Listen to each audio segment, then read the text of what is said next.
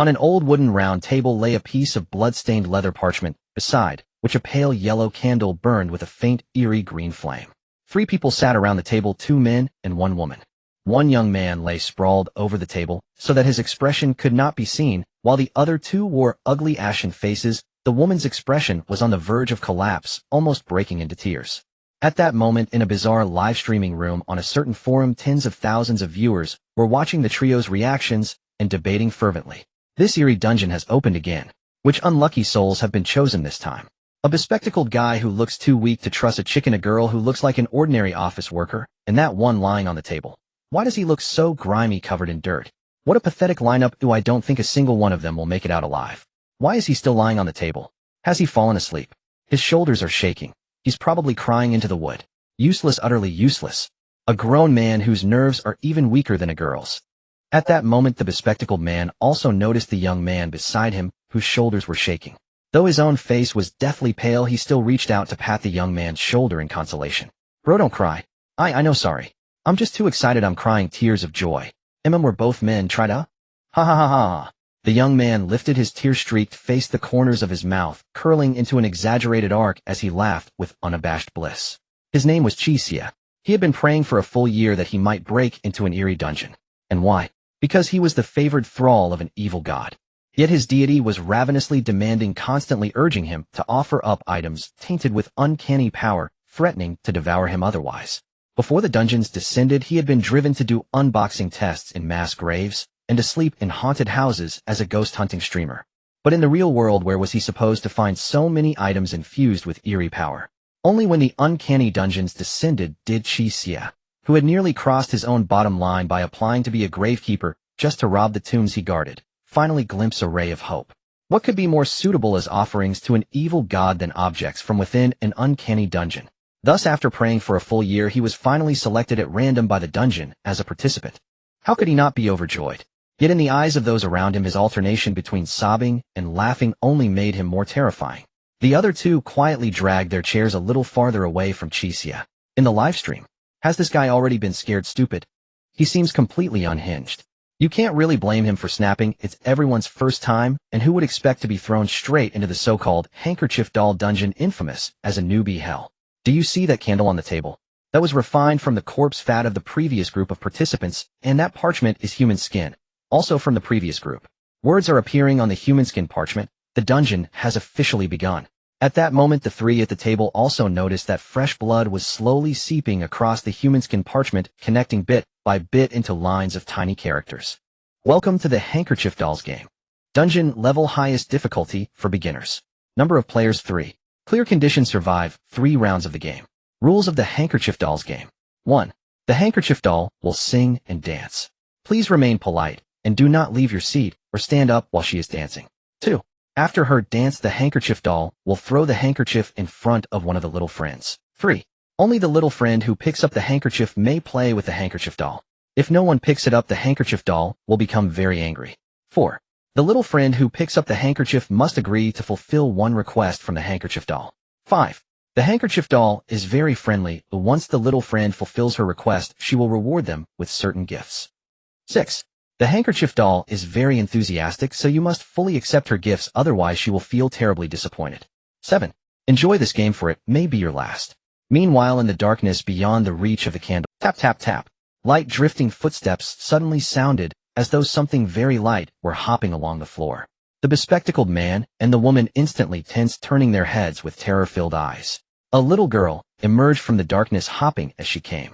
Her feet were pressed together as she bounced forward, and in her hand, she carried a piece of blood-red human skin.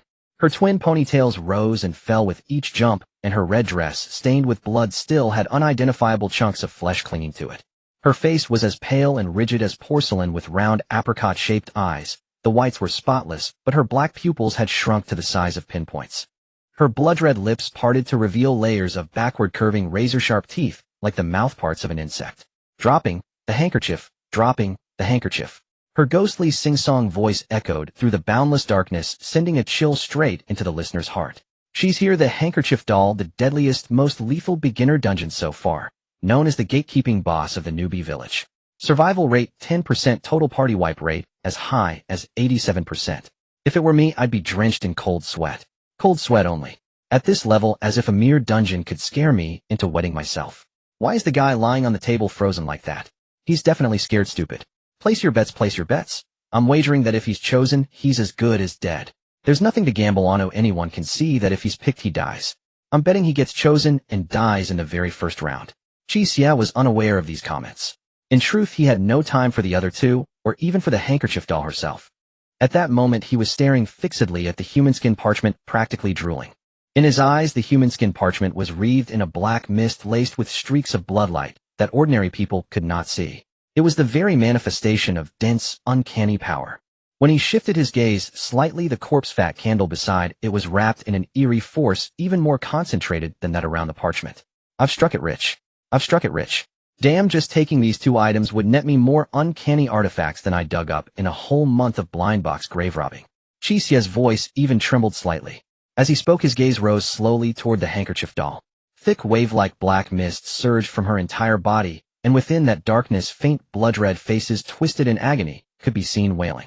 These were all participants who had died at her hands, and perhaps even ordinary people she had killed before becoming a dungeon entity. Such concentrated, uncanny power. This alone is equal to 3 months of my previous haul. Oh my darling, you are utterly enchanting. Qi Xie's eyes shone brightly, his gaze both tender and ravenous. Like a man beholding an exquisitely delicious main course, he slowly extended his tongue to lick his lips. Wait, did that guy just lick his lips while staring at the handkerchief doll? I've never seen such a disgusting look in all my life. Damn, this guy's tastes are seriously twisted. Officer, we've got a creep over here. Bro, come pick up your loli on the highway. Inside the dungeon, the handkerchief doll, as usual, had been delighting in the fear on everyone's faces when she suddenly noticed Qi Xie's gaze and movements, and was so startled she shivered. Since becoming an uncanny being, it was the first time she had ever seen someone look at her with the eyes of a predator admiring its prey. Disbelief first flickered through her eyes, then turned into boundless fury. Gently, place it before the little friend. The human skin handkerchief was thrown onto the tabletop, landing closer to Qi Xie's side. She would kill this insolent human first. Is it me, Qi Xie looked at the human skin handkerchief in front of him. Rule 5. The handkerchief doll is very friendly. After the little partner fulfills her request, she will reward them with certain gifts. Whatever an anomaly gives will inevitably be tainted by its eerie nature. Would that not count as additional income? There was actually an unexpected windfall. Qi Xie picked up the human skin handkerchief, excitement and joy surfacing on his face, with even a hint of shyness. My heavens, have I been chosen? Sorry, I'm a little worked up. Is this guy giving a victory speech? What on earth is he so excited about, this bastard? So disgusting. All the Lilicons should line up and be mowed down with a machine gun. What's wrong with Lilicons? You all have completely missed the point, haven't you? The handkerchief doll is not a little girl. She is an anomaly that has killed countless people. This guy is about to— This is so satisfying, I support it. This is so satisfying, I support it. The handkerchief doll stared dumbfounded at Qi Xie's reaction, her palm slowly clenching, anger and shock intertwined. Was this guy mentally defective? The corner of her mouth tugged upwards, splitting all the way to her ear, layers of sharp teeth rubbing and writhing within, producing a faint rustling sound. Come play with me. The handkerchief doll slowly paced over, arriving behind Qi Xie, her bizarrely smiling head peeking out from over his shoulder. Her pupils as tiny as pinpoints locked firmly onto Qi Xie. Give me your fingers. Her voice was innocent and carefree, as if she were merely an ordinary little girl asking a playmate for a toy. Rule 4. The little partner who picks up the handkerchief must agree to one request from the handkerchief doll. This request is decided by the handkerchief doll, and the one who picks up the handkerchief has no right to refuse. After all, those who refused had already been turned into the candles on the table and the sheets of human skin parchment. The handkerchief doll's grim smile deepened as she inched her head closer and closer to Qi Xie, the layers of teeth in her mouth rotating like a meat grinder. 10 seconds. No, in 5 seconds, as long as he doesn't move. I'll just crack. Here for you. Qi Xie snapped off the thumb of his left hand, crisp and decisive, as if breaking off a segment of an assembled puppet. The handkerchief doll stood frozen on the spot, the corner of her eye twitching. What on earth was with this guy? She knew the rules constrained her as well. For example, with the first request, she could not propose anything that would directly or indirectly cause a person's death, and with the second request, she could not choose the same person as the first time. This counted as a hidden game mechanism. Otherwise, if people were doomed to die as soon as they came in, what would there be to play? Thus, she could only choose requests that did not take a life, but pushed a person's limits to the extreme. In the past, participants either could not break through their psychological limits within 5 seconds or could not endure such pain. She would then slowly savor their mental collapse while torturing them to death. But this man, is it not enough? Should I snap off a few more for you? Crack, crack, crack. Qi Xie looked at the handkerchief doll with utterly sincere eyes. The handkerchief doll's whole body jolted, as if her own 5 fingers suddenly ached phantomly. This was not how the script was supposed to go. The Eerie livestream exploded at once. What the hell? There's actually someone volunteering to give more. Just watching this makes me clench up. This guy with a straight face snapped all 5 fingers off one hand. I'm not even that efficient when I'm breaking corn cobs. Wait, why does this guy still have 10 fingers? Inside the Eerie instance, the handkerchief doll stared blankly at Qi Xie's left hand. 5 slender fair fingers with distinct joints were perfectly intact. Here are your fingers, why? Just a little trick not worth mentioning. When you wander the Jianghu, it never hurts to have more skills. Qi Xie waved his hand, dismissively unconcerned. As a favorite of the evil god, his body had long since been modified by that being's eldritch power. Flesh-related abilities were standard equipment for a favorite of the evil god. That being called these abilities blessings, offered as rewards for serving its Eerie power. In truth, there had been no other choice. Before entering Eerie instances, they would seek Eerie power in haunted houses and mass graves. Yet most things polluted by Eerie power would mutate, becoming existences such as ghosts and zombies. Since they were essentially working for someone, some equipment had to be issued. Otherwise, how were they supposed to fight those ghosts and zombies? By learning a few talismans from some wandering Taoist priest and chanting a couple of spells. Don't be ridiculous. What era is this? One has to talk about science. If you want, I can snap off a few more for you. Qi Xie gazed at the handkerchief doll with sincere eyes. The handkerchief doll's mouth twitched as she very much wanted to say, brother, you're a bit deranged, you know that. Who exactly was the anomaly here? No need, thank you. The smile on the handkerchief doll's face nearly collapsed. She took the finger, opened her blood-filled maw, and tossed it directly into her mouth, swallowing it down. This guy is very strange, but it's fine, I still have other ways. While pondering, the handkerchief doll shoved an entire arm into her own bloody maw, groped around inside for a moment, then pulled it back out. Between her fingertips, she pinched a brown, rotten chunk of flesh edged with sharp, broken bone and smeared with blood, in which a few plump, white maggots could be seen clearly wriggling.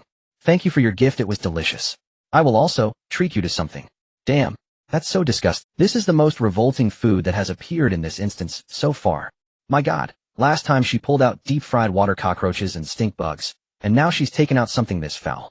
For someone like me who is terrified of insects, I still think the former is even harder to swallow. I heard water cockroaches and stink bugs are supposed to be good for the kidneys. Even if they are, it's useless. By the way, my friend asked me to ask, where do they make the best tasting water cockroaches and stink bugs? Enough jokes. Haven't you realized how vicious this chunk of meat is? What do you mean? Rule 6. The handkerchief doll is very enthusiastic, so you must fully accept her gift, otherwise she will feel extremely disappointed. In other words, this thing must be eaten completely, even the broken bone. You've got to be kidding.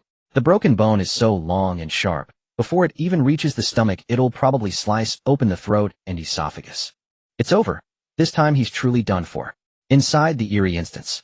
Hurry, eat. The handkerchief doll handed the bloody maggot-ridden chunk of rotten flesh toward Qi Xie, the corner of her mouth pulling up once more into a ferocious grin. As long as Qi Xie refused or failed to swallow it, she would bite off his head. But she did not know that Qi Xie's body had long been modified by the evil god's blessings. Anything imbued with Eerie power would only strengthen him once absorbed. Qi Xie stared at the black smoke-emitting chunk of rotten flesh for a few moments, then looked up at the handkerchief doll with a gaze that was genuinely, almost touchingly grateful. Thank you. Then I won't stand on ceremony. With that, he lifted the chunk of rotten flesh and tossed it straight into his mouth, swallowing without even chewing. The handkerchief doll. Suddenly Qi Xie's Adam's apple bobbed, and his expression changed. The handkerchief doll instantly grew excited, the countless sharp teeth in her mouth grinding and spinning, itching to act. This is bad. He's choking. That broken bone is lodged horizontally in his throat. You idiot. At least find an angle. You just grabbed it and swallowed to show off. Aren't you basically killing yourself? It's a bit stuck in my throat. Qi Xie spoke calmly. At the same time, he braced one hand against his own head and bent it backward like flipping open a clamshell phone, opening a slit at his neck. With his other hand, he reached into his throat, fiddled a few times, adjusted the position of the meat chunk, and pushed it down. The handkerchief doll. Silence. A deathly silence. The expression on the handkerchief doll's face finally could not hold its composure any longer. The corners of its mouth twitched, and its tiny black pupils continuously dilated and contracted. Who the hell is the weird one? How can it be so sinister? In this moment the handkerchief doll even felt a bit. This was because it had seen the highest mountain and the longest river on this sinister path, leading to a sense of helplessness. Meanwhile Qi Xie was oblivious, closing his eyes to savor the moment.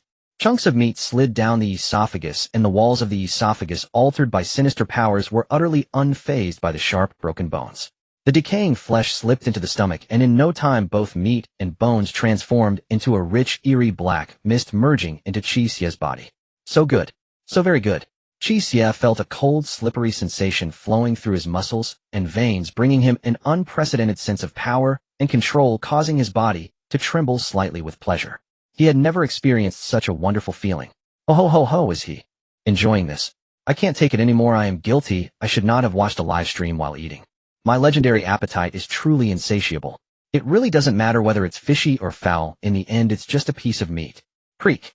The ear-piercing sound of the chair leg dragging across the floor pulled Qi Xie's attention back. As he opened his eyes, he saw that the bespectacled man and the girl had moved farther away from him, both wearing expressions of indescribable strangeness as they looked at him, as if gazing at a terrifying pervert. Ahem, apologies for my loss of composure.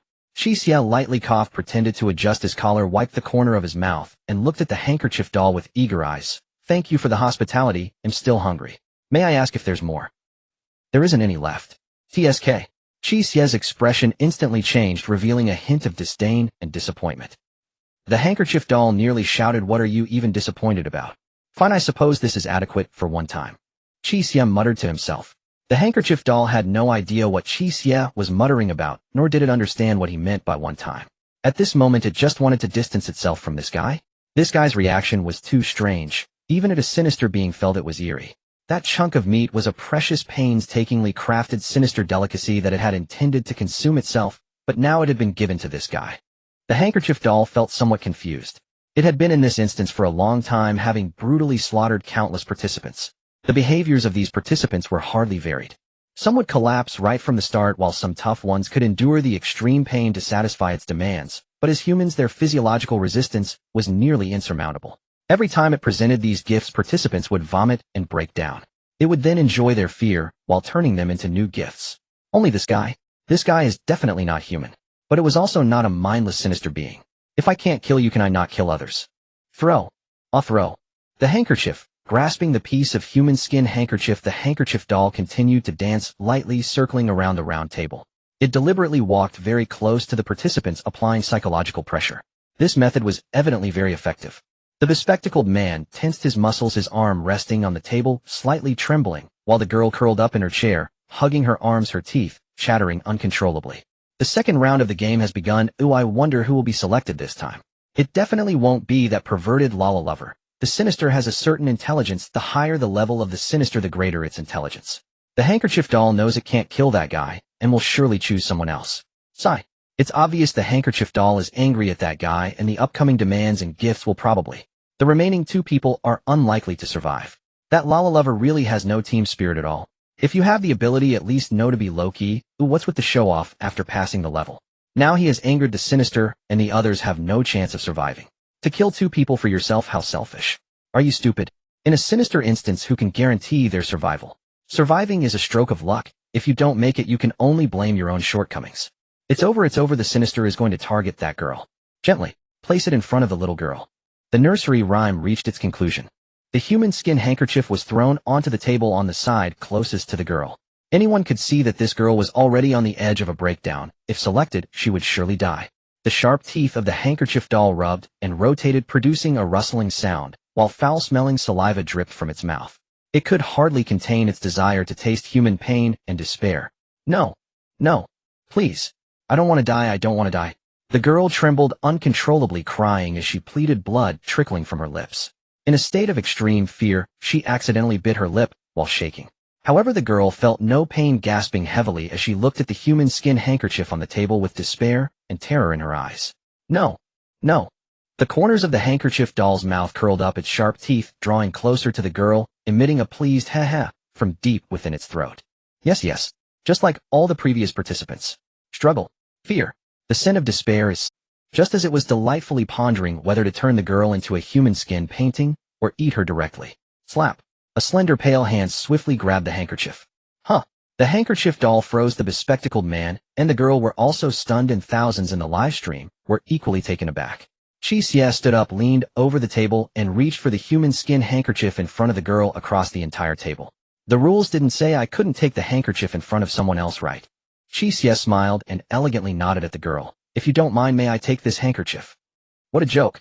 How could I let someone else take a gift delivered right to my doorstep? The girl was momentarily stunned, then snapped back to reality, nodding vigorously. He voluntarily took the girl's spot. What's wrong? Why are you all surprised? He's impressive. Isn't it just natural to block a disaster for someone else? The people upstairs must be newbies. This sinister instance has an unspoken hidden mechanism. If a person voluntarily accepts an attack for the second time, the handkerchief doll will lift the restrictions and can directly make demands to kill, making the acceptance difficulty of the gift increase. After all, the sinister has intelligence, and it prevents a strong player from carrying others to win without thinking. That Lala lover is probably also a newbie unaware of this hidden rule. Let's not get into other things. Just this one action gives an immense sense of security. Good job, Lala lover. Well done, Lala lover. Well done, Lala lover. At this moment within the sinister instance, the handkerchief doll stared at Qi Xie as he took the handkerchief, first stunned, then its eerie smile grew wider. I originally wanted to let you go, but you sought your own death. It extended its hand, speaking in an innocent tone, while uttering a chillingly terrifying phrase, give me your heart. You want my heart directly? As expected, a deadly request has been made. But it might not mean death, right? If he can regenerate fingers, maybe he can also regenerate a heart. Don't joke around. The difference between the two is too great. The heart is an essential organ of the human body. Having it removed is almost tantamount to instant death. Regenerating a heart after death is something that only a clever bizarre skill could achieve. In this novice dungeon, it's already rare to have a participant with a bizarre skill. How could there possibly be one with clever bizarre abilities? This guy is definitely dead now. At this moment, Qi Xie looked at the sinister-looking handkerchief doll, and his expression changed drastically. The handkerchief doll's eyes brightened. Indeed, his regeneration ability isn't that strong. It was saying no matter how fierce it was still a novice dungeon. How could it encounter something so outrageous? Qi Xie examined the doll's small face with a grim expression and then hesitantly whispered, no offense. Although I might be slightly perverted, I'm really not interested in you in that way. Is this bizarre dungeon really that twisted? And there's a forced love segment. But humans and the bizarre are different. He really can't bring himself to do that. Qi Xie muttered to himself, completely oblivious to the increasingly sinister expression of the handkerchief doll in front of him. I want your heart. Your heart. The handkerchief doll's smile broke, its naive voice turning into a beastly growl, startling Qi Xie. Alright, I know. Why are you yelling so loudly? You scared me. Qi Xie covered his ears, looking somewhere. Isn't it because you didn't explain clearly that I misunderstood? You're neurotic. The handkerchief doll's eyes slowly widened. Are you scolding me? Normal people wouldn't think that way, eh? The livestream room was watching the handkerchief doll's expression collapse, and Qi Xie's helpless face. What happened? I don't know, the voice was too low, I didn't hear what that guy said, but that guy can actually break the defense of the bizarre, which is impressive, right? Stop spamming. I can read lips, let me translate. Qi Xie, it's just that you didn't explain clearly. You didn't open your heart right. Qi Xie, why be so petty? What's wrong with me scolding you? Don't be so petty, what's wrong with me touching you? Qi Xie, be careful. If you provoke me, I can do anything. Be careful, if you provoke me, I can do anything. The livestream room fell into a brief silence before erupting. What the hell? No words, a Lulacon's nightmare. I think I'm going to die here today. Oh, is this still the human? I've been watching bizarre live streams for so many years, gone through so many dungeons, encountered many bizarre challenges, but this is the first time I've teased the bizarre. I would call it the strongest. Meanwhile, the live stream was being reposted in various forms across forums. The viewership, originally around 10,000, surged to nearly 100,000. Everyone wanted to see which defiant evil god was treating this bizarre dungeon like a game. Inside the dungeon, the handkerchief doll, with its expression completely twisted, forced itself to calm down and grinned at Qi Xie. A clown is still a clown, no matter how much you boast it's useless. Within 5 seconds, if you can't produce your heart, you shall stay here forever to play games with me. It had already made up its mind. It planned to hollow out Qi Xie's internal organs to create a human skin doll, while keeping him alive, making him experience an indescribable pain at all times. The heart. Qi Xie nodded, his expression natural, opening his mouth at a terrifying angle, raising his right hand to reach inside. The handkerchief doll. Wait a minute. Why does this action look so familiar? In the next second, Qi Xie's arm pulled out and extended in front of the handkerchief doll. Here, take it. The handkerchief doll slowly lowered its head. Qi Xie's pale hand was covered in blood, with a fist-sized piece of flesh lying in his palm, emitting a faint warmth. Gurgle, gurgle. The piece of flesh was still twitching. The handkerchief doll felt a chill running from the soles of its feet straight to the top of its head, giving it goosebumps, and making its hair stand on end, even though bizarrely this kind of physiological reaction did not actually exist. What's wrong? Seeing the dazed handkerchief doll, Qi Xie's gaze sharpened. This guy won't try to back out on that wouldn't do. He had prayed hard for a year just to enter this bizarre dungeon to collect more bizarre items. And now this person actually wanted to back out. Are you going to take it or not? Qi Xie's calm gaze was fixed on the handkerchief doll, a chilling aura hidden beneath his calm tone. The handkerchief doll swallowed hard, having never seen such a terrifying gaze before, and for a moment it felt hesitant to move. Take it. Qi Xie suddenly shouted, startling the handkerchief doll, causing it to tremble all over and hurriedly take the still twitching chunk of flesh. I'll take it. I'll take it. It weakly responded as if the heart was something it didn't want, but was being forcibly given by Qi Xie. At this moment the live stream room had become somewhat numb. What the hell is happening? The bullies of the bazaar have arrived, my goodness. Hello everyone, I just came in. Someone told me there are good things here. May I ask which bizarre dungeon this is? The one where a bizarre creature is forcing a little girl to eat a heart. How did this terrifying creature get into a novice dungeon? Just that at least Clevel Bazaar regeneration skill is enough for it to qualify as a primary bazaar traveler, right? Absolutely, this rare, strong, life-saving bazaar ability is very useful in bazaar dungeons. Is this guy really a novice? Isn't he a descendant of some major force or family? Accidentally intruding into the Tian family. This is secure. It's not that simple. Oh, do you think the handkerchief doll could become the hardest novice dungeon just like that? Don't forget how that little guy from the Li family was killed last time. The handkerchief doll definitely has someone behind. Inside the dungeon, Qi Xie showed a satisfied smile when he saw the handkerchief doll take the heart, yet he didn't withdraw his hand that was still pressed against its face. Where's my gift? Qi Xie looked at the handkerchief doll with bright eyes, and that expectant smile seemed so mocking in the eyes of the handkerchief doll. As if to say, does the bazaar also fear? This was intolerable for it. It directly stuffed the heart into its mouth, and its layered sharp teeth instantly ground it into bits. Don't worry, you'll definitely be satisfied with this gift. The cold voice of the handkerchief doll echoed as its arm reached into its enormous mouth, and suddenly pulled out an extremely creepy cockroach. This cockroach was about the size of a fist with huge sharp mandibles, and its chitinous head vaguely resembling a human face, while its 8 appendages looked like shrunken human arms. The cockroach stared at Qi Xie, its mandibles twitching as if it was starving, eagerly wanting to start its meal. Thank you for your gift, it's delicious, and I will also treat you too. The handkerchief doll grinned. That's the cockroach that killed the Li family's little boy, a product of the disaster-level dungeon queen of insects. This thing can't be killed physically, it can only be swallowed whole, but once swallowed it will start eating a person from the inside out, leaving them a hollow shell, while the person can only experience excruciating pain until they die. Inside the dungeon, the handkerchief doll spoke in a naive voice. This is something my mom gave me. You must savor it well. Qi Xie pinched the wings of the humanoid mantis with 2 fingers, lifting it closer to his face.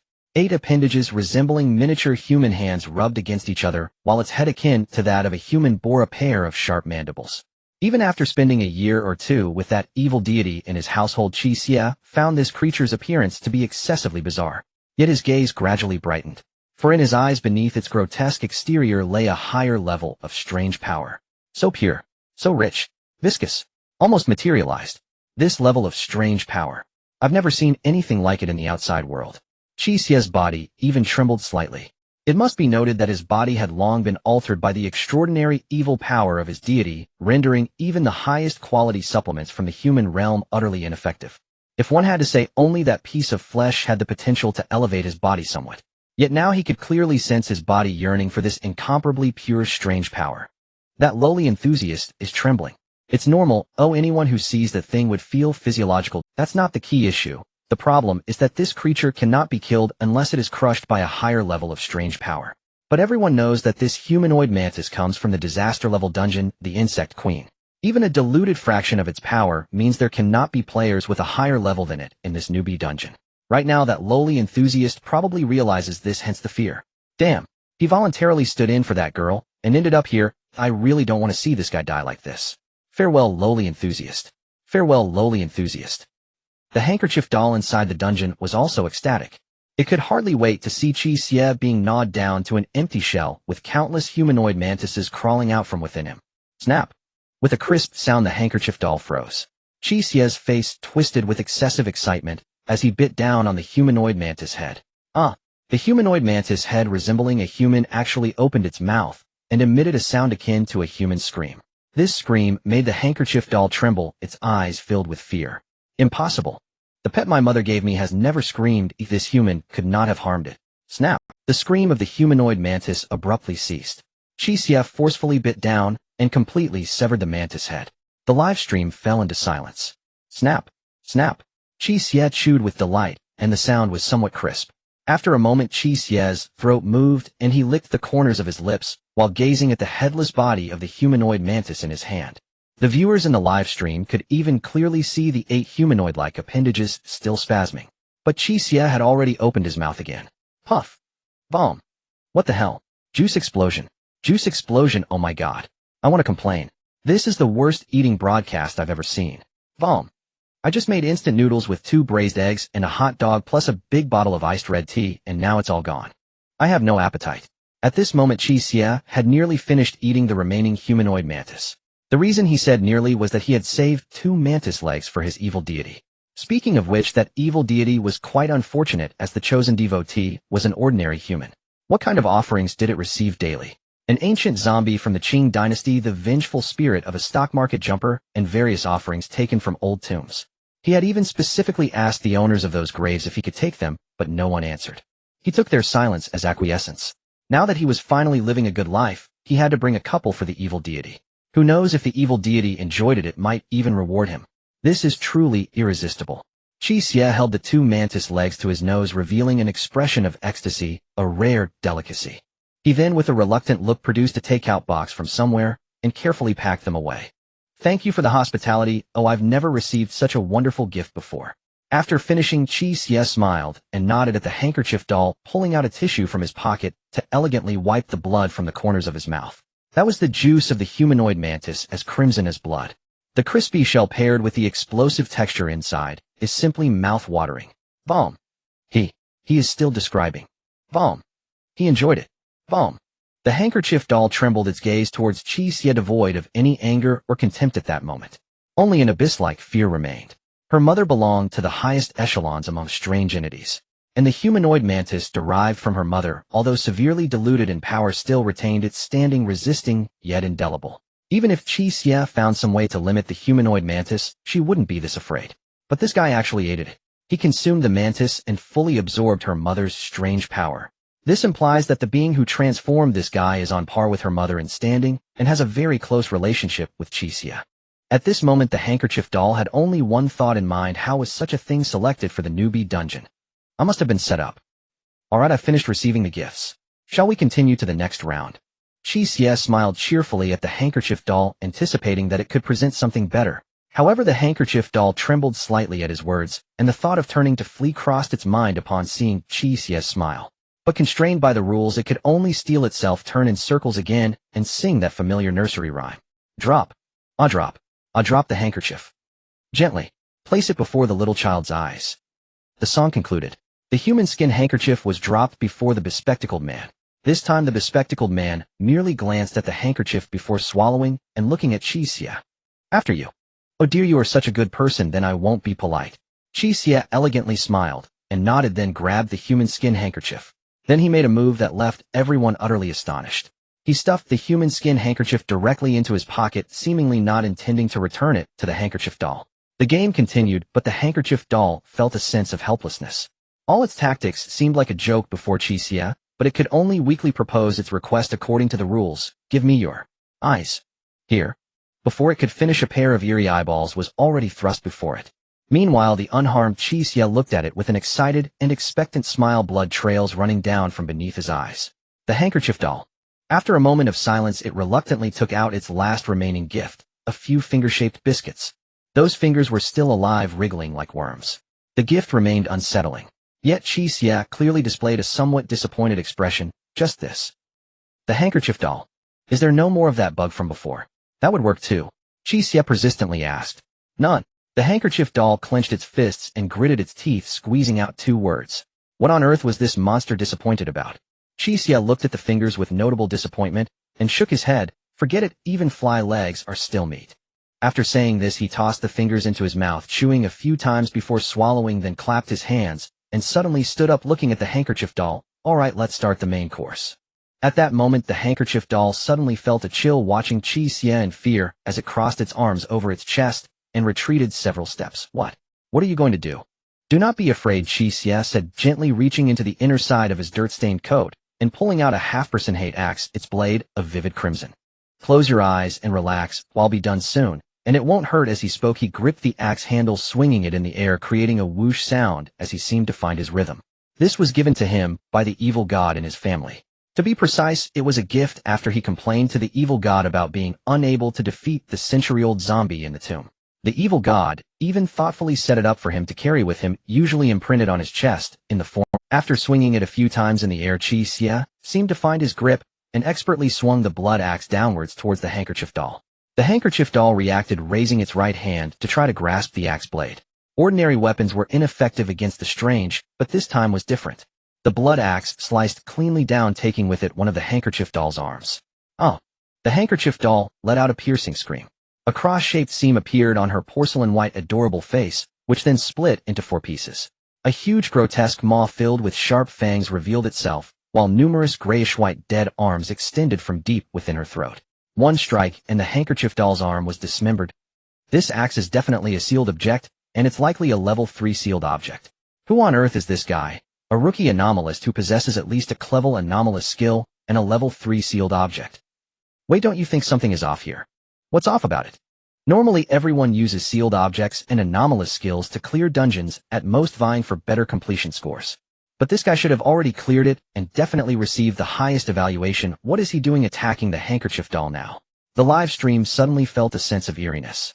However, Qi Xie was unaware of the stir in the live stream. He was merely taken aback. When the evil god threw him this axe, it was as casual as throwing away garbage. He thought it was just a newbie piece of equipment, a kind of basic whiteboard weapon. He didn't expect it to be so effective against the strange. Its sharpness was almost unbelievable. But then he thought it was only natural. The strange devours humans. The evil god doesn't even look at humans directly feasting on the strange. It's purely a case of predator and prey. Perhaps higher-level strangeness holds some weight before the evil god, but in this newbie dungeon, it's simply a case of overwhelming suppression. Die? The handkerchief doll's eyes were propped open by 2 tentacle-like muscles from deep within its throat, its pinprick pupils filled with malice and fear. It lunged at Qi Xie with arms extending from its mouth, shrouded in strange black mist, attempting to tear him apart. However, Qi Xie calmly swung the blood axe, creating a blur as he swung it in a half-circle before him. In an instant, 8 dead arms were severed, along with a foul dark blood erupting forth. Oh! The handkerchief doll emitted a sharp, inhuman wail. Yet it did not stop. Taking advantage of Qi Xie dealing with its severed arms, it opened its bloody maw wide, aiming to bite off his head. At the same time, a sharp stinger-like protrusion grew from the tip of its remaining finger, attempting to grab hold of Qi Xie's arm to prevent his escape. Crack! The bloody maw failed to catch Qi Xie. He positioned the blood axe upright to directly block it. Countless sharp teeth swirled in front of him, unable to make even the slightest advance. Then he reached out and firmly grasped the handkerchief doll's arm, letting out a fierce shout. Ryup! The handkerchief doll's arm was torn off by Qi Xie with his bare hands. The handkerchief doll trembled all over, emitting a sharp howl from deep within its throat. He ripped the handkerchief doll apart. Such terrifying strength. This guy's physique. From any perspective, he doesn't seem human at all, just as the people in the live stream discussed what Qi Xie truly was. Inside the dungeon, Qi Xie began to extract teeth from the handkerchief doll with his bare hands. Slish! A sharp tooth was pulled out along with foul blood. With one hand gripping the blood axe, and the other examining the sharp tooth closely, he revealed a pleased expression. This is nice too. Ground into powder, it should still possess anomalous properties. It can be used to brew tea, enhance one's spirit, and aid in sleep. He shoved the sharp tooth into his pocket and reached out once more. Slish, slish, slish. The handkerchief doll twitched in pain. This guy was purely yanking it out. It could bear the pain no longer, forcing its mouth wide open to spit out the blood axe, retreating a step with a mouth full of blood. Is he really extracting teeth from the handkerchief doll? So brutal, it makes my own teeth ache just watching. When I had a tooth pulled before, I had a half-numbing shot thinking it would hurt less. But the only effect of the half-numbing was that I couldn't escape smoothly. Oh, it still hurt as much as ever. Are you sure it wasn't in your leg? Would a full anesthesia be better? As the live stream discussed, Qi Xie punched the handkerchief doll on the head, crushing it directly into the floor. The 2 legs exposed outside twitched a couple of times before falling still. Then Qi Xie picked up the handkerchief doll, pried its maw open, and began to extract teeth again. After removing a couple, the handkerchief doll awoke in pain. Qi Xie swiftly punched once more and continued extracting. Alright, now I know that full anesthesia is— What kind of punching anesthesia is this? After extracting a pouch full of teeth, Qi Xie finally stood up, releasing the handkerchief doll. What a joke, why can a human like you injure me? How is this possible? The handkerchief doll shrieked, half its teeth remaining, its voice filled with unparalleled fear. Who exactly are you? Why are you able to hurt me? Perhaps when I became that one's subordinate, I no longer counted as human. Qi Xie shrugged, one hand resting the blood axe on his shoulder, the other on his hip. He was still smeared with the blood splattered from the handkerchief doll, flecks of it dotting his face. As for who he slowly extended his tongue, licking the bloodstains at the corner of his lips, a satisfied, yet sinister smile on his face as a glint of red flashed in his eyes, while he looked into the depths of the handkerchief doll's eyes, just a poor struggling worker oppressed by the boss, barely making ends meet. As he spoke, he gripped the axe handle tightly and raised it high. The handkerchief doll trembled, tears welling in the corners of its eyes, instinctively murmuring, "Mama." A flash of bloodlight. The handkerchief doll was cleaved in two from head to toe, its split body dissolving into black smoke within 3 seconds.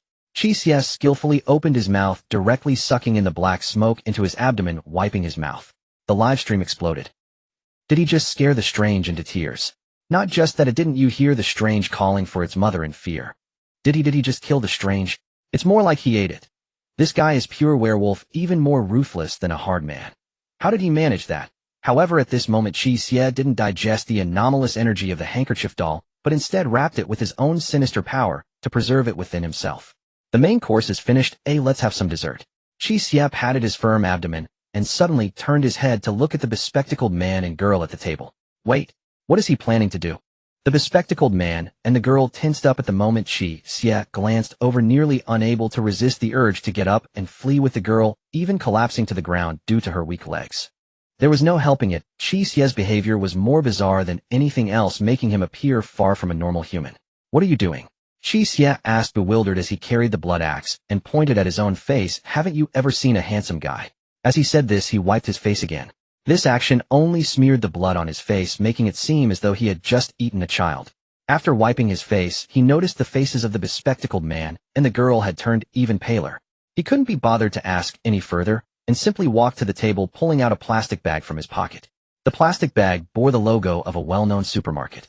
He then leaned the blood axe against the edge of the table, lifted the plastic bag with both hands, shook it a little, and stuffed the corpse oil candle and human skin paper inside, before tying it off.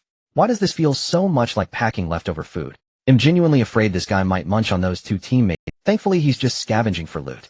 But I remember the sealed item in this novice dungeon should only be the handkerchief doll, right? What is he doing with these things? People come in seeking survival in the cracks. If this guy starts scavenging, him done for. Buzz. A glowing portal suddenly appeared beside the round table, capturing everyone's attention.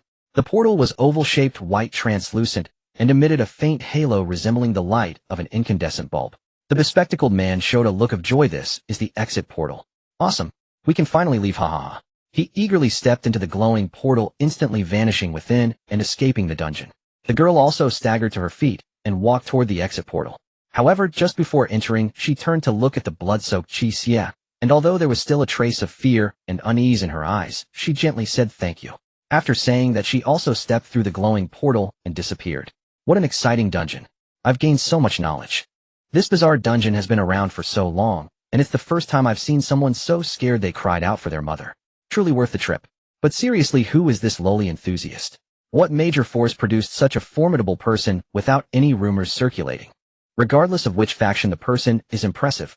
Not to mention, when he took the handkerchief from in front of the girl, he really exuded a sense of safety and was super handsome. Indeed strong and reassuring, and he's good looking. By the way, why isn't he leaving yet? In the dungeon, Qi Xie finished packing the plastic bag, hung it at his waist, and raised the axe high up, performing a standard chopping motion. Wait, he wouldn't be. Crack. The old round table was split in half. Qi Xie kicked a larger piece with his foot to position it properly, and swung the axe to start chopping. After a few consecutive strikes, he directly chopped the round table into firewood. Then he felt around in his clothes.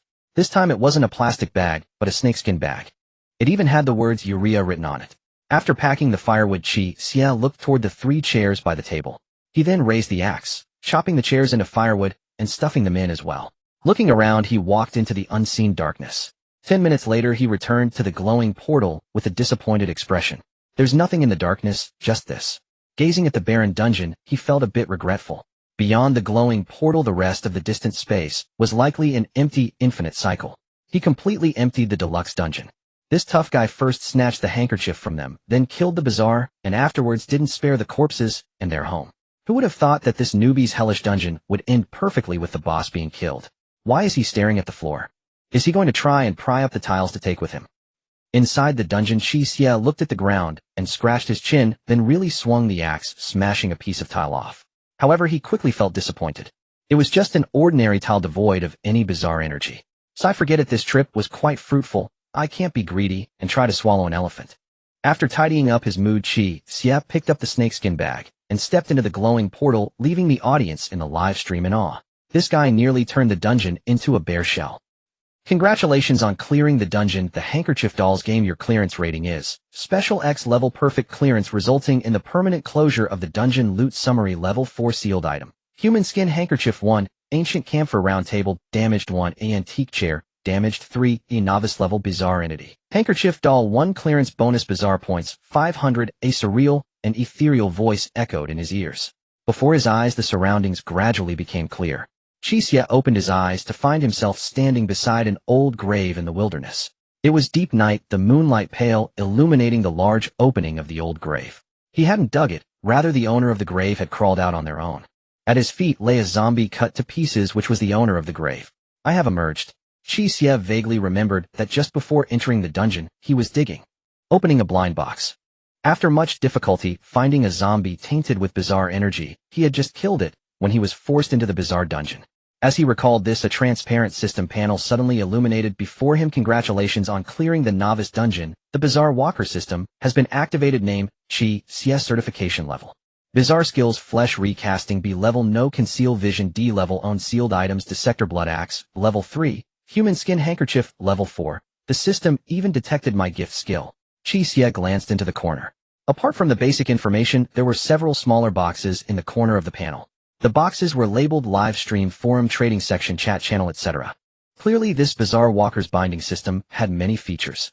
However, at this moment, what concerned Qi Xie the most was a prompt at the top of the panel: time remaining until the next dungeon match, 7 days. 7 days. 8. I can enter a bizarre dungeon once every 7 days, instead of begging the bizarre dungeon to choose me every day like before. So does that mean I no longer have to dig graves and catch ghosts? I can directly enter the dungeon to capture the bizarre. Thinking of this, Qi Xie nearly shed tears. A year. This past year, the evil god whispered in his ear at midnight, saying he was hungry occasionally, wanting to take a bite to satisfy his cravings. For a year, he climbed mountains and dug graves daily just to fill that evil god, fearing that one day it might not hold back and take a bite out of him. Now he finally didn't have to worry about his life anymore. As long as he continuously brought back bizarre energy from the bizarre dungeon to offer to the evil god, not only would his life be secured, but he could also gain even more powerful gifts. Qi Xie looked down at the zombie, now motionless and cut into pieces, and squatted down to pat its head, feeling a mix of emotions. You've hit a lucky day today. Since I no longer need you, I might as well be a rare good person. After saying this, he began to gather the pieces of the zombie and stuff them back into the grave. Once done, he took out a cigarette, lit it, and took a satisfying puff. Exhaling white smoke, he placed the lit cigarette in front of the grave and casually brushed the dirt off the bottom of his feet on a nearby stone before leaving the grave. Finding a clear area, he looked around to ensure no one was nearby, then suddenly crouched down, pressing his right index and middle fingers against the ground and moving slowly. The flesh at his fingertips split under his control, and the blood that flowed began to outline an indescribable bizarre totem. Great Master.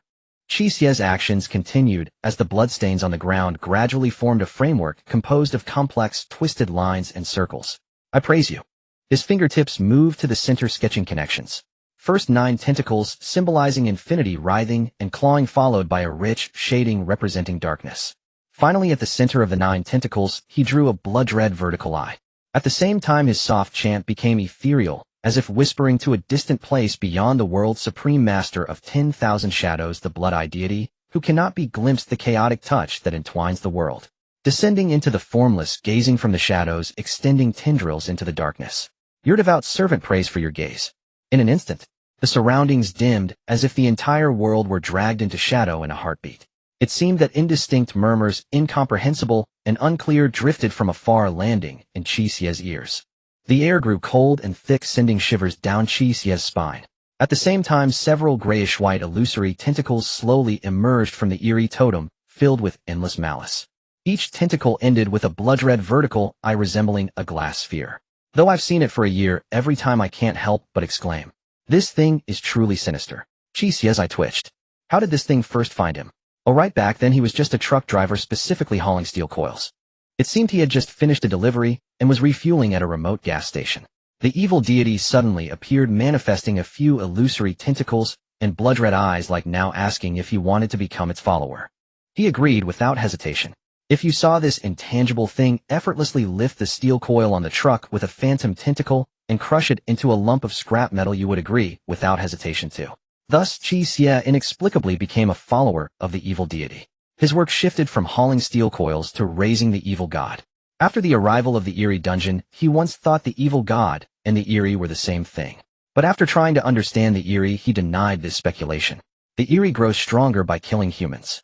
The evil god, however, cares little for human life and enjoys devouring Eerie energy, suggesting it is a being of higher status than the Eerie. The few sinister, extraordinary tentacles swayed a few times, slowly looking at Qi Xie. Hungry. The murmurs by his ear became clearer. A few tentacles approached, gently wrapping around Qi Xie's sturdy arms and strong waist.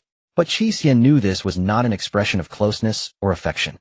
It hesitated, contemplating whether to nibble on him a bit to relieve its cravings. After all, his body was to some extent also an Eerie existence after receiving its gifts. For some reason, this evil god seemed a bit dim-witted, with thoughts muddled except for its instinct to eat. Hungry. If you're hungry, eat.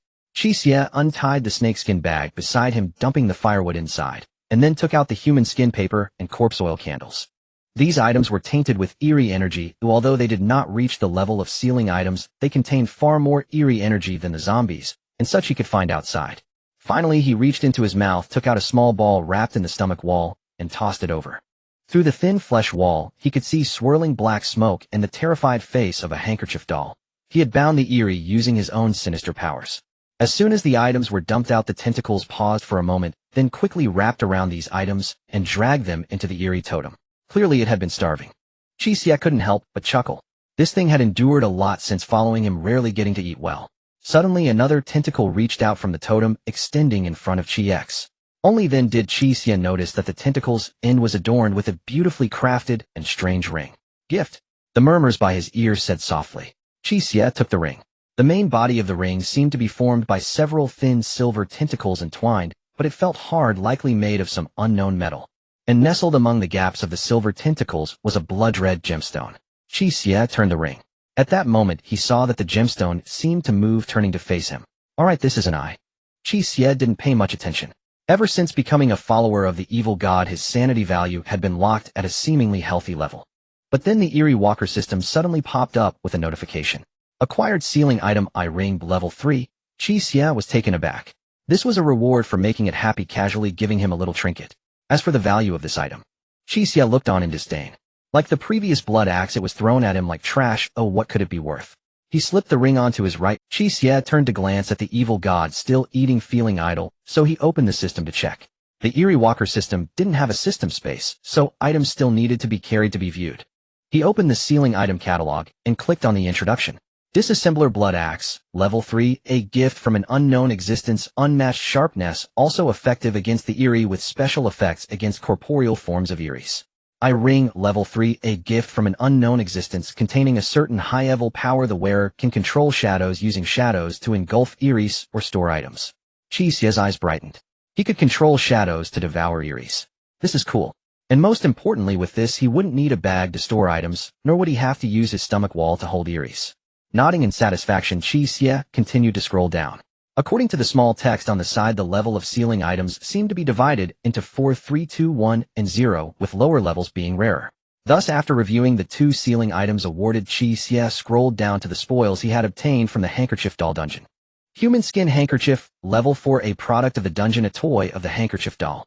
This item can serve as a medium, allowing the holder to establish contact with other entities, ignoring certain simple restrictions to make reasonable requests.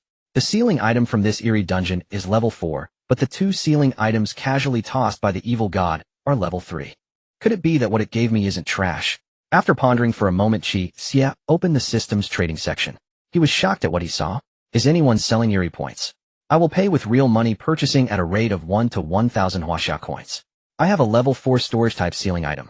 Selling it cheap for 800 Eerie points. A bit pricey for a level 4 storage item, how about 700? That won't do, brother, 750 firm price. Deal.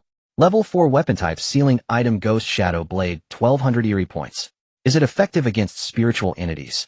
The applicability is low, the price is reasonable. High price for a level 4 ceiling item aimed at corporeal Eerie's budget is 1500. Level 3 ceiling item Man-Eating Bag, primarily a storage type, can also contain Eerie's or humans 3000 Eerie points. Interested parties please contact. Qi Xie inhaled sharply. He remembered he was an extremely specials level dungeon clear. Even so, the reward was only 500 Eerie points. Yet here a level 4 storage type ceiling item was being sold for 7 or 800. And that's still on the lower end. His eye ring was very similar to that Man-Eating Bag, even better since his eye ring could actively swallow Eerie's. This means that his eye ring could fetch at least 3000 Eerie points. The evil god casually tossed it to him like trash, yet it was worth so much. What about that skill? Qi Xie suddenly thought of his flesh rebirth and unseen vision, which were also gifts casually bestowed by the evil god. 6 months ago, while infiltrating an ancient tomb, he accidentally triggered a trap and was severely injured by a falling boulder, nearly facing death. In those final moments, whispers in his ears were still crying out for food. So Qi Xie angrily cursed out loud. Once I'm dead, who will traverse mountains and valleys to find food for you? Then a gift was thrown over, that being the flesh rebirth. At that time, he didn't know whether it was a Blevel or Clevel gift, as his abilities seemed to have improved after consuming some strange items in the dungeon. As for the unseen vision, it goes without saying it would allow him to see strange energies specifically thrown at him to find food. What is the value of these skills? He returned to the trading section and searched for the keyword skills. The discussion scrolled down in a dense manner, and then 2 boxes appeared at the top. Flesh Rebirth. Level required to upgrade to a level. Strange points, 500. Flesh type, strange core fragments, 100. Unseen vision. Level required to upgrade to Clevel. Strange points, 3000. There were still others selling strange skills below. It seemed that in certain circumstances, strange dungeons would drop one-time skill books and other items in addition to strange points, and the trading section was discussing the sale of these. The system intelligently placed discussions similar to his skills at the top. Level skill, Strange Gaze, able to see hidden strangeness, a life-saving artifact for avoiding danger and finding clues in dungeons. Starting at 1500 strange points. Clevel Flesh type strange skill, starting bid at 300 strange points. Level Flesh type strange skill, starting bid at 500 strange points, can be exchanged with other items for strange points. Brothers, I have a Flesh type strange skill card at Blevel and want to upgrade to a. I've been working like a dog and have finally scraped together enough strange points. Is anyone selling strange core fragments? Forget about it, the fragments can only drop from disaster level dungeon bosses. Very few people sell them, and they are usually exorbitantly priced. You are still far from enough strange points. What? Doesn't that mean I'm doomed now? My high interest loan keeps skyrocketing every day. Host, I have a way to quickly get strange points. Do you want it? Just team up together. Want. Where are you, buddy? In Myanmar. Qi Xie watched the discussion and took a deep breath. Skills are even more expensive than sealed items. He truly misjudged the evil god. He thought the gifts given casually would surely be garbage. It turned out he was the one who was trash. Unfortunately, the gift skills from the evil god were directly applied to himself, and there were no skill books to sell. Are there really none? Qi Xie suddenly realized that he had previously accepted the blessings only out of necessity. For instance, with Flesh Rebirth, at that moment not accepting the gift meant death. Unseen Vision was the same. Without it, he wouldn't be able to find food for the evil god in the real world. Perhaps he could ask the evil god for a skill book. Without further ado, although bargaining with the evil god seemed to hint at blasphemy, Qi Xie had no reverence for the evil god himself. The evil god needs food, or else it would devour him. He finds food for the evil god to save his own life, while also ensuring that he has gifts to survive in strange dungeons. The relationship between the two was that simple. My lord. Qi Xie rubbed his hands together and smiled awkwardly at the tentacle that was dining happily. How is this meal? Does it please your appetite? The tentacle paused for a moment, and then obviously slowed down its eating speed. It was like a starving lady who was ravenously tearing at her food suddenly noticed someone watching, and then pretended to act modestly. It's passable. Qi Xie smiled on the surface, but inwardly he scoffed. He knew best what it had eaten before. The one responsible for feeding it was none other than himself. This meal was no less than a beggar who had rummaged through garbage for a year, finally having a crazy Thursday meal for it. However, Qi Xie showed no signs of this and sincerely spoke, "Your most devout follower has a humble request. The path to seeking offerings for you will undoubtedly become more difficult, which imposes a higher demand on my abilities. Thus I dare to request your blessing. Grant me the ability to face all of this, if possible in a form that is convenient to carry and move." This statement was actually not very rigorous, though any normal person could detect the inconsistencies within. However, Qi Xie had been a follower of the evil god for a year, and was certain that apart from the instinct to eat, its other cognitive abilities were all chaotic. In simple terms, it was easy to fool. The tentacle indeed paused for a moment, and then another tentacle reached out from the strange summoning array, extending toward Qi Xie. The tentacle was indeed wrapped around something, but it was not in the form of a scroll or book. Instead, it was a strange red mist enveloped in a black light film within which a blood-red vertical eye was vaguely visible. Qi Xie was convinced that this wasn't a skill book, but holding on to a spirit of trying, he still accepted the gift skill. The next second, a system prompt popped up. Acquired one-time skill book. Hidden Spirit level. Hidden Spirit reduces one's sense of existence, allowing for evasion of a certain degree of strange targeting, decreasing the probability of being selected as an attack target. Qi Xie looked at the prompt and breathed a sigh of relief. What the evil god provided was indeed of a different nature than the strange drops. Fortunately, the system seemed to categorize it with similar items.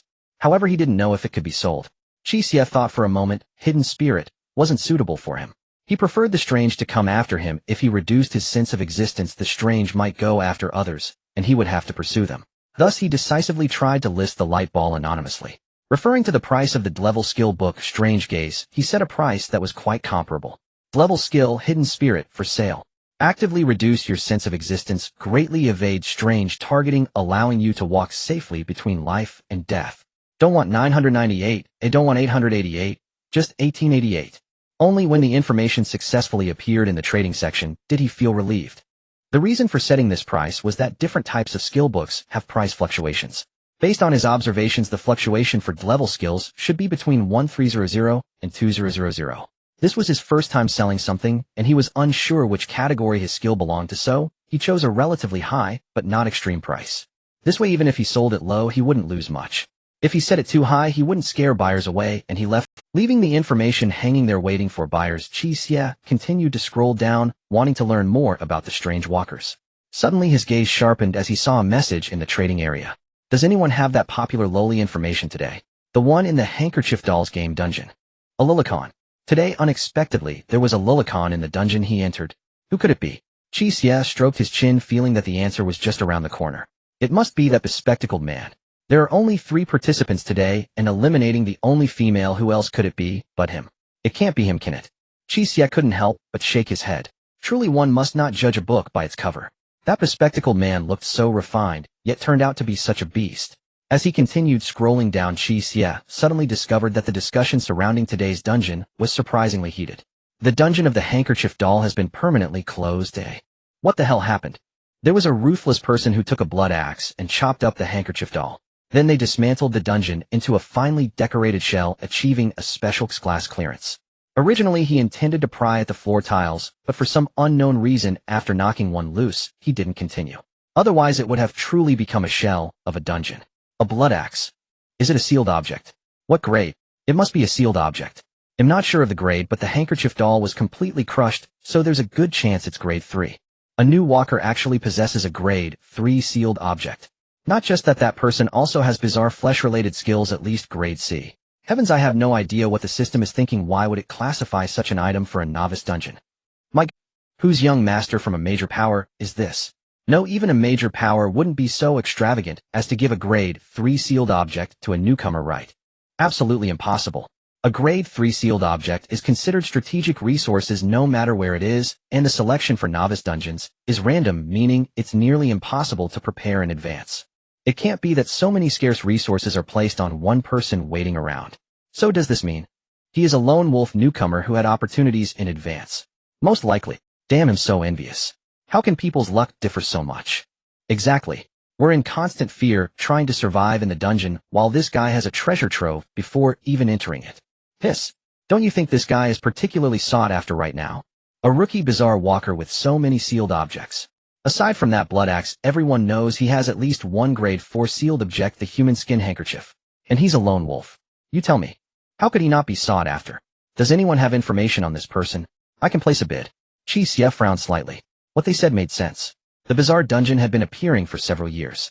Even if he hadn't connected to the system before and knew nothing about the bizarre walkers, he could guess that various groups would definitely form among the walkers. And a powerful newcomer was evidently very sought after. But a sense of unease crept into Qi Xie's mind, making him feel something was off about these words. Before he could figure it out, a sudden gurgling sound reached his ears. Turning his head, he saw that the place where the spoils had been piled up was now completely empty. Clearly that one had finished their meal. The ethereal tentacles with blood-red vertical eyes swayed in the void, the blood-red eyes at the tips rotating around. Seeing this, Qi Xie said nothing and quietly took a few steps back. He still remembered. The last time he fed it might not have been satisfied, and casually took a bite out of his legs and one arm. So it's hard to say whether this thing would go on a rampage and take another bite out of him this time. Although he did manage to con some benefits from the evil god this time, and even treated it to a feast. But the evil god is still an evil god, not to mention a dim-witted one. They seemed to get along quite well, but in reality this thing regarded humans as mere insects, and it wouldn't be surprising if one day it suddenly decided to squash him. Fortunately, after a round, the tentacles seemed to realize that there was indeed no food left, and slowly retracted into the evil's summoning totem. Seeing this, Qi Xie let out a sigh of relief. However, the next second a whisper suddenly rang in his ears. Next time. Sacrifice, this time 3 times the offerings. This is a price for the blessing. Qi Xie twitched his mouth. It really isn't that easy to con. However, after some thought, since he had already obtained the Bizarre Walker certification, it shouldn't be too difficult to meet this thing's conditions. Moreover, the evil god's blessing was indeed worth it. After all the items and skills it casually tossed to him, as blessings were quite rare. Gathering his thoughts, Qi Xie glanced at the summoning totem on the ground. He gently stroked the eye ring. Suddenly his shadow moved, and various parts of the shadow's body slowly opened phantom blood-red vertical eyes. Then his shadow began to writhe, sweeping across the patterned ground. The smooth surface was completely empty. All traces were swallowed and erased by the shadow. After confirming once again that he had not left any suspicious traces, Qi Xie shoved his hands into his pockets and quietly disappeared into the night. Returning to his residence. Qi Xie's current residence is in the southern part of China in Dachang City. Calling it a residence is a bit misleading, but it's actually a rented room in an old rundown suburb. There are 2 reasons for choosing this place. One is that there are few people nearby, and the other is that it's cheap. The lack of people is to avoid the evil god being discovered, and also to prevent the evil god from suddenly going insane and crawling out at night to find some unfortunate souls for a snack. After all, if he gets bitten he can regenerate, but if something happens to ordinary people, then, when the situation escalates, he might have to face missiles from the camouflage uncle. As for the cheap rent, that was simply unavoidable. Qi Xie's previous job as a long-distance driver paid decently, and coupled with his situation of one person eats enough for the whole family, he was able to live quite comfortably. But ever since he became a servant of the evil god, he couldn't work normally anymore. Every day was spent traversing mountains and opening blind boxes, leaving him with no time. So he could only rely on his previous savings plus the occasional antiques he found in blind boxes to rent such a place. The room was pitifully small, only about 20 square meters. The walls were layered with remnants of old advertisements, and dark green mold stained the corners. The only window in the room was long since covered in rust, hard to open, and the ceiling strip had hardened into stone, allowing dust to blow in through the gaps when the wind was strong. Qi Xie had once broken down complaining about why the evil god had to target him.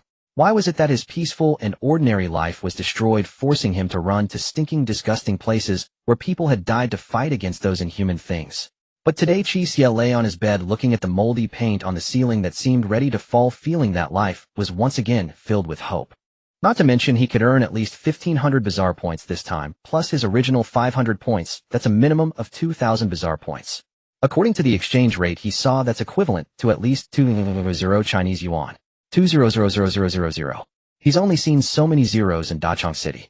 Reflecting on all the hardships he endured yesterday, Qi Xie looked at the ceiling, his eyes bright. Good days are finally coming. The wind and snow pressed me for 2 or 3 years. I laugh as the wind is light, and the snow is like cotton. It's just a bit of frost. Smack. Perhaps too excited, his voice was a bit loud. Finally the paint on the ceiling peeled off, and unfortunately it fell right into his mouth. Damn. Phew. Qi Xie returned to bed with a face full of black lines after rinsing his mouth, determined to exchange some Chinese yuan tomorrow to find a better place to live. A night of peaceful sleep. Early the next morning, as soon as Qi Xie opened his eyes, he discovered that his walker system had received a message. Someone had left a comment on his trading board. Brother, does your skill have any other functions? Qi Xie was anonymously listed, hence his avatar and name were obscured by garbled text. However, the other party was not anonymous, so his avatar and name were displayed normally. Qi Xie glanced at the other's username. I discovered my husband is gay in the middle of the night, shedding tears while taking off his women's clothing. After a moment of silence, he looked at the person's avatar. It was a chubby little guy with a round face and a beard, wearing round glasses, giving a peace sign to the camera. Got it. Qi Xie responded. No, these are basically the main functions. Can you make it cheaper, brother? The other party quickly replied. I can't lower the price, buddy. Skills for self-defense tend to be quite expensive. The other party was clearly experienced, almost immediately replying, brother, you must be a newly certified anomalous walker, right? This skill can provide self-defense, but it's merely weak self-defense. If discovered by the anomalies, it's of no use at all, nor does it provide any other benefits. Qi Xie watched the other party enumerate the differences, while also learning about the various distinctions and corresponding values of skills. In the future, he would definitely sell many items, and these experiences were invaluable. However, he couldn't afford to give in too easily. Well then, quote a price, and let me hear it. 1,400 anomaly points, how about that? No way, that's too low. Although I'm newly certified, I have friends who are anomalous walkers, so I know a bit about this. Don't treat me like a fool. Qi Xie did not hesitate. Although he had no clue, he decided to rebut first.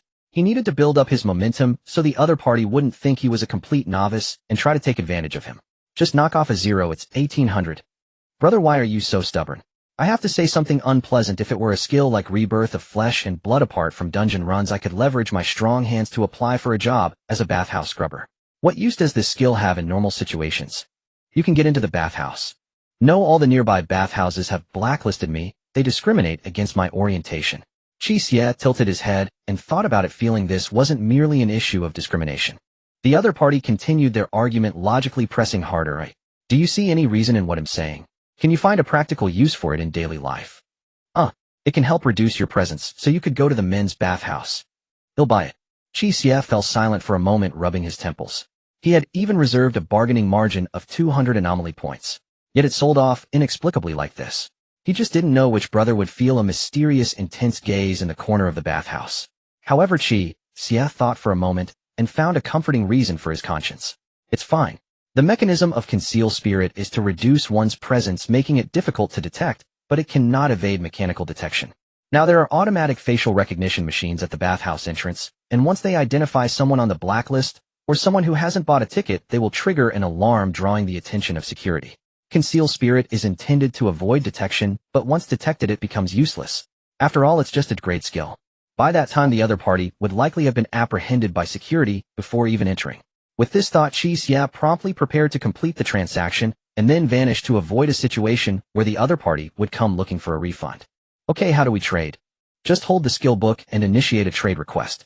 The system will check both parties' items and automatically exchange them if there are no issues. Qi Xie followed the other party's instructions, picking up the light orb to initiate the trade request, but he felt a bit worried. After all, the orb given by the evil god was somewhat different from the skill books dropped in dungeons. He wasn't sure if the system would consider it a fake. Fortunately, the light orb in his hand quickly disappeared, enveloped in a blue light. At the same time, a prompt appeared in front of him: acquired anomaly points 1,800. Qi Xie breathed a sigh of relief and raised his hand, intending to block the other party. By the way, brother. Suddenly, the other party sent a message, and Qi Xie paused before hitting the block button. What is it? Although I don't know who you are, let me give you a few suggestions. Consider it a benefit for new walkers. Qi Xie frowned slightly. What suggestions? As a newcomer walker, you actually have a skill book for sale. Either you are a newbie nurtured by some major power, or you have some opportunities. However, given the inflated price you said, it's clear you haven't been taught, therefore, I guess it's the latter. Remember, don't flaunt your wealth and be cautious of other walkers. The walker community is not as friendly as normal society. How everyone knows they could die in dungeons at any moment, so there aren't many rules among them. In the walker community, some loners like to kill for treasure, and even some extreme families and guilds engage in similar treasure-snatching practices. So remember, it's fine to have ill intentions, but don't let down your guard against others. Qi Xie at this moment looked at the other party's message and suddenly realized. No wonder he felt something was odd about the post he saw on the forum yesterday, but couldn't pinpoint it. Now he understood. Even if he had great value and forces wanted to recruit him, those forces generally have their own intelligence networks, so they wouldn't waste money buying his information. With that in mind, he realized he wasn't just a hot commodity in the walker circle. Certain wild dogs were also eyeing him, looking for a chance to bite off a piece of flesh. I advise you to join a major guild soon, or some walker families would work too. Until then, remember to keep a low profile or Minnie will want to devour you, the other party said earnestly. Want to eat me? Qi Xie licked his lips, his excitement not diminishing but rather increasing. This was simply turning the tables. Low profile. What a load of nonsense. When he had no evil god, he kept his tail tucked, but now that he had the evil god, would he still keep his tail tucked? He might as well have fed the evil god for nothing. Anyone daring to come would get a bonus from him. Alright, that's about it for me. I've given all the advice I can, the rest is up to you. Hope we can both survive longer in the anomalous dungeons, the other party said, preparing to end the call. Wait a minute, buddy. Qi Xie suddenly called out to the other party. What is it, brother? I just wanted to give a little advice. Regarding our orientation, we should like what we want to like, no problem. If you like a fish, I won't discriminate against you, but a forced relationship won't be sweet. I can wish you find true love soon, but I wouldn't advise you to. You understand what I mean, right? Oh, okay, don't worry about it. The other party's reply was very perfunctory, clearly not taking it to heart. With the conversation reaching this point, Qi Xie had nothing more to say. He had already hinted subtly. The rest can only be prayed for, hoping not to see this guy being escorted away by the police in the news one day. Qi Xie stood up and stretched. It's rare that I don't have to run around searching for treasure today. Let's go have a feast and relax a bit. Time flies. 7 days soon passed. A notification popped up from the system, and the whispers in his ears grew clearer. Hungry. At this moment, inside a budget hotel, a transparent system panel floated in midair. A line of text was highlighted in red, prompting the traveler to make their final preparations. Time remaining until the next instance match, 5 minutes. I'm hungry. Hey, don't rush me, I know. Qi Xie lay on the bed impatiently listening to the murmurs around him. However, he found it strange that the bizarre energy he had brought back last time was more than what he had accumulated in the past 3 months combined. Logically, that should be enough for the evil god to last a month or two. Why is it that just a week later he's already hungry? Qi Xie couldn't ask the evil god, as the latter was rather dim-witted and wouldn't be able to answer such a logical question. Yet he had a suspicion. Perhaps the bizarre energy the evil god needed was in a terrifyingly vast quantity.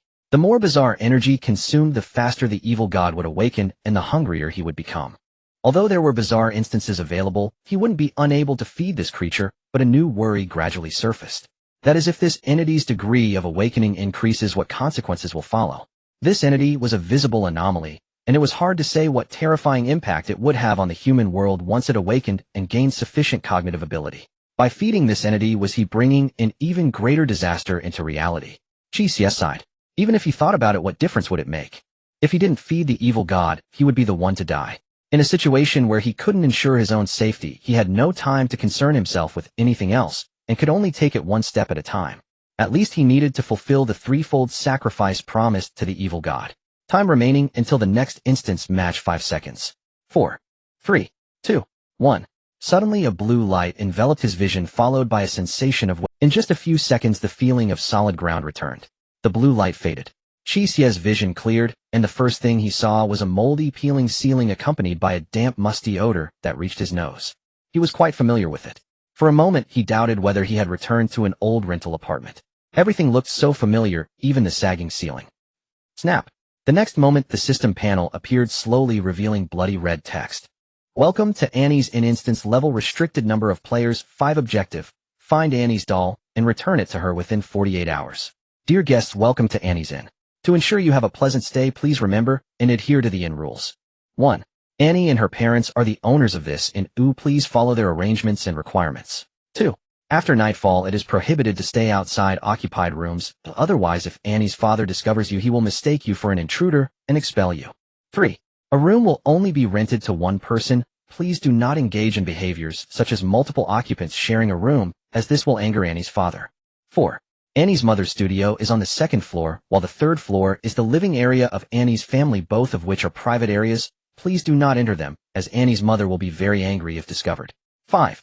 Annie is quite mischievous, and she has lost her toy doll. Please help Annie find her doll. And 6. During the day, mischievous Annie will play in the inn. If you encounter her, please fulfill her requests to play games. Otherwise, she will cry sorrowfully, and her cries will attract Annie's mother. 7. There are other tenants on the 2nd floor. Please do not make loud noises that disturb their rest. 8. Thank you for your cooperation and understanding. We hope you have a pleasant and unforgettable time. Creak. The door opened. The rusty latch emitted a sound that made one's teeth ache.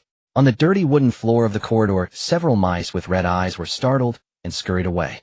A girl with short hair pushed open the door, her delicate face tense, her eyes showing obvious wariness, looking at a young man in his early 20s dressed in a white casual shirt and beige shorts with a cute dog logo, wearing a plain jade bracelet on her right wrist.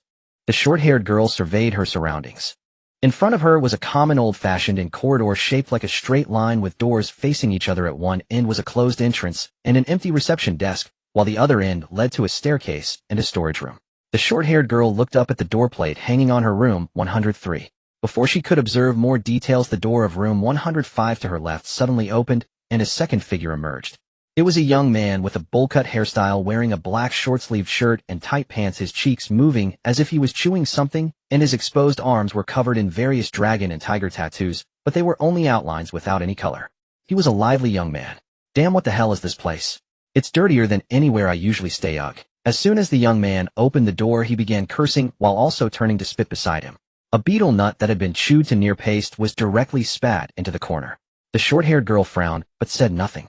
At that moment, the door of room 101 to her right opened, revealing a third figure. It was a seemingly ordinary man dressed in a white shirt and trousers who appeared to be slightly hunched, even while standing, exuding a sense of a downtrodden and honest office worker. The office worker seemed to have heard the lively young man's words. Noticing the latter's slightly retreating steps, he quickly lowered his head after a brief glance, appearing rather timid.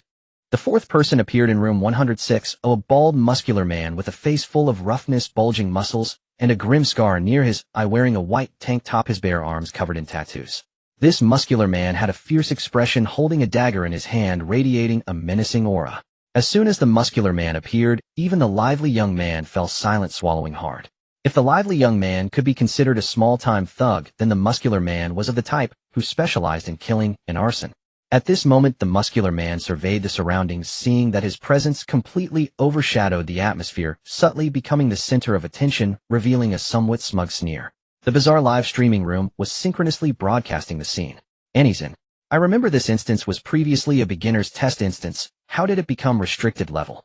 The levels of bizarre instances: beginner's test, restricted, dangerous, taboo, disaster, apocalypse. Each level ascends one after another. The more people the bizarre entity kills, the stronger it becomes. This instance is quite old, and since all 4 participants last time died inside, it probably upgraded to restricted level due to the high number of deaths, and the rules have changed, as there were only 4 rules before. Once the number of deaths in the instance increases, the various rules and mechanisms will undergo unpredictable changes, making strategies and experiences non-generalizable, only referential. And this newly upgraded instance has no strategies or experience at all, making it the easiest to die in.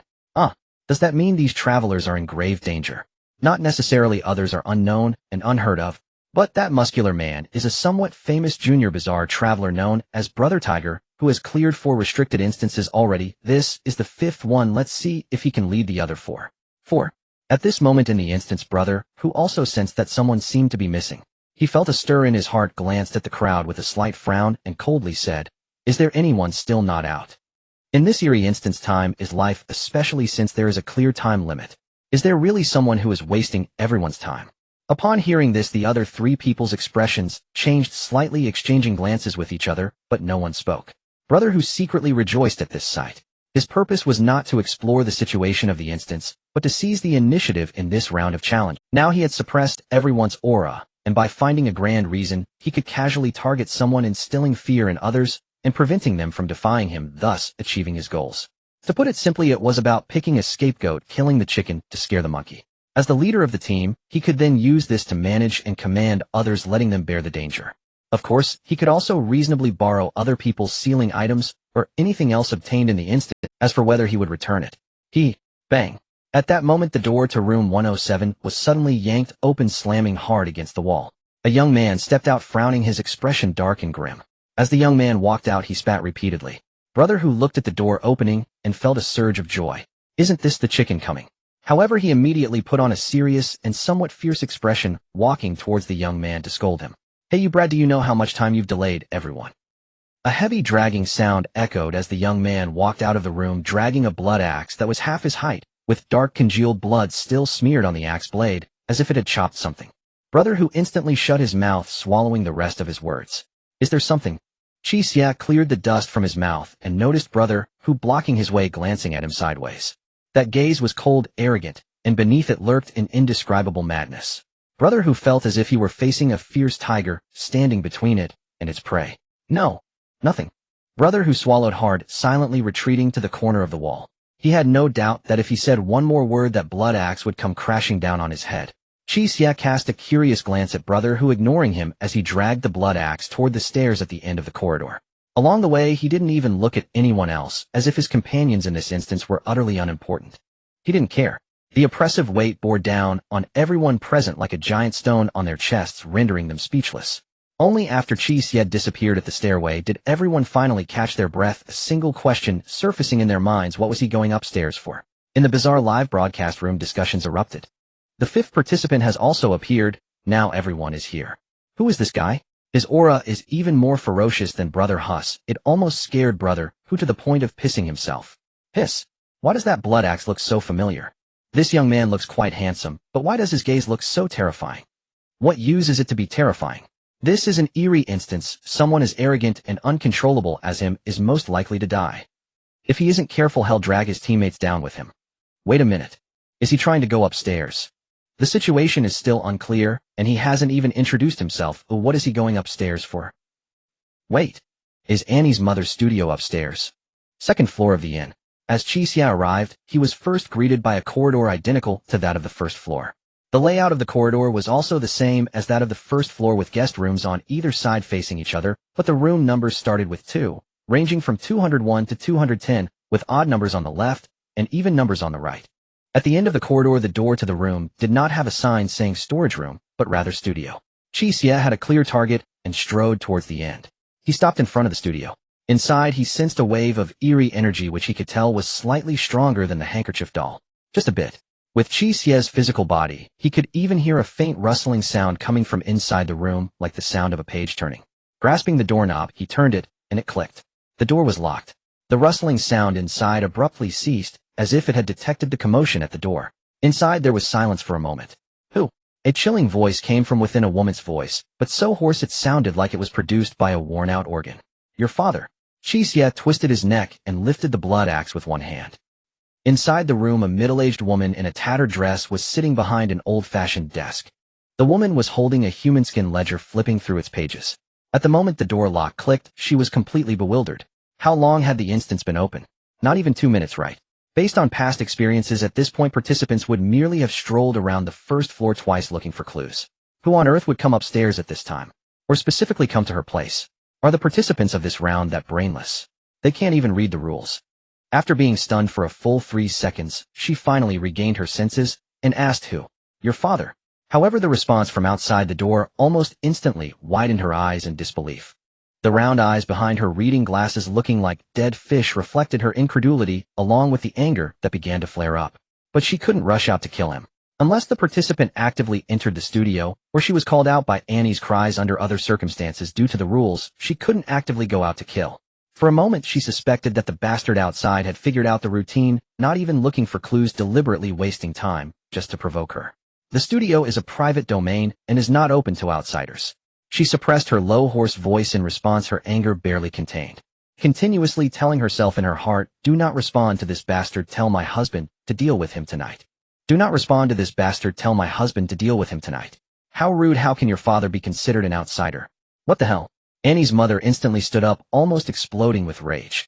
However, before she could get angry the next second, bang! The sharp and eerie blood axe suddenly cleaved through the door, accurately shattering the door lock. Annie's mother was so shocked that she momentarily forgot to be angry, staring blankly at the shattered lock. Wait, she thought the person outside was just barking because she couldn't go out. Now seeing this, it seemed the other party wanted to break in. Bang! With a huge crash, the door was kicked open entirely. Wood chips flew and the door panel arced through the air. Annie's mother jolted, quickly crouching down to avoid being struck by the door panel. Besides, Annie's mother looked towards the doorway at the sound. The young man wielding the blood axe was staring intently at her. His shadow seemed to open several blood-red vertical eyes, gazing at her with a ravenous and impatient expression. Rules are dead. Qi Xie swung the blood axe, resting it on his shoulder, wearing a chilling grin. So are insane. Absolutely deranged. He's chosen the most chaotic strategy, the one flooding the live chat. Unbelievable. Brilliant. Brilliant. He's about to die. Even if he dies, he's still brilliant. I crown him the undisputed master of audacious spectacle. He's provoking the anomaly with his bare life. Henceforth he'll achieve cybernetic immortality among the walkers. His legend shall echo forever in the annals of this world. The opponents never seen such brazen arrogance in its entire existence. Instantly the live stream exploded and spread like wildfire across every platform. A torrent of viewers flooded into this previously obscure stream. Inside the dungeon, Annie's mother froze for a split second, then erupted with apocalyptic fury. You seek death. Never before had an anomaly been hunted at its own threshold.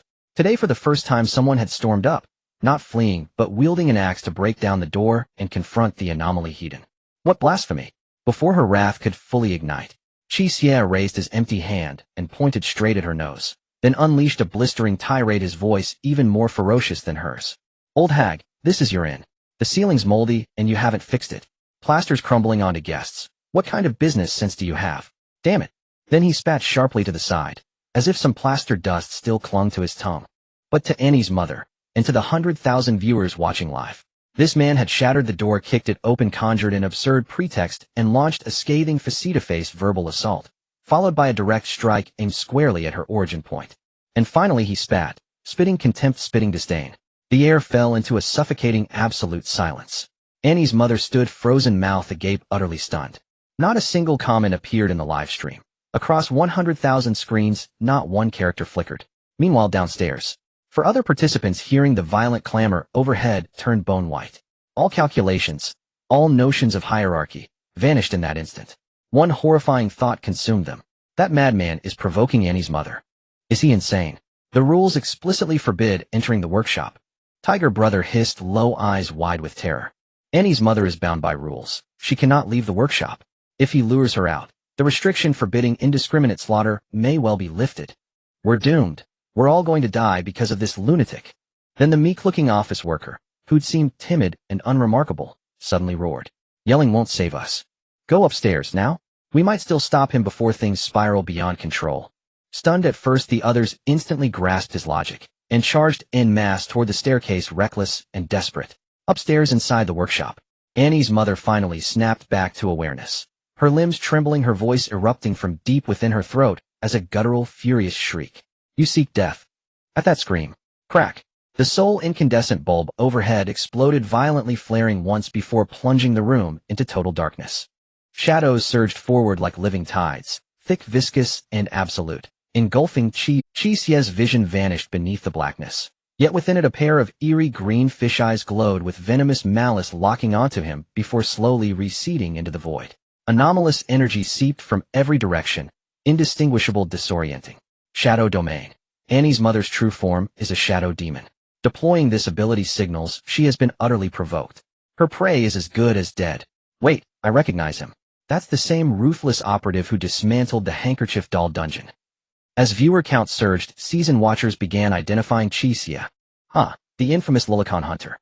Then this shadow demon is finished. Not only does he wield Class C flesh reconstitution, but that signature blood axe in his grip is rumored to be a level 3 sealed artifact. Useless. The shadow demon's uniqueness lies precisely in her intangibility. Once the shadow domain expands, you can't strike what you cannot touch. Typically, dispelling the shadow domain requires overwhelming illumination. Flooding the space with light forces her manifestation. Sigh, this Lilicon Hunter truly rushed in without assessing the situation. He brought this upon himself. Why is he just standing there? Run. As panic flared across the live stream, Qi Xie was struck. He stood motionless in the dark, utterly calm, except for a faint sinister crimson vertical slit that opened deep within his pupils. That blood-red eye rotated with his gaze, surveying all around. Darkness no longer hindered him. Every object, every shift in the environment lay starkly revealed. Yet in his vision, all directions bled into swirling sanguine black miasma. Truly anomalous. My unconcealed vision fails even to locate her. Qi Xie gripped the blood axe in one hand, murmuring softly. Die! Whoosh! A cutting wind tore through the air, but faster still was a black claw. It erupted from the floor behind him, striking from ambush. Wizened and desiccated, it bore no flesh. Only blackened bone, sheathed in leathery skin. Its 5 fingers ended in elongated needle-thin talons poised to pierce Qi Xie's throat. Shink! Almost invisible to the eye, Qi Xie bent low, evading the claw, then swung his axe in a single fluid arc. The blade cleaved precisely at the wrist, severing the hand with effortless precision. Yet the severed hand dissolved instantly into shadow. Intangible. Qi Xie's brow furrowed. He loathed intangible entities. Once while hunting anomalous spiritual energy in a haunted house, he'd encountered spectral wraiths. entities he couldn't grasp or contain directly. His usual method was to lure them into possessing him, exploiting their predilection for inhabiting living hosts. Then using his own innate corruption, he'd suppress and entomb them within a segment of his own body. Finally, he'd excise that fragment and feed it to the outer god. But here, in this anomalous dungeon, this intangible entity killed without possession. Under ordinary circumstances, he'd be powerless against it. Of course, that was under ordinary circumstances. In less than a breath, Qi Xie had already devised a solution. Die! A gaunt black figure plummeted from the ceiling, a pair of claws rending the air with a shrieking whistle aiming to tear Qi Xie limb from limb. Qi Xie dropped low, dodging the strike, then braced his left palm against the floor, twisted midair, completing a flawless half-turn, while his right hand swept the blood axe in a streak of crimson light. The figure was bisected, then dissipated into shadow. This is your full strength. Hiding, howling, yet failing even to graze my sleeve. Your rage is pitifully shallow. Qi Xie completed his rotation and landed, poised unhurried, then casually loosened his collar before speaking cool and detached. Roar. The lurking anomaly roared, a bestial inhuman shriek of pure fury. Instantly, walls, floor, ceiling, from every visible and invisible angle, black figures lunged forth, claws gleaming lethal and sharp.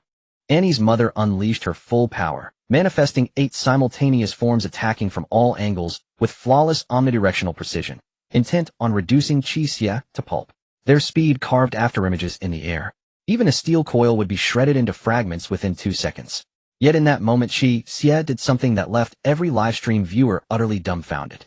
He rested the blood axe across his shoulder, and a look of profound boredom crossed his face as though resistance had simply ceased to interest him. What is he doing? Don't give up, you damn Lulacan.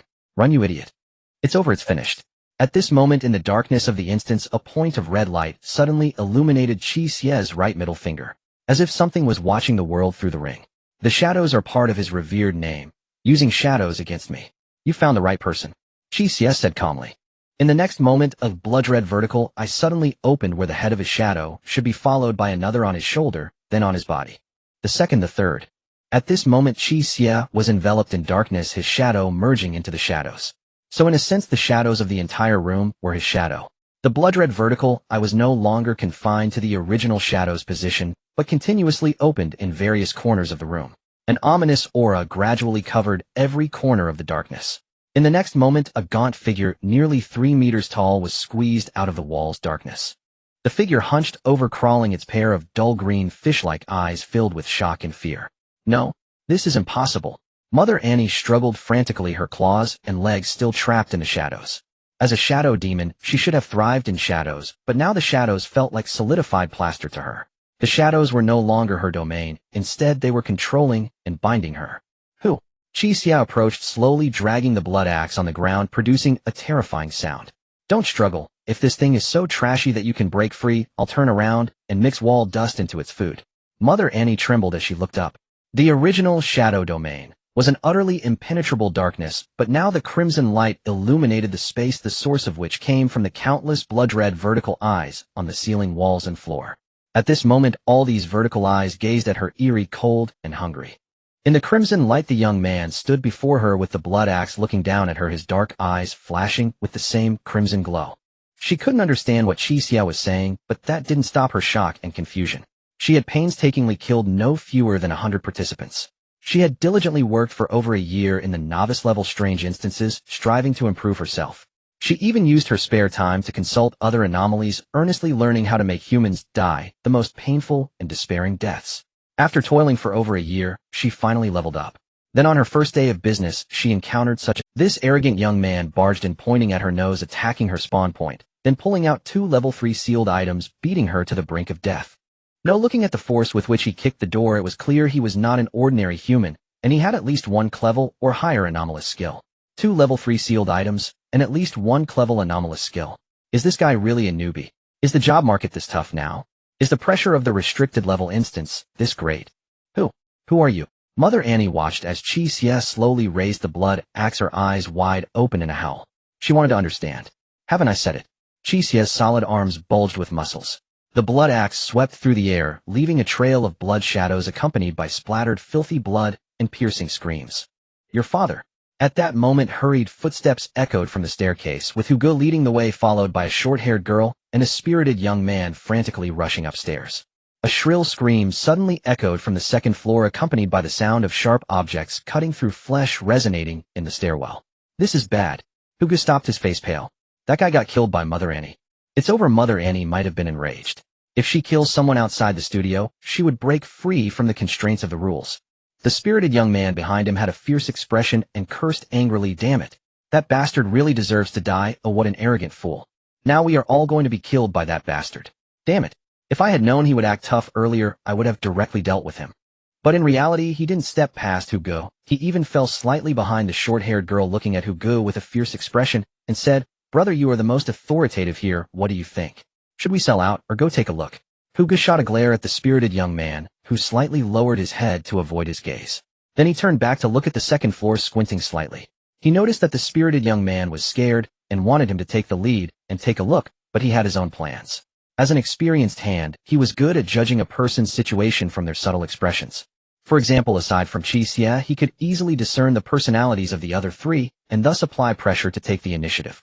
Only Qi Xie was different. He had never seen such a gaze, as if he had been pushed to madness several times with nothing left to care about, then completely going insane, feeling that death was the worst that could happen. Such people are not rare in the circle of wanderers, as every entry into a strange instance is a tightrope walk between life and death. And Qi Xie's blood axe was clearly a sealed item, just like his dagger. Such individuals are evidently not to be trifled with, indicating at least some capability. So there is also the possibility that Qi Xie and Mother Annie would mutually destroy each other, or Qi Xie would heavily injure Mother Annie before his death. In such a situation, if he led the charge, there would be a high chance of seizing all the spoils without injury. After a moment of greed lingering in his heart, Hugo gritted his teeth and ultimately said coldly, "Let's go take a look." While speaking, he seemingly nonchalantly revealed the dagger at his waist, holding it in his hand. The short-haired girl noticed this and widened her eyes slightly, biting her lip hesitatingly, turning to look behind her. However, the spirited young man behind her did not look at her. Instead, he cautiously followed behind, and the weak office worker who appeared suddenly behind him also gasped for breath as he followed. The short-haired girl was slightly taken aback, feeling a bit strange.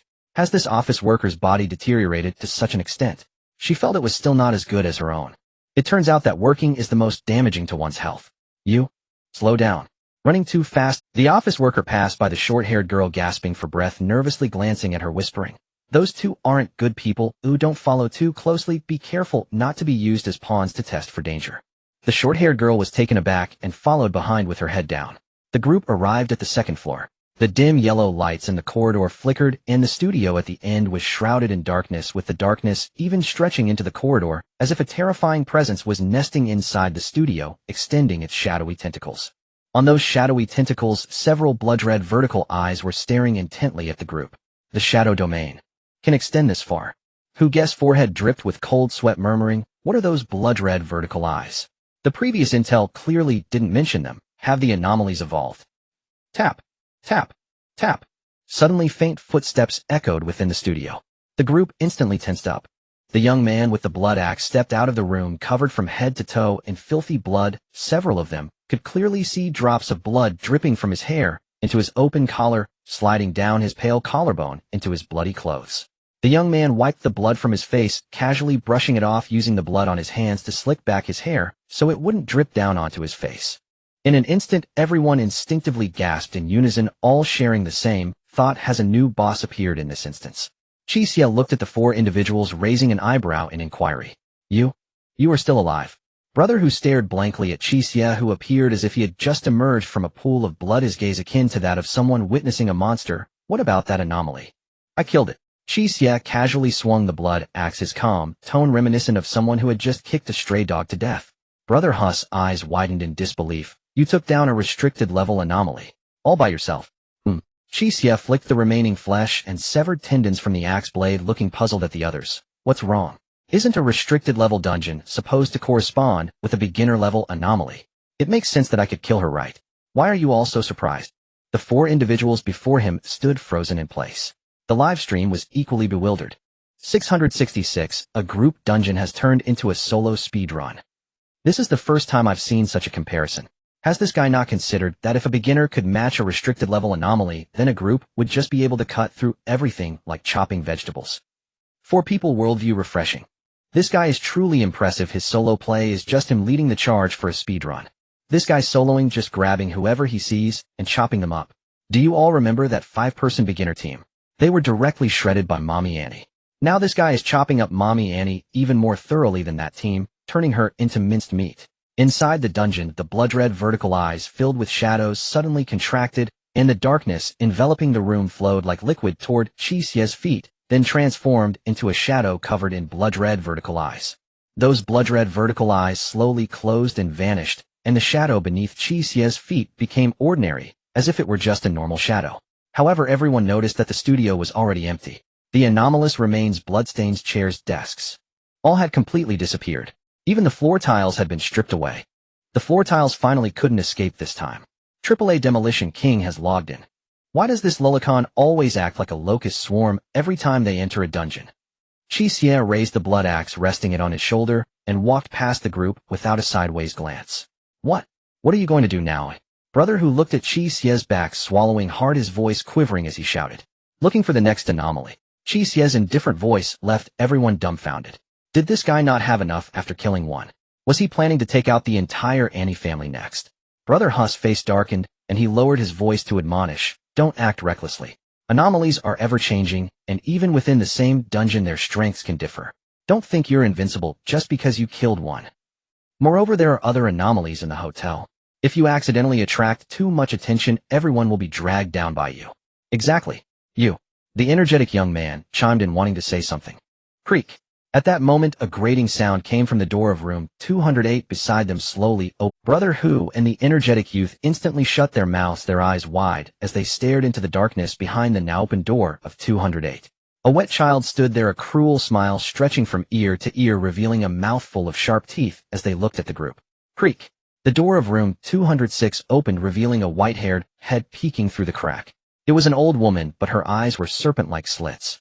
Attached to her head was a neck over a meter long, terrifyingly long. The old woman slightly turned her neck, staring at everyone with a chilling, eerie smile. Who disturbed this old lattice rest? Creaking. More sounds of doors being pulled open echoed. In an instant, over half of the doors on the second floor swung open. This meant they were about to face an assault from nearly all the tenants of the second floor. Damn it. A cold sweat trickled down Brother Huss' forehead. We're in trouble now with this many anomalies attacking at once. Even if this kid has some skills, he won't be able to hold up. At the same time, he felt a bit regretful. Regretful that his greed had consumed his reason. Damn it. I should have realized this. The commotion this kid caused on the second floor was too great and would definitely attract a swarm of anomalies. If I had just waited a moment and gone up to collect this kid's corpse, I could have snagged all his belongings and spoils for free. Damn. This greed has led me to potentially be killed by this guy here. Oh. At that moment, the short-haired girl suddenly let out a piercing scream, her face pale, as she pointed tremblingly at an open door behind the group. That was room 202. A tall, thin figure over 2 meters high emerged, dressed in formal attire with skin exposed outside the clothing that was a sickly blue-black, covered in corpse spots. On its numb face, one eye was lifeless while the other socket writhed with maggots.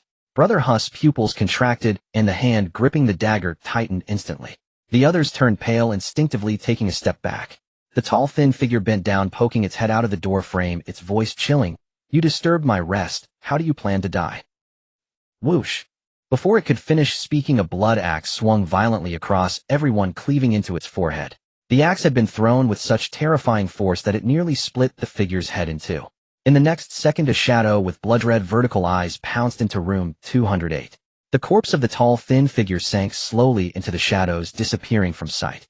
In less than 10 seconds, this anomaly was slain, even its corpse reclaimed.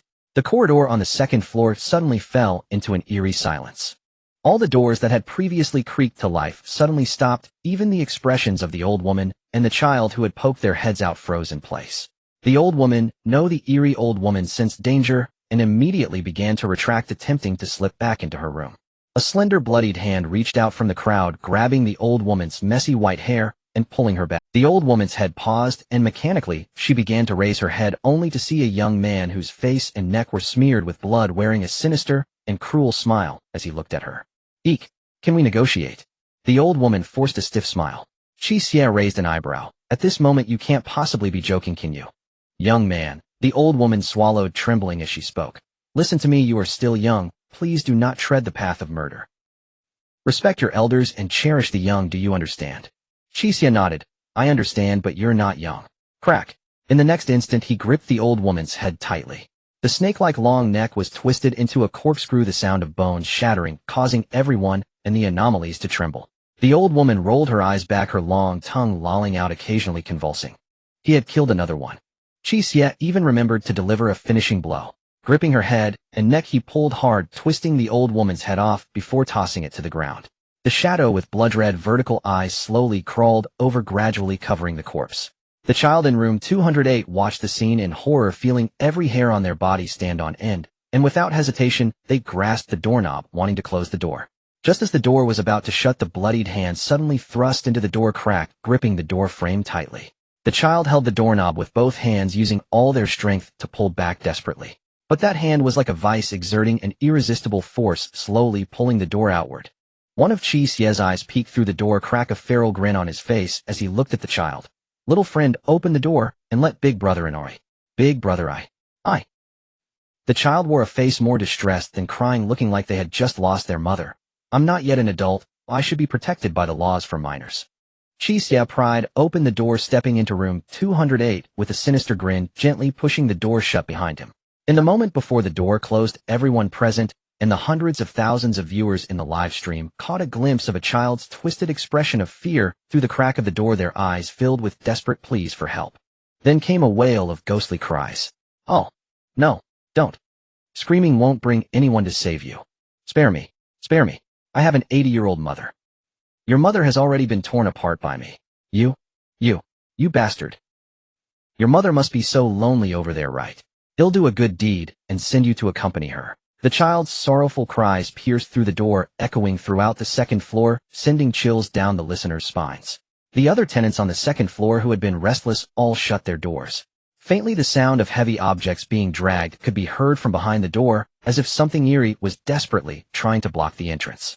The live stream viewers were witnessing this rare and bizarre scene.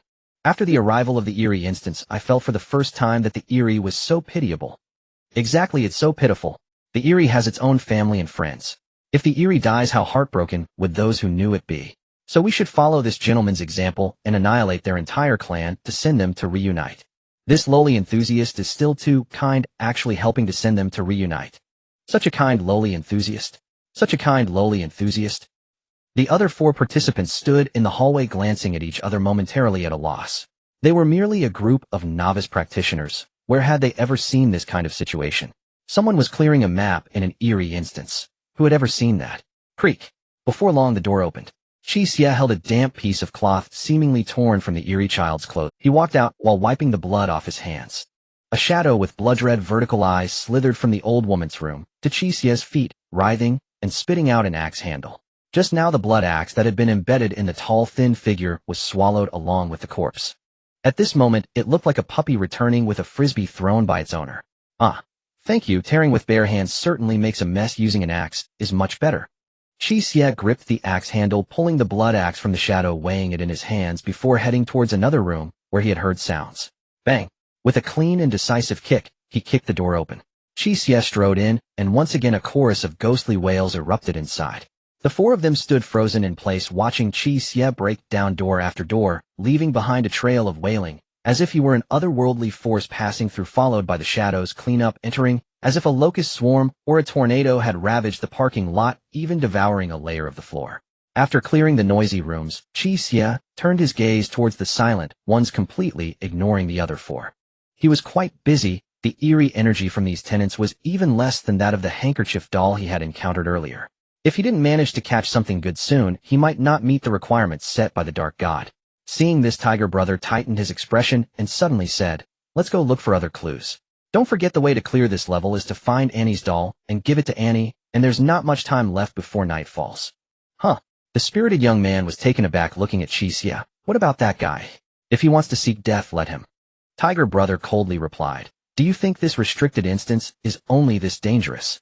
After night falls, that Annie's father is the most dangerous presence here.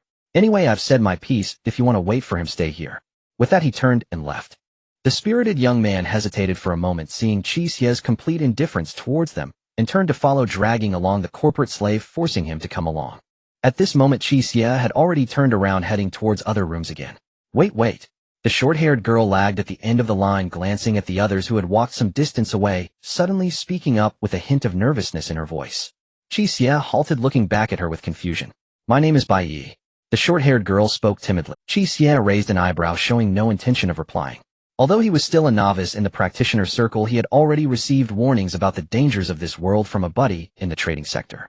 Until he understood her intentions for speaking to him, he didn't want to answer any potentially hazardous questions. Seeing that Qi Xie was just staring at her without responding, Bai Yi pursed her lips and whispered, earlier that Tiger Brother came up to take advantage of the situation, and there's a high probability that if you are seriously injured he will take action against you, or at least get something from you. Qi Xie narrowed his eyes slightly upon hearing this.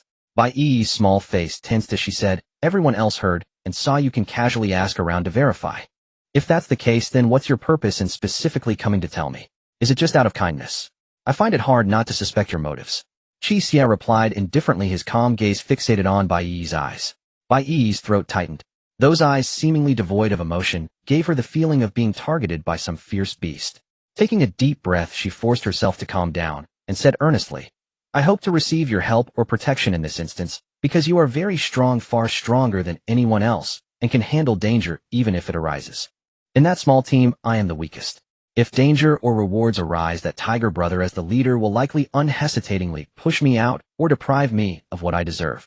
Qi Xie scrutinized her with a piercing gaze. You're afraid he will rob you, but you are not afraid I will rob. I'm just as vulnerable in front of both of you. If you want to rob me, I won't have the strength to resist. But I've already seen Tiger Brother's character, so I can only gamble on you. Bai Yi maintained a tense expression. Even though fear made her legs feel weak, she still forced herself to look up anxiously and earnestly, meeting Qi Xie's gaze. A reasonable argument.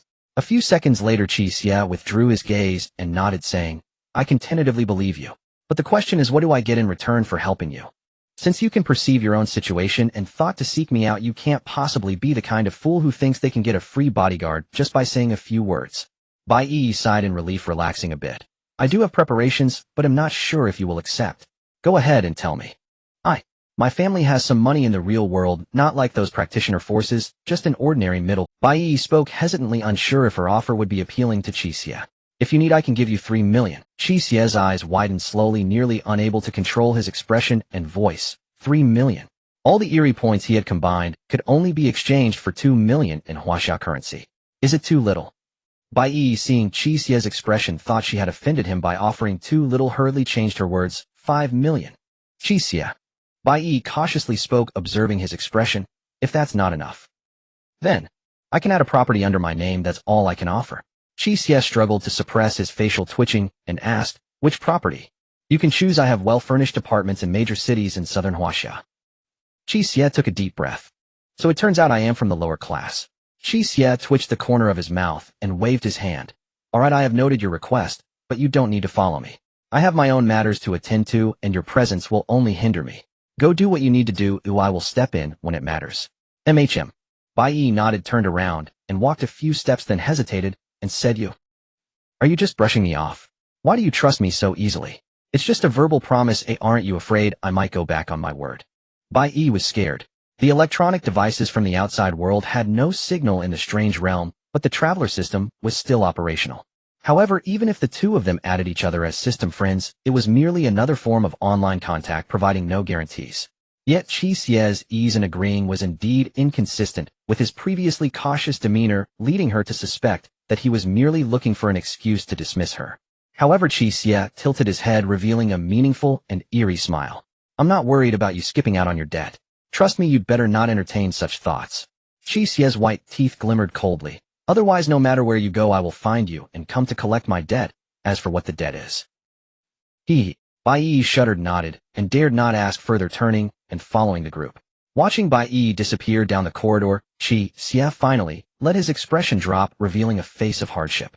Why is it that only he is poor, exhausted, and in danger? Not to mention the coercion from the evil god. He had just moved out of his rented room and had no place to stay. For these past few days he had been living in a convenience hotel. Although he theoretically had 2 million, in reality, from the information he had seen on the system forum over the past few days, the situation of exchanging strange points for real assets was exceedingly rare. This was not because strange points were not precious. On the contrary, it was precisely because strange points were too precious. For strange travelers, each entry into a strange realm was a gamble with their lives. Therefore, purchasing potions, sealing items, and other useful things for strange realms or upgrading skills became the top priority. Thus, in most cases, it was reality assets being exchanged for strange points, and this situation was quite rare because almost no one sold strange points. Of course, with the evil god as an uncertain ally, relying on the grace provided through him, strange points seemed easier to obtain than real assets for Qi Xie, as the grace casually thrown by the evil god was highly valued in the traveler community. But the problem is the evil god is not a cheat or a golden finger. Those graces may seem easy to obtain, but the price behind them is far heavier. This time the grace forced him to bring back 3 times the amount of strange energy as last time, yet he had not even reached half of the target. Moreover, even if he was lucky enough to gather enough metrics this time, as the evil god awakened more, no one knew if the evil god would require a higher level of strange energy. How would Qi Xie cope then? If he rapidly grew stronger through the evil gods, means it would also elevate the evil god's demands. Every gift of fate had a price clearly marked behind the scenes. That price was his life. It was like an endless wild run, forcing him to rob Peter to pay Paul, running for his life, with the final outcome perhaps being the belly of the evil god or dying in some strange realm. Therefore, enhancing himself through the traveler system was equally crucial for him, as it could slow down the rate at which the evil god's requirements increased, giving him time to breathe. Strange points were also extremely important to him. At best they were for emergencies, and he could not foolishly exchange them for money. Rubbing his face, Qi Xie exhaled deeply. Bai Yi's appearance was just in time for him, perfectly alleviating his pressing need, as what he lacked the most right now was indeed money. Without money, it was truly difficult to move in the human world. He now believed a saying, online 99% of life's difficulties can be solved with money. The remaining 1% is due to not having enough money. At least the money issue is temporarily resolved. Qi Xie collected his thoughts and turned his attention back to the realm. Now it's time to focus on the metrics. Saying this, he approached a door again and kicked it. Bang! The immense force broke the door lock, and the door slammed against the wall with a loud crash. However, the next moment, when Qi Xie cast his gaze into the room, his pupils suddenly constricted. The room was simply furnished similar to Qi Xie's room on the first floor: a wooden table, a wooden chair, a solid low bed with a smooth but slightly moldy blanket, a small cabinet beside the bed, and on the left side of the entrance was the bathroom, the door open revealing a washstand and toilet. But precisely because of the simple arrangement, one could see the entirety at a glance. There was no hidden strange space here, unless the strangeness was lurking in the toilet. Qi Xie paused and actually lifted the toilet lid to take a look. Unsurprisingly, there was nothing there. Qi Xie wore a serious expression, and an ominous premonition surfaced in his heart. He stepped out quickly and soon arrived at another room, kicking it hard. This room was equally clear with the same layout and silence. Still, there was no strangeness. This is bad. Qi Xie's face darkened like water, and he silently quickened his pace. One door after another was pushed open, and soon the second floor had been thoroughly searched by Qi Xie. During this time, Qi Xie used no concealment vision to see some objects tainted with strange energy, seemingly remnants from strange beings that had once lived in these rooms, yet still no strangeness was present. So in reality, the earlier commotion should have attracted all the tenants on the second floor. The rules state that there are tenants on the second floor, but it's not fully occupied. As his thoughts became clearer, the gloom in Qi Xie's heart persisted. The strangeness he had captured was still far from the evil god's metrics. The small amount of strange energy he had just searched was nothing but a drop in the bucket. In the live broadcast room, Qi Xie's expressions and actions were all visible to the audience. What is this guy doing? Why does it look like a sweep? It seems he caught those that weren't satisfied just now and is actively searching for more strangeness. This live broadcast room, no, this guy is truly an unprecedented oddity. While people over there were running from strangeness, he couldn't find any and was getting anxious. Do you think? Could this guy have some sort of system that makes him stronger by catching ghosts? Or perhaps he's just an employee from the underworld trying to boost his performance. Upstairs, the most important thing for you right now is to uninstall Tomato Novel. At this moment, Qi Xie had already searched around and confirmed that the second floor indeed had nothing else, so he walked helplessly towards the staircase. The first floor was left for others to search. The second floor had been thoroughly cleared by him, and all that was left was the third floor.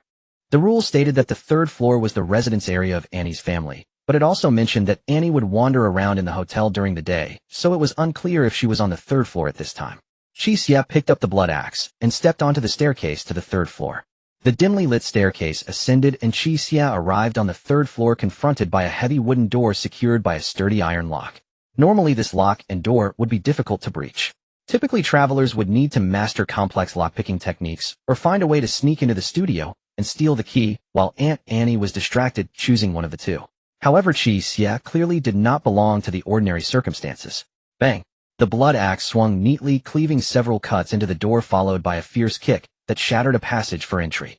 Qi Xie bent down and stepped into the third-floor space. This space lacked common ceiling lights or other standard sources of illumination, or perhaps they existed but were turned off.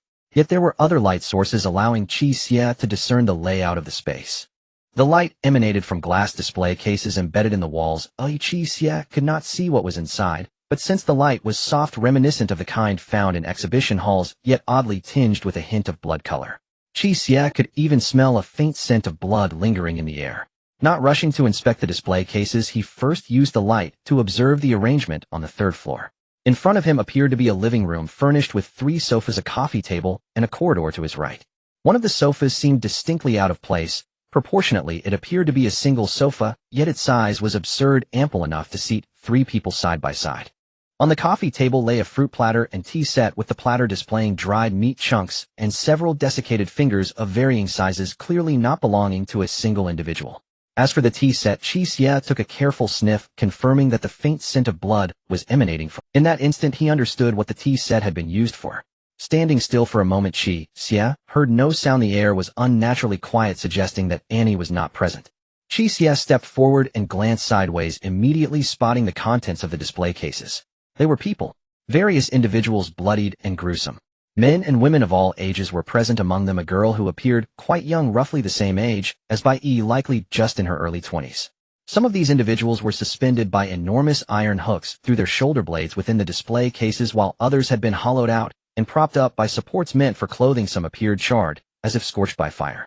Regardless of their positions, all expressions were twisted in agony, etched with unimaginable pain and despair.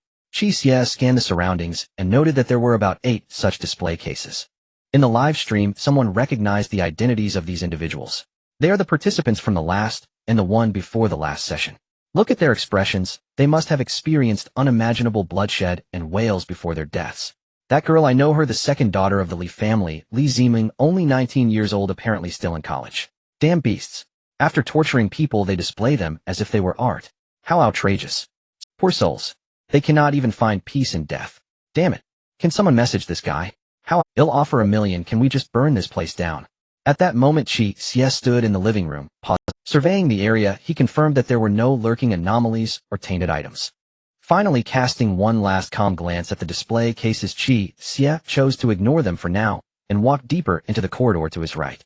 The corridor was not deep, with 2 rooms on the left and a restroom on the right. At the end of the corridor stood a strangely ominous iron door. Qi Xie didn't need to look to guess that the 2 rooms were likely Annie's and her parents' rooms, but he didn't understand why there was an iron door at the end of the corridor. Why were all the other rooms wooden doors, yet here was an abrupt iron door? Qi Xie took a couple of steps forward and kicked cleanly. Bang! The moment the iron door was kicked open, a strong scent of blood mixed with the stench of burnt flesh and charred protein rushed out. In the center of the room hung several bloodied iron hooks from the ceiling, while the walls were adorned with countless tools of torture, both familiar and unfamiliar to Qi Xie, all stained with blood, glinting with a chilling light. Qi Xie even spotted several oil drums in the corner. Looking down at the floor, it was paved with hard stone tiles scattered with large patches of dried black blood. Without a doubt, this was a prison cell, or more accurately, a torture chamber.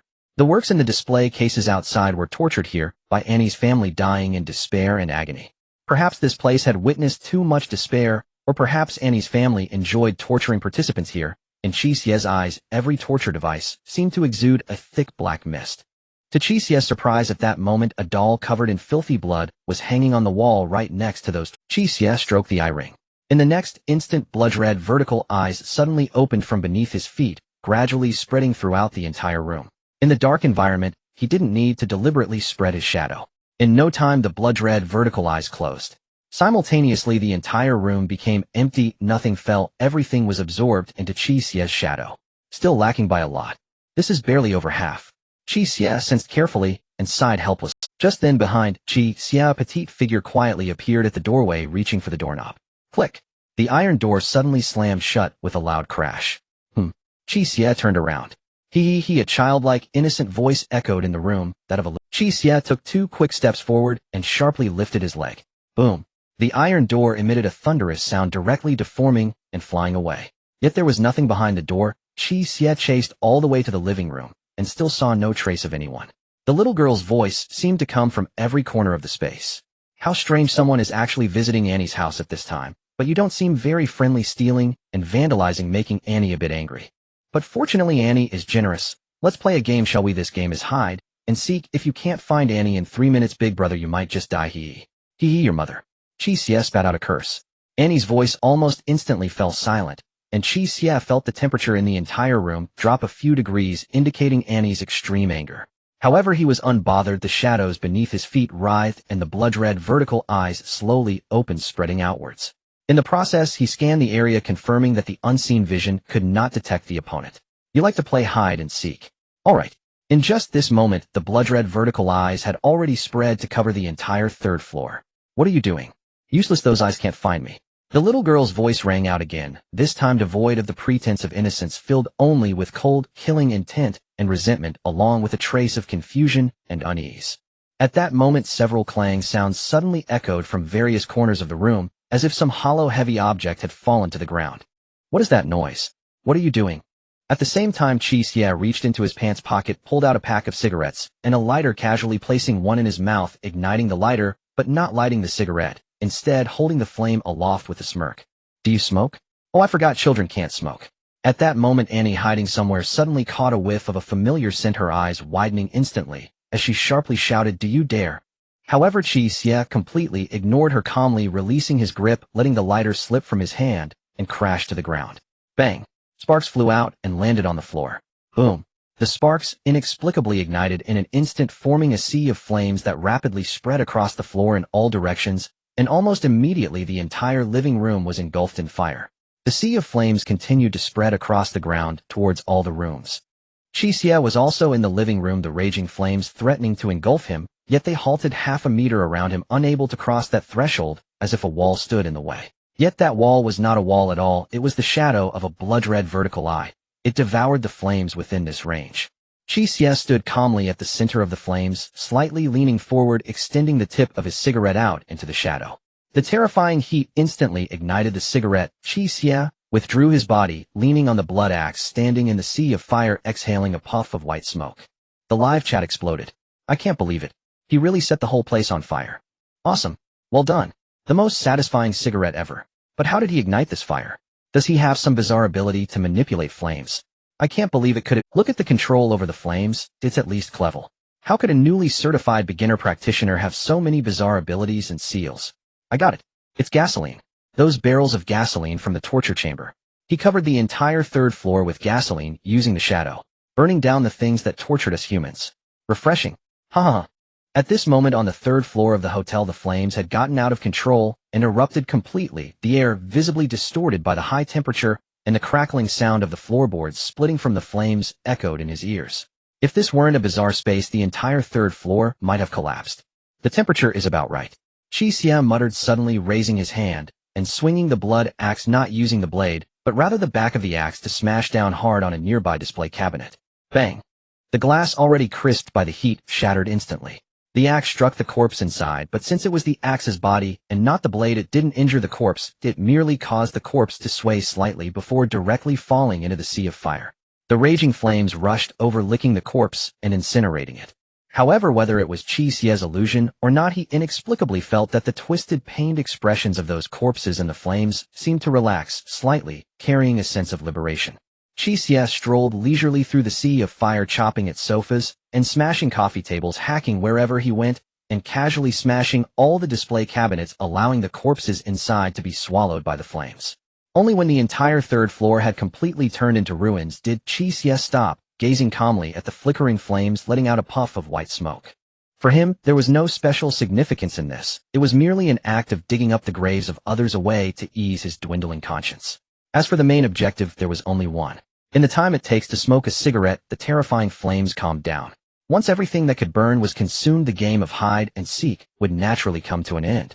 A petite figure quietly emerged behind Qi Xie, her brown hair styled in twin ponytails, appearing to be an ordinary cute little girl, yet her eyes held an immense murderous intent. Typically, participants would usually search the 1st floor, and then experience perilous searches on the 2nd floor, and only after Annie's mother had done her killings would any survivors come to the 3rd floor. Although she could also go to the second floor for safety, Sake, her father, had instructed her to wait until most people were dead before going to play on the second floor, minimizing the risk of being discovered. And now the scenario had barely begun, and someone had come knocking at her door, which was incredibly exciting. She had even begun to contemplate how to torture this reckless guy and where to display it afterward. However, this guy had actually set fire to her house. Unforgivable. You. Swish. Annie's expression froze on her face as she slowly turned around. She saw a blood axe embedded in the floor, half of the blood-red blade sunk into the ground. Turning her head, Qi Xie was still in the throwing motion, his brow slightly furrowed. No physical form again. Annie's eye twitched. What the hell is wrong with this guy? She hadn't even finished a single sentence, and he had already attacked without a moment's hesitation. Wait. Before she could finish, the blood-red vertical eye suddenly opened beneath her feet. At the same time, Annie felt the shadow under her feet suddenly come to life, writhing as if it wanted to grab her. This bizarre feeling sent a chill down her spine, the shadow beneath her exuding a malicious and mysterious aura that made her want to turn and flee. Isn't it a shadow demon? Qi Xie frowned. The shadow did not respond. This was truly troublesome. If Annie was a bizarre being, without a physical form, he would have to use the old method of capturing ghosts to deal with her. He needed to let Annie possess him, then use her own peculiar nature to suppress her to a certain part of her body, at which point he would directly offer her to the evil god. And that was why he hated ghosts. Nothing else. Although he had been reborn many times and was somewhat desensitized, the sensation of pain had not disappeared. With that thought, Qi Xie strode toward Annie. The live chat erupted in cheers. Kill it, lowly lover. That's how it's done. No hesitation, just straight into fight. It's my lowly lover, big brother. Not running away, but walking toward the enemy. Damn, treating us humans so cruelly, let them feel the taste of fear too. You guys are too excited, calm down. It seems this guy doesn't have any means to deal with this kind of spiritual entity. Maybe it's better to retreat. Retreat my ass. When has my lowly lover big brother ever been cowardly or fearful? I believe he definitely has his unique methods. Good job, lowly lover. Stay sharp. Let's show these bizarre beings some color. At this moment, Annie was also somewhat intimidated. She was only a little over 1.5 meters tall, not even as tall as some data lines. Now a young man over 1.8 meters tall, covered in blood, was aggressively approaching her, especially since she hadn't even finished a complete sentence before he had already attacked her twice. It was clearly her house that was burning. It was her first time encountering someone with a stronger desire to attack than the bizarre beings in a bizarre scenario. The oppressive feeling was indeed palpable. In the moment, she was lost in thought. Qi Xie had already stood before her, looking down coldly at her, making her feel uneasy. Here it comes. I can't wait to see what mysterious method Big Brother will use to take her down. Go for it. Show her what we humans are capable of. As Qi Xie was oblivious to the frenzied comments, he slowly raised his hand and unfastened the buttons of his collar. Huh. Annie was taken aback. The live chat momentarily went blank. 1, 2, 3. Fear and shock gradually emerged in Annie's eyes like never before. Qi Xie slowly took off the bloodstained shirt, revealing his muscular physique, honed from constant mountain running and grave digging. The camera in the livestream focused on Qi Xie. Those muscles were not something any normal human could achieve. They were a pure manifestation of a solid mountain forged by strength. The perfect curves were devoid of any excess fat, embodying sheer violence and testosterone. Qi Xie twisted his neck, producing a series of cracked sounds, and discarded the bloodied clothing. Come on, let's continue. Qi Xie looked at Annie, a chilling smile creeping across his lips. This was not the foolish act of a delinquent trying to intimidate opponents by taking off his clothes before a fight. It was a strategy to entice Annie into possessing him. Just as humanity has always utilized the strange or related products to combat the strange itself, things tainted by the strange also exert influence over it. Qi Xie once tried wearing the blood-soaked garments of a millennium-old corpse while entering a haunted house, only to find that the spirits within couldn't possess him. Similarly, the clothes he wore were thoroughly soaked with Annie's mother's blood. Annie's strange energy was not as potent as her mother's, which meant that just wearing those clothes would likely offer some resistance against Annie's intrusion. However, thinking was one thing while showing it was another. At this moment, Annie looked at Qi Xie, her petite body gradually trembling, her pupils shaking. Their family had been trapped in this instance for 5 years, having encountered and killed countless humans, some of whom broke down, some cried, and occasionally there were those with considerable skills who remained composed. What the hell is this person's situation? No other strange beings have ever mentioned needing to be cautious about such matters. When applying for a community security job, they might remind you to be wary of residents fishing. But I've never heard of a manual at a slaughterhouse or crematorium warning about potential sexual harassment from clients. The number of viewers in the live stream surged to 1,145,14. Honestly, I've watched strange live streams for years, I've seen all sorts of scenes. But I've truly never seen anything like this. Hello everyone, I just joined, what's going on? Indeed. Cherish this bizarre scene. Ooh, every glance counts. The live stream might get banned any moment now. Bro, show it who's boss. Not that way. It's a cliche, but still Lolicon enthusiasts are amazing. Lolicon enthusiasts are amazing. Lolicon enthusiasts are amazing. What do you want to do? Annie hugged her arms tightly, terror etched on her face as she stepped back. What do I want to do? Qi Xie spread his arms wide, showcasing his well-developed muscles, advancing towards Annie. Isn't it obvious? Don't come any closer. Mom. Mom. Annie cried out, her voice filled with desperation. Hiss, this is not right. Qi Xie frowned slightly, feeling a bit surprised. In the past, spirits could never suppress their instinct to possess the living. It was an instinct deeply ingrained in their souls, and the more perfect the physical body, the stronger their desire to take over. He persisted, looking intently at Annie. Do you truly feel nothing when you look at me? Should I feel something? Not even a little. Is there no uncontrollable impulse? Does the urge to kill you count? Annie's voice carried a sob. You're dead. You dare to destroy my home and bully me. My mom will tear you to shreds and put you in a display case. Mom. Rule 7. During the day, a playful Annie will engage in games at the hotel. If you encounter her, please fulfill her requests to play games. Otherwise, Annie will cry sorrowfully, and her cries will attract her mother. Normally, because Qi Xie's methods of clearing the game were too unique, Annie's cries would draw her mother from the second floor, resulting in the death of participants. However, after Annie cried for a long time, Qi Xie silently picked up his clothes and got dressed, yet there was still no sign of movement in the hallway. Stop crying, it's painful to listen. Qi Xie dug at his ears. Annie wailed sharply, it's too late to be scared now. You better wait for death. Here. Qi Xie pulled out a chunk of rotten dark meat paste from the shadows. What is this? Your mother. Annie's cries suddenly ceased. She stared blankly at the chunk of dumpling, filling her eyes widening. The familiar scent from the meat paste was unmistakable. Mom.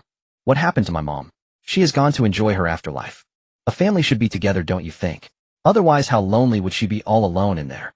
Qi Xie extended his hand, holding the meat paste, smiling gently at Annie, his gaze benign. Why, you're just bluffing. You have no means to target me. Your attacks are ineffective against me. Annie shouted through gritted teeth. Qi Xie shook his head, retracting his hand from the shadows, suddenly tossing something concealed in his palm towards Annie. Catch. At that moment, Annie was still immersed in the fear of losing her mother and instinctively reached out to catch upon here. But then she suddenly realized that a spiritual entity shouldn't be able to catch anything. Looking down, she saw a piece of human skin adorned with bizarre blood-red patterns cut into a square size that could fit in 2 hands. What is this? Annie was taken aback as the shadow beneath her feet suddenly wriggled like quicksand. Although she should have been unaffected, Annie's body began to sink violently. In the blink of an eye, half of Annie's body was already trapped in the shadows. Though she quickly released the strange piece of human skin, trying to revert to her spiritual form. But it was too late. Stay in this state for 10 seconds. Qi Xie's voice seemed to carry an uncanny power, preventing Annie from reverting to her spiritual form. No. Help. Someone save me, Dad. Help. Annie's terrified voice faded into the shadows. Only the square piece of human skin remained on the human skin handkerchief, a level 4 sealed item produced from the Handkerchief Doll instance. This item can serve as a medium, allowing the holder to establish contact with certain entities, ignoring some basic restrictions, and making reasonable requests. Due to its mediating properties, even spiritual entities can touch it.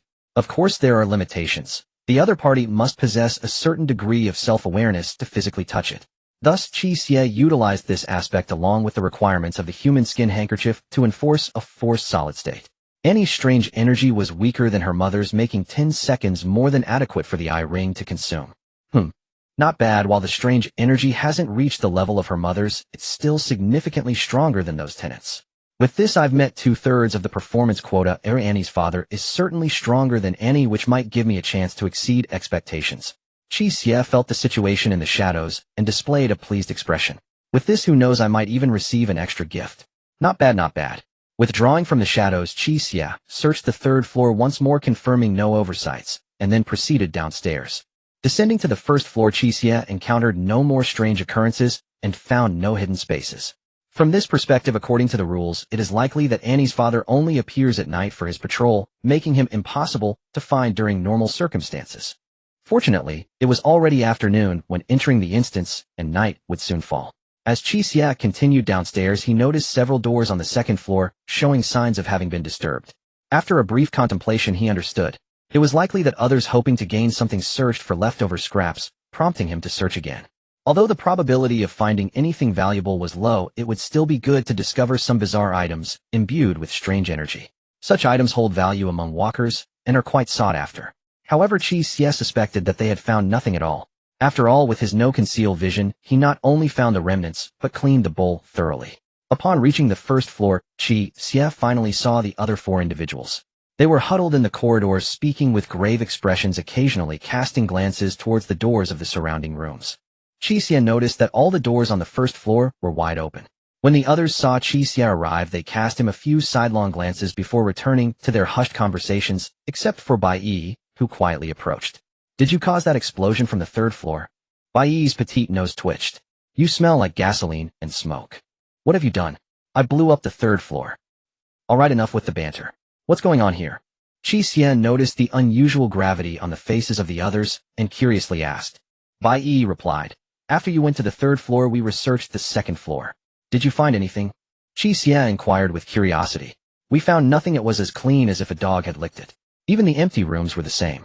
It's really strange. Were those bizarre entities all born from poverty? They left the place way too clean when they left." Bai Yi said seriously. "Qi Xie, that tiger brother was unwilling to give up and wanted to search again, but it's getting dark now."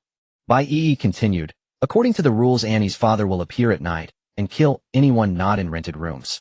So we decided to return to our original rooms, but now we can't identify our rooms anymore." "Can't identify our rooms?" "That's right." Bai Yi pointed to the nearby door. "The room number is 101. She moved her finger to the right, pointing to the next door. "That room number is 102. Qi Xie looked down the line of rooms. The entire right-hand side's room numbers from the stairs to the entrance were 1, 2, 3, 4, 5. The left-hand side was similarly numbered 6, 7, 8, 9, 10. However, Qi Xie recalled that the layouts of the 1st and 2nd floors were clearly the same, with odd numbers on the right, 1, 3, 5, 7, 9, and even numbers on the left. The arrangement of the rooms has changed. It appears so, which raises a question. Bai Yi said, "Did the rooms change along with the numbers, or just the door numbers? The rooms we initially appeared in were in rented status, and now we can't tell which room was ours when we first arrived. If we choose the wrong room, we'll be attacked by Annie's father." Qi Xie's expression remained unchanged, and he blinked. "But from another perspective, if I choose the wrong room, Annie's father will actively come looking for me, right? Delivery can still be made to your door, which is a good thing." However, Bai Yi seemed a bit anxious. That tiger brother said that Annie's father is the strongest presence in this instance, far superior to Annie's mother. He said that last time there was a participant named Li Ziming from the Walker family, the Li family, who carried a level 4 ceiling item given by his family, and he died in the instance. Annie's father seized control of that level 4 ceiling item, raising his strength to near the danger level, which upgraded this instance to a restricted level. That's a bizarre existence close to the danger level. So you must not act recklessly. It could lead to death. Recklessly? I can't help it. There's still an evil god at home, waiting to be fed. Qi Xie muttered to himself, quickly walking a few steps to room 104, which was previously his room 107 when he entered the instance. Opening the door revealed the same furnishings as the other rooms. Qi Xie looked around and finally casually asked while glancing at the ceiling, "Did this instance ever have such a mechanism before?" "A mechanism that changes rooms or room numbers to confuse participants. I'm not sure, but that tiger brother seemed to have seen a guide for this, and he said it didn't exist before." "It didn't exist before?" Qi Xie turned to look at Bai Yi. Bai Yi shook her head. "No, but instances themselves often undergo adjustments, whether large or small. Moreover, this instance appears to be a newly upgraded restricted level, so changes in rules and mechanisms are quite normal." "I see." Qi Xie nodded, but a strange thought gradually surfaced in his mind. Was it really necessary for the instance to have this mechanism? From the situation on the 2nd floor, it was clear that empty rooms could be inhabited by the bizarre entities. Undoubtedly, these bizarre entities would obstruct the participants' searches and explorations during the day. At night, Annie's father's aim in wandering was evidently to hinder the participants' exploration. Thus, it was already predetermined that both daytime and nighttime explorations for the walkers would be fraught with difficulties. In the absence of Qi Xie, clearing the 2nd floor participants would have to bravely venture out to explore in order to complete the instance. This had already formed a complete killing mechanism covering both day and night. Therefore, the existence of this rune-changing mechanism seemed somewhat redundant. What was its purpose? After all, as long as one walker not in room 1 or 10 left a clear mark in a room, the arrangement could easily be deduced, revealing whether the rooms had changed or just the door numbers. So did the existence of this mechanism serve only to make walkers expend some brain cells before nightfall? A strange hypothesis surfaced in his mind. But it was only a hypothesis that needed verification. After thinking for a moment, Qi Xie suddenly said, "You go back and discuss with them normally, just pretend I don't exist." Bai Yi was taken aback. "What does that mean?" "The literal meaning," Qi Xie said as he walked toward the front desk. "You should see that I have an unreasonable obsession with the bizarre, so no matter what you discuss, or which rooms are good or bad, it has nothing to do with me, because I will certainly try to hunt down Annie's father." As he spoke, Qi Xie had already arrived at the front desk, and began to explore and examine the area. You want to actively hunt down Annie's father?" Bai Yi's expression shifted slightly, although she could indeed sense Qi Xie's seemingly abnormal fixation on the bizarre. Hearing that he planned to actively hunt down a being close to the danger level still felt somewhat absurd. "Yes." While moving, Qi Xie continued, "So what you can do now is return to that small group, follow their discussions and deductions, and find a safe room as insurance. That way even if I die it won't implicate you." Bai Yi's lips moved a few times as if she wanted to persuade him again, but in the end she only uttered a single sentence, "Be careful then." She was unaware of the existence of the evil god, thus she could not understand Qi Xie. After a moment of silence she added, "If you die, I will be in danger too. Hey, if there's anything in this instance that can kill me, you might as well find a good place to lie down and wait for death." Qi Xie smiled, and waved his hand to dismiss Bai Yi. She took a deep breath and turned back to the others. The three of them glanced at her, evidently having noticed her recent conversation with Qi Xie. Hu Ge was the first to speak. "What were you discussing? Does that big shot have any good ideas?" The term big shot was pronounced with a slight emphasis tinged with sarcasm. "Nothing," he said. "He couldn't distinguish either, and we need to figure it out ourselves." Bai Yi shook her head, not revealing the truth. She was afraid the others would cause trouble for Qi Xie when he was dealing with the anomaly. "I said long ago that the kid is a lone wolf. He has some skills, but he's too arrogant and doesn't care about the big picture, not comparable to our Hu Ge." The spirited young man flattered while mocking. "Do you enjoy sticking your warm face to a cold butt? Why not stick to mine? My butt is warm." Bai Yi closed her eyes, ignoring him. The spirited young man, feeling embarrassed after being ignored, became a bit angry. "Hey, I'm talking to you. Are you mute? You idiot, die." Bai Yi coldly looked at the spirited young man. "Damn, you foul chicken." The spirited young man raised his hand as if to slap her. Qi Xie's movement of rummaging through the front desk paused for a moment. The shadow beneath his feet suddenly opened its blood-red vertical eyes and was about to pounce in that direction. Though he needed Bai Yi to maintain her status within the small team to verify his conjecture, she was still his benefactor, and he couldn't let anyone attack her carelessly. With money comes responsibility. He still had professional ethics in this regard. However, looking at the spirited young man's actions, Bai Yi's small face showed no signs of panic. She merely watched him coldly and said, "I have a way to confirm the room." Suddenly a solid hand grasped the spirited young man's wrist. He was taken aback and looked at the owner of the Hu Ge. Hu Ge ignored the spirited young man and looked at Bai Yi. "Can you confirm the room?" Bai Yi said nothing, only coldly stared at the spirited young man across from her. Hu Ge glanced at the spirited young man, and then returned his gaze to Bai Yi, suddenly smiling. "We are all a team. Being chosen to participate in the same instance is a kind of fate. So no matter what, the priority is to unite and work together to overcome the current difficulties. Don't you think so?" As he spoke, Hu Ge's grip tightened on the spirited young man's hand, producing a cracking sound of breaking bones. The spirited young man's face turned pale, cold sweat rolling down his forehead, yet he was too frightened by Hu Ge's murderous gaze to say a word, only biting down hard on his teeth and holding on. "Yes. Right. We are all in this together. There's no need for infighting. Being amicable brings wealth, and everything will be fine." The office worker seemed a bit flustered by the tense atmosphere, awkwardly trying to ease the situation. "Yes, little sister, if you have any issues, let's not hide them. Just say them, and we can discuss it together." Hu Ge released the completely flattened wrist of the spirited young man, smiling at Bai Yi. The spirited young man covered his wrist, gasping in pain, glaring at Bai Yi with resentment, seemingly blaming everything on her. However, the resentment in his eyes flickered and then disappeared as he lowered his head, not daring to speak again. "Little sister, do you think this is enough? If it's not enough, should I beat him up again to let off some steam for you?" Hu Ge said with a smile. "No need." Seeing that her goal had been achieved, Bai Yi no longer remained silent. Instead, she raised her right hand, revealing an ordinary-looking jade bracelet. The next second, the jade bracelet suddenly vibrated, and a dazzling emerald light erupted, enveloping Bai Yi. The light dimmed, and Bai Yi along with the jade bracelet vanished from sight. Soon the sound of a door opening was heard. Everyone turned their heads to look in the direction of the sound, only to see Bai Yi stepping out from a guest room. At this moment, she also wore a jade bracelet on her left wrist identical to the one on her right wrist. It was evident that this bracelet was also a sealing item with special effects. This is a level 4 sealing item called Lianji, Bai Yi raised her wrists, showcasing the ordinary-looking jade bracelets, explaining, "The effect is that wearing one can teleport the wearer to the location of the other jade bracelet. I left one of the jade bracelets in my room at the beginning as insurance." Upon hearing this, everyone had different expressions. The office worker's expression remained unchanged, seemingly still recovering from the previous atmosphere. The spirited young man looked shocked, glancing at Bai Yi with confusion, not expecting her to have such a trick up her sleeve. Hugo stared intently at the jade bracelet, his eyes filled with greed. The livestream viewers also saw the scene, buzzing with discussion, as if this jade bracelet was quite famous, a sealing item that can teleport. This is a rare and sought-after item. In an Eerie instance, a sealing item that can help escape danger at any time is indeed a lifesaver. Unfortunately, it's only level 4, so the teleportation distance is likely limited. This jade bracelet looks familiar. Isn't it the sealing item from the previous Death Academy instance? It seems it was brought out by a walker from the Redemption Guild. Why does it end up in her hands? Little sister, are you from the Redemption Guild?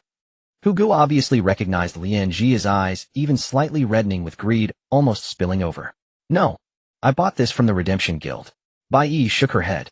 You managed to buy a level 4 sealing item. Are you a rich lady? Wait, if you have this, why didn't you mention it before? As he spoke, Hugo suddenly realized something, and subtly glanced at Qi Xie, who was rummaging through the front desk. The greed in his eyes slightly faded, replaced by a hint of caution.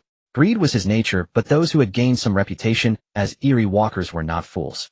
I didn't mention it before to guard against others. I was specifically waiting for that kid to appear before revealing Lian Ji. Perhaps some transaction had already been made between them, allowing this little lady to gain protection. Hugo cautiously pondered for a moment and retracted his thoughts of borrowing Lian Ji. Of course, there was a chance he was overthinking it, but he did not want to take the gamble. If he won, the reward would only be a level 4 sealing item. If he lost, given Qi Xie's displayed combat prowess, he wasn't foolish enough to think he could resist. Betting his life against a level 4 sealing item was not worth it. At the front desk, Qi Xie had already retracted his shadow and silently glanced at Bai Yi, internally raising his evaluation of her. She is a clever person possessing various resources. She might be a suitable resource channel. Meanwhile, Bai Yi paid no attention to the reactions of the others, quietly looking at the number on the door. It was 103. My original room was 103, Bai Yi said. It seems that the room has changed along with the doorplate. As long as we follow the doorplate, we can just return to our original room, she continued. It's all thanks to you, little sister. Otherwise, we big rough men would just be staring at each other here. Hugo nodded, a kind smile on his face as he reached out to Bai Yi. Thank you. Consider this a favor from me, Hugo. After we get through this instance, let's exchange contact information. If you need anything, just call me. Bai Yi looked at his hand, without replying, a cold smile in her heart. A favor? She feared he saw the sealing item in her hand and deemed her or her family valuable enough to befriend, wanting to get in on her connections. Seeing that Bai Yi didn't respond, Hugo's warm face turned cold, a hint of dissatisfaction flickering in his eyes. He awkwardly chuckled twice and withdrew his hand. The corporate worker observed Hugo's expression and hurriedly stepped in to ease the tension. Aha, everyone, I think it's getting late. Why don't we head into the rooms first? You have a point. Let's do that. We'll each go to our rooms and avoid Annie's father for now. Hugo, after speaking, he coldly glared at Bai Yi before turning and walking into the room marked 106. The spirited young man also headed towards 104. As he passed by Bai Yi, he appeared to unintentionally bump hard into her shoulder. Bai Yi stumbled slightly, nearly falling, clutching her painful shoulder with a frown. I'm sorry. I didn't mean to, the spirited young man said with a smug grin. Not your mother.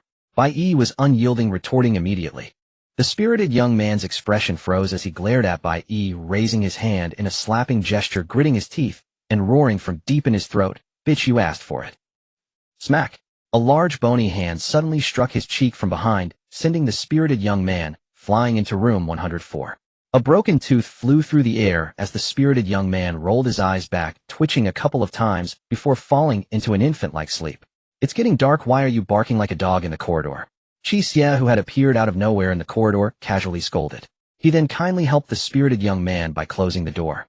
Bai Yi sighed in relief as she watched Qi Xie about to say something, but he walked past her without a sideways glance. A fleeting sensation on her wrist caused Bai Yi to pause. She said nothing and quietly returned to room 103, shutting the door. The corporate worker had already reached the door of room 101 and saw Qi Xie, so he kindly reminded him, "Brother, the rooms changed along with the door plates. Just follow the door plate back." "Okay, thanks for the reminder." Qi Xie smiled and nodded, opened room 107 and closed the door behind him. The corporate worker then returned to room 101. With all five returning to their rooms, the corridor fell completely silent. However, an inconspicuous shadow suddenly stretched out from under the door of room 107, moving along the corner to the door of room 104, and slipped inside. The shadow lingered for a second before retracting, leaving behind an ordinary jade bracelet on the floor of room 104. Next comes waiting for the result, and inside the room, Qi Xie dragged over a chair, placed it facing the door, sat down with a thud, and lifted his hand, revealing a bloodied axe in his grasp. He then pulled out a hard whetstone from the shadows and began sharpening the blade, waiting for the harvest. Time passed into the night. The inn had no windows, only the old dust-covered wall lamps casting a dizzying yellow light. Zzz. The sound of unstable electricity crackled, and the yellow light flickered violently before extinguishing completely. The corridor plunged into a pitch-black silence. Creak. The wooden door next to the front desk, which had been impossible to open during the day, slowly turned, emitting an old grating sound. Tap, tap, tap.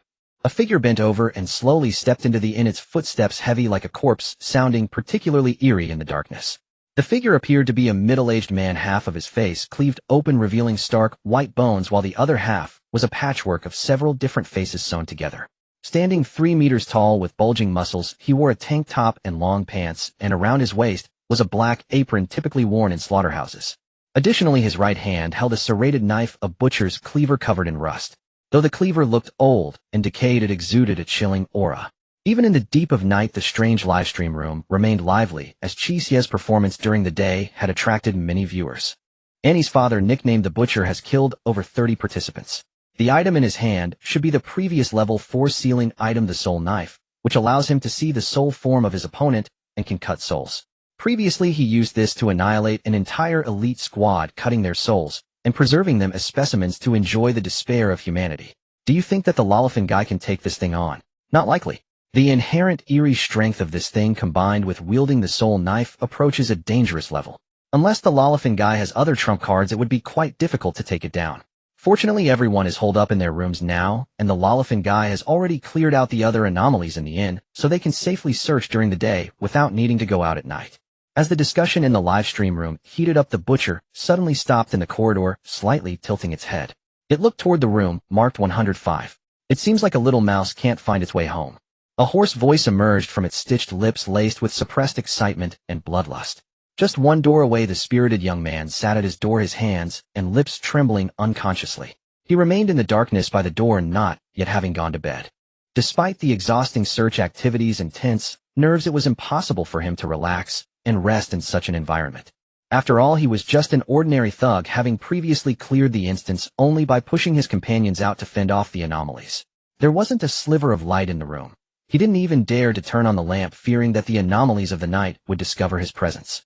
At this moment, his lips were pale, his heart racing, and his ears ringing. Why? Why did the footsteps stop at my door? He fought to suppress the unease in his heart, doubting whether he was too tense and imagining things. He leaned against the door, trembling as he tilted his head, pressing his ear against the door to listen for any sounds outside. Click. A crisp sound accompanied by a sharp jolt in his body, his eyes slowly dropping. A rusted cleaver pierced through the door, puncturing his throat. The camera follows Annie's father, and the live stream instantly erupts with excitement. What the hell? Something's off. Why is the Butcher starting to kill? Could it be the room is wrong? Or is the new mechanism not determined by the room? Damn it, this new dungeon has no reliable strategy. It's over. Do you think it's just his room that's wrong? Or is it everyone's room that's wrong? No way. Although the atmosphere in the live stream grew increasingly tense, the eerie actions within the dungeon continued unabated. Butcher drew his cleaver, the tip stained bright red. He held the blade horizontally before his head, extending his tongue to greedily lick the blood off the blade. Holding this soul blade, he could see through souls and spotted a frail human on the other side of the door, clutching their neck that was gushing blood, collapsing and convulsing on the ground. The despair and fear of a human at the moment of death. It's the sweetest scent in the world. Butcher could hardly contain himself, kicking open the door to drag the individual back to the 3rd floor to hang them on a hook, carving their flesh into beautiful art specimens. But not yet. There are other mice to catch. With so many lost mice this time. It's simply a bountiful harvest. Step, step. The footsteps echoed again in the corridor, but after just a few steps they stopped. This time it was room 106. Butcher grasped the doorknob, slowly pressing down and pushing it open. Creak. The door opened slowly, a glimmer of light seeping from the depths of the room, illuminating the bulging quilt on the bed. It seemed the occupant was still in a deep sleep, undisturbed. Butcher stepped inside, and in the next moment the sound of a dagger slicing through the air rang in his ears. The figure on the bed was not Tiger Brother, but rather a decoy set up by him to divert attention. The Real Tiger Brother had been hiding in the visual blind spot behind the door waiting to launch a surprise attack. Swish. However, Butcher simply lifted the cleaver in his hand, positioning it beside him, accurately blocking the incoming dagger. Clang. The clash of sharp weapons produced a crisp sound. Tiger Brother missed his strike, quickly retracting the dagger and attacking again, slashing and stabbing, targeting the throat, eyes, and chest with lethal precision. His movements leaving afterimages. Butcher was tall, and at the entrance he was constrained by his bent posture, limiting his actions, forcing him to hurriedly parry with his cleaver. Clang. Clang. Relying on the broad blade of the cleaver to block 2 strikes, the remaining thrust was unavoidable, viciously plunging into Butcher's chest. Thud.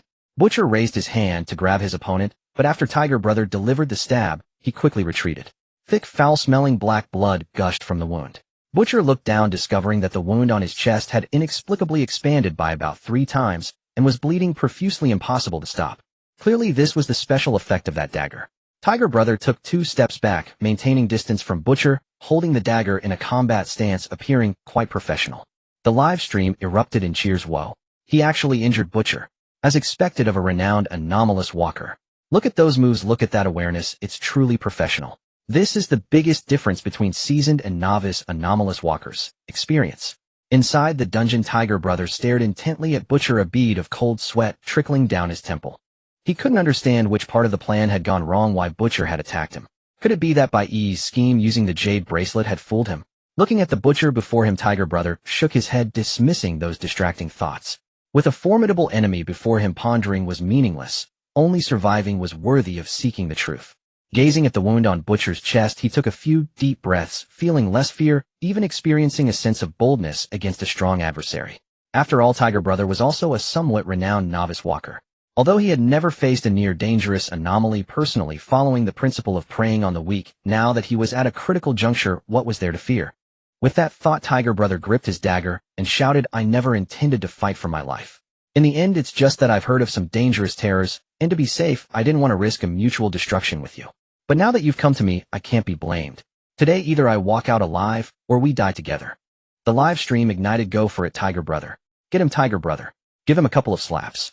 Let him know we novice walkers aren't soft persimmons to be bullied. If you ask me, although that lala-loving guy is indeed strong unknown, he might not be able to beat Tiger Brother, right? After all, in terms of experience, Tiger Brother has the advantage. That lala-loving guy has always just charged in recklessly. Go for it, Tiger Brother. Show him some real power. I don't know if it's some kind of providence, but the encouragement from the live stream really seemed to affect Tiger Brother.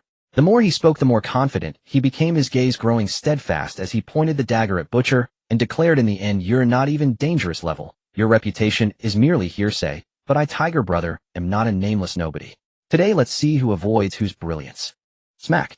Butcher slapped Tiger Brother away.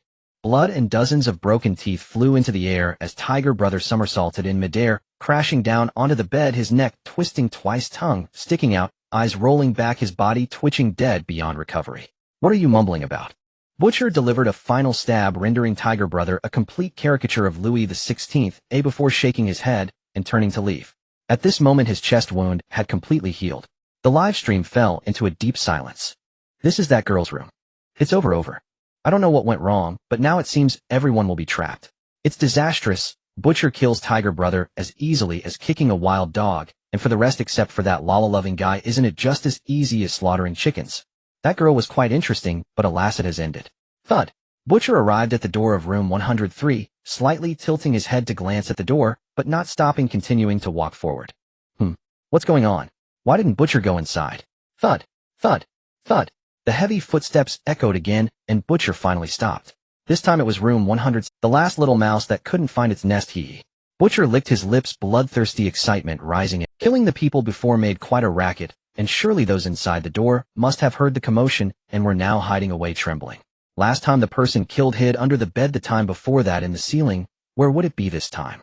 Grasping the doorknob, he gently pressed down and pushed inward. Butcher smirked and spoke in a low voice, "Little mouse, have you hidden well? Daddy is coming to find you now." The door opened. A man was sitting there smoking, facing the door with legs spread, one hand propped up with a blood-red axe towering high, the other hand resting on his knee. The axe blade gleamed with a chilling light, and remnants of what appeared to be various body parts were still stuck on the man's hair. Face and body were all covered in dried, filthy blood, making him look like a demon clawing. Qi Xie looked up, glancing at him, and in a gentle tone, said, "Finally, here I've been waiting for you for a long time." Butcher abruptly slammed the door shut again. Butcher's skin twitched twice, gripping the soul blade tightly, its chest heaving as a murky light flashed deep within its eyes. It activated the bizarre skill of soul perception. That blood-soaked axe. And that appearance just pulled from a blood pool. So bloody and terrifying. Butcher's skin twitched twice, gripping the soul blade tightly, its chest heaving as a murky light flashed deep within its eyes. It activated the bizarre skill of soul perception. In the end, it's merely human. Who are they trying to scare with their tricks? After hesitating for a moment, it pushed the door open again, eyes glowing with murky light as they gazed at Qi Xie. Qi Xie was still sitting there looking a bit dazed, seemingly not understanding why it had suddenly closed the door. In the butcher's eyes, Qi Xie's figure was a completely unclear shadow, like a mass of ink so thick it couldn't dissolve. Countless slippery shadow tentacles writhed menacingly from the darkness. Those tentacles bore patterns that made one feel dizzy and nauseous at a glance, and in the next moment it seemed to sense someone watching. A blood-red vertical eye suddenly opened in the darkness, staring at it.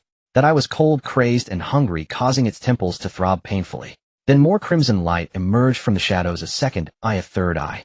Eventually, even the tips of the shadow tentacles manifested blood-red vertical eyes writhing towards it, seemingly intent on dragging it into the abyss-like darkness. Bang! The butcher slammed the door shut again, gripping the doorknob tightly as it pushed outward, gasping heavily. What on earth is that thing? That thing inside can't possibly be human, right? It just leveled up to a restricted dungeon. What random stuff did it get thrown into this time? You damn well better pick good participants for me. The entire live stream was left in confusion. What's going on? The butcher is acting like it's seen a ghost. Don't mention it, that guy inside does look quite eerie. A man more butcher-like than the butcher. How could a near-dangerous entity be so spooked just because the other looks creepy? Its expression now resembled that of someone in a horror movie who has discovered their home is haunted. Eerie, there's someone in the house. Inside the dungeon, Butcher felt a drop of cold sweat trickle down its forehead. Swallowing hard, it pressed its ear against the door, hearing footsteps from within, its heart instantly clenching. The footsteps stopped behind the door, falling silent. In the next second, Butcher felt the doorknob in its hand move twice. Evidently, the person behind the door was trying to open it. But because Butcher held the doorknob tightly, they were unable to succeed. The person inside pulled twice again, then seemed to give up and fell silent. Butcher was terrified, listening until the sounds inside disappeared before finally letting out a breath, feeling a hint of absurdity in its heart. This was supposed to be its role. How did the roles switch? But luckily it had already exited the room. As long as it didn't go back, and that non-human entity inside shouldn't be insane enough to chase it out. Let's just say today I'm in a generous mood, and we'll let the other side off. Just as Butcher was looking for excuses to comfort itself. Bang! Suddenly, accompanied by a chopping sound with chips flew and a blood-red sharp axe blade suddenly cleaved through the door. Butcher's body jolted. The gleaming axe blade was just a centimeter away from its head. Crack, crack. The blood axe shook twice, was pulled back, and then struck the gap again. With every strike of the blood axe, the door shook and Butcher trembled. With each chop it shook, until the gap was large enough. A blood-red eye suddenly pressed against it, staring intently at it. While that fleeting glimpse just now really wasn't mistaken, it truly contains quite a good amount of eerie energy. You alone can account for 2/3 of the quota. A gentle voice came from the gap, yet to Butcher it felt exceptionally sinister. As the words fell, that eye disappeared from the gap. In the next second, shadows filled with blood-red vertical eyes suddenly surged out from the opening. Butcher could even feel that each vertical eye was watching it, filled with endless malice. This sinister scene finally became the last straw that broke the camel's back for Butcher. It let out a roar and turned to flee towards the staircase. Just as it reached the second floor, it heard the sound of the wooden door being completely smashed below, sending chills down its spine and making it run even faster. It arrived at the workshop at the end of the second floor corridor, shouting, "Wife, hurry and come with me. There's a monster downstairs." However, in the next moment it froze. The workshop was completely empty. Literally, even the floor had sunk down a layer. Because it was too clean for a moment, it could only think of one thing. Why didn't its wife tell it about the renovation? However, before it could think further, the faint sounds coming from the staircase made it shudder. When? That was the sound of metal dragging on the stairs, one after another, like the countdown to death. Butcher hesitated for a second, gritted its teeth, and rushed towards the staircase, heading to the third floor before the person below appeared. Since Mama Annie wasn't in the workshop, she must be on the third floor. Just in time, Annie was also on the third floor. They could escape together with the wife and child. Bang, bang, bang. The sound of metal dragging echoed in the staircase, following closely behind, neither far nor near like a cat playing with a mouse. Butcher finally stepped onto the third floor, but the sight before it instantly made its pupils constrict. The heavy wooden door had been chopped into splinters, dark and seemingly scorched, burned into charcoal. Behind the door lay a ruin of blood and black ashes, faintly revealing the shape of the living room. Tears instantly welled up in its eyes. That was the place that held the memories of their family. Once upon a time it sat on that large sofa, watching with a kind smile as its daughter learned the art of flaying human skin under its wife's guidance. Its daughter, with a finger snack in her mouth, skillfully flayed the participant's skin, the other's screams serving as a beautiful background music mixed with the laughter of their happy family. When Butcher turned to look back, Qi Xie dragged the blood axe, standing behind with a mocking expression. "Run, why don't you continue to run? You beast! Demon! What have you done to my wife and daughter?" The surge of anger overwhelmed the fear as Butcher roared at Qi Xie, tears still glistening at the corners of its eyes. "Ah, you mean those two?" Qi Xie raised the blood axe, indicating for it to look at the meat chunks on the axe, a smile on his lips. "I flayed your wife alive into minced meat." Her screams could be heard throughout the building. "As for your daughter, hee. When I was looking for her, she kept calling for daddy." Qi Xie stared intently into Butcher's eyes. "Until the end, your daughter thought you would come to save her. Isn't this plot wrong?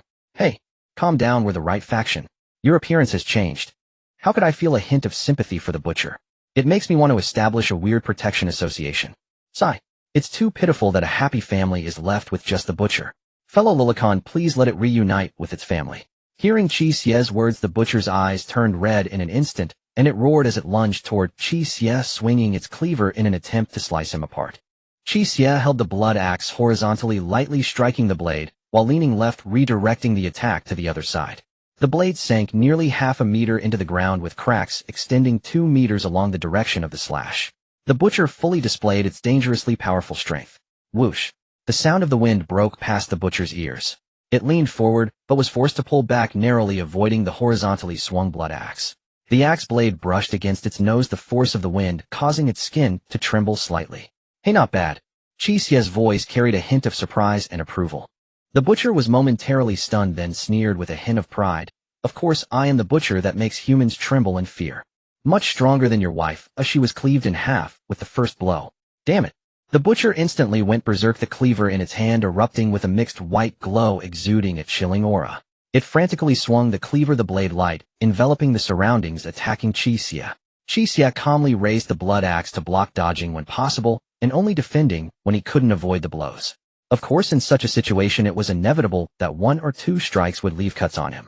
With Qi Xie's regeneration abilities, such wounds should have healed in an instant. However, Qi Xie noticed that his wounds were slowly writhing, healing at a noticeably slow pace.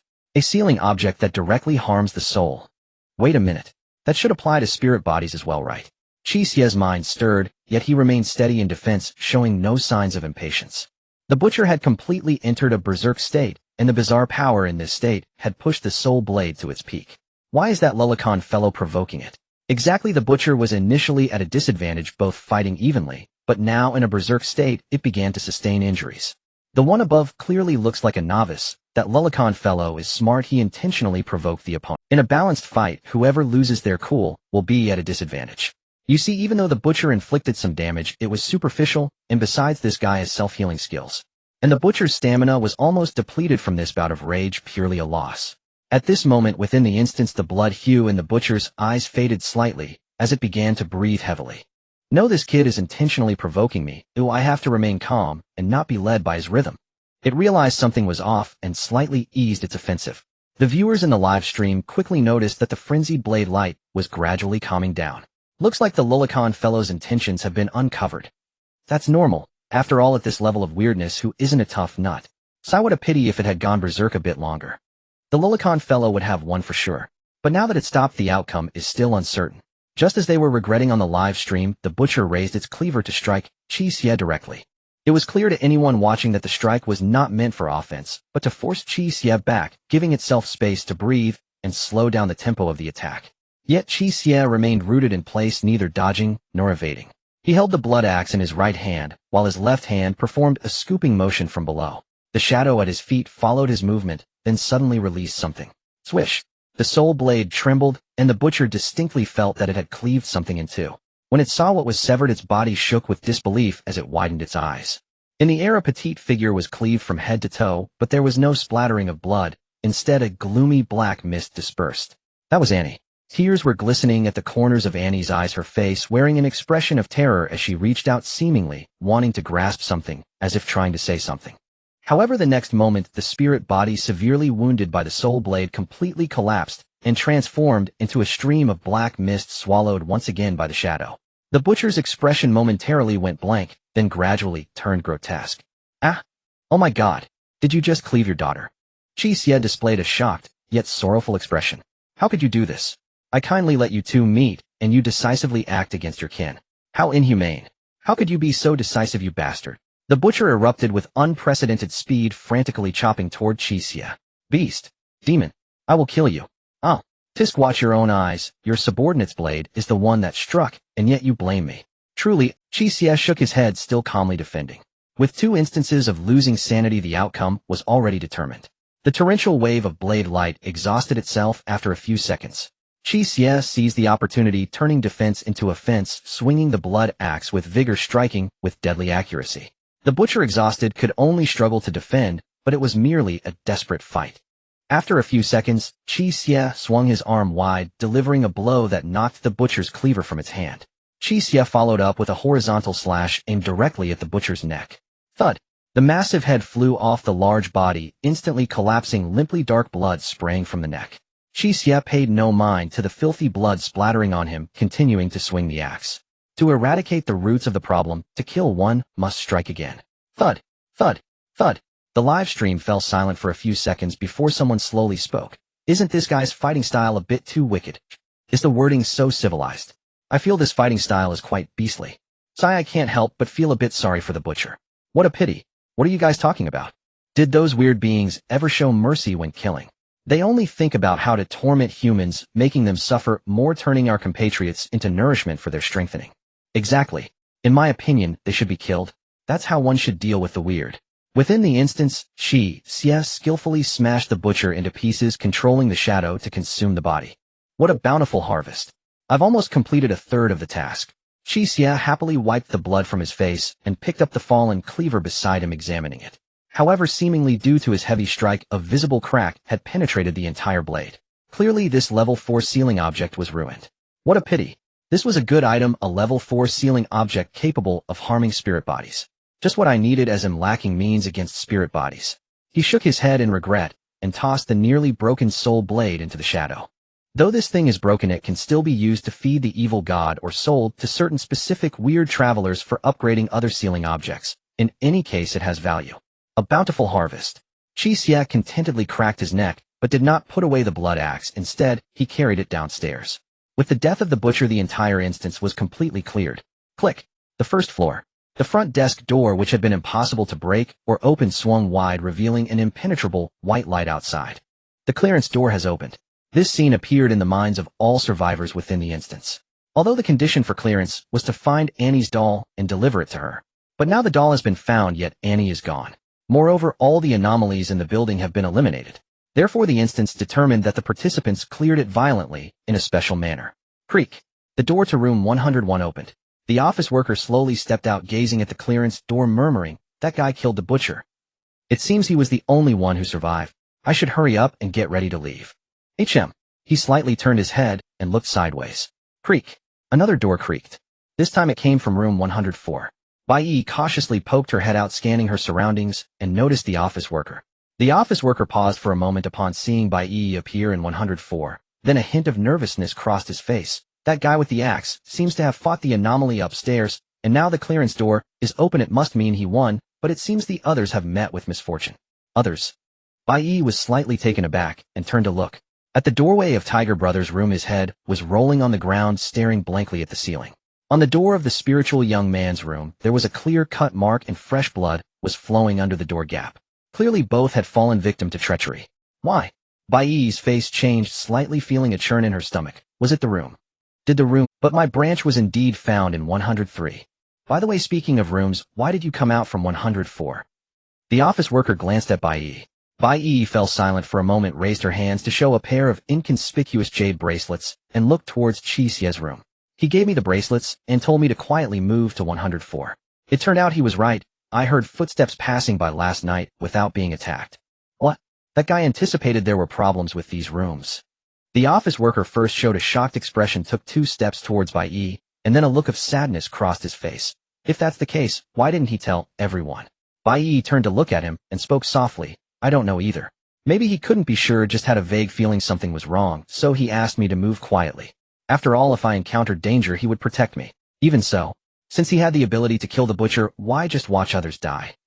The office worker took 2 more steps towards Bai Yi, his expression filled with anger. Clearly, if we had 1 more hour, everyone could have left together. Bai Yi frowned at him, remaining silent as if lost in thought. The greater the power, the greater the responsibility. The office worker sighed, seemingly casually stating, I just don't understand, since that guy with the axe is so strong, why doesn't he go directly to find the anomaly? If he stepped up, no one would die. His words resonated with some people in the live broadcast room. I feel he's right. Exactly, it wouldn't take much effort to save someone. After all, he's also going after the butcher. What's the point of saving a girl? Isn't that gender discrimination? Our lives matter just as much. Is the one upstairs an idiot? That girl paid to avert disaster. What obligation does she have to save you all? Exactly. Moreover, does either of those two even resemble good people? Isn't this self-inflicted?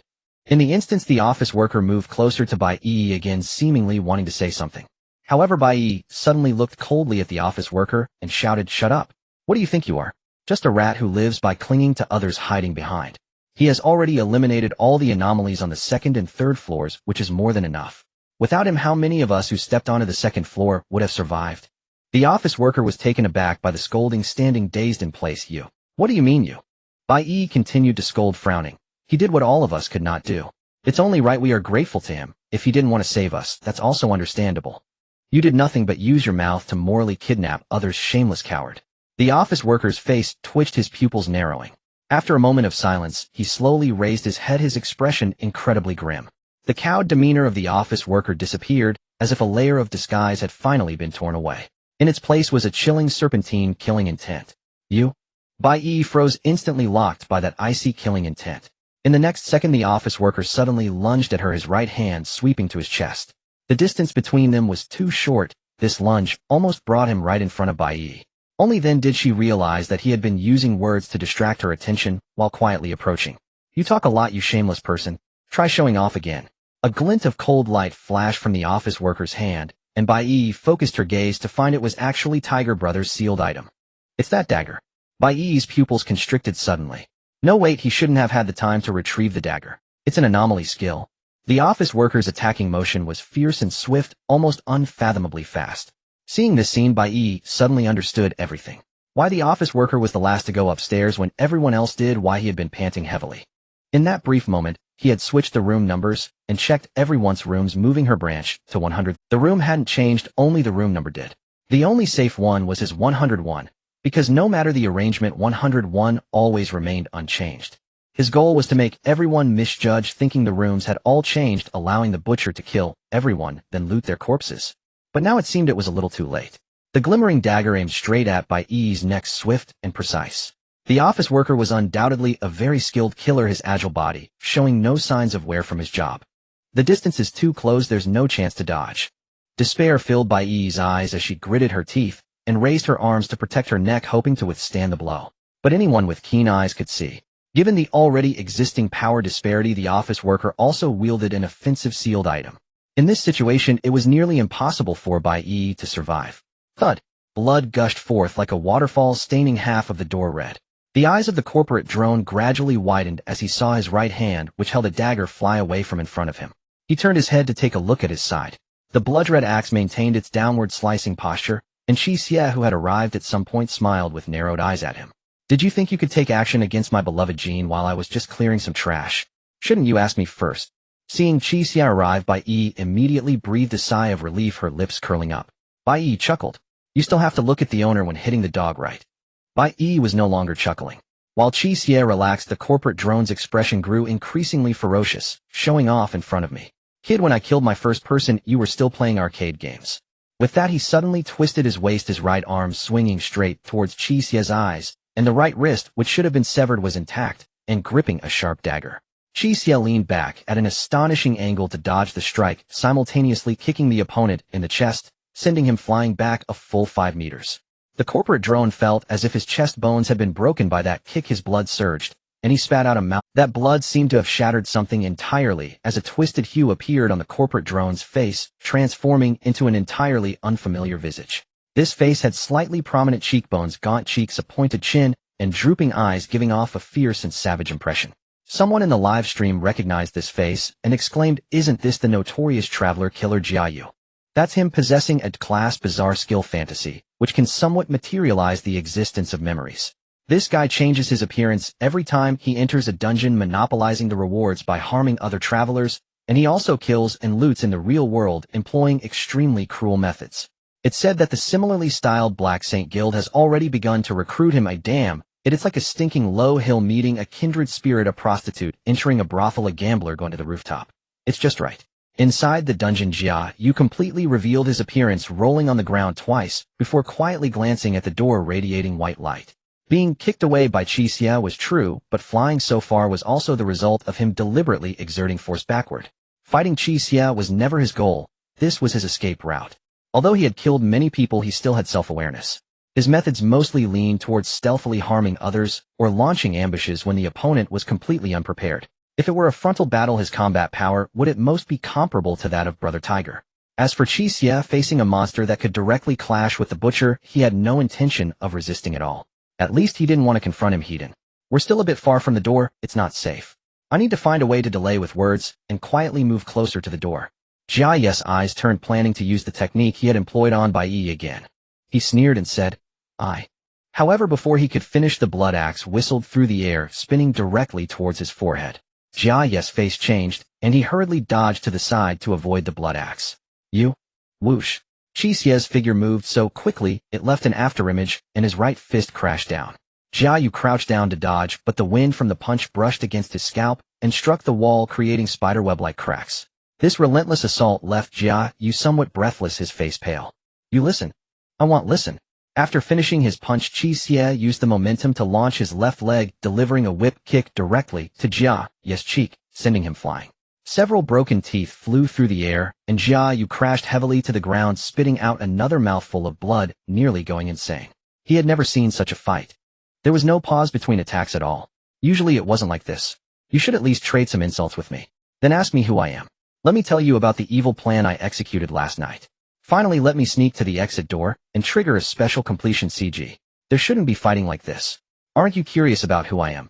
Qi Xie struggled to shout this out. "I don't care who you are, anyway, you're no good. If I kill you, I can investigate later." Upon hearing this, Qi Xie's eyes went dark. It wasn't anger, it was that he had been punched in the face again. After taking this punch, Qi Xie once again flew away.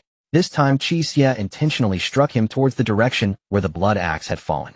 After taking a few steps, he casually picked up the blood axe from the ground and delivered a hidden chop. Qi Xie had no way to avoid it, and could only raise his right hand with the dagger to try to block. Whoosh. That right hand holding the dagger was once again severed and sent flying, but the next second Qi Xie's right arm showed no sign of stopping as it swept towards Qi Xie's body. Qi Xie's abdomen suddenly burst open as if sliced by a sharp blade. The wound, which was initially only the size of a fingertip, began to tear apart and expand, wildly bleeding profusely. However, the class Flesh Rebirth also displayed its terrifying aspect at this moment. The flesh and blood in his abdomen writhed violently, quickly forcing the wound to close, healing at a visibly rapid pace. That right hand and dagger have appeared again. Qi Xie looked at Qi Xie's intact right hand, which was he glanced to the side and found that the right hand and dagger he had just severed were fading away like bubbles, vanishing into nothingness. Yet the right hand he had initially severed still lay quietly in place, but without the dagger. So that's how it is. I indeed severed his right hand the first time, but the hands that appeared afterward were all temporary constructs, and that dagger should have been an illusion from the beginning. Qi Xie couldn't help but marvel. The opponent's bizarre skill was undoubtedly very practical and troublesome, not only capable of producing effects similar to instantaneous recovery, but also able to conjure non-existent ceiling objects out of thin air. Of course, Qi Xie also firmly believed that at least in this guy's hands this skill must have limitations. Otherwise, with just this skill, he would never appear in a dungeon of this level. "Enough. Name your price, tell me what you want. Money, or something else. How much did that woman give you? Let me go and I can give you double." Qi Xie shouted with red eyes, seeming to have been pushed to a dead end. Hearing this, Bai Yi, who was hiding far away and watching, felt a tightness in her heart. Although she had some confidence in her petty bourgeois family facing an unknown bizarre traveler, she couldn't help but feel a bit anxious deep down. However, Qi Xie merely slung the blood axe over his shoulder, glancing at the other with a look of incredulity. Your eyes are filled with murderous intent. Do you expect me to believe that after I let you go you won't find a way to deal with me? Qi Xie's expression twitched, seemingly realizing that he would die here today, no matter what, unwillingly saying, I didn't think that butcher would have 100% certainty in killing you either. The original plan was that if you killed the butcher, I would collect the dagger and that woman's bracelet and leave directly. But that woman was safely arranged by you and didn't die, which delayed my escape. I want to know how you saw through my plan. Oh, that. Qi Xie pointed at the ceiling. A piece of wall plaster fell from my room's ceiling, didn't you notice? Qi Xie's eyelids twitched, his gaze dull. Wall plaster. Why would the ceiling lose plaster? He couldn't accept that the reason for his failure was something as trivial as a piece of plaster, angrily cursing. Who the hell runs a hotel? Doesn't the ceiling get moldy and need repair? What if the wall dust falls and injures someone? Can't they run a business? Damn it. This phrase sounds somewhat familiar. Qi Xie seemed resigned, staring blankly at the ceiling, his tone filled with resentment. My plan failed. It's not my fault, but fate. You might as well blame the unscrupulous contractor if there is indeed something strange. Qi Xie swung his axe decisively, then raised it again, swiftly dismembering the corpse with practiced skill, prompting a should we call 110 poll in the livestream. Confirming that Xie should be dead beyond doubt, Qi Xie finally sheathed his blood axe, but feeling uneasy he gave the head one last vertical slice, cutting it in half. Bai Yi cautiously approached. Is he dead? Before she finished speaking she saw Xie's gruesome death, and her face turned pale as she turned away to gag. Isn't this guy's technique a bit too refined? Is he really that skilled? He must be from Changsha. That's normal. What kind of common killing is this? Link a comprehensive collection of wanted fugitives from Huaxia. Surprisingly, there's none. That's unreasonable. Ugh, where did this guy learn to finish off someone? Who taught him to chop vertically? My god, killing over a dozen infamous practitioners. Xie Yu was taken down by a rookie practitioner like this. It's truly astonishing. Heh, you don't think that an infamous scoundrel who has lived this long has only this level of skill, do you? If he were just that, he would have been killed by his enemies long ago. Guess what? Did he harm so many people without acquiring a rare precious sealing item or two? My. At that moment within the instance, Qi Xie suddenly sensed an unusual aura, and he saw Xie's corpse gradually fading like a phantom in the air, leaving behind a copper coin, covered in rust, its patterns indistinguishable. The copper coin shattered into several pieces, seemingly replacing Xie Yu's death. At the same time an extremely resentful voice echoed, Kid, I will remember you. Qi Xie looked towards the sound. He saw Xie Yu's figure materialize in front of the light, his eyes filled with murderous intent and hatred staring fixedly at him. Not only did you ruin my plans, but you also caused me to damage a level 3 sealing item. I will remember this grudge. He sneered, a smug expression creeping onto his face. Aren't you fond of pretending to be aloof? Don't you enjoy putting on airs? Good, I've memorized your face. Dare to provoke me, Xie Yu, and you're as good. From now on in every instance, you better be wary, keeping an eye on everyone you know and don't know. I will haunt you like a ghost, even if I can't kill you directly. I'll ensure you experience bone-deep terror, that feeling of having a hidden arrow aimed at your back. Oh, and I'll investigate you in the real world, killing everyone associated with you. Your family, friends, neighbors. Haha. Xie Yu laughed maniacally as he jumped into the light, his figure vanishing in the white glow. Qi Xie, shouldering the blood axe, gazed calmly at Xie's disappearance. This is a pure calamity. He can't be left alive. Although I never intended to let him live anyway. Qi Xie had no habit of leaving himself vulnerable. Since he had made an enemy, he couldn't enjoy his meals if the other party was still alive. Sorry about that. For getting you into such big trouble. Bai Yi stood by her, expression slightly apologetic. Strictly speaking, if it weren't for accepting her commission, they wouldn't have ended up in such a deadly feud, especially considering the other party was wary of Qi Xie. Qi Xie snapped back to reality, glancing at Bai Yi and shaking his head. There's no need for such thoughts. You don't have to blame yourself. Oh, it's simply business. Besides, that bastard included me in his schemes. Although I was also looking for the strange being plotted against, makes me quite displeased. Bai Yi, hearing this, didn't know what else to say. After a moment of contemplation, she softly said then, I'll add another 1,000,000 for you. This is my personal thank you to you. Oh, how can I accept this? Qi Xie was taken aback for a moment, then rubbed his hands together like a fly, a radiant smile blooming on his face. Oh dear, that would be too embarrassing for an ordinary person. Then I won't take it. Fortunately, I have thick skin, so I'm fine with it. Qi Xie's expression remained unchanged as he seamlessly replied. Bai Yi was amused, covering her mouth lightly, her eyes crescent-shaped with laughter. After laughing a couple of times, she regained her composure, her expression serious, as she said, besides the rewards you deserve, I'll do my best to investigate that man. That man is also my sworn enemy. If he encounters me again, he will undoubtedly kill me without hesitation. I don't want to leave such a hidden danger out there. After a pause, she added, however, guys like him with many enemies are bound to be deeply hidden in reality for safety. It would probably be difficult to find him for a while. Bai Yi's thoughts were clear, and she proposed corresponding suggestions. The sentiment in the livestream aligned closely with hers. This girl is not simple to come up with this in such a short time. She looks like she's still studying, but her social experience must be considerable.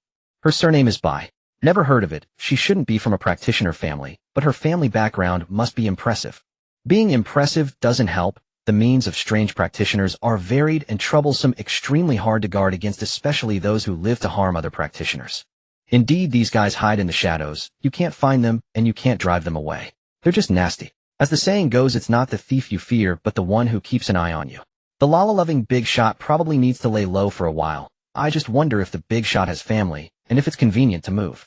At this moment within the instance, Bai Yi and Qi Xie had walked to the light gate, and Bai Yi turned to Qi Xie seriously. After we go out, I will do my best to avoid going outside, and have my family stay at home as much as possible, hiring someone for protection. If you need, I can also hire a few people to protect you or your family. The resources and costs incurred will be borne by me, since you did save me. I owe you a favor. A great proposal. Qi Xie revealed a gentle smile, but to Bai Yi, that smile felt somewhat unsettling, menacing. But that is the mindset of the weak. Qi Xie stepped into the light gate. Only mice need to scurry through the sewers, I do not. Bai Yi was momentarily at a loss for words, unable to discern whether Qi Xie was confident or arrogant. After hesitating, she finally asked, so what do you plan to do? To hear the Tao in the morning is worth dying in the evening. Bai Yi was taken aback. What I mean is, Qi Xie's figure gradually faded in the white light, leaving behind a light remark. Once I learn the way to your home, in the morning you can die by night. Congratulations on completing the Annie's family in dungeon. Your evaluation is Special X level perfect completion, leading to the permanent closure of the dungeon. Loot summary: 6 beginner level anomalous entities, 2 restricted level anomalous entities, 1 antique desk, 1 antique chair, 1 human skin ledger, 1 infected anomalous tile. Additional reward for completion: 800 anomalous points. A surreal and unearthly voice echoed in his ears. Qi Xie opened his eyes, and what came into view was a snow-white ceiling that showed no signs of dust. I'm back at the convenient hotel. Qi Xie stood up and approached the floor-to-ceiling window, looking out. The city's night was not dark. The streets were still bustling with traffic, and the colorful neon lights brought a sense of liveliness. It's great to return from a dungeon without ending up next to an ancient tomb. This feels like life. Qi Xie took a deep breath, but was met with the foul stench of dried blood. It was the scent of the congealed blood on his body. Remembering something, he turned around and saw that the pure white sheets on the bed were indeed stained with his own blood. I should take a shower. Qi Xie picked up the landline from the bedside table and called the front desk to have them send someone up to change the dirty sheets, then left the door open as he took a set of clean clothes into the bathroom. After taking a shower and changing into clean clothes, he came out to confirm that the sheets had been changed and the cleaning lady had left before locking the door and returning to the bathroom. A series of whispers of hunger had been ringing in his ears, urging him on. Qi Xie chose the bathroom as the summoning location because it was spacious, had a shower, and was easy to clean up afterward. Crouching down, Qi Xie pressed his right hand's index and middle fingers together against the floor, causing blood to ooze from his fingertips and form crimson lines. With skilled movements, he drew complex and mysterious lines and circles to create a framework, adding 9 clawing tentacles within, followed by shadows, and finally sketching a blood-red vertical eye in the center.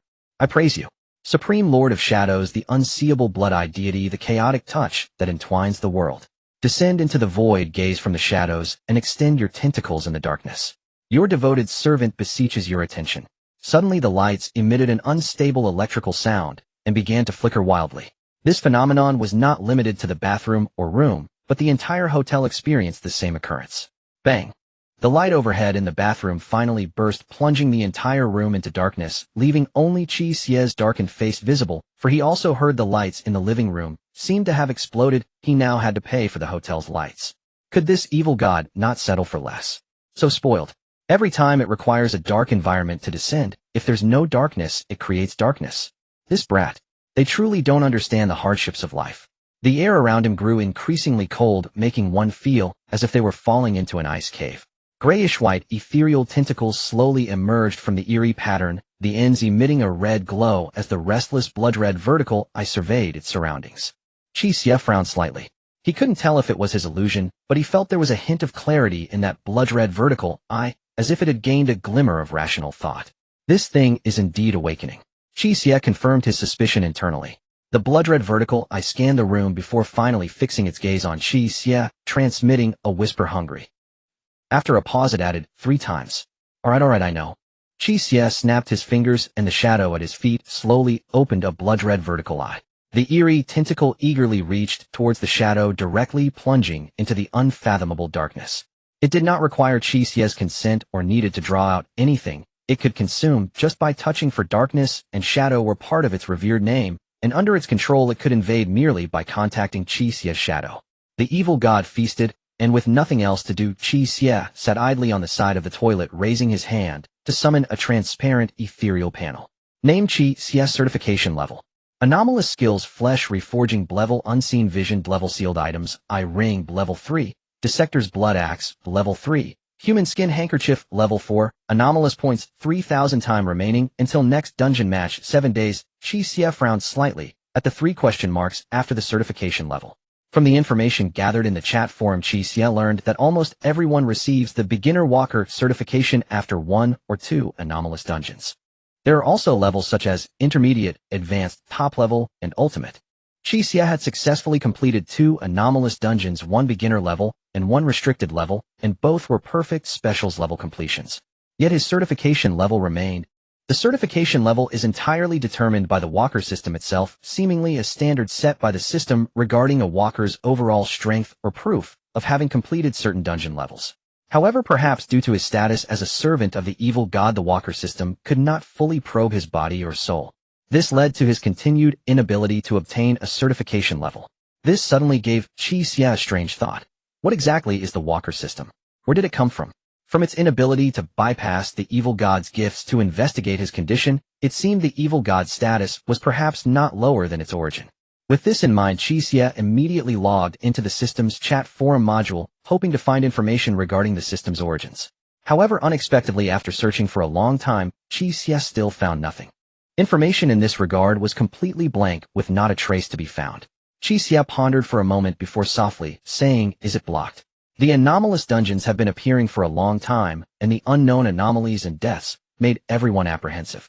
It was the walker system that granted humanity the power to resist the anomalies akin to Noah's Ark appearing amidst a flood. Qi Xie did not believe that no one had sought to investigate the nature of the walker system. Therefore, the only explanation was that some higher power or organization had blocked information in this area, preventing ordinary people from discussing and exploring it. Is there an existence similar to a system administrator? There are actually entities that can influence the walker system and block knowledge in this regard. Qi Xie exhaled, shaking his head, abandoning the intention to delve deeper. Since they did not allow exploration, or perhaps he had not reached the level of qualification, digging deeper would definitely yield no benefits, so it was better to focus on improving himself.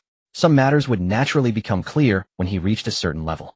However, at this moment Qi Xie had no idea that in a mere moment he would unintentionally come into indirect contact with that so-called administrator and establish enmity with them. To be precise, it was the evil god that established enmity with them.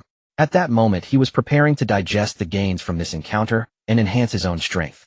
Qi Xie opened the system's trading section. I currently have 3,000 strange points. Qi Xie entered the keyword skill. The strange points he obtained earlier consisted of 500 from the novice dungeon, 1,800 from selling skills, and an additional 800 from this time, totaling 3,100 points. However, he exchanged 100 strange points for 100 Huaxia coins for emergencies, leaving him with exactly 3,000 points. He recalled that there was a skill that required exactly 3,000 strange points.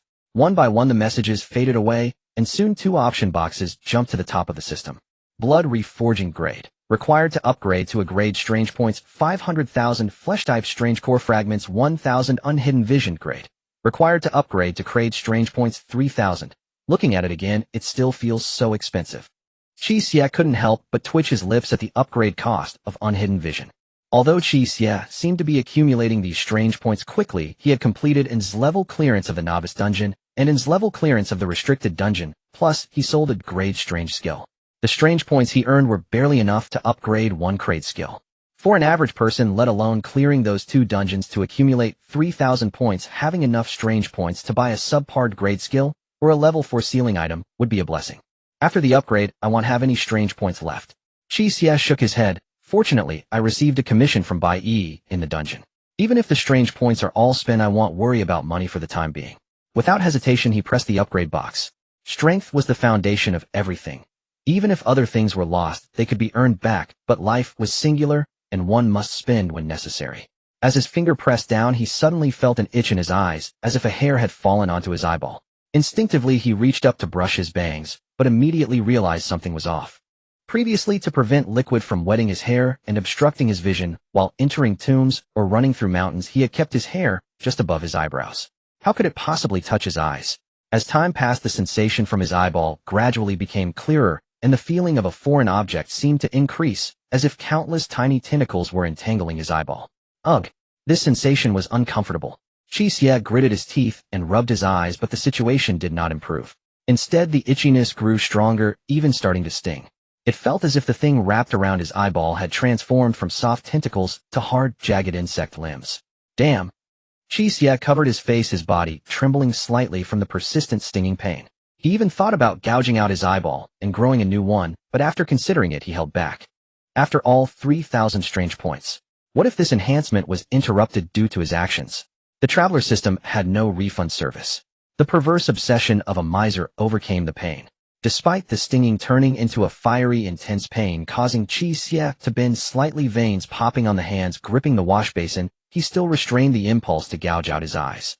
Not far away, a tentacle that was frantically eating suddenly paused, as if sensing something, raising one tentacle to glance at Qi Xie. In the view of the vertical eye at the end, countless wisps of normally invisible gray mist drifted out from that transparent panel, floating towards Qi Xie's eyes like smoke from burning incense.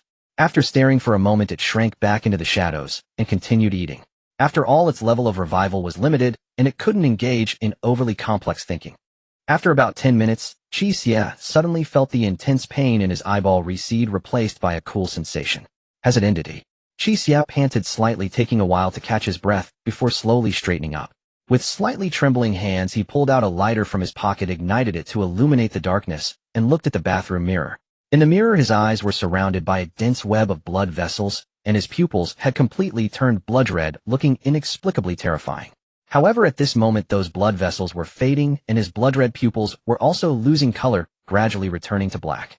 Qi Xie panted slightly, and only after his eyes returned to normal did he swallow a mouthful of saliva and raise his hand to summon the system panel, bringing up his skill panel. However, a strange broadcast message leaped onto the screen: unhidden vision grade. Seer error. Upgrade abnormality. Seer crate skill effect. You can now perceive relatively ordinary, normally unobservable spiritual entities. You can directly observe strange and other entities at the soul level and subconsciously pay attention to potentially weak points that might form. Additionally, you can implant a subtle influence or an inconspicuous thought or a trivial tendency into rational beings through eye contact, with the success rate affected by the opponent's mental will, duration of eye contact, and other factors. Error. Upgrade abnormality. Qi Xie's face twitched slightly as he fell into silence. Why was there an error? Wasn't the reason obvious? Normally, upgraded strange skills come from strange dungeons or system channels, while his skill originated from an evil god. These skills might not even be labeled with the names displayed by the system. It was merely the system automatically matching them with strange skills of similar effects. So the pain I just felt was purely because the blessing and the system were fighting. Qi Xie rubbed his face, feeling both amused and a bit wronged. What kind of matter was this? If he guessed correctly, a normal person would probably feel nothing during an upgrade, and there was a high probability that the skill would not change, merely upgrading from grade to grade. Only he, due to the abnormal upgrade, caused the powers of the blessing and the system to mix, resulting in this seer skill. But thankfully, he was quite satisfied with the effect of the skill. Originally, unhidden vision only allowed him to discern the strange, being a purely harmless auxiliary skill. After the upgrade, it added the ability to perceive weaknesses that could assist in combat, as well as the ability to implant erroneous thoughts during eye contact, making it a decent auxiliary combat skill. Most importantly, these abilities also worked on humans, which was what pleased him the most. After all, after experiencing the Jiayu incident, Qi Xie deeply realized the complexity of the Traveler Circle. Sometimes one needed to guard against humans more than the strange. Not bad, not bad. With Seer, if I encounter Jiayu again, I am 100% confident that he won't escape. This 3,000 strange points were indeed worth it, but I am back to being broke. Without strange points, the 10,000 he exchanged previously had dwindled to several thousand after 7 days of expenses, and he still had to fork out some money to compensate for the hotel lights. Staying long-term in a hotel wasn't a solution. He needed a place to live.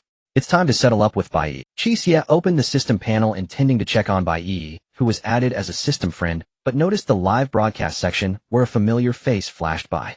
Moi. Qi Xie navigated back to the live broadcast section. What met his eyes was a meticulously organized Eerie live streaming room with dozens of rooms displayed on a single page. Below each room was a brief description, some bearing names of instances, others names of individuals.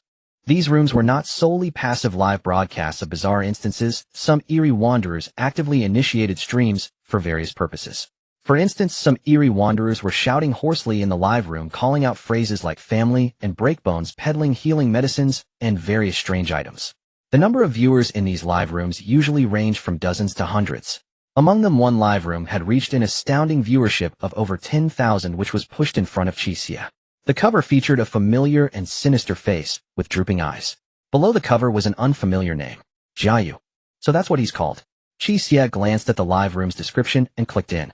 The live stream displayed a dimly lit room, but Jiayu did not appear on the screen. The perspective of the live stream seemed to place the camera on a table facing a chair with a door on the wall in the distance and recognizable furniture, such as a bed and a wardrobe. Clearly this was Jiayu's hiding place. The number of viewers in the live room was considerable, and even though Jiayu had not yet appeared, discussions were already lively. Does Jiayu dare to go live? That guy has offended so many people, yet he dares to stream. Isn't he afraid of being found and eliminated? In a regular stream, he wouldn't dare, but the Eerie live rooms of the Wanderer system are not bound by the internet, so he naturally doesn't fear being tracked. It's basically impossible to find him through the stream. Why has this rat in the gutter suddenly gone live? I don't know. Oh, he's here, he's here. At that moment, the door in the video slowly opened, and a somewhat short figure entered the room, sitting in front of the camera. It was indeed Jiayu. The moment Qi Xie confirmed it was Jiayu, he turned directly to the malevolent deity, who was indulging in food. My lord, Qi Xie spoke earnestly, your devoted follower has a request I implore you to bestow on. As he spoke, several ethereal tentacles rose their blood-red vertical eyes, gazing intently at Qi. What is it? Qi Xie directly flipped the system facing the gluttonous deity, pointing at the Jiayu in the screen. This guy is a blasphemer who has defied your will. During the last hunt for sacrifices on your behalf, he attempted to kill me using various means to leave me on the brink of death. But then I thought if I die there will be no one to serve you or offer you sacrifices, which made me furious, and I fought back desperately, barely escaping from this guy. My death is a minor issue, but if there's no one to serve you or offer you the bizarre, that is truly a grave matter. As he spoke, the lethargic deity showed no reaction, seemingly unable to comprehend. Until he heard Qi Xie say that if he died no one would feed him. The ethereal tentacles suddenly trembled, and the blood-red vertical eye at the end narrowed to a slit. Qi Xie could sense the anger being conveyed. Unforgivable. The murmurs in his ear made Qi Xie's eye twitch. So you only care about the part where I mentioned food, huh? The murmurs continued, speak your demand. My follower. Those who defy me must be killed. Hearing this, Qi Xie slightly curled his lips, and then solemnly stated, my lord, as long as you bestow the offering revealing the location of this guy in the mortal realm, I will become your wrath and unleash divine punishment. Yes, that was Qi Xie's plan. Just because you can act tough, does that mean I can't deal with you in reality? Dare to threaten me. I'll come directly to take you down. Upon hearing Qi Xie's demand, the ethereal tentacles halted in midair, falling into silence, unsure whether it was trying to comprehend the words or considering something else. Qi Xie had grown accustomed to it, maintaining a sincere expression without moving. After a moment, the murmurs echoed in Qi Xie's ears. For the sacrifice. A medium. It's already prepared, my lord. Qi Xie smiled faintly, extending a hand to reveal a shattered copper coin lying in his palm.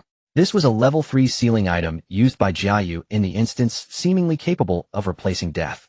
In addition to this, Qi Xie had also kept a level 4 sealing item, the soul blade, which he had not offered to the malevolent deity. He kept the soul blade to see if there was a way to repair this level 4 sealing item, compensating for his lack of methods against spiritual entities. The copper coin was left specifically for Jiayu.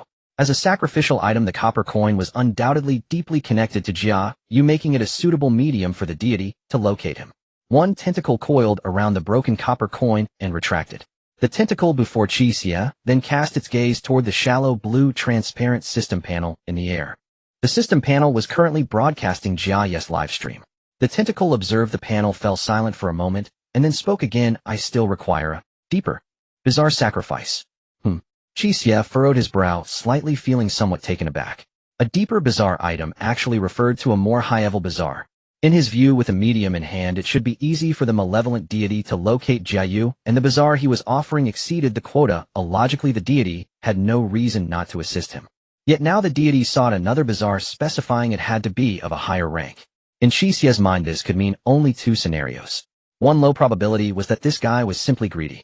The high probability was that the task was not as easy as he thought, and the deity needed a higher rank bizarre for another purpose. Qi Xie assumed it was the latter. Regardless, even if this lethargic deity suddenly craved a high-end midnight snack, he had no means to counter it. Fortunately, he did indeed have a high-ranked bizarre. He reached into the shadows, pulling out a palm-sized iron box that had not been tainted by any bizarre. Upon opening it, two human arms sized like insect limbs lay inside. These were the two arms Qi Xie had kept after consuming the human mantis in the Handkerchief Doll instance intended for the malevolent deity. After he consumed the mantis, Qi Xie felt his body growing stronger, and his flesh reforged, seemingly elevated from crank to brank. Thus he was confident that this item's level was higher than any existence he could currently access aside from the malevolent deity. As for why he only brought it out now, anyone who has worked like a slave in society knows that when dealing with a dim-witted boss, the more outstandingly you complete your work, the more tasks they will pile on you. Even your merits must be shared. Now is the best time to bring it out. My lord, how about this sacrifice? Is it deep enough? The ethereal tentacle reached before Qi Xie, the blood-red vertical eye seriously fixating on the two arms for 2 seconds.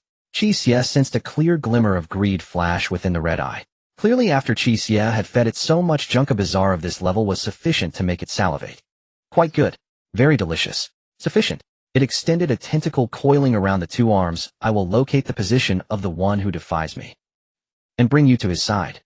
In the live broadcast room, Jiayu had already pulled out a chair and sat at the table, a gloomy smile on his face. Hello everyone in the live broadcast room. Jiayu addressed the camera saying, the reason for today's live stream is to auction this. As he spoke, he swept his right hand behind his clothing, revealing an object that he slammed onto the table. Clang. The object in his hand was firmly lodged on the table, revealing itself to be a sharp dagger. I won't say much more, but those with discerning eyes should recognize this item. Interested parties can directly place their bids in the comments. The highest bid wins, no private negotiations accepted. Strangely, after he finished speaking, he continued to look at the camera with a gloomy smile, seemingly in no rush to sell the item. Naturally, some viewers recognized the object. Hiss. A level 4 sealed item, severe injury. Wasn't this item with Brother Who? How did it end up in this kid's hands? For those unaware, Brother Who was killed by this guy in the last dungeon, so the item came into his possession. What? Brother Who was killed? Yes, Brother Who is an experienced novice practitioner, but he still fell victim to this guy. If this guy joins the Black Holy Society, it will be another threat in the practitioner's circle. Damn. This beast previously harmed all of us in the dungeon, and I was the only one who managed to escape. Damn it. Oh, me too. The discussion in the live broadcast room became intense, filled with anger and curses directed at Jiayu. However, it must be said that amidst this anger there was a subtle hint of fear. Everyone knew that Jiayu was a venomous snake. Not only was he a danger lurking in the shadows, but even a direct encounter with his glistening fangs could not be taken lightly. Jiayu observed the discussions in the live broadcast room, a smirk curling at the corners of his mouth. Good, keep this momentum going. This setup was a good investment. Indeed, many of those who initiated the discussion were his planted agents aimed at creating this atmosphere. As for auctioning the severe injury, it was merely a gimmick. Thus it continues. The curve of Jiaye's smile grew wider, thinking to himself. At that moment, an inconspicuous notification flashed by. Bai Yi has joined the live broadcast room. Meanwhile, in a certain independent villa area in Dashi City, a girl dressed in duck pajamas sat at a table, her system panel emanating a faint blue glow.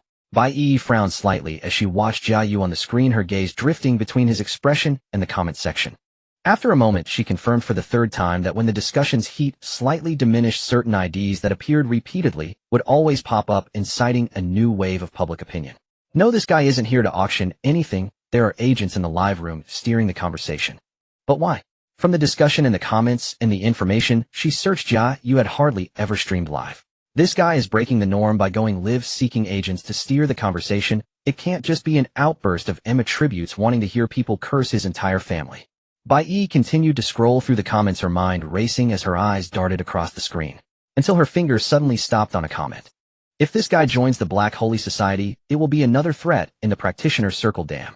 The idea of this comment was very familiar to her, one of those who had been steering the conversation.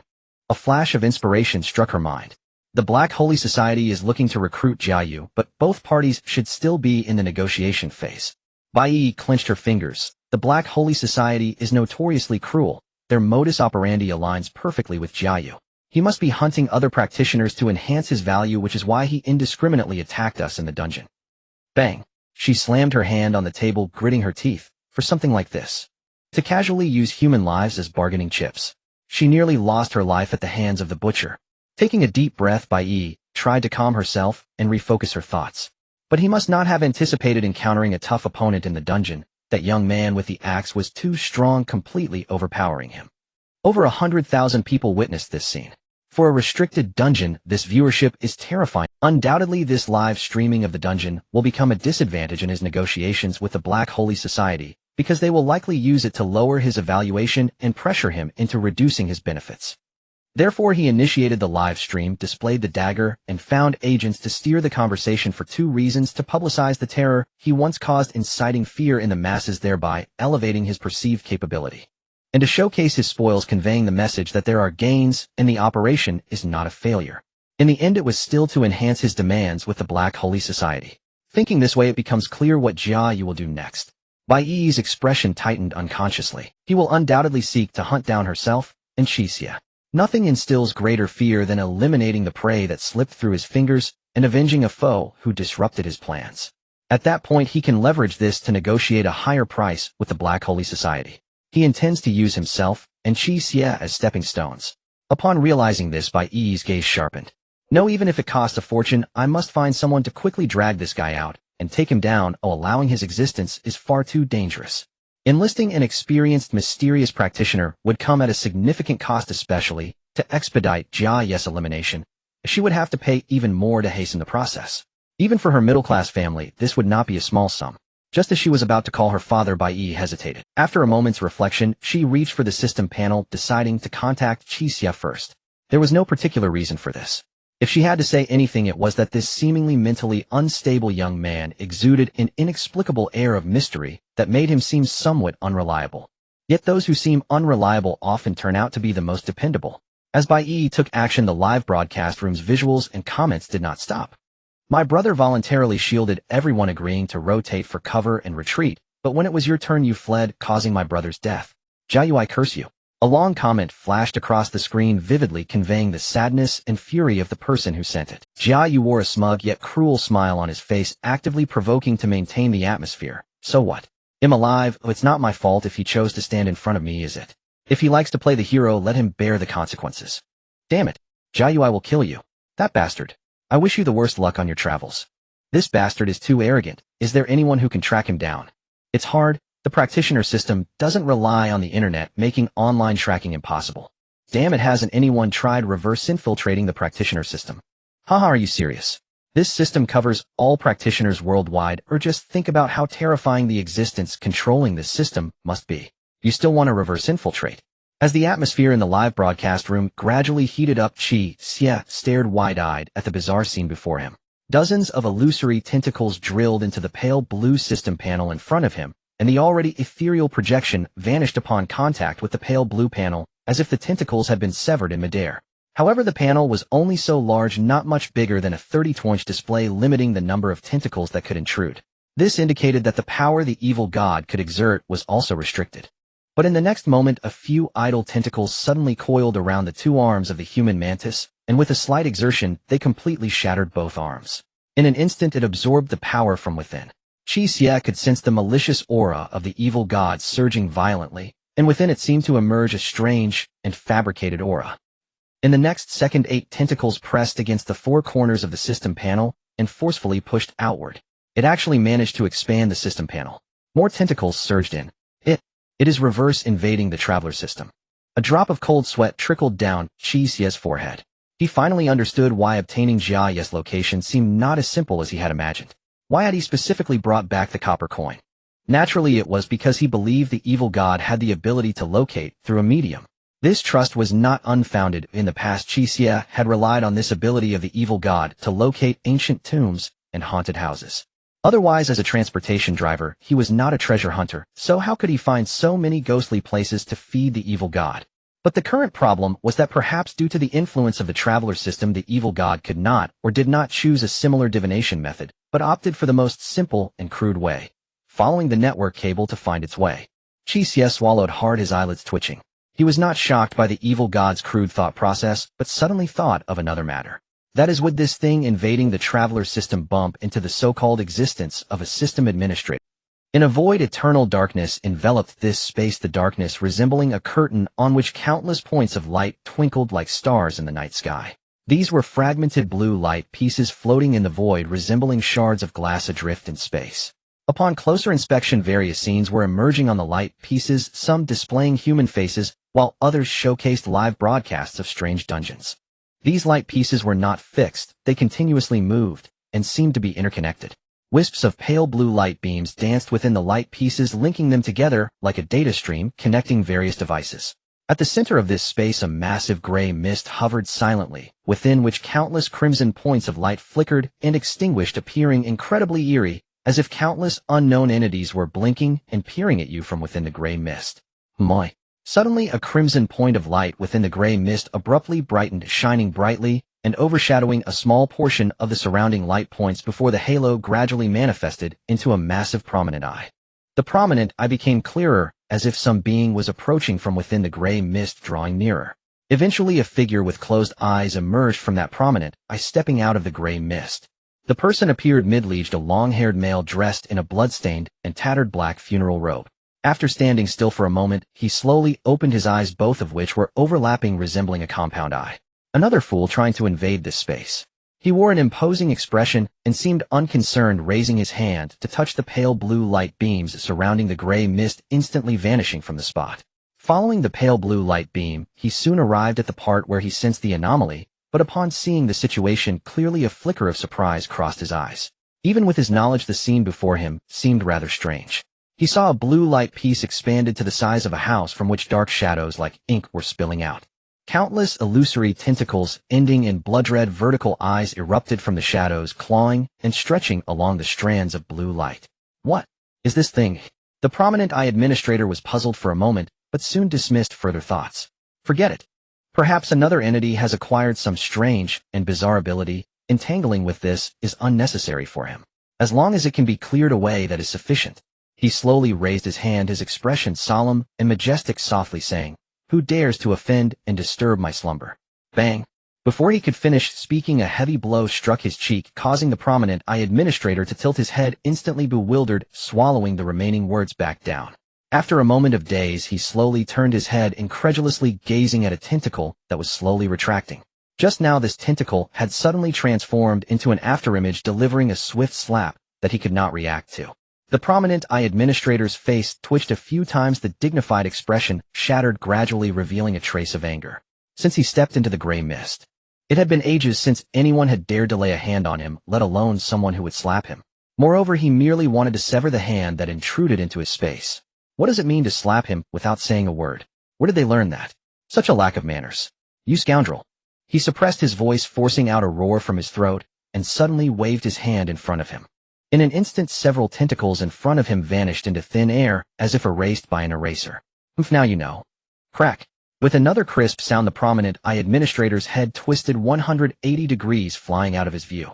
A tentacle rushing from the side retracted the blood-red vertical eye at its end, revealing a hint of impatience. Clearly, it regarded the prominent eye administrator as a mere fly. The administrator certainly would not die so easily, but after this blow, he could no longer interfere. The illusory tentacles continued their task, spreading out along countless data streams, searching for their target. Soon one tentacle came to a halt. Before it lay an ordinary blue light piece, its surface reflecting Qi Xie's arrogant and domineering location. Confirmed. Preparing. I shall transport you. Suddenly the evil god's murmuring echoed in Qi Xie's ears. Yes. Qi Xie let out a slight sigh of relief. Such efficiency, it seems there has been no clash with the administrator. If possible, he would prefer not to unwittingly provoke some unknown existence. My lord, I am ready. Reaching out to pull the blood axe from the shadows, Qi Xie spoke. In the next moment, the room suddenly darkened with no light around, plunging into pure darkness. To use the body of the desecrator as my offering. The murmuring continued, causing Qi Xie's heart to consume people. Qi Xie sighed lightly. He had long known that although this being preferred to consume the bizarre, it did not care about the lives of humans. After all, it was difficult to expect a being like the evil god to have any moral bottom line. Although he had previously fed it with zombies and other corrupted existences, this time was different. The other party was a genuine human. Of course, when it came to wicked individuals, Qi Xie held no compassion or sympathy. He was merely more determined that the existence of the evil god must not be exposed to the public eye. Otherwise, this thing might bring about some unforeseen disaster for itself. While pondering, the darkness before him gradually faded away. Qi Xie found himself in a completely unfamiliar place. Surrounded by old residential complexes, in front of him stood an unremarkable small building. Clearly, the evil god had directly tossed him to Qi Xie's hideout via the network cable. With free delivery, Qi Xie is indeed fortunate. Where else can he find such thoughtful service? Qi Xie licked his lips, picked up the axe, and walked toward the small building. At this moment, in the live streaming room of Qi Xie, the viewer count has soared to 350,234, a significant portion of which are Qi Xie's enemies. Qi Xie maintained a nonchalant attitude, orchestrating his own hype, while continuously mentioning the harm he had caused in the past, reopening the wounds of the victims or their relatives and friends. If it weren't for the fact that killing through the internet isn't possible, he and his non-existent floating would have long been turned into paste by the crowd and fed to the dogs. The barrage of comments was still filled with rage. "You dog, you will face retribution." "What retribution?"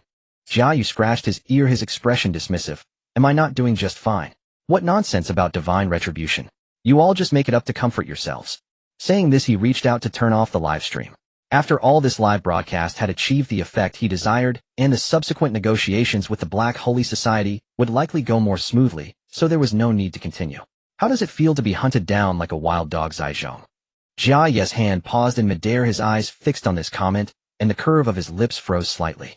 "How does it feel when someone chops you into pieces with an axe?" "Huh. You even used a death substitute copper coin, such a precious item with the ability to substitute death, and it was shattered just like that. Haha. This is called retribution. Heaven sees all, and has sent someone to collect you. Do you understand?"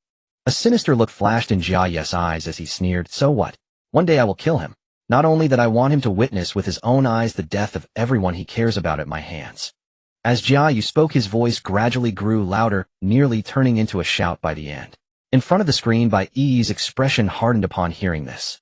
In the Eerie instance, whether ordinary people or bizarre practitioners, one could die at any moment if they weren't. Undoubtedly, such experiences create immense psychological pressure, easily leading to psychological distortion. At least in Bai Yi's view, everyone except for Qi Xie was like this. That said, Qi Xie's mental state was also quite peculiar. It was uncertain what had caused it. Qi Xie, on the other hand, was evidently a typical case of someone whose mind had twisted under prolonged pressure, becoming obstinate, cruel, and extremely vengeful, resorting to any means for profit. At this moment, stimulated by the discussion in the live stream, this obstinately cruel side of Qi Xie was fully activated. This would lead someone like him to embark on even crazier revenge against Qi Xie and her. This is troublesome. Bai Yi bit her thumbnail and glanced at the chat interface in the corner of the system. She had not received a reply to the message she sent to Qi Xie.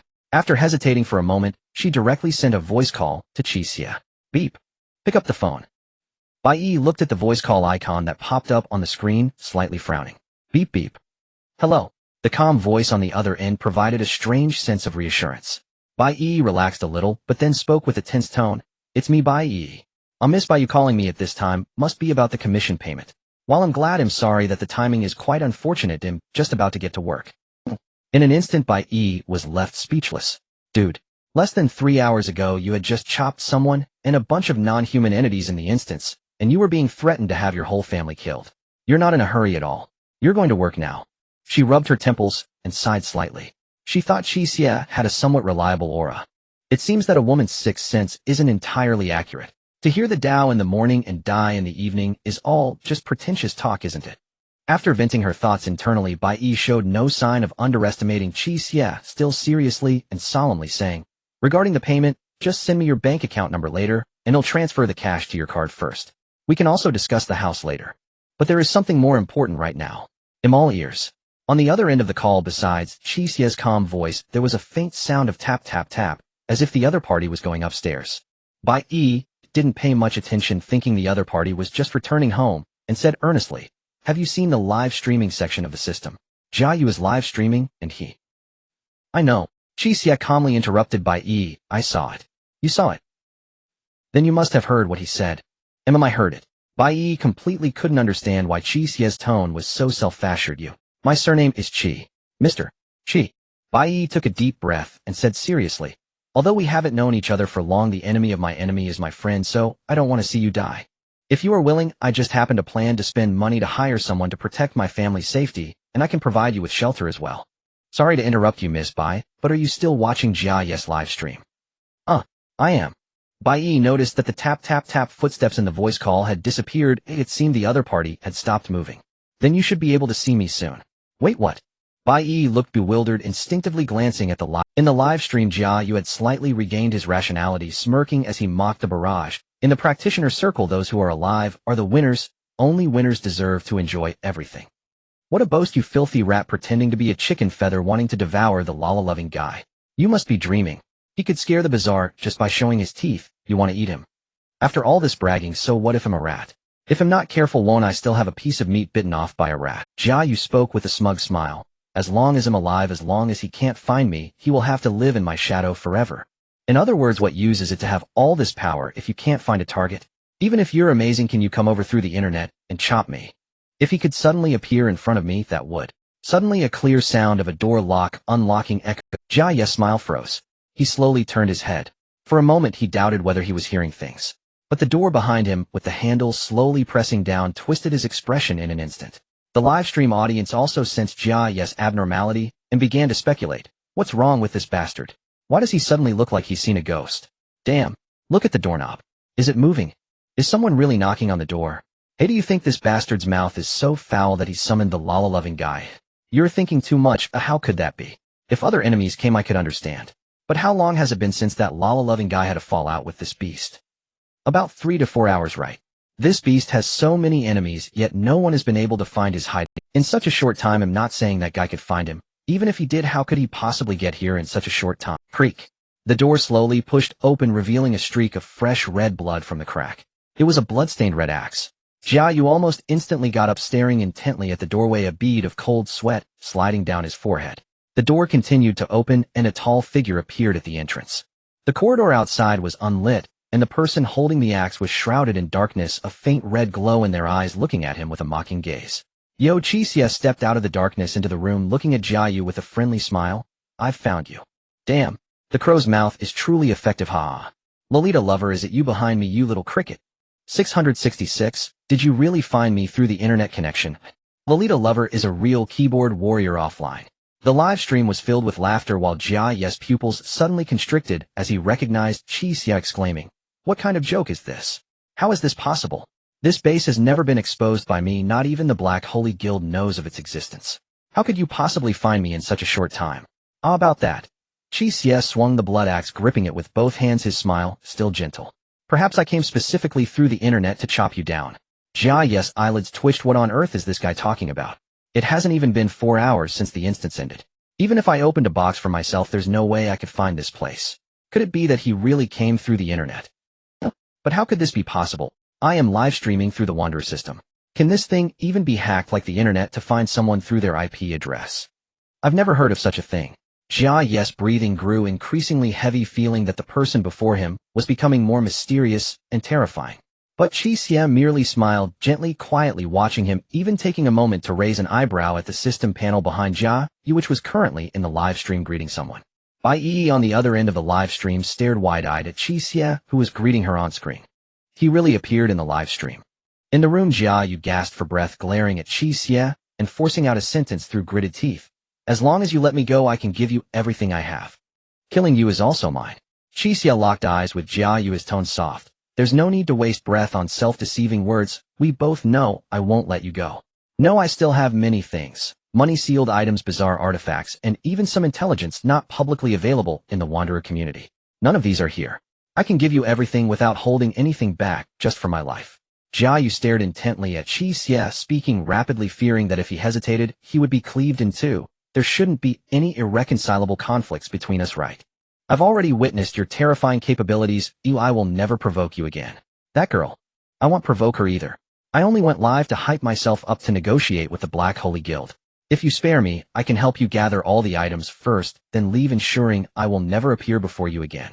Feeling the deadly threat Qi Xie hurriedly spilled all his plans like beans from a bamboo tube. Qi Xie caressed the axe handle quietly, listening with a smile.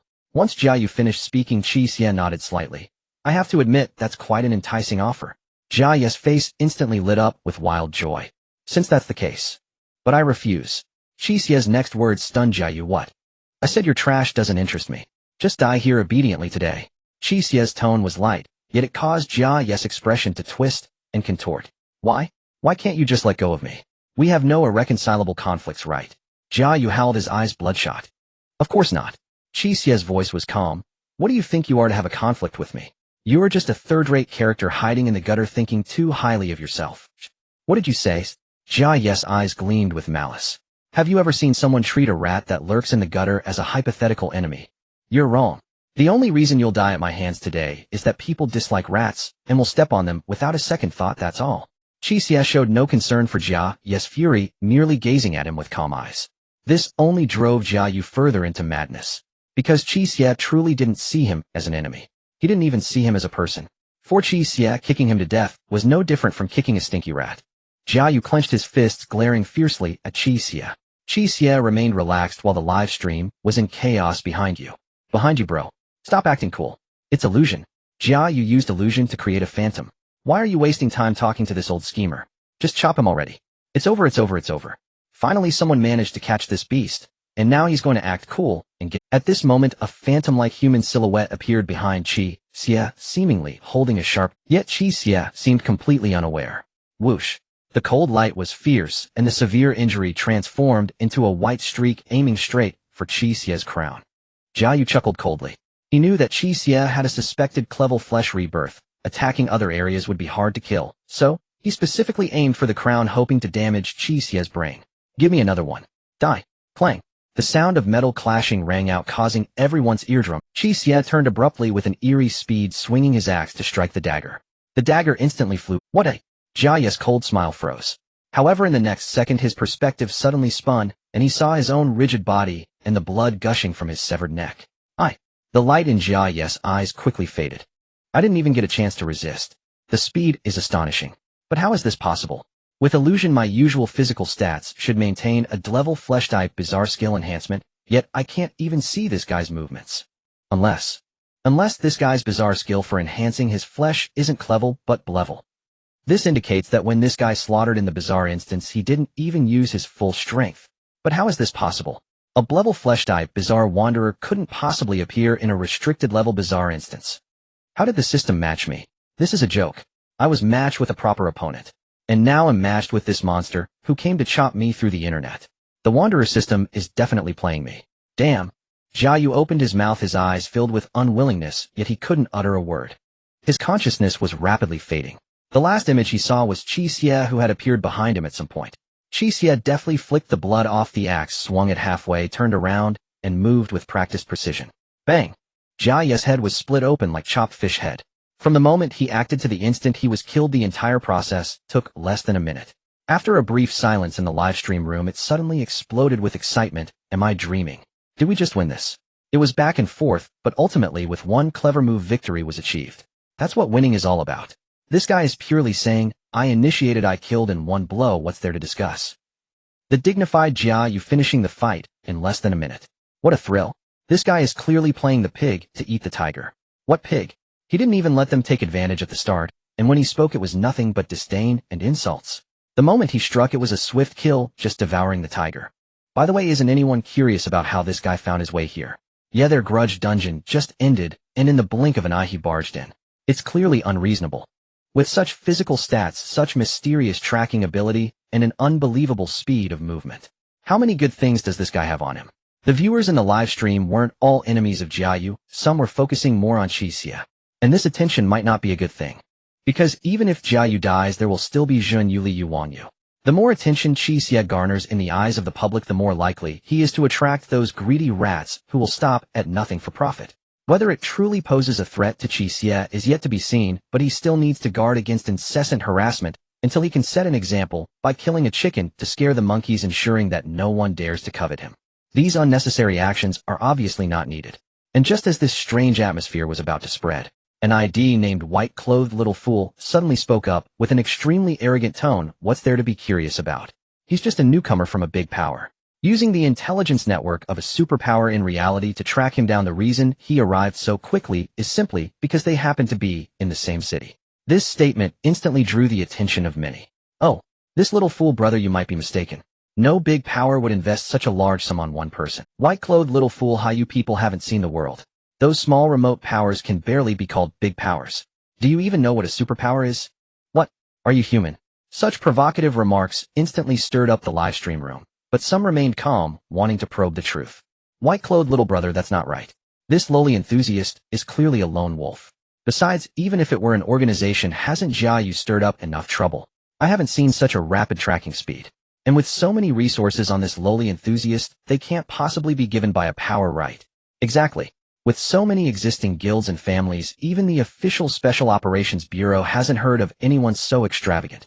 White-clothed little fool, just because you don't know doesn't mean it doesn't exist. A group of country bumpkins come into the city more often. I usually eat fried sauce noodles with chopsticks that are level 3 sealed artifacts, a bunch of smelly out-of-towners. As soon as these words were spoken, the live stream room erupted completely. 666, a mistakenly barging into the heavenly family pear blossoms, falling at my window. What the hell? Damn it. I've tolerated you for a long time. You blood-sucking parasite. Who do you think you are? Damn you. The live stream room was entirely out of control. No one was paying attention to Qi Xie anymore. Everyone was racking their brains using their lifetime vocabulary just to let this upper-class person's parents be the center with the family tree as the radius and all soar to the heavens. In the southern deep city on the sofa by Eerie's eyes twitched, she took a deep breath, silently closed the system's live stream bullet screen. I'm sorry, Mom and Dad. The crisis in the live stream room was temporarily resolved. On Qi Xie's side, he began to systematically dismantle and chop up Qi Xie according to the rules and procedures. The viewers in the live stream had become somewhat numb to it, and were no longer surprised. Done. Qi Xie once again chopped down with an axe, smashing an unknown part of the body, standing up and patting his waist. After loosening up a bit, Qi Xie took out a square handkerchief to wipe the blood and meat residue off his hands and face, casually throwing the handkerchief on the ground. The rat has been dealt with. Now it's time to dig out the rat's nest and reap the spoils of war. Let me see. Qi Xie first picked up the sharp dagger that had fallen to the ground. A system prompt popped up. Obtain sealed item, heavy injury, level 4. Heavy injury, level 4, a cold weapon modified by strange energy. Aside from its inherent sharpness, it seems to possess a certain strong killing ability. Any damage caused by this item will increase threefold and has a certain property to inhibit healing. Not bad, a level 4 sealed item, and it's a strong offensive sealed item. Qi Xie's eyes lit up. This thing can definitely sell for over 1,500 strange points. Even though this 1,500 strange points is lower than the level strange skill Conceal Spirit that Qi Xie once sold. One must know that strange skills are more expensive than sealed items because they cannot be taken away and have stable and easy upgrade paths. Moreover, the price of Conceal Spirit was inflated. Had it not been for encountering a buyer with special needs, selling it for 1,500 would have been the ceiling. Not bad, not bad. Just this one item makes this trip worthwhile. Qi Xie tossed heavy injury into the shadow beneath his feet and continued searching the entire room. After a quick glance, there didn't seem to be anything valuable on the surface. Qi Xie frowned slightly and began rummaging through the drawers. Drawers empty. Wardrobe, a few old clothes. Under the bed, just dust. Nothing. Qi Xie was not discouraged, squatting down, knocking on the floor and walls with his hand, listening carefully to the sounds. The livestream audience watched Qi Xie's skillful actions as if he were a thief. Honestly, I'm already numb. Is he no longer limited to looting dungeons? What kind of background did this guy have before becoming a traveler? No, we should ask what this guy was doing before becoming a traveler. What's with those skilled chopping techniques and thief-like dexterous maneuvers? At this moment, Qi Xie had knocked on another floor tile. Knock, knock, knock. The hollow sound echoed in the room. Qi Xie was stunned for a moment, then his face broke into a smile. It's true. He stood up, brushed off the dust on his hands. Then he picked up the blood axe leaning beside him and swung it down with a powerful, fluid motion. Bang! The floor tile shattered, revealing an empty cavity and a broken wooden box. Qi Xie casually tossed the blood axe into the shadows, smiling as he squatted down to start digging through the shattered floor tiles and wooden box debris. But soon his smile faded. The contents of the wooden box were neither anomalous nor any coins or gold. Instead, it was a palm-sized bronze tablet which had turned gray due to oxidation. What a piece of junk. Qi Xie grabbed the bronze tablet and looked at it from various angles. One side of the tablet was smooth and flat, while the other seemed to be inscribed with some bizarre design. However, the side with the engraving was heavily rusted, making it impossible for Qi Xie to see what it was. Aside from that, there was nothing special. You went through all that trouble just to hide such a worthless trinket. Qi Xie was not discouraged, tossing the bronze tablet into the shadows and continuing to knock around. However, half an hour later, Qi Xie had knocked on all the walls and floors of the room and still found nothing. It seemed that the only special thing in this room was that buried bronze tablet. Forget it, acquiring a level 4 sealed item isn't a loss. Qi Xie sighed helplessly, confirming once more that he hadn't missed anything, then turned to leave the room, casually closing the door behind him. Crack. The moment the door closed, a strange scene occurred. The shadow that had been following Qi Xie suddenly stopped, remaining alone in the room. It was already deep into the night. The pale moonlight streamed in through the window, casting flickering shadows of trees that danced within the room, their eerie forms mixing in a way that was not entirely discernible. Yet many in the live stream noticed the strange shadow. Am I seeing things? Is that a shadow? Is it a trick left by the lowly enthusiast? No, that isn't a shadow. It's Jiayu.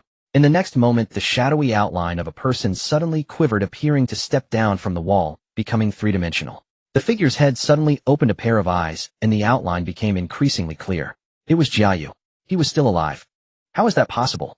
We've been watching the whole time. When did he use his trick? I understand now. This is an illusion he initially used to ambush the lowly enthusiast. That illusion seemed to dissipate, but in reality it was disguised as a shadow on the wall. Jiayu used fantasy to imbue the illusion with his own consciousness. Theoretically, the previous Jiayu should have been dead. This is an eerie product crafted using fantasy. Can such a thing really be done? Is fantasy that sinister? Of course. Do you think this guy became the nightmare of beginner walkers for no reason? The source of this absurd eerie skill has always been a mystery. This guy is ruthless too. He anticipated that he couldn't combat the lowly enthusiast, so he prepared for this, fabricating a new version of himself. Damn. No. Lowly enthusiast, return and kill him off completely. In the room, the solidified Jiayu stumbled a couple of steps, his eyes filled with deep dread and fear. Before him lay the old him, crushed by an axe. Damn it, in the end I'm still the one with superior skills. Jiayu swallowed, his face darkening, filled with endless fear that even made him unable to muster the will for revenge. How to take revenge? They don't even see you as a person. Facing someone who can effortlessly crush you into pulp, any tricks you try would be easily blocked. Even if I talk back, he can trace me through the internet. No, I can't possibly defeat this monster on my own. Jiayu murmured to himself, his gaze fierce as he looked at the shattered wooden box. The Black Holy Society. I must rely on the power of the organization. To reclaim the bronze medal, I must get it back. I've made up my mind. Even if I have to make concessions to the Black Holy Society, I need to utilize their power to retrieve the bronze medal. Although in reality, he didn't even know what that bronze medal was. But he knew it was definitely not simple. The implications behind it were profound. Because it was something that came with the fantasy skill book. Back when he was just an ordinary beginner walker, entering the Eerie dungeon was a gamble between life and death. Until in one dungeon, when he found himself at a dead end, he fell into a river that should not have existed. The river was deep, and looking down revealed a darkness akin to an abyss, the water icy cold. At the bottom of the abyss, countless white, bloated hands of the dead reached out. The length of those arms was terrifying, and looking down one could hardly see their full shape. When he fell into the water, those arms reached out toward him, seemingly wanting to drag him to the bottom. The bronze medal and the fantasy skill book were locked away in this wooden box tied to one of those hands' wrists. As he struggled desperately, he accidentally tore the wooden box away, narrowly escaping with those two items. After a simple experiment, he was certain that these two items were definitely not ordinary. Although the suspiciously sealed bronze medal could not be tested for any effect, even the grade fantasy had already exhibited exceedingly strange characteristics and nearly excessive strength. Even this time of narrowly escaping was attributed to fantasy. Hey, you want to kill me? Kid, you're still too naive. Jiayu revealed a cunning and smug smile. No matter how powerful you are, can you take on the Black Holy Society alone? Now it's a fight to the death between us. Saying this, he walked towards the desk, intending to close the live stream and leave quickly to avoid Qi Xie launching a surprise attack. However, at that moment his peripheral vision caught sight of a square object on the ground. It was the handkerchief Qi Xie had just used to wipe his hands and casually thrown down. Jiayu frowned. According to his vigilance and habit, reason told him that he should leave quickly at this moment. Yet deep down he felt an inexplicable sensation. The handkerchief struck him as oddly familiar, though he couldn't pinpoint why. An impulse to investigate surged from within. When he regained his senses, he found himself already picking up the handkerchief. In an instant his face changed dramatically, for he finally saw clearly that what he held was not a handkerchief at all. It was clearly a piece of human skin. How could a normal person use a piece of human skin as a handkerchief? So there was only one possibility: Qi Xie was acting. Without a moment's hesitation, Jia Yu immediately discarded the handkerchief, his gaze anxiously fixed on the center of his right palm. As he stared, a shadowy outline the size of a coin began to materialize in his hand, just about to solidify. Yet at that moment, a light, airy voice came from outside the door: "Clear your mind for 10 seconds. The instant the command was issued, the binding of the human skin handkerchief took effect. Jia Yu's pupils instantly dilated, becoming hollow and devoid of spirit as the circular shadow outline in his hand vanished. Creak. You previously used your ability to replicate the illusory severe injury. So before coming here, I was wondering if you could replicate your substitute coin. It seems I was right." Qi Xie casually pushed open the door, the blood axe in his hand still dripping blood. "You must be wondering why, being as cautious as you uncontrollably reached out to touch that human skin handkerchief." Qi Xie leisurely stepped closer to Jia Yu, the shadow beneath his feet, with crimson vertical eyes obediently spread out to retrieve the human skin handkerchief. "Do you think I didn't chop you up as soon as I came in just because I think highly of you?" A glimpse of struggle flickered in Jia Yu's hollow eyes. In that moment, his mind recalled how Qi Xie swung the blood axe in the hotel dungeon, pressing forward step by step, not even allowing him a moment to speak. Qi Xie always adhered to the principle of acting rather than talking when facing an enemy. From Qi Xie's habits back then, normally tonight, when he kicked the door, let alone chatting with him, even if Jia Yu just turned around, the blood axe would have already cleaved into his forehead. So that's how it is. He is implanting a kind of hypnotic effect into my subconscious in some way. Jia Yu barely understood, but he could do nothing. Because in less than a second, the binding of the human skin handkerchief once again stripped him of his ability to think. Without thought, how could he use fantasy? Now, even if you have any trump cards left, you can't use them anymore. Qi Xie raised the blood axe, ready to strike down Jia Yu's head again. Once, twice, but not thrice. This time, Jia Yu would have no chance to resurrect. As all the dust settled, Qi Xie threw Jia Yu into the shadows, preparing to turn around and offer him to the evil god. The live broadcast camera was actually Jia Yu's system, and at that moment the light blue screen displayed that the audience count had nearly reached 500,000. Clearly this hunt had attracted too much attention. Under such a multitude of gazes, Qi Xie stepped into the realm of the walkers with an almost arrogant demeanor. Tonight was destined to be a lively night. Victims who had been harmed by Jia Yu wept with joy, arriving at their relatives' graves to burn paper and express their feelings. Major organizations began to mobilize their intelligence networks, wanting to learn more about this arrogant and mysterious newcomer. Meanwhile, far away in Dashan City, Bai Yi watched the live stream, her brows slightly furrowed, unsure of her thoughts. Of course, Qi Xie did not care what others were doing around him. His attention was entirely focused on the light blue screen, emanating a gentle glow. He reached out, attempting to exit the live broadcast, but his fingers passed straight through the screen. Can't touch someone else's system. Qi Xie furrowed his brow, slightly beginning to conduct other experiments. He tried to cover it with shadows, observe with the spirit seer, and even approach the screen with a blood axe. However, there was nothing special. Regardless of the method of observation, he could only see the screen itself, and any form of contact would pass through directly. This situation made Qi Xie's forehead break into a slight sweat, because from any perspective it indicated that each person's system was separate with barriers set in between. Such a setup was clearly not arbitrary. If the Walker system had a manager, they would surely maintain such settings. Yet his own had indeed intruded into the system and obtained Jia Yu's position. The manager would likely not overlook this situation. Could it be that his own had really clashed with the administrator? Qi Xie swallowed hard, intending to try again. Suddenly the light blue screen flickered a few times as if it had lost power and abruptly vanished. Moi. Qi Xie's hand paused for a moment. After some thought, he took out his phone to check. About 40 minutes had passed since he left the hotel. Roughly estimating, it had been half an hour since Jia Yu's death. In other words, after the host dies, the exclusive system will shut down within half an hour. Qi Xie sighed. There was no way to experiment further. He could only pray that his own hadn't given that administrator a severe beating, or that when the other party sought revenge, they wouldn't count him in. My lord, Qi Xie murmured. With no live broadcast, he was not worried about the evil god being exposed. I have hunted the blasphemer and prepared a sacrifice for you as a late-night snack. As his words fell, Qi Xie felt a brief darkness before his eyes. When his vision returned, he found himself in the bathroom of a budget hotel. Several illusory tentacles were reaching out before him, their vertical eyes staring intently at him. Are you responding too quickly to matters of food? Qi Xie almost couldn't hold back a retort. But having just killed a blasphemer, he couldn't risk saying anything that might lead the evil god to consider him a late-night snack as well. Rubbing the eye ring, Qi Xie released Jia Yu's corpse from the shadows.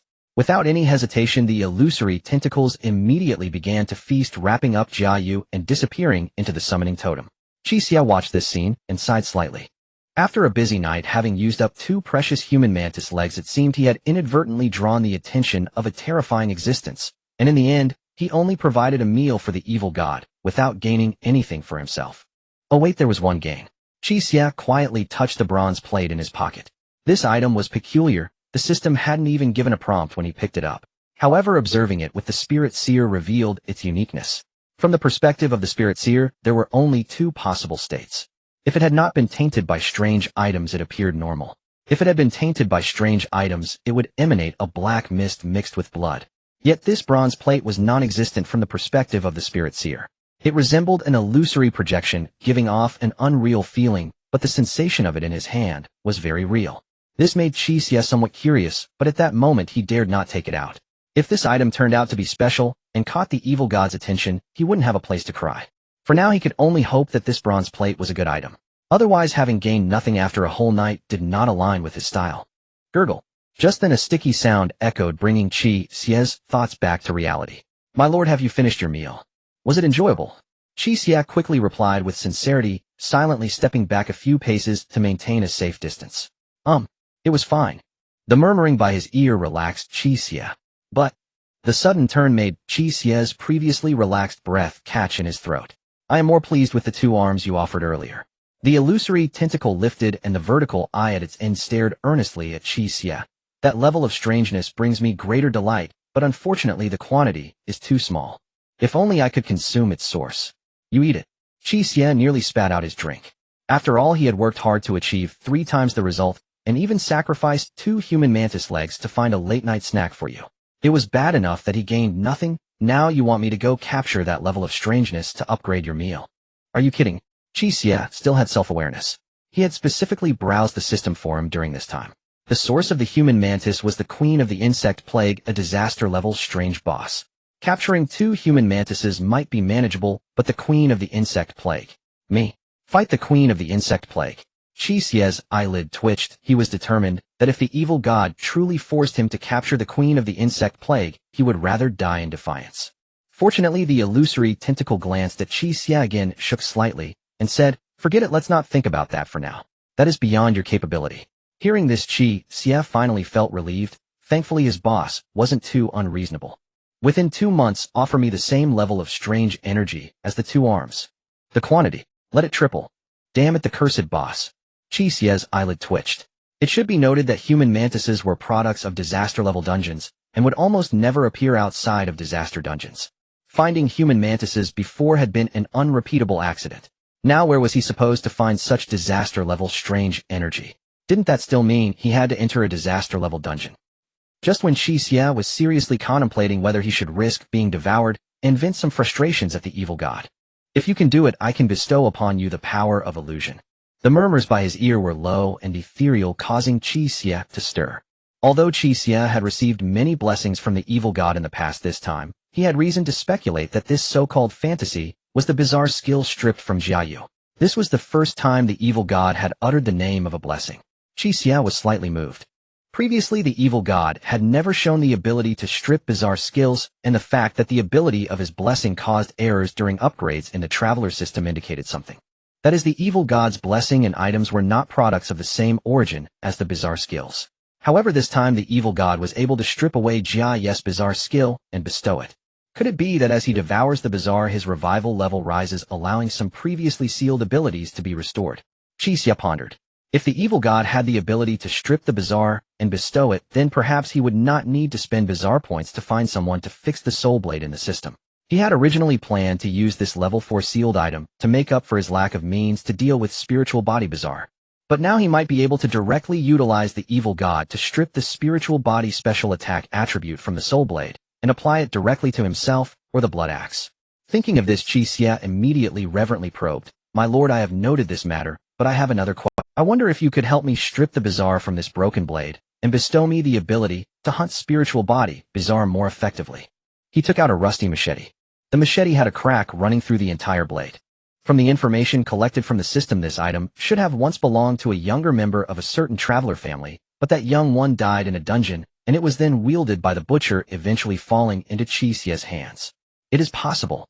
The murmurs rang in his ears, and then two ethereal tentacles wrapped around the discarded machete. Dark ink-like essence covered the blade. Then the darkness twisted and contracted like clay being kneaded by an invisible hand, eventually shrinking down to the size of a palm into a round ball. The dark ink-like essence faded away, revealing a transparent sphere. Inside the sphere was a pitch-black mist mixed with a blood-red hue, and deep within the mist, a blood-red vertical eye was faintly visible.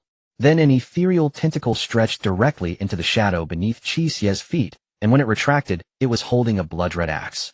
At that moment, the sphere shattered on its own, and the blood-colored black mist surged out, seemingly twisted into a rope by some force guiding it to wrap around the axe's body. The axe body revealed rust-colored patterns, yet this did not affect the sharp gleam of the blade. All right.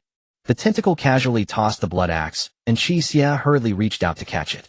The next second, the system popped up a notification: acquired sealed item Dissector Blood Axe, level 3, a gift from an unknown existence, unparalleled sharpness, seemingly fused with some bizarre, resulting in a controllable mutation that grants its attacks a cutting attribute, which is equally effective against spiritual beings.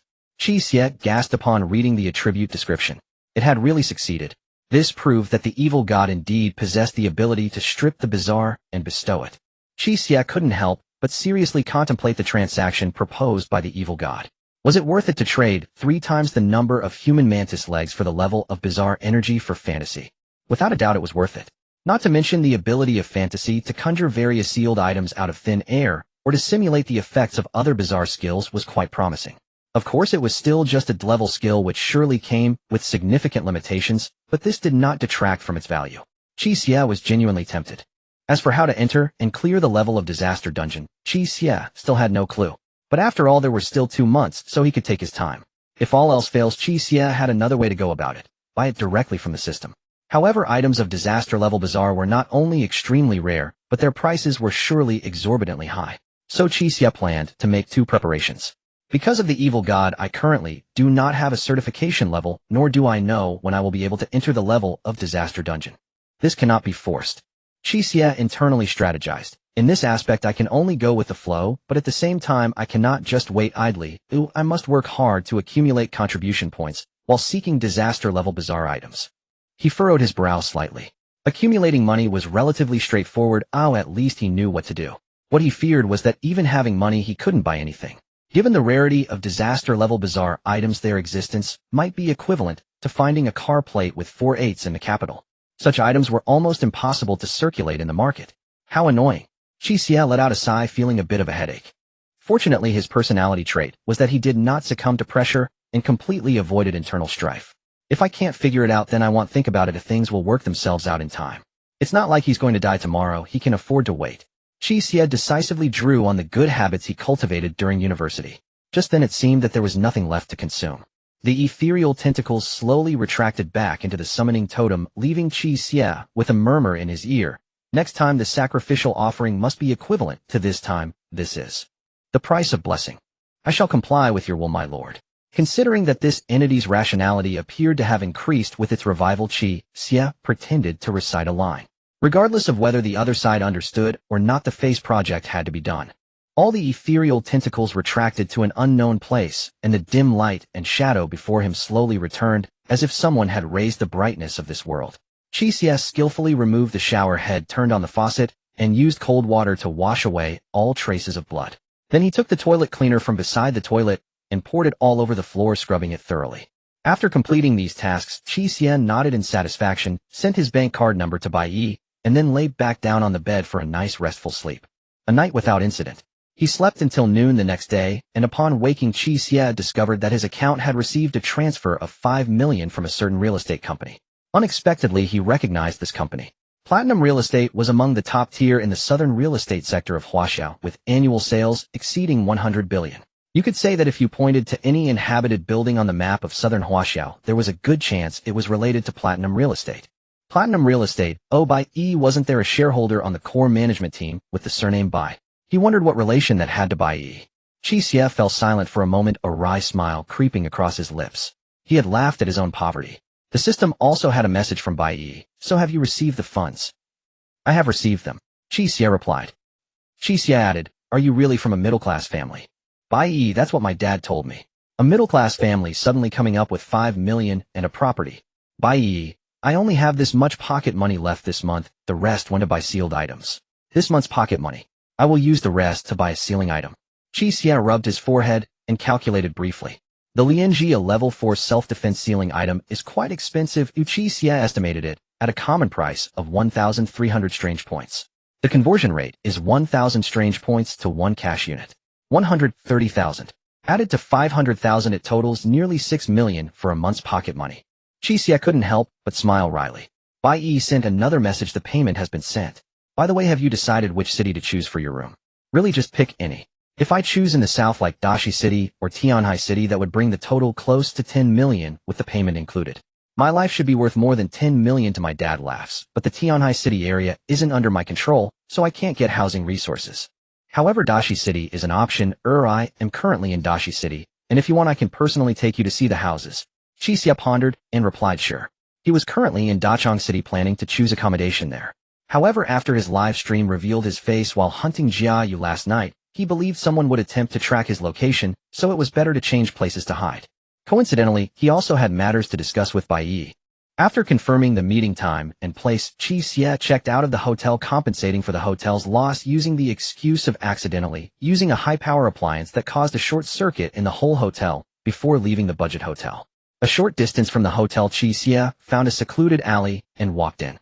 After about 10 minutes, an ordinary-looking middle-aged man emerged from the alley boarding a train to Dashi City with an ID card bearing the same photo. This disguise of a human skin mask and fake identity was not specially prepared, but rather something Qi Xie had prepared for opening blind boxes before entering the strange instance.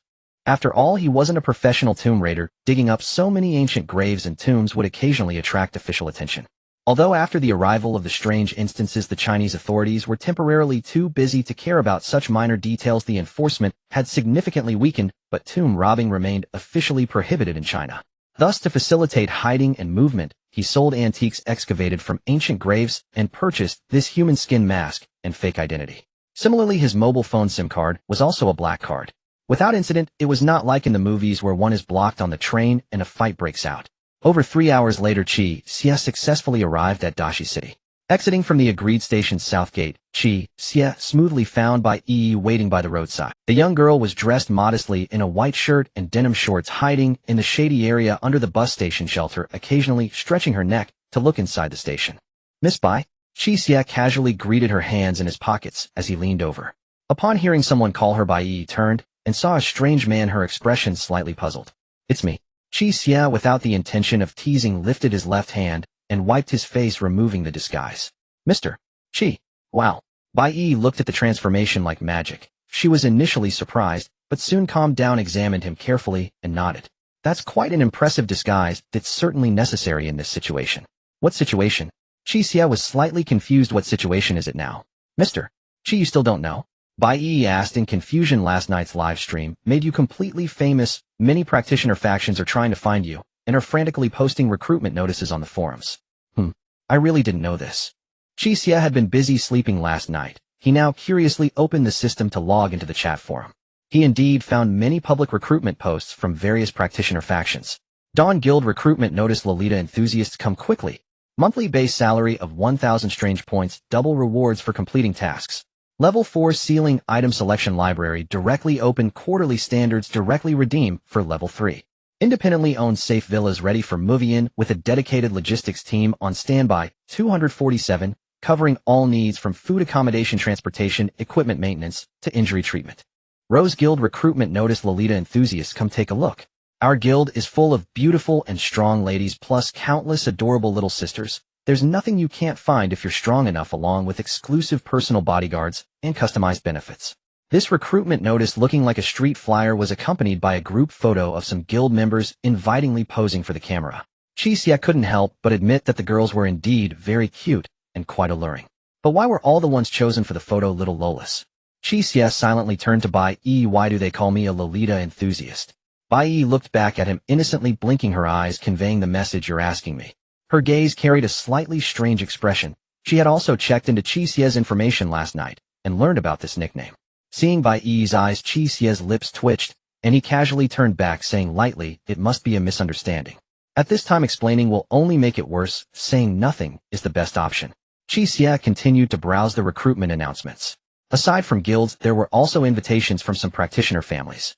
Tianhai Lin family invitation. Dear Sir, our family has been rooted in Jiang City for over 100 years, controlling abundant strange resources.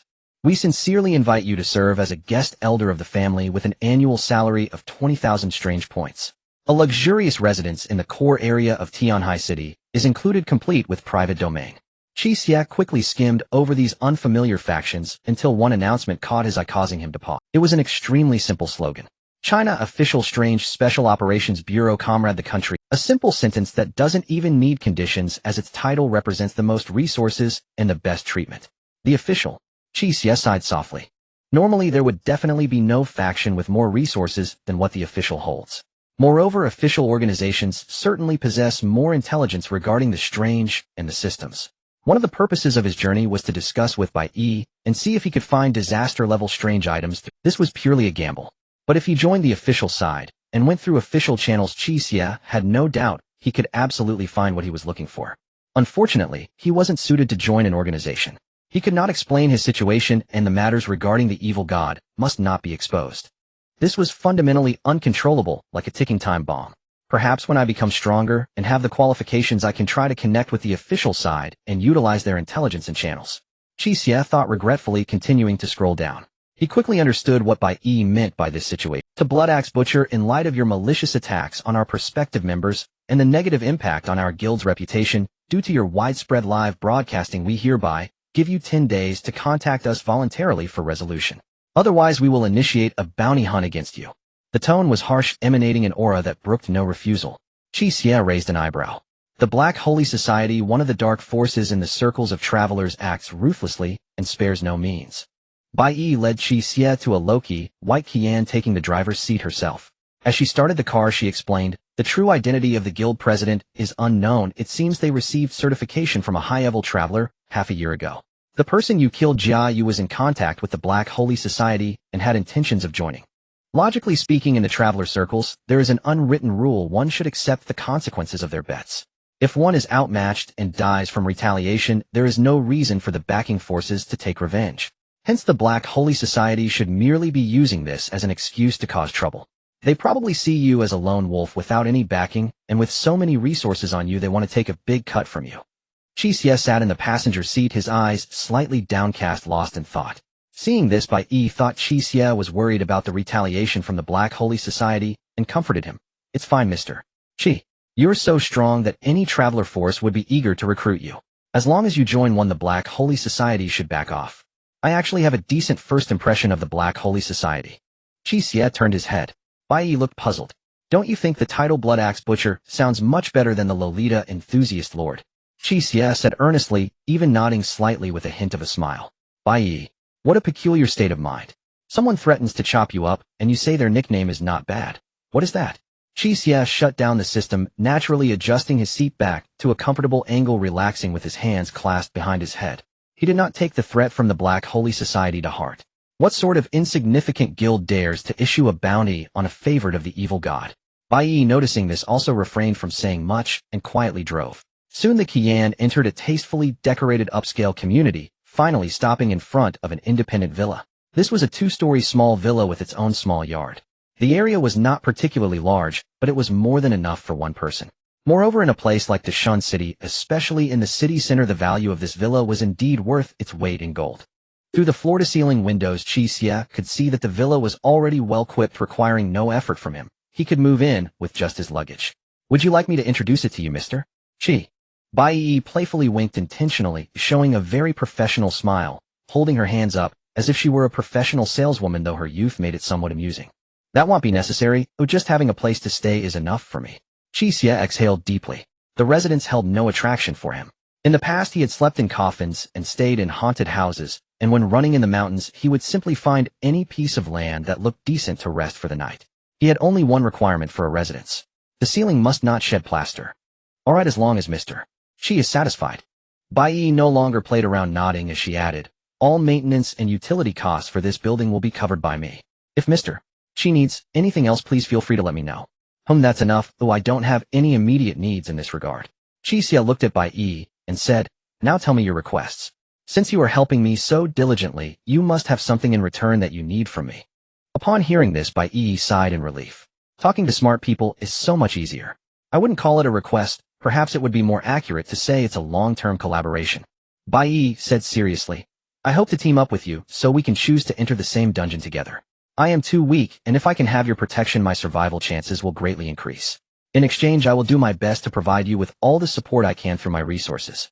My family has connections with several traveler forces, and we are also striving to transition into a traveler force ourselves, so the help I can provide you in the future will only grow.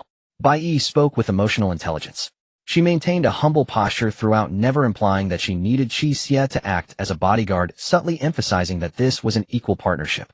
Qi Xie naturally had no reason to refuse, and he had his own needs for Bai Yi. Sure, no problem. Qi Xie nodded. However, I do have one request right now, though I need your channels to help me keep an eye out. I need disaster-level anomalous items, first-level sealed objects, grade skill books. In short, everything that reaches the level of disaster. Bai Yi was slightly taken aback. Items of that level are extremely rare, they are not only hard to find, but also undoubtedly very expensive, and you can't buy them with money. I understand, just help me keep an eye out for information, and I will find a way to handle the rest. Bai Yi, upon hearing this, stopped insisting and nodded in agreement. With these trivial matters settled, Bai Yi bid farewell to Qi Xie and left. She held a significant position at Platinum Real Estate. Her family situation was quite special, and since becoming an anomalous traveler, she had to find ways to improve her abilities, so she was usually quite busy. However, Bai Yi consciously did not inquire about Qi Xie's mysterious abilities and sealed objects. Qi Xie also tacitly refrained from asking about her family matters, simply enjoying life normally. The comfortable days passed swiftly, and in the blink of an eye 7 days had gone by.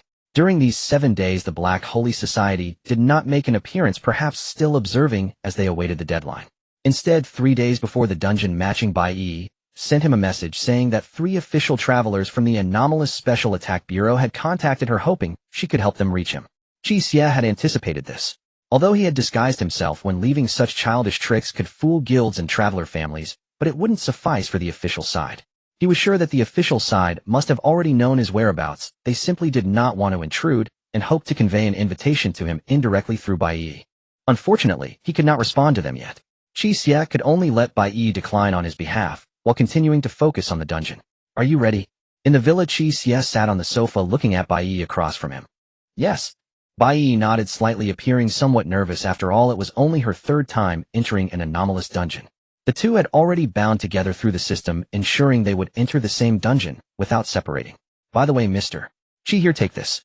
Bai Yi seemed to remember something, taking off the bracelet from her right hand and handing it to Qi Xie. Qi Xie glanced at it, understood Bai Yi's intention, and put the bracelet on his right wrist. Welcome to the wedding of the Ghost Bride. Dungeon level restricted. Number of players 5. Clearing condition: attend the wedding and survive through the night. Dear guests, welcome to the friendly and gentle Hall of Afterlife, where a grand wedding is taking place. To ensure you have an enjoyable experience, please adhere to the following venue order. Please make sure to register at the reception before entering. The groom and bride will enter after midnight. The seating has been carefully arranged. Please sit in the correct position and do not sit in the wrong place. Please refrain from speaking loudly and disturbing other guests. The back hall is a private area. Please do not enter without permission. The groom and bride are deeply in love, sharing everything with each other. If you offend either one, consider yourself unlucky. If you see a child dressed in white mourning clothes, please look around immediately to check if there is a ball nearby. Hand the ball to the child, and it will leave on its own. On this joyous day, we wish you can still live well. Number of viewers in the livestream: 601875. Qi Xie opened his eyes and found himself standing in front of a dilapidated ancient house.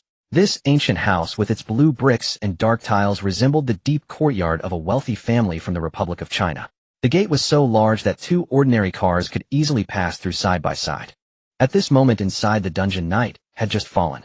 The blue tiles glimmered with a cold white light. The beast face patterns on the eaves blurred into indistinct shapes, and dark green moss climbed the walls, while fine wild grass sprouted from the crevices of the blue bricks. The ancient house before him resembled the corpse of a giant beast, quietly waiting for someone to step inside. Mr. Qi. The voice of Bai Yi came from behind him. Qi Xie turned around and saw Bai Yi standing behind him, her small face tense. Although she was a wealthy girl who spent lavishly and dominated the business world outside, she couldn't help but feel nervous in the face of the bazaar. Relax. I'm here. His casual words carried a reassuring confidence, making Bai Yi feel somewhat at ease as she nodded slightly hesitantly saying, Mr. Qi, I've seen a guide for this dungeon. Oh, really? How does this dungeon compare to our previous hotel dungeon? It's completely incomparable. Bai Yi shook her head. The level of a dungeon is determined by the highest level of the bazaar present in it. As a restricted level bazaar dungeon, this one is far more terrifying and has many more bizarre elements. That's great news. Qi Xie's eyes lit up. Bai Yi looked at the excited Qi Xie and wasn't particularly surprised as she had grown somewhat accustomed to it. Just then, buzz. The space began to distort slowly. 3 figures appeared one after another beside the two. The first to appear was a middle-aged strong man. With a crew cut and a square face, he stood nearly 6 feet tall, with a face full of muscles, wearing a tank top and work pants. However, the strange thing was his arms. His left arm was completely normal and covered in tattoos, but his entire right arm was pale to the point of being bloodless, covered in dark purple corpse spots. Clearly this was his bizarre skill, and skills that have lasting effects in reality are generally not weak. Qi Xie noticed Bai Yi's pupils visibly tremble. Do you know him? Qi Xie turned his head. Bai Yi nodded, and then shook her head. I don't know him, but I've seen him on the system. He's a well-known intermediate practitioner, Ghost Hand Dao. Ghost Hand? Qi Xie was puzzled. What kind of ridiculous title is that? It's just Ghost Hand. Why add a dick to emphasize it? How impressive can that be? Ghost Hand is his title, his surname is D, and his given name is Ao. Bai Yi twitched her lips slightly. Oh. Qi Xie suddenly understood. After Dao appeared, he glanced at the two in front of him, his gaze resting briefly on Bai Yi, before slightly furrowing his brow. Next appeared a man in a sharply tailored suit, looking around 25 or 26, dressed like an elite corporate worker with meticulously styled back hair, wearing glasses, and possessing a refined demeanor, with a vintage fountain pen hanging from his breast pocket. Lastly appeared a flamboyant woman around 26 or 27, heavily made up with twin ponytails, seemingly trying to appear younger, dressed in a scanty JK uniform. Qi Xie glanced at the woman twice and turned to Bai Yi, whispering, You'd think she just needs to stick on a couple of band-aids, and she'd be good to go on the street. Bai Yi's lips tightened as she recalled all her life's sorrows, barely managing to hold it together. Qi Xie scanned her from head to toe and added, Free. Bai Yi couldn't hold it in any longer. Can you imagine someone seriously telling you such things in a situation that is extremely dangerous, and where you could die at any moment? The laughter caught the woman's attention, as she turned her head to glance at Bai Yi, and Qi Xie, her expression slightly cold, revealing displeasure. Her long experience mingling among various crowds gave her the instinct that these two were mocking her. Just then Dao saw that everyone was present and spoke up. Since everyone is here, let's not stand around. How about we introduce ourselves? He extended his corpse spot-covered green arm toward the crowd, his tone clearly filled with arrogance and pride. Ghost Hand Dao, intermediate practitioner, has been through 9 dungeons. Those with keen eyes should recognize this hand. As soon as he finished speaking, the woman cast a surprised look at him. The refined man also looked at him in shock, muttering, Intermediate practitioner. No wonder this matched dungeon is so difficult. Dao thoroughly enjoyed their reactions, but soon noticed Qi Xie and Bai Yi. Qi Xie looked indifferent while Bai Yi observed him with a strange expression, as if she was holding back laughter. This made him somewhat irritated. What is so funny? My title is so impressive. Wang Shan, beginner player, has been through 5 dungeons, a member of the Wuan Guild. The refined man adjusted his glasses with his middle finger, his tone neither servile nor overbearing. Once he spoke Dao, and the woman couldn't help but look at him. Although Wang Shan spoke casually, the Wuan Guild is one of the top practitioner guilds in Huaxia. That was Wang Shan's confidence. Next was the woman, her voice sweet, but slightly odd, as if she was putting on an act, cheerfully saying, Hello everyone, I'm Shui Jiao, a beginner practitioner. You can call me Jiao Jiao. After saying this, she winked at Dao, mimicking a playful tone. I just became a bizarre practitioner not long ago, and if possible I hope everyone can take care of me a little. He. Dao enjoyed the feeling of being admired, laughing heartily. Sure thing. I'm Dao, an intermediate practitioner. You all behave, and I'll take you along for a ride. Wow. Brother Dao is so amazing. Shui Jiao cupped her face with her hands, making a cute expression. The two seemed to want to continue their commercial flattery. But Bai Yi had no desire to play along with these two, decisively interrupting. Bai Yi, beginner practitioner, entering the dungeon for the 3rd time. Qi Xie, not sure what kind of practitioner entering the dungeon for the 3rd time. Everyone's gaze turned to Qi. Kit, what do you mean by not knowing what a walker is? Dao squinted his eyes, his expression displeased. Don't you even know what level of walker you are? No, I don't know. Qi Xie met Dao's gaze calmly. He truly didn't know, as the system still could not determine his certification level due to interference from the evil god. Diao's expression darkened, and he spoke irritably. You little brat hiding your walker level, what are you pretending for? You've only been through 3 dungeons, oh what other level can you have besides being a beginner walker? He looked at Qi Xie with disdain, warning him with a hint of threat. This dungeon is my 10th one. As long as I clear it, the Changfeng Guild has promised to give me a position as the chief steward of a regional branch. I don't care what you're thinking, you. He looked at Bai Yi again. Once we go in, you will follow my commands. Do whatever I say. If you mess around and cause any danger that leads to failure, I will be the first to take you down, understand? Do you get it? Bai Yi beside Qi Xie quietly tugged at his sleeve and whispered, Dao is known for his domineering and ruthless reputation, often harming his teammates in dungeons, but he does have some strength. I see. Qi Xie nodded. I understand. Bai Yi sighed in relief upon seeing Qi Xie. She felt that the difficulty of this dungeon was too high and too dangerous, worrying that Qi Xie would have a conflict with Dao and end up facing the dungeon's weirdness, while also having to guard against Dao, putting him in a dilemma. After all, Dao was an intermediate walker and his assistance in clearing the dungeon would be significant. Therefore, her intention was to remind Qi Xie not to confront Dao for now and to wait until they cleared the dungeon. Though she had kept her voice very low, Dao, with his enhanced hearing from his skills, still caught it and immediately showed a smug expression. Shui Jiao timely clasped her hands to her face, making an adoring expression. Wow, Dao Gidge is so manly and charming. I love domineering men. Dao felt a thrill in his heart at Shui Jiao's sweet tone and couldn't help but burst into laughter. Ahaha, of course. But he hadn't finished laughing when Qi Xie suddenly raised his hand and swiftly slapped Dao across the... Dao was sent spinning in midair before crashing heavily to the ground. After struggling for a while, he groggily sat up, holding one side of his swollen face, looking completely bewildered. Shui Jiao's expression of admiration froze. Qi Xie flexed his neck and looked at Dao. Shadows rose from beneath him as he reached out, as if to draw the blood axe from the shadows. It sounds like you're a significant unstable factor. How about I just take you down now? Bai Yi, are you sure your understanding is a bit off? Bai Yi thought the dungeon is difficult, and let's not make enemies, we'll clear it together first. Qi Xie understood the dungeon is difficult, let's eliminate the unstable factors first. Wang Shan frowned, not intervening as he couldn't, his gaze fixed on Qi Xie's face, feeling a sense of familiarity, yet unable to recall why. You a beginner walker, dare to lay a hand on me. Do you want to die? Dao shouted, his eyes betraying his disbelief. This was the first time he had seen someone able to slap him like that, which indicated that Qi Xie at least had some bizarre skills that matched his own. You talk too much.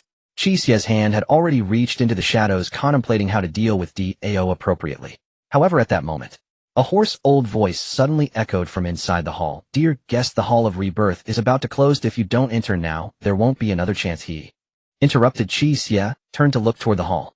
Inside the hall, amidst the shadows, sat an old woman. She was wrapped in a faded floral cotton jacket, her thin frame gray hair, and deeply wrinkled face. The old woman sat behind an old wooden table covered with yellowed cloth, smiling broadly. However, those present couldn't help but gasp in shock. This was because the old woman's eye sockets were devoid of eyeballs, replaced by 2 completely unrecognizable voids, each containing swirling green ghostly flames. If you keep dawdling at the door, then the old woman will close it. The old woman spoke again. At that time you won't be able to enter. As she spoke, the large door of the hall began to slowly close while the surrounding streets were gradually engulfed by thick darkness. Clearly this was the mechanism of this dungeon, designed to prevent participants from lingering outside all night. TSK. Qi Xie glanced at Dao. After all, the opponent was an intermediate walker. While he could kill him, it would take some time. If he wanted to forcefully kill Dao, there wouldn't be enough time. And what lay inside was the main course. Qi Xie was not indecisive. After contemplating for less than a second, he left Dao behind and headed toward the door. Bai Yi followed closely, and Wang Shan also stepped up, as no one wanted to waste time in such a situation. Breathing heavily, Dao, who had narrowly escaped death, was still in shock as he scrambled to his feet. Shui Jiao glanced at Qi Xie's retreating figure, then at Dao. Beside her, her eyes rolled as she showed a worried expression and stepped forward to help Dao. Are you okay, Dao Gidge? Here, let me help you. Thank you, Shui Jiao Mei. Dao looked at her in surprise, revealing a somewhat touched expression. The 5 of them stepped into the hall, and in the next moment the door closed tightly. Inside the hall, the old woman laughed eerily upon seeing everyone gathered, pulling out a small box from beneath the table and placing it on the surface. On this joyous occasion you all have traveled from afar, surely you won't come empty-handed, right? Just a small gift of cash as a token of goodwill will be good to share in the joy, won't it? Hearing this, Wang Shan questioned, what goodwill? Are you asking for money? We have no use for such things, why would we take it? The old woman opened the box revealing several rings and extinguished oil lamps among other small items. Bizarre items, sealed objects. Anything will do, the old woman said slowly, her tone flat. What a... The others except for Qi Xie were startled. The price was nothing short of exorbitant. Each sealed item was worth at least 500 points. While bizarre items were not as valuable as sealed items, they were still pricey, just like the human skin paper and corpse oil candles that Qi Xie had acquired in the Handkerchief Doll dungeon. These items could potentially be made into sealed objects or used for other purposes, with prices starting at over 100 bizarre points. Wang Shan hesitated for a moment and asked, "How much do we need to pay as a gift?" That depends on how much you are willing to spend to save your own lives." The old woman smiled strangely, raising the corners of her mouth. "When you enter for the feast, later seating will depend on how much you donate. The higher your donation, the closer you will sit to the abundant dishes. Those with lower contributions will still have seats. But if the dishes are few, if the other guests at the same table are still hungry, they may have to supplement their meal from elsewhere." As her words fell, the hall fell into silence. The implication was clear: the higher the gift, the safer one would be. If it was too low, one could never know if the other hungry ghosts at the same table would become desperate and eat you. Hiss! Qi Xie scratched his head. He felt this scene was oddly familiar. Hungry ghosts might eat people. He was familiar with that. Spending money to buy safety. Bai Yi's brows knit slightly. This old crone thinks the little girl's bracelet is quite fine.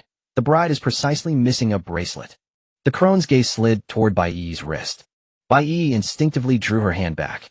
On the surface, the situation was unfavorable for her. She carried no obvious anomalous artifacts, only the sealed item Lianji, leaving her no room to maneuver. But that object could not be relinquished at any cost. It was her trump card. If I'm not mistaken, that bracelet should be a 4th grade sealed item Lianji. Wang Shan was a little astonished. That thing is worth over 1,500 anomaly points. You're gouging them. I never forced you to trade. You could offer other things instead. The crone sneered coldly.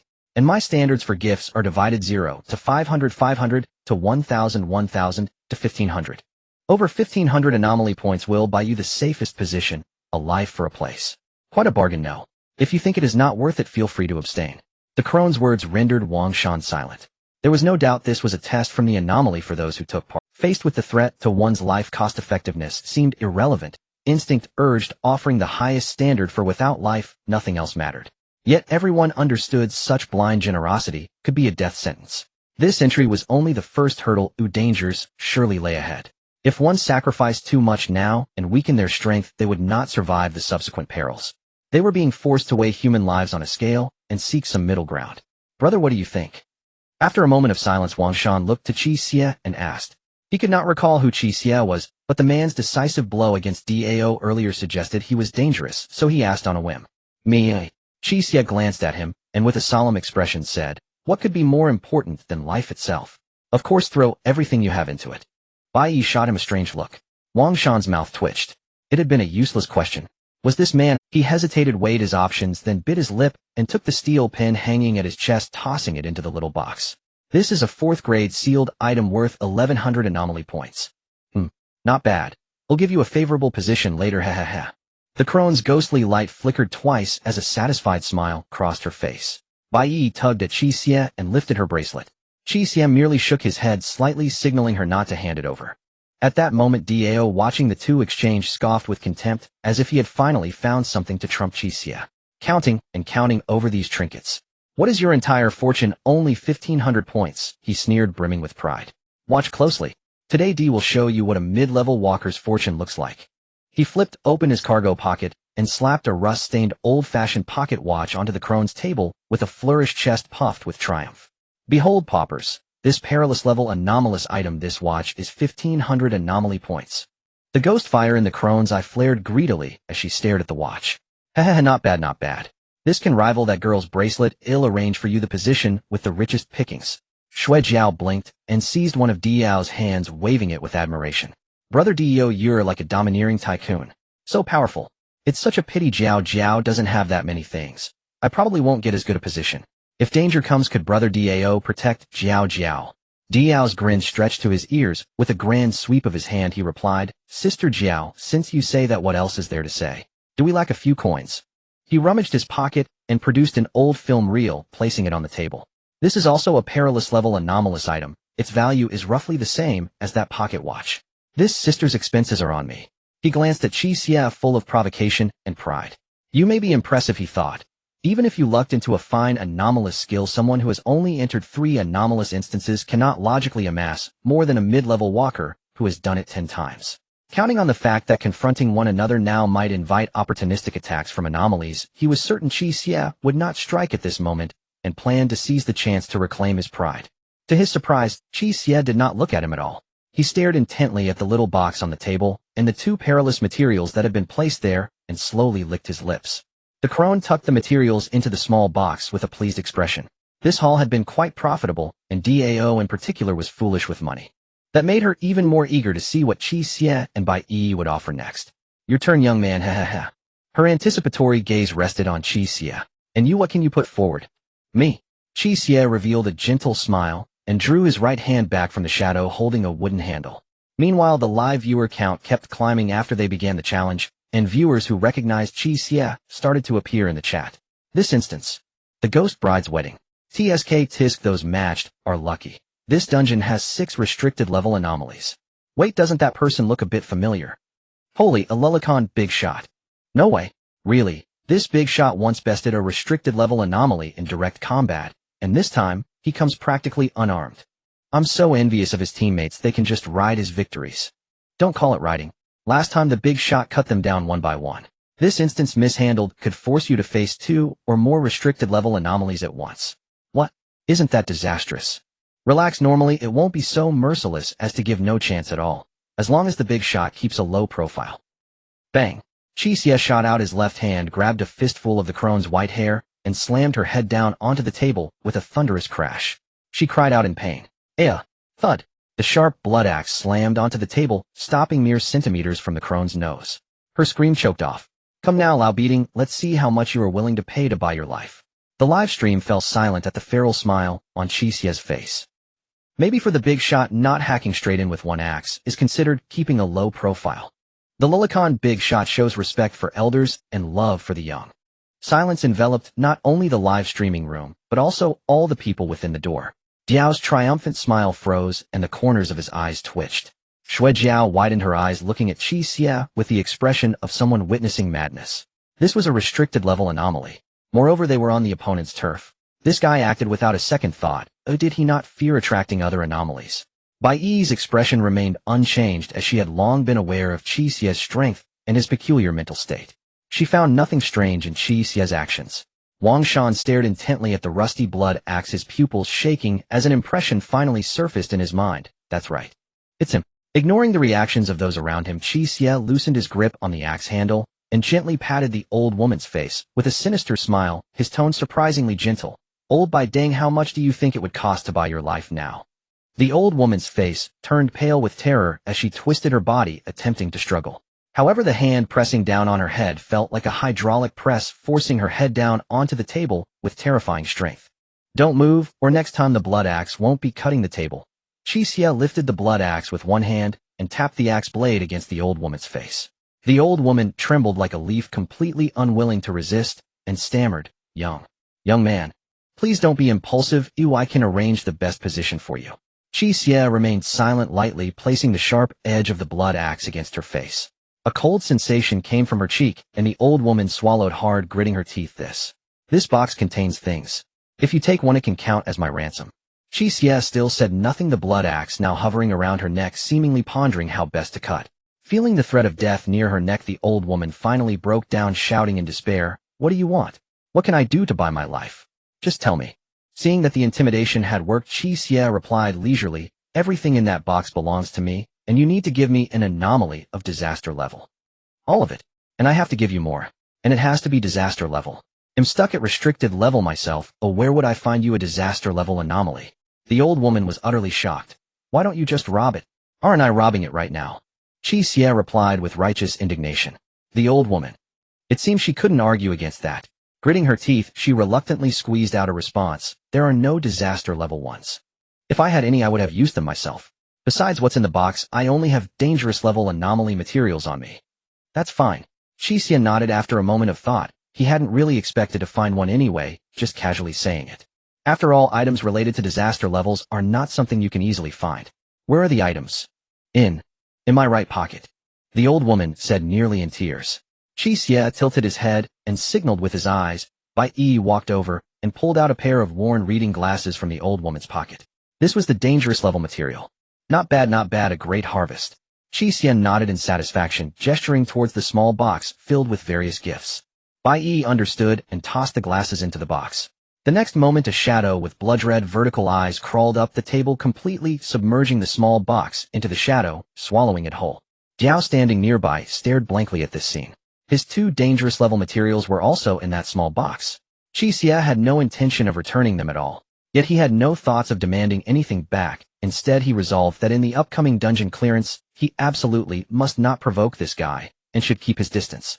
Previously, he thought that in such a dungeon Qi Xie wouldn't dare risk an internal conflict while being vulnerable to anomalies. But it seemed this madman didn't care at all. Moreover, this madman had the capital to go crazy. After all, even he, a mid-level practitioner, could not easily suppress a restricted level anomaly. If he still couldn't see the situation at this point, he might as well have lived in vain. Meanwhile, Wang Shan's eyes, the sealed object pen he had handed over was also in that small box. However, upon reflection, he suddenly understood why Qi Xie had answered "I threw everything in" when he asked about his thoughts. Damn, did everything just get thrown into this guy's pocket?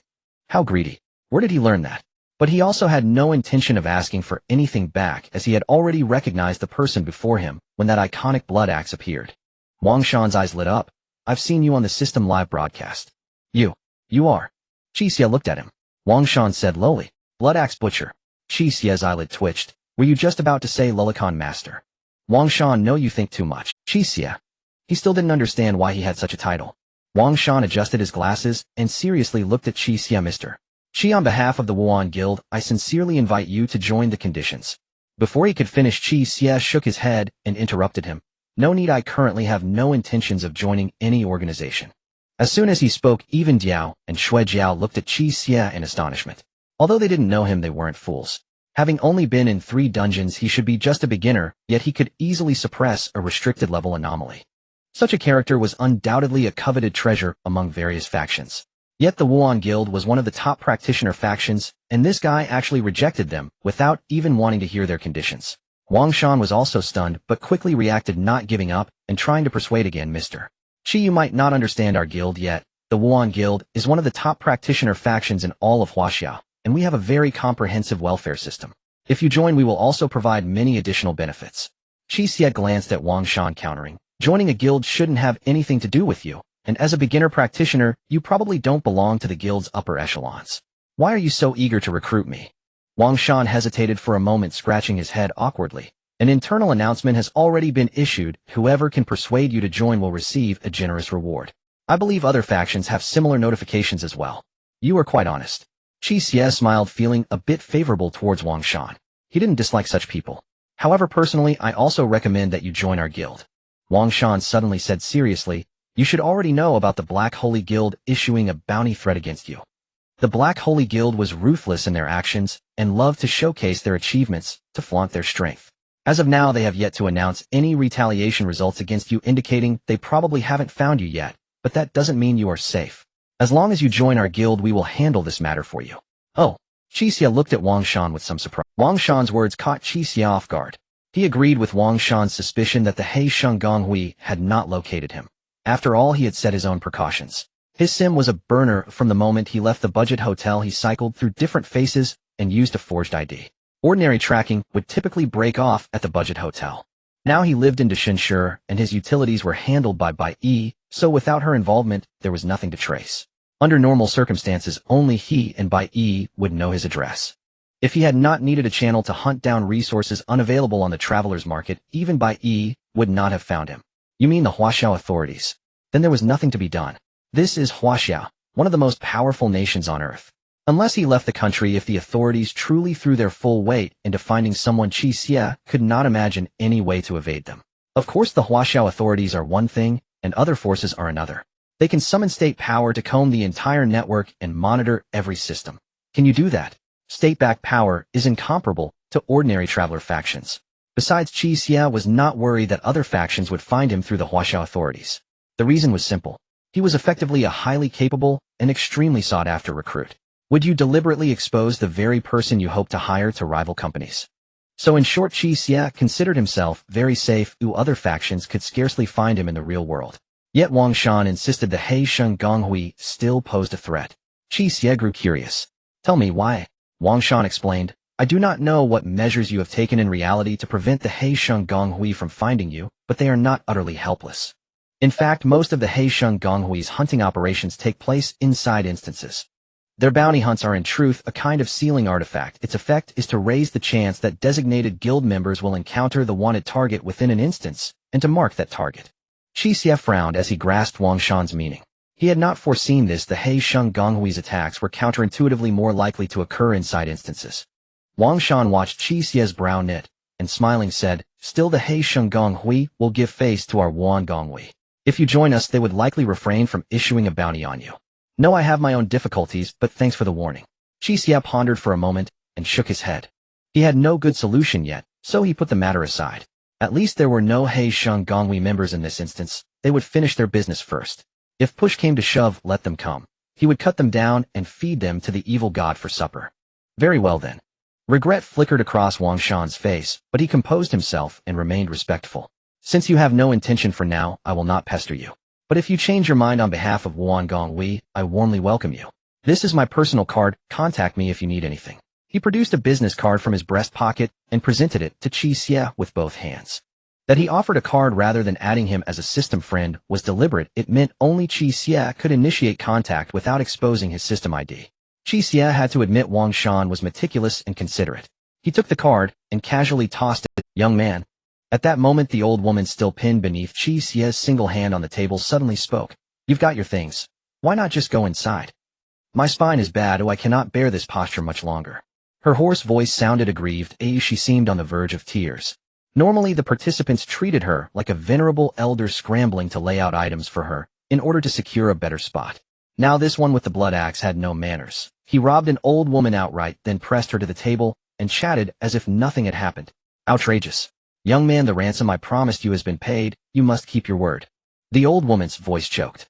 She only wanted to put as much distance between herself and Qi Xie as possible. Qi Xie turned and looked down at the old woman from above. Then to her bewilderment, he slowly adopted a puzzled expression. When did you give me ransom money? The crowd fell silent. The old woman froze as if struck by lightning. Mouth agape, the ghost fire in her eye sockets flickering wildly. You? Just now. I gave you a pair of reading glasses. Where? Qi Xie effected a casual sweep of the room. Look for yourself. Where are the reading glasses? The old woman's body began to tremble. Incredulous, she said, You clearly put them into the shadow. Who saw that? Qi Xie turned to the onlookers. Did any of you see it? The crowd came to their senses and dared not react, otherwise shaking their heads like a chorus of puppets. See, no one saw it. Qi Xie turned back and patted the old woman's head. Still, I am an honest man. I promised you give me a perilous grade Eerie item as ransom, and I would spare you. That promise still stands. You. The old woman trembled with fury. You damned beast. Beast? Her lips quivered. If she were still fully human, she felt she might stroke out from anger. The livestream audience went hysterical, Lala-loving big shot, respectful to elders and fond of the young. Everyone else playing dumb, can't hold it. This guy is a pure lecher. Never seen anyone use an Eerie item to pull a scam like this.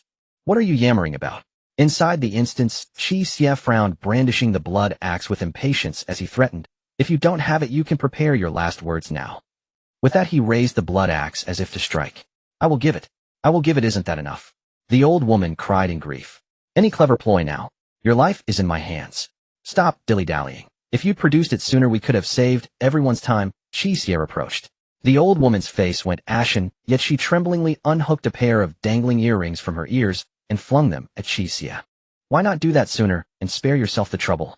Qi Xie picked up the earrings, verified they were indeed perilous grade materials, and dropped them into the shadow with satisfaction. Was it my fault then?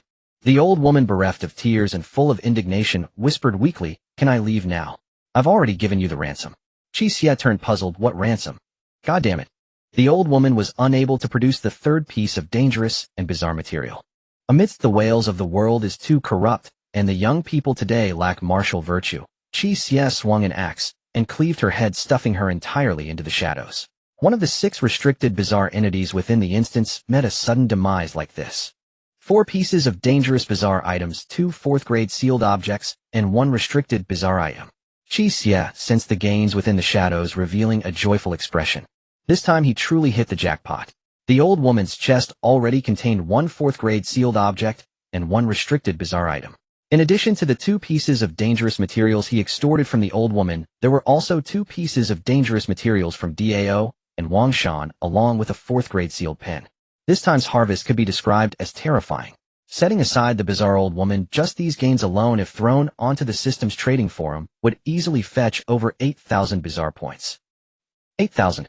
If converted to Huaxia currency, that would be a full 8 million. If every time he entered an instance he could achieve such gains. Qi Xie swallowed hard, forcing himself to calm down, not allowing himself to be overwhelmed. Indeed, this time the harvest was abundant, but it was a rare and difficult to replicate situation. Normally, bizarre entities, after obtaining bizarre items or sealed objects, would typically choose to dominate or devour them, not leaving them behind. As for the old woman's bizarre situation, it might stem from her habit of hoarding during her life. Qi Xie still remembered after his parents abandoned him, he returned to his rural hometown to seek relatives, hoping to find someone willing to give him a meal. Instead, he was unexpectedly given a handful of dried fish from 2 years prior by a neighbor's old lady, who found him cute. After eating, he saw his deceased great-grandmother. Perhaps it was this kind of habit from elderly people that continued on, and after becoming bizarre, ended up making a wedding garment for Qi Xie. I mustn't be too excited. This large sum of bizarre points must be saved up. Moreover, if he finds any dangerous bizarre products to sell later, this amount of bizarre points would definitely not be enough. I need more.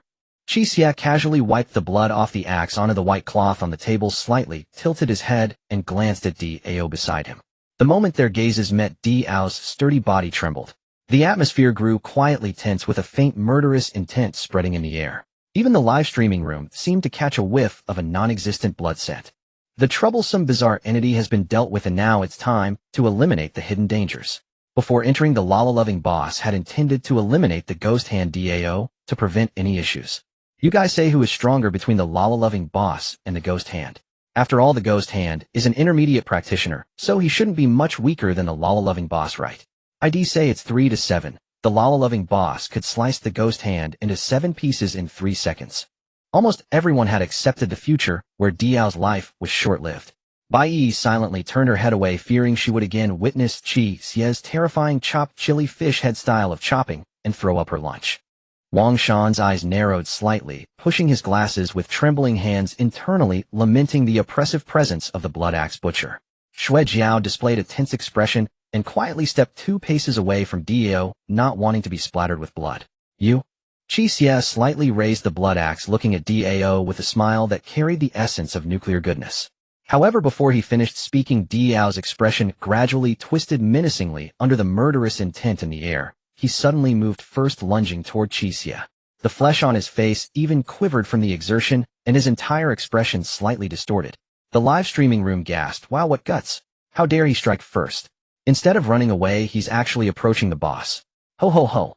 I'm just kidding, running away is useless. Even if he escapes the instance, the boss will follow through the network cable. Qi Xie raised an eyebrow in surprise. Now that's someone with spirit. As he spoke, he lifted the blood axe, preparing to give Dao a swift end.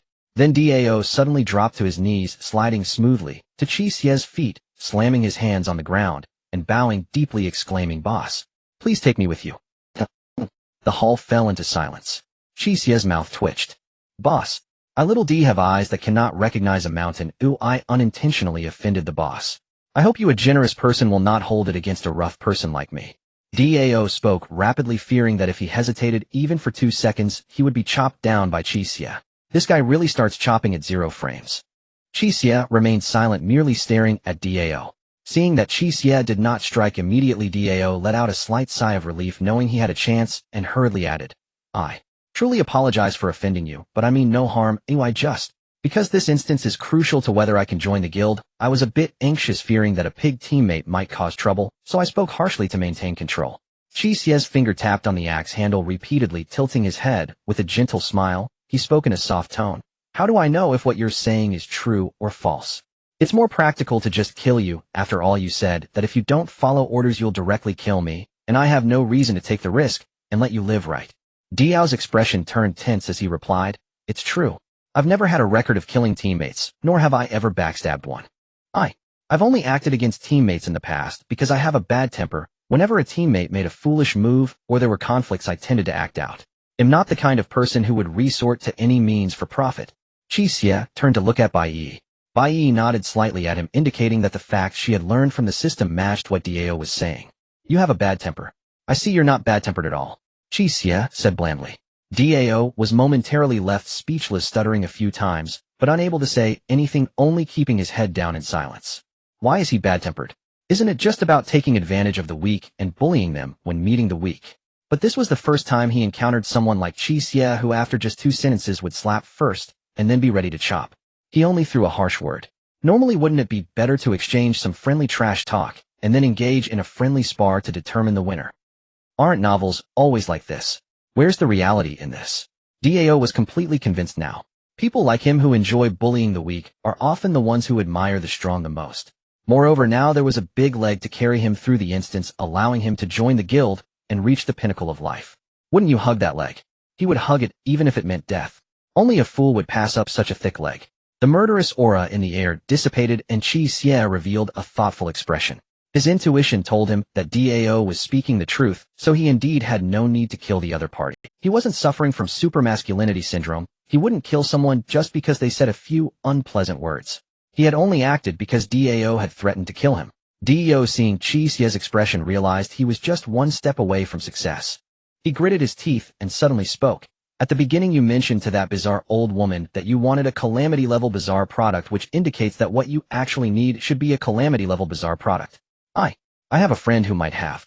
The moment those words left his mouth, Qi Xie's gaze sharpened, filled with disbelief. Would something of this caliber really be spoken of to others? If you said this to deceive me in a moment of urgency, you should know the consequences. How could I dare? Dao's expression was tense, his tone urgent. It's true. If it weren't for the fact that I accidentally let it slip while drinking before, I wouldn't have known. But whether it still exists now, I truly don't know, but I can help you inquire. Really? Qi Xie narrowed his eyes, slightly staring directly into Dao's eyes. After a while, until Dao's forehead was beaded with sweat, Qi Xie finally nodded lightly. Your misfortune is having such a scoundrel friend. However, you have temporarily saved your life. Dao looked as if he had received a great reprieve, his face filled with joy. Thank you, big shot. Thank you, big shot. Saying this, he lowered his head, wanting to bow to Qi Xie. All right, how many years has New Huaxia been established? Stop with this nonsense and get up. Qi Xie waved his hand, not caring. Thank you, big shot, he. Dao was momentarily taken aback, then he chuckled, rising nimbly. All right, no need to say more. Qi Xie swung the blood axe, resting it on his shoulder, and said calmly, let's be clear, you threatened me, I dealt with you, and took away 2 dangerous and bizarre items from you, so we're even. Helping you connect with your friend is another matter. Since that's the case, I won't take your items for free. Oh, I will protect you in this instance, and we'll call it a transaction. Dao was once again stunned, and after a full 5 seconds he pursed his lips and gave a thumbs up. Big shot is straightforward. Qi Xie ignored him and turned to Wang Shan. You two, I won't take your 4th level sealed item for free. Don't stray too far from me. If trouble arises, I'll lend a hand. Wang Shan's gaze shifted and he looked at Qi Xie with a hint of newfound respect. Then thank you very much, big shot. Qi Xie, you damn. Dao's companion Shui Jiao rolled her eyes, leaning closer to Qi Xie with a pitiful expression, sweetly calling out, big shot, brother, get lost. All right. Shui Jiao retreated in defeat. However, Dao subtly pulled her and quietly comforted, it's all right, sis, just stay close to me later. Big shot protects me, I'll protect you. Shui Jiao blinked, revealing a sweet smile, nodding vigorously. Thank you, brother Dao. Qi Xie silently glanced at her, saying nothing further, but picked up his axe and led the way into the house. The live stream room was in an uproar. This big shot is utterly unyielding towards women, showing no pity, treating everyone equally. Hey, it's just that he's not interested. Do you think the title of Lolita-loving big shot just came out of nowhere? Lolita-loving big shot, go home, you're too old. So exciting. The Lolita-loving big shot is finally going to push forward again. The Demon King's protection you ordered is now online. 3 axe strikes can't kill, consider it a single explosion. The Blood Axe Butcher is leading the team, not crashing the wedding, but simply killing. By the way, didn't the rules say that one can't sit in the wrong seat? But that old lady was killed before arranging the seats, so how do they sit? As night fell, the dark sky was devoid of stars and moon. In the courtyard, lanterns were lit at intervals, casting dim candlelight, just enough for vision. The group stepped out of the hall, walking along the cobblestone path deeper into the house, revealing a vast courtyard ahead. However, under the flickering candlelight, everyone in the group except Qi Xie showed varying degrees of shock. The courtyard emerged from the darkness, revealing an eerie scene. The yard was overgrown with weeds, and at this moment 7 or 8 round tables were set up, each surrounded by varying numbers of shadowy figures, seemingly waiting for the banquet to begin. Further inside the yard, close to the back hall, a platform had been built with bright red curtains and lacquered wood, which should be the designated area for the wedding. Howling winds swept through, causing the shadowy figures by the tables to sway slightly. With the flickering candlelight, everyone made out the shapes of the figures. They turned out to be paper figures. These paper figures were crafted exquisitely, resembling people from the Republic of China, but their pale faces and slightly yellowed oxidized colors sent chills down one's spine. These paper figures are all bizarre, Bai exclaimed in shock. Even though she had seen the strategy beforehand, the number of paper figures had increased significantly. Clearly the information she had seen was somewhat outdated. This instance had evolved. Wang Shan adjusted his glasses, his expression serious as he spoke. Lower your voice. The rules mention not to disturb other guests with loud noises. If so many bizarre beings were to attack at once, it would be troublesome. Dao turned his head, wanting to ask for Qi Xie's opinion. But he saw that Qi Xie's previous position was already empty. Where did the big shot go? Dao was taken aback. Looking ahead, his eyelids twitched. He saw that Qi Xie had somehow appeared next to a round table, casually pulling over a chair and sitting down. In an instant, the 4 paper figures at the same table all turned to look at Qi Xie simultaneously, wearing eerie smiles. Qi Xie was equally straightforward, saying directly while glancing at the nearby paper figures, "What are you looking at? Young man, you've sat in the wrong position." "What do you mean wrong position?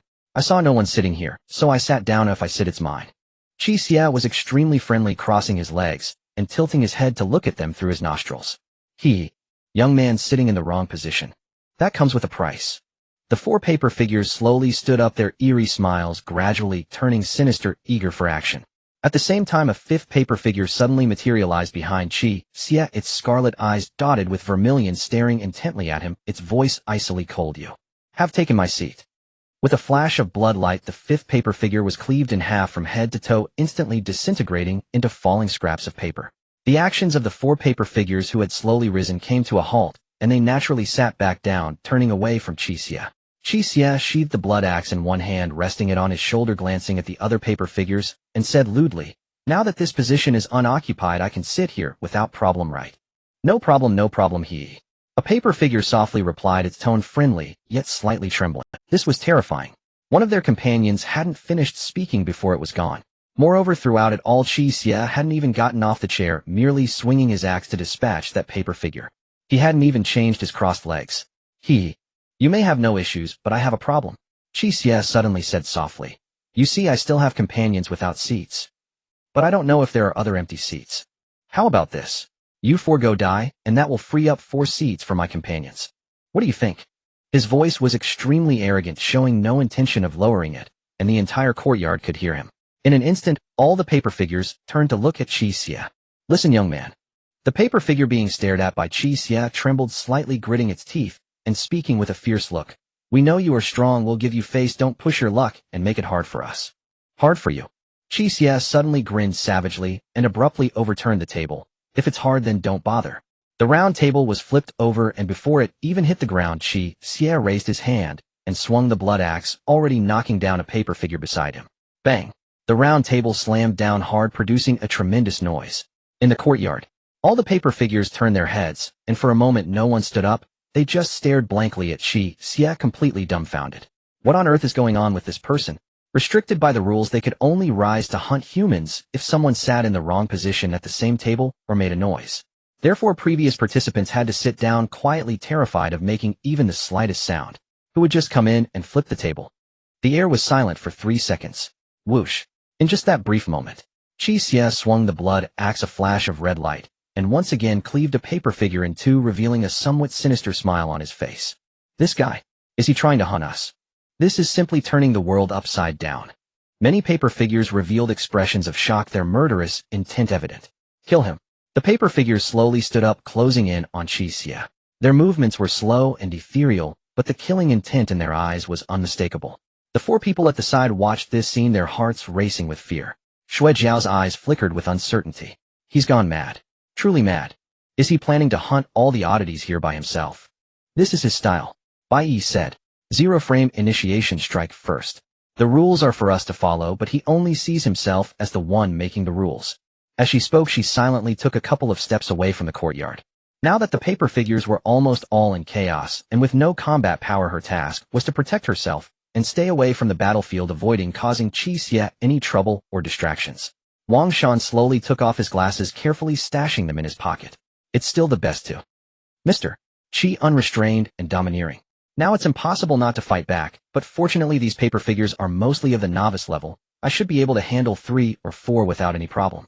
Their thighs were already on the line. They had no choice but to stick together. They had to leave a good impression on the thigh. At least now the thigh was single-handedly drawing fire, and they only needed to bear a small portion of the pressure. Otherwise, with the paper figures already rioting, if something happened to the thigh, they would be doomed too. Big boss, we can't be timid either. Dio, who had a grudge against Qi Xie earlier, was even more eager to show off in front of him, letting out a roar and directly charging into the battlefield using his gray, ghostly hand to grip a paper figure's neck. The paper figure began to turn yellow and wrinkled from the point where it was gripped, and in no time it stopped moving, as if it had undergone a lengthy process of oxidation, turning into a pile of scrap paper. Intermediate walkers are those who possess certain abilities to counter the restricted level oddities. Handling these novice-level paper figures was not a problem for him. In the courtyard, blood-red ribbons danced, and almost every flash cleaved a paper figure in two. With Wang Shan and Dao joining in, the active paper figures were being eliminated at a visible rate. Especially Qi Xie, whose blood axe swung in a whirlwind rampaging through the paper figures, where the sound of rushing wind mixed with the sound of paper tearing echoed in the night sky, each sound signifying the demise of another paper figure. The speed of the paper figures rushing and slowed their ferocity, crushed by fear, and some even started to flee in terror, shouting, "Run fast! Run! A killer demon is coming! Elders and children go first! Don't let everyone die here!" Among the paper figures, a male and a female paper figure held tightly to each other's hands, the male figure gazing anxiously at the female figure's hand, urgently saying, "Wanna hurry and go. They'll hold him off." The female paper figure showed a tearful expression. "Run, Gear, I won't leave unless we go together. What are you still arguing about at this time? Go. If you don't leave now, you won't be able to anymore. You foolish woman." The male paper figure glared and shouted, pushing the female figure away and charging towards Qi Xie. "Gear." The female paper figure's cries echoed behind, as the male paper figure felt a heavy weight on his shoulders, his expression furious, as he ran and shouted towards Qi Xie. "Bastard! Your opponent is Minion." Swish! Qi Xie was chopping down another paper figure resembling an old man facing away from him. It seemed that in his excessive force while chopping the axe after cleaving the old figure in two, swung back and effortlessly cleaved the male paper figure, as well sending paper scraps flying everywhere. "Gear!" The female paper figure, while running and glancing back, happened to see this scene instantly, letting out a heart-wrenching cry. "My!" Qi Xie turned his head in confusion, slightly furrowing his brow. "Did I accidentally chop something just now? Forget it, it doesn't matter." Then he swung his arm around, and with another axe he cleaved the female paper figure as well. The livestream audience was thoroughly entertained. The Lala-loving big boss, like a bulldozer, treated the paper figures as speed bumps. "I really can't hold back anymore. The big boss is just sweeping through. Isn't this a survival-type dungeon?" "It is indeed a survival type. Didn't you see those paper figures desperately trying to survive? Paper figures, we are all striving to live. As for whether we live or die, it's none of your business." As the Lala-loving big boss turns into a bulldozer, "I've put in so much effort. If you're still alive, wouldn't it mean my efforts were in vain?" As Qi Xie cleaved the female paper figure, the entire courtyard fell into silence. All the paper figures in the courtyard were utterly exterminated. The cold wind howled, stirring up a ground of paper scraps. Qi Xie broke into a light sweat, feeling refreshed all over. He took out a cigarette box from his pocket, flicked it open, took one out, and with his left hand, he casually picked up a piece of scrap paper in the wind and lit it on the lantern nearby. Bringing his hand closer, he lit the cigarette in his mouth, exhaling a puff of white smoke, letting go, and the burning scrap paper floated away with the wind, landing perfectly on the wedding vow platform that had been set up. On the other side, Dio, panting heavily, threw down the paper figure that had turned into scrap paper, looking at Qi Xie's relaxed demeanor, his eyelids twitching. He turned to Wang Shan, whose hair was slightly disheveled. "Brother Wang, who exactly is this guy? The two of us combined barely dealt with a third of the paper figures, and were exhausted to this extent.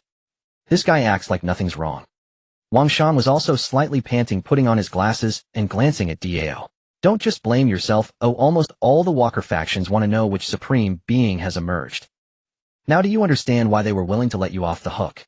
It's not because they are benevolent, it's simply because you don't qualify to be a threat to him, understand?" Dao grimaced and shook his head. "What does this have to do with me? It's clearly that the big boss is too... There's no way he could be someone who has only been through 3 dungeons. If the big boss had been honest from the start, I definitely wouldn't have dared to utter a word, and would have gone straight to shine his shoes. Why act like a pig to eat a tiger? He acting like a pig to eat a tiger. Wang Shan tidied his hair and chuckled lightly. From the information our guild has gathered, this gentleman has indeed only been through 3 dungeons. This is his 3rd dungeon, and in the first 2 he wiped out the oddities, turning the dungeons into bare shells, permanently closing them down with an extremely domineering style. If you provoke him and he finds out your address by this morning before the afternoon, his axe will come crashing down on your DAO. Inhaled sharply, a wave of fear coursing through his heart. Fortunately, he had knelt quickly at that moment. He estimated he wouldn't be any more whole than the scraps of paper on the ground. At this moment, Qi Xie looked at the wedding platform, which was already on fire, yet no other anomalies appeared around. He knew that the other anomalies must be in the back hall. The shadow beneath his feet opened its vertical eyes and spread out, consuming the paper scraps, tainted with strange energy, and conveniently took the blood axe as well. Stretching his limbs, Qi Xie headed toward the back hall. The others exchanged glances and followed. Although the rules prohibited entering the back hall, it was clear to anyone with common sense that the safest place was determined not by the rules, but by Qi Xie. Being beside him was the safest. They navigated around the burning wedding platform and crossed a courtyard gate, revealing a massive ancient residence reminiscent of a wealthy family from the Republic of China, with its old wooden door tightly shut. A wooden sign hung prominently on the door handle: private domain, no entry for outsiders. Xue Jiao looked at the sign, her expression tense. It says no entry for outsiders.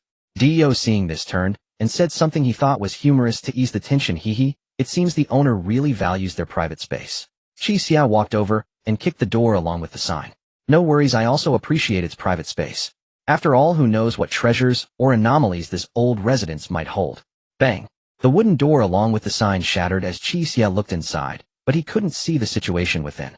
His sight could only penetrate about a meter into the entrance, while the deeper scenes were completely shrouded in darkness. This was not merely due to a lack of light, but rather the influence of strange powers. However, for Qi Xie, it was the same. As long as the anomaly wished to kill, it would always reveal itself. Let's go. Qi Xie stepped inside first. Bai Yi followed without hesitation. The remaining 3 exchanged glances, gritted their teeth, and stepped into the darkness.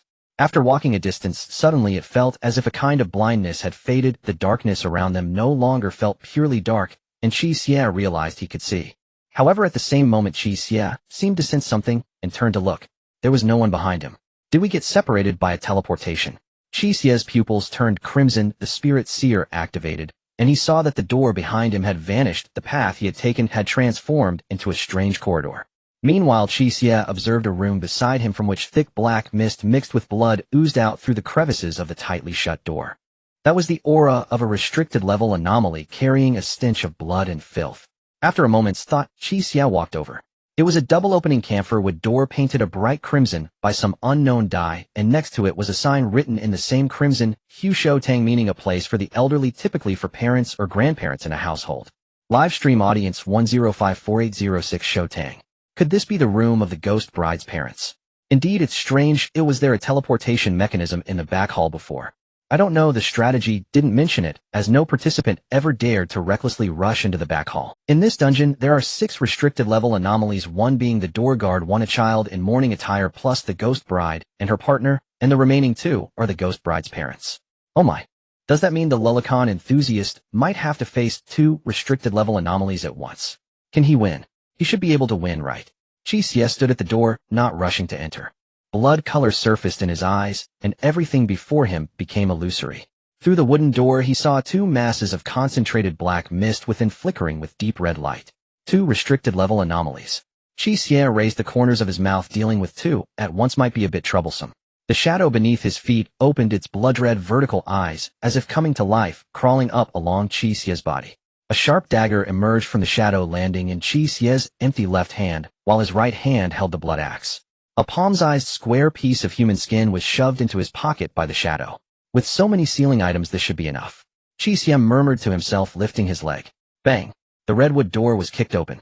The scene inside the door came into view. The room was large, approximately 60 square meters. The room was adorned with the luxurious decor of a bygone aristocratic family, featuring carved wooden beds draped with brocade, gilded lacquer cabinets, and solid wood tables and chairs, all exuding an ancient elegance, while many ancient paintings hung on the 4 walls. However, a chill permeated the room, with odd-shaped bone artifacts scattered about, spider webs in the corners, and layers of accumulated dust. At the center, a pale yellow corpse oil candle flickered softly on a golden silk Nanmu round table. The most eye-catching were the two figures sitting beside the round table. They were an elderly man and woman, both dressed in Republic of China-style long gowns, their hair graying. The man's eye sockets were hollow, burning, with two flickering ghostly flames. The old woman's pupils were completely blank, appearing eerie and unsettling. Hearing the sound of the door opening, both turned to face the entrance at the same time. The air froze for 3 seconds. A participant. The ghostly flame elder spoke, his voice resembling that of an old record player. To actually see a living participant here is quite a rarity today. He scrutinized Qi Xie, the ghostly flames in his eye sockets flickering to indicate confusion. What were those guys outside doing? How could they not notice someone entered the back hall? Qi Xie stepped into the room, gently nudging the door behind him. Click. The door closed. Oh, you're not fleeing. You don't think that with just those two ceiling items in your hand, you can face both of us at once, do you? The ghostly flame elder seemed a bit surprised. The other white-eyed old woman grinned, her mouth splitting to the roots of her ears, revealing not teeth or a mouth, but a bottomless black hole. Old man, why waste so many words with him? I say this is just right. The previous participants were all torn apart by our daughter and son-in-law. I haven't tasted human flesh for a long time. Hearing this, Qi Xie looked at the white-eyed old woman, the corners of his mouth curling into a smile. In the next moment, his figure transformed into an afterimage, disappearing from the spot. The ghostly flame elder felt a flicker in the flames in his eye sockets, not even catching a glimpse of the figure, only sensing a gust of wind pass by. In an instant, his old partner next to him let out a scream, not even having time to react before being slashed away. Old fossil, you like eating, huh? Come and taste the might of Qi Xie's thunderous axe.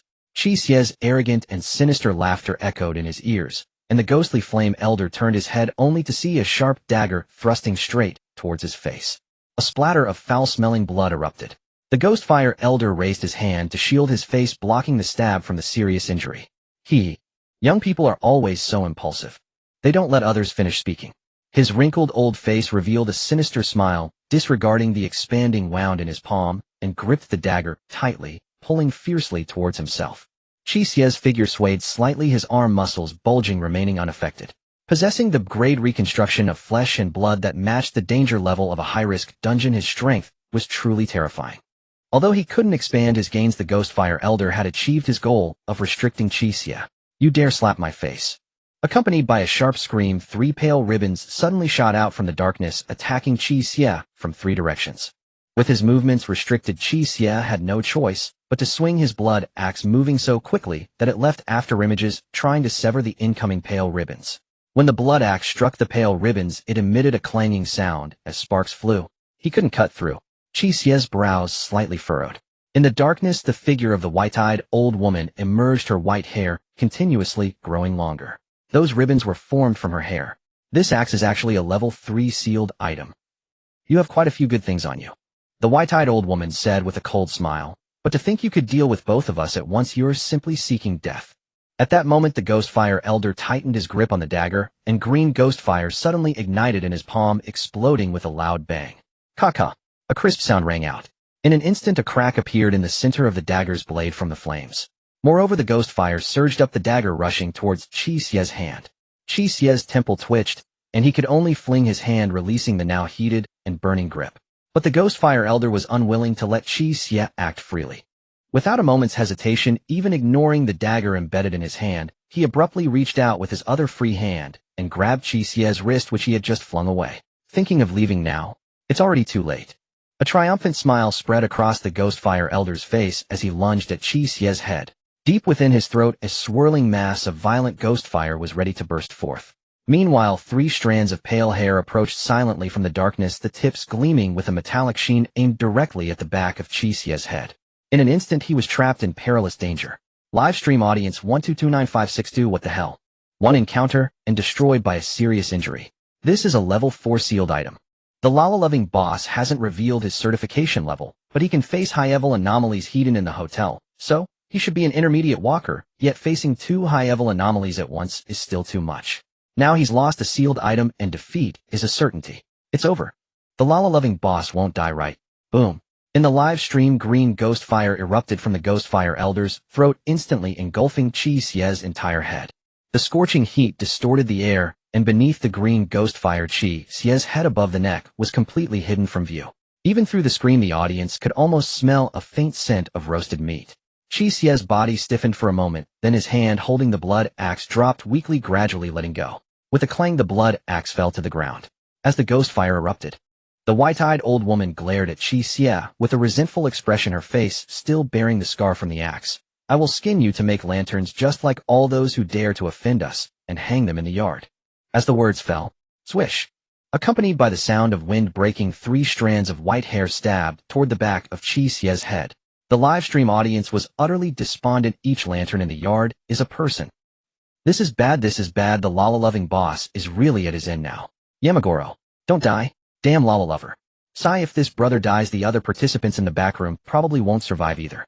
Just as everyone and the anomaly were convinced that Qi Xie was dead, Qi Xie released the blood axe and his limp hand suddenly lifted, grabbing the Ghostfire Elder's chin. The Ghostfire Elder's ghostfire flashed violently in his eye sockets, feeling incredulous. This guy is actually still alive. Instinctively, it tried to break free from Qi Xie's grasp. However, Qi Xie's hand, which appeared to have distinct joints, was now like an unshakable iron claw controlling its chin with an irresistible, terrifying strength. The Ghostfire Elder's mind momentarily went blank. If Qi Xie's strength had been as terrifying as it was now earlier, it should never have been able to control this guy. What was this guy's purpose in pretending to be evenly matched and then ambushing him? The sound of wind breaking drew closer, and the white-eyed old woman's slightly anxious voice came, "Old man, hold on. I'm coming to save you." The Ghostfire Elder's body suddenly trembled, realizing Qi Xie's intention, and immediately wanted to shout for the old woman to stay away. But in the next moment, that iron claw-like hand directly gripped its chin, using an irresistible force to twist it to the side. The Ghostfire Elder was already spewing ghostfire capable of igniting anomalous powers from its mouth. With this twist, it redirected all the ghostfire it was spewing towards the white-eyed old woman's white hair. What is the best way to deal with hair? Naturally, to burn it with fire. No. The Ghostfire Elder's eyes widened in rage, but it was too late. The green ghostfire almost instantly ignited the pale strands of hair rapidly racing along the hair towards the white-eyed old woman. The white-eyed old woman's expression changed, and just as she attempted to sever her long white hair, the green ghostfire had already reached her head. Ah! The burning heat and sharp pain from her scalp made her scream and frantically beat her head. "Old woman!" The Ghostfire Elder howled. But before he could say anything else, "Old ding, you have quite a big mouth." A leisurely voice came from beside him, and the Ghostfire Elder turned his head to look, immediately feeling a chill run down his spine as he witnessed an unforgettable scene. Qi Xie's head completely melted away. The flesh and blood charred together, and through the melted mass one could faintly see the skull beneath. As a connoisseur of playing with fire, the Ghostfire Elder had always relished this scene. The intense agony of a human dying with their entire head engulfed in flames was enough to make it tremble with pleasure. However, at that moment Qi Xie's head was reconstructing. Several slick pitch-black tendrils emerged from his neck, adorned with incomprehensible, yet heart-pounding sinister patterns. These tendrils slowly wrapped around the charred flesh and skull, riding Qi Xie's cranium, and then twisted around it to form the shape of cheeks with normal flesh and skin beginning to sprout on the surface. In just a few seconds, a handsome face restored itself, followed by the entire head, even sprouting black short hair that resembled his previous appearance. The only vacancy was his eye sockets, which were devoid of eyes. "This I can't see." Qi Xie clicked his tongue. Then through Qi Xie's hollow eye sockets, the Ghostfire Elder saw 2 sinister tendrils emerge, within sharply opening a pair of crimson vertical eyes that pressed against the eye sockets. Qi Xie blinked, the blood-red vertical eyes returning to their original pupils, indistinguishable from before. The Ghostfire Elder shivered slightly, the ghost fire in its eye sockets flickering dangerously, nearly extinguishing. If it was merely the regeneration of flesh and blood, or the restoration of bones, that would be acceptable. It had seen all kinds of bloody scenes. But what in the world was this? Is this thing even considered human? It's simply some indescribable monster wearing a human skin, right? The audience in the live stream felt no better than the Ghostfire Elder. What kind of bizarre skill is this? Is it rebirth of flesh and blood? I don't know. Rebirth of flesh and blood does vary based on one's physique, but I've never heard of a physique that grows tendrils. Did you see the patterns on those tendrils? I feel dizzy just looking at them. Why do I feel like something is whispering in my ear? It specifically hid its hand to overturn the situation at a critical moment, and almost immediately devised a different bizarre countermeasure. Truly a master, such high combat intelligence. In the instance, the Ghostfire Elder's face turned ashen as it watched Qi Xie prepare to spit fire. "You seem to really enjoy grabbing my hand." Qi Xie seized the Ghostfire Elder's hand, gripping his wrist, and twisted it effortlessly. Crack. "Aunt, shut up." Qi Xie's other hand withdrew the severe injury lodged in the Ghost Fire Elder's other hand and directly stabbed it 3 inches below its neck. The scream abruptly ceased, and the Ghost Fire Elder widened its eyes, staring fixedly at Qi Xie. It had lost the ability to spit ghost fire. You. How? Would you know? With the ability of Spirit Seer activated, Qi Xie could observe the Ghost Fire Elder from the level of the soul and identify the weaknesses present in its body. At that moment in Qi Xie's eyes, the Ghost Fire Elder's entire body of strange energy was revolving around a core, which burned with greenish-blue ghost fire. Severe injury was deeply embedded in the core, completely sealing off its operation. Qi Xie was too lazy to respond to the Ghost Fire Elder's nonsense, kicking it over and pulling out the human skin handkerchief from his pocket, tossing it casually. The old woman with white eyes had just extinguished the ghost fire on her head and was gritting her teeth, wanting to encourage the regrowth of her white hair once again, only to see a shadow swiftly flying toward her about to cover her face. Since her white hair had already been burned away, she instinctively reached out to catch the human skin handkerchief. With the binding conditions fulfilled, Qi Xie calmly spoke, "Cannot regenerate." The command was given, and some bizarre power forcibly halted the regrowth of the white-eyed woman's hair. The white-eyed woman could only stare wide-eyed, helplessly watching as Qi Xie picked up the blood axe from the ground and cleanly chopped the Ghost Fire Elder's head into pieces. In less than 10 minutes, 2 restricted-level bizarre entities, one controlled, the other killed. Who the hell are you? The white-eyed woman fixed her gaze on Qi Xie, her eyes filled with a murderous intent. Me? Just a newcomer who has just entered the 3rd instance.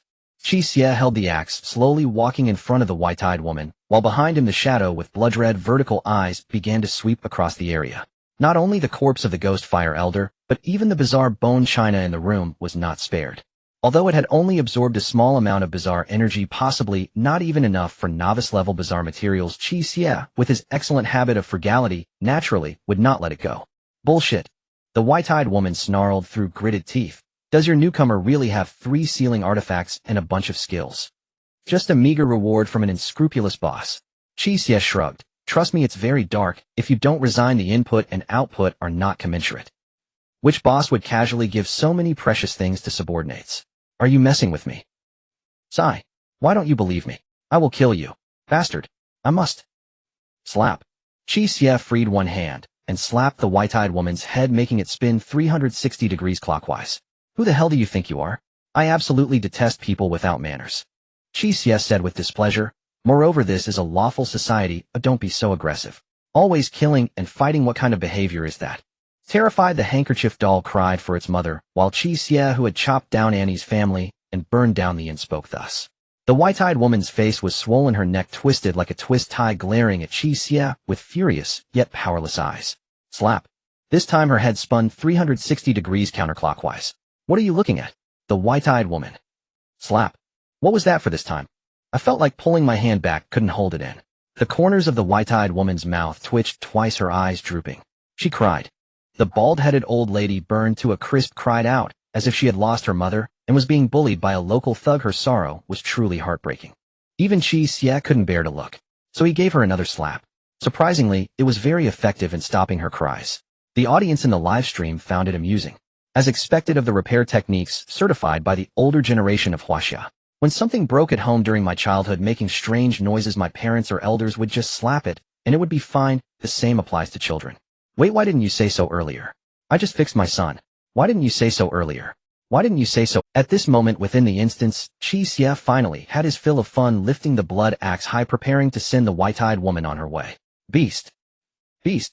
The white-eyed woman, her face so swollen she was unrecognizable, murmured as she cried softly, "My daughter and son-in-law will avenge us." Oh right, your daughter and son-in-law. Qi Xie paused in his actions, and the white-eyed woman also realized something, her voice abruptly halting. Where is your daughter and son-in-law's room? Qi Xie smiled gently. I won't tell you anything. The white-eyed woman trembled like a sieve, her expression contorted. You can't force me to. Qi Xie flexed his wrist, and the shadow beneath his feet with blood-red vertical eyes rose up, bringing the human skin handkerchief to Qi Xie's hand. This move doesn't work on me. I won't pick up this thing again this time. Oh, is that so? What? What are you going to do? Don't come closer. Don't come closer. 10 minutes later. The barrage in the live stream was quite uniform. Beast. Beast. Beast. In the live broadcast room, it was hard to describe the horrific scene before them. A shadow with blood-red vertical eyes devoured the entire body of the white-eyed old woman, leaving only her white-haired head outside. A human skin handkerchief was placed over the old woman's face. Meanwhile, Qi Xie, holding a water bottle, poured water onto the handkerchief. Whoa, whoa, whoa. The old woman shook her head frantically, emitting sounds of drowning, but the shadow restricted the curvature of her neck, making it impossible for her to shake off the handkerchief. Galooyalu. After finishing a bottle of water, Qi Xie casually threw the bottle away and took out a new one from the shadow, twisting the cap, while saying, "So, are you willing to talk now?" Woo, woo, woo.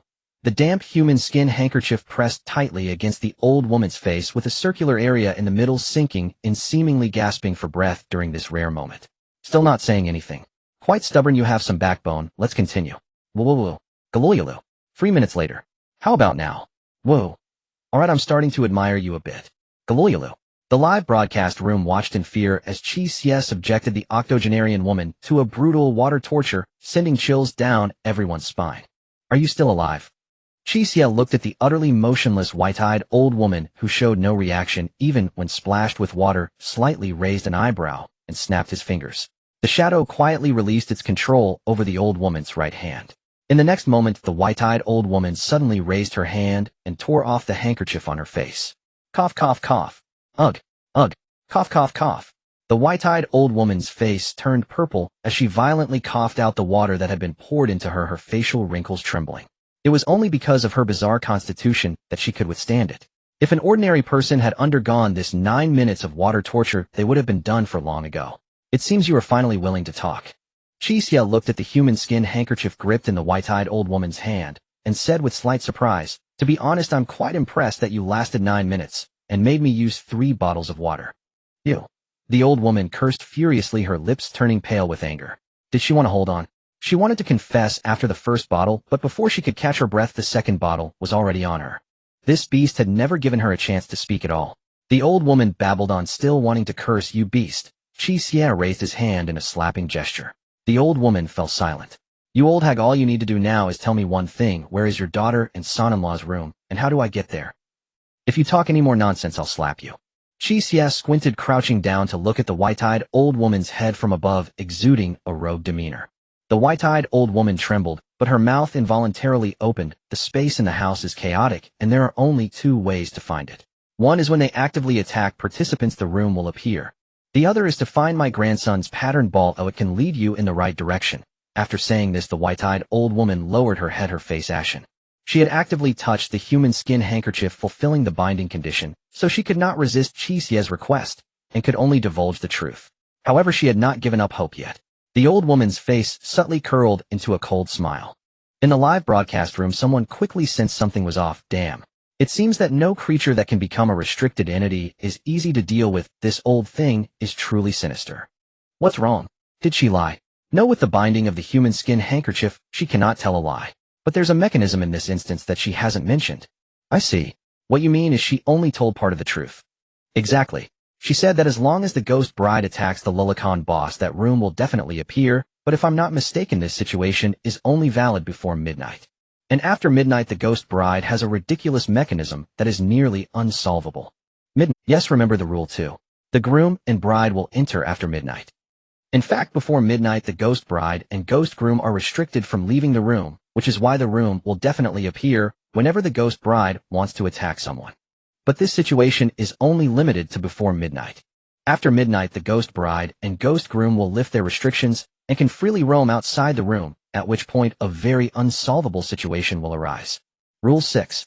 The groom and bride are deeply in love, sharing everything with each other. If you offend one of them, please pray for your own safety. This means that the ghost bride and ghost groom share everything, including death and power. This will lead to a situation where, when encountering a formidable enemy, the ghost groom will stay in that nearly untraceable room, while the ghost bride will carry 2 restricted entities' powers to fight.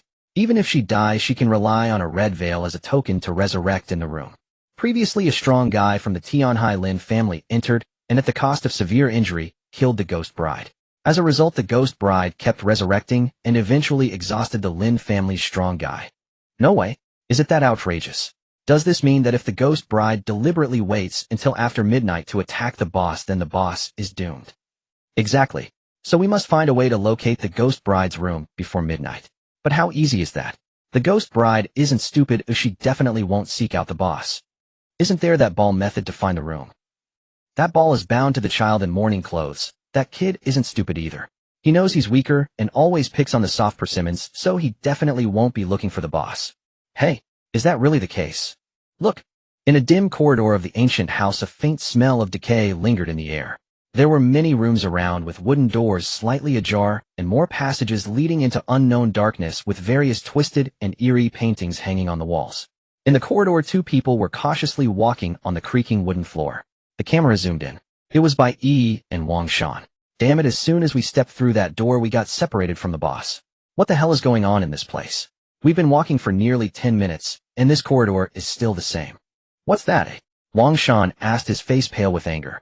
He had thought it was safer to follow the boss, but they got separated as soon as they entered. They had now lost their most reliable ally in this instance's most dangerous place, making it impossible not to panic. In contrast, Bai Yi beside him remained relatively calm, slightly furrowing her brows, listening quietly for a moment, and then said softly, "Did you hear any strange sounds?" Snap, snap, snap. Crisp rhythmic echoes reverberated down the corridor, growing steadily louder. Each sharp report striking like a hammer against their hearts, accelerating their pulses. It felt as though something impossibly light was bouncing closer, step by step. Their expressions darkened, tightening with dread. Both had read the guide, and knew exactly what this meant. Rule 7. If you see a child clad in white mourning attire, immediately scan your surroundings for a rubber ball. Hand it to the child, and it will depart without further incident. There was no doubt the ball and the spectral child were bound together. The sound of the bouncing ball signaled not mere presence, but imminent lethal peril. We've been marked by the spectral child. Wang Shan anxiously scanned the darkness all around. Yet the corridor swallowed all light, and though the snapping grew louder nearer, the sound swirled, unnervingly impossible to locate. Suddenly, the sharp snap snap snap ceased midair. Wang Shan froze. The air plunged into an eerie, suffocating silence. Then, in the next breath, a hollow, unearthly giggle pierced the void, childish, playful, yet so chilling that Wang Shan's hair stood on end. He, like the ball's earlier echoes, the laughter circled them, sourceless yet piercingly clear. The spectral child had arrived. Bai Yi, who knew not when, had already slipped off her jade bracelet and gripped it tightly in trembling hands. Her face paled as her voice quavered. We need to find the ball, right now? Here. Wang Shan's face turned ashen as he stared at the endless row of half-open doors lining the corridor. Too many to count, too dark to search. Search for a ball here. What absurdity! How long would that take? Only now did he grasp why the inner hall was the deadliest section of this dungeon. This place was tailor-made for triggering lethal rules. Outside space was limited, few hiding places easy to survey. But here, nearly impossible. Snap, snap, snap. The crisp sound returned. This time startlingly distinct, no longer drifting like phantom surround sound. Instinctively they turned toward the source. From the corridor's inky blackness, a round object rolled slowly forward, stopping precisely at the edge of darkness, just visible. A ball. Both recoiled in surprise. Wang Shan reacted first. Relief flared across his face as he stepped forward. Quick, grab it. Once we hold it, the spectral child won't dare harm us. But before the words left his lips, Bai Yi cut in, voice low, urgent, lightning fast. Don't move. Wang Shan jerked to a halt, heart lurching. He whirled toward her, shaken. What's wrong? Her pupils trembled faintly. In a hushed whisper. Run now. It's a trap. What? The spectral child doesn't need the ball rule to kill us. Bai Yi spoke frantically. Rule 5. The inner hall is private territory. Entry forbidden without permission. We entered without consent. Within this ancient manor all specters may slay us freely. No trigger required. Her words landed like ice. Wang Shan's face went slack with shock. Run now? We can only hide. Bai Yi spun and fled first. Wang Shan hesitated for one heartbeat, glanced once more at the ball, then clenched his teeth and followed. The instant they turned to flee. Tap, tap, tap. Footsteps echoed anew from the darkness where the ball had appeared. A boy, no older than 5 or 6, emerged slowly from the shadows, stopping beside the ball. Clad in miniature white funeral robes, his skin bore a sickly bluish-black hue. His close-cropped hair framed a face dominated by enormous pitch-black eyes, and a mouth bared jagged yellowed fangs. Oh my, you saw through me. The spectral child gazed after Wang Shan, and Bai Yi, its crimson tongue flicking across its lip. How delightfully amusing. If you refuse to play ball, let's play hide and seek instead, and when the game ends, how shall I savor you best? Ha ha. Laughing, it began gliding after them.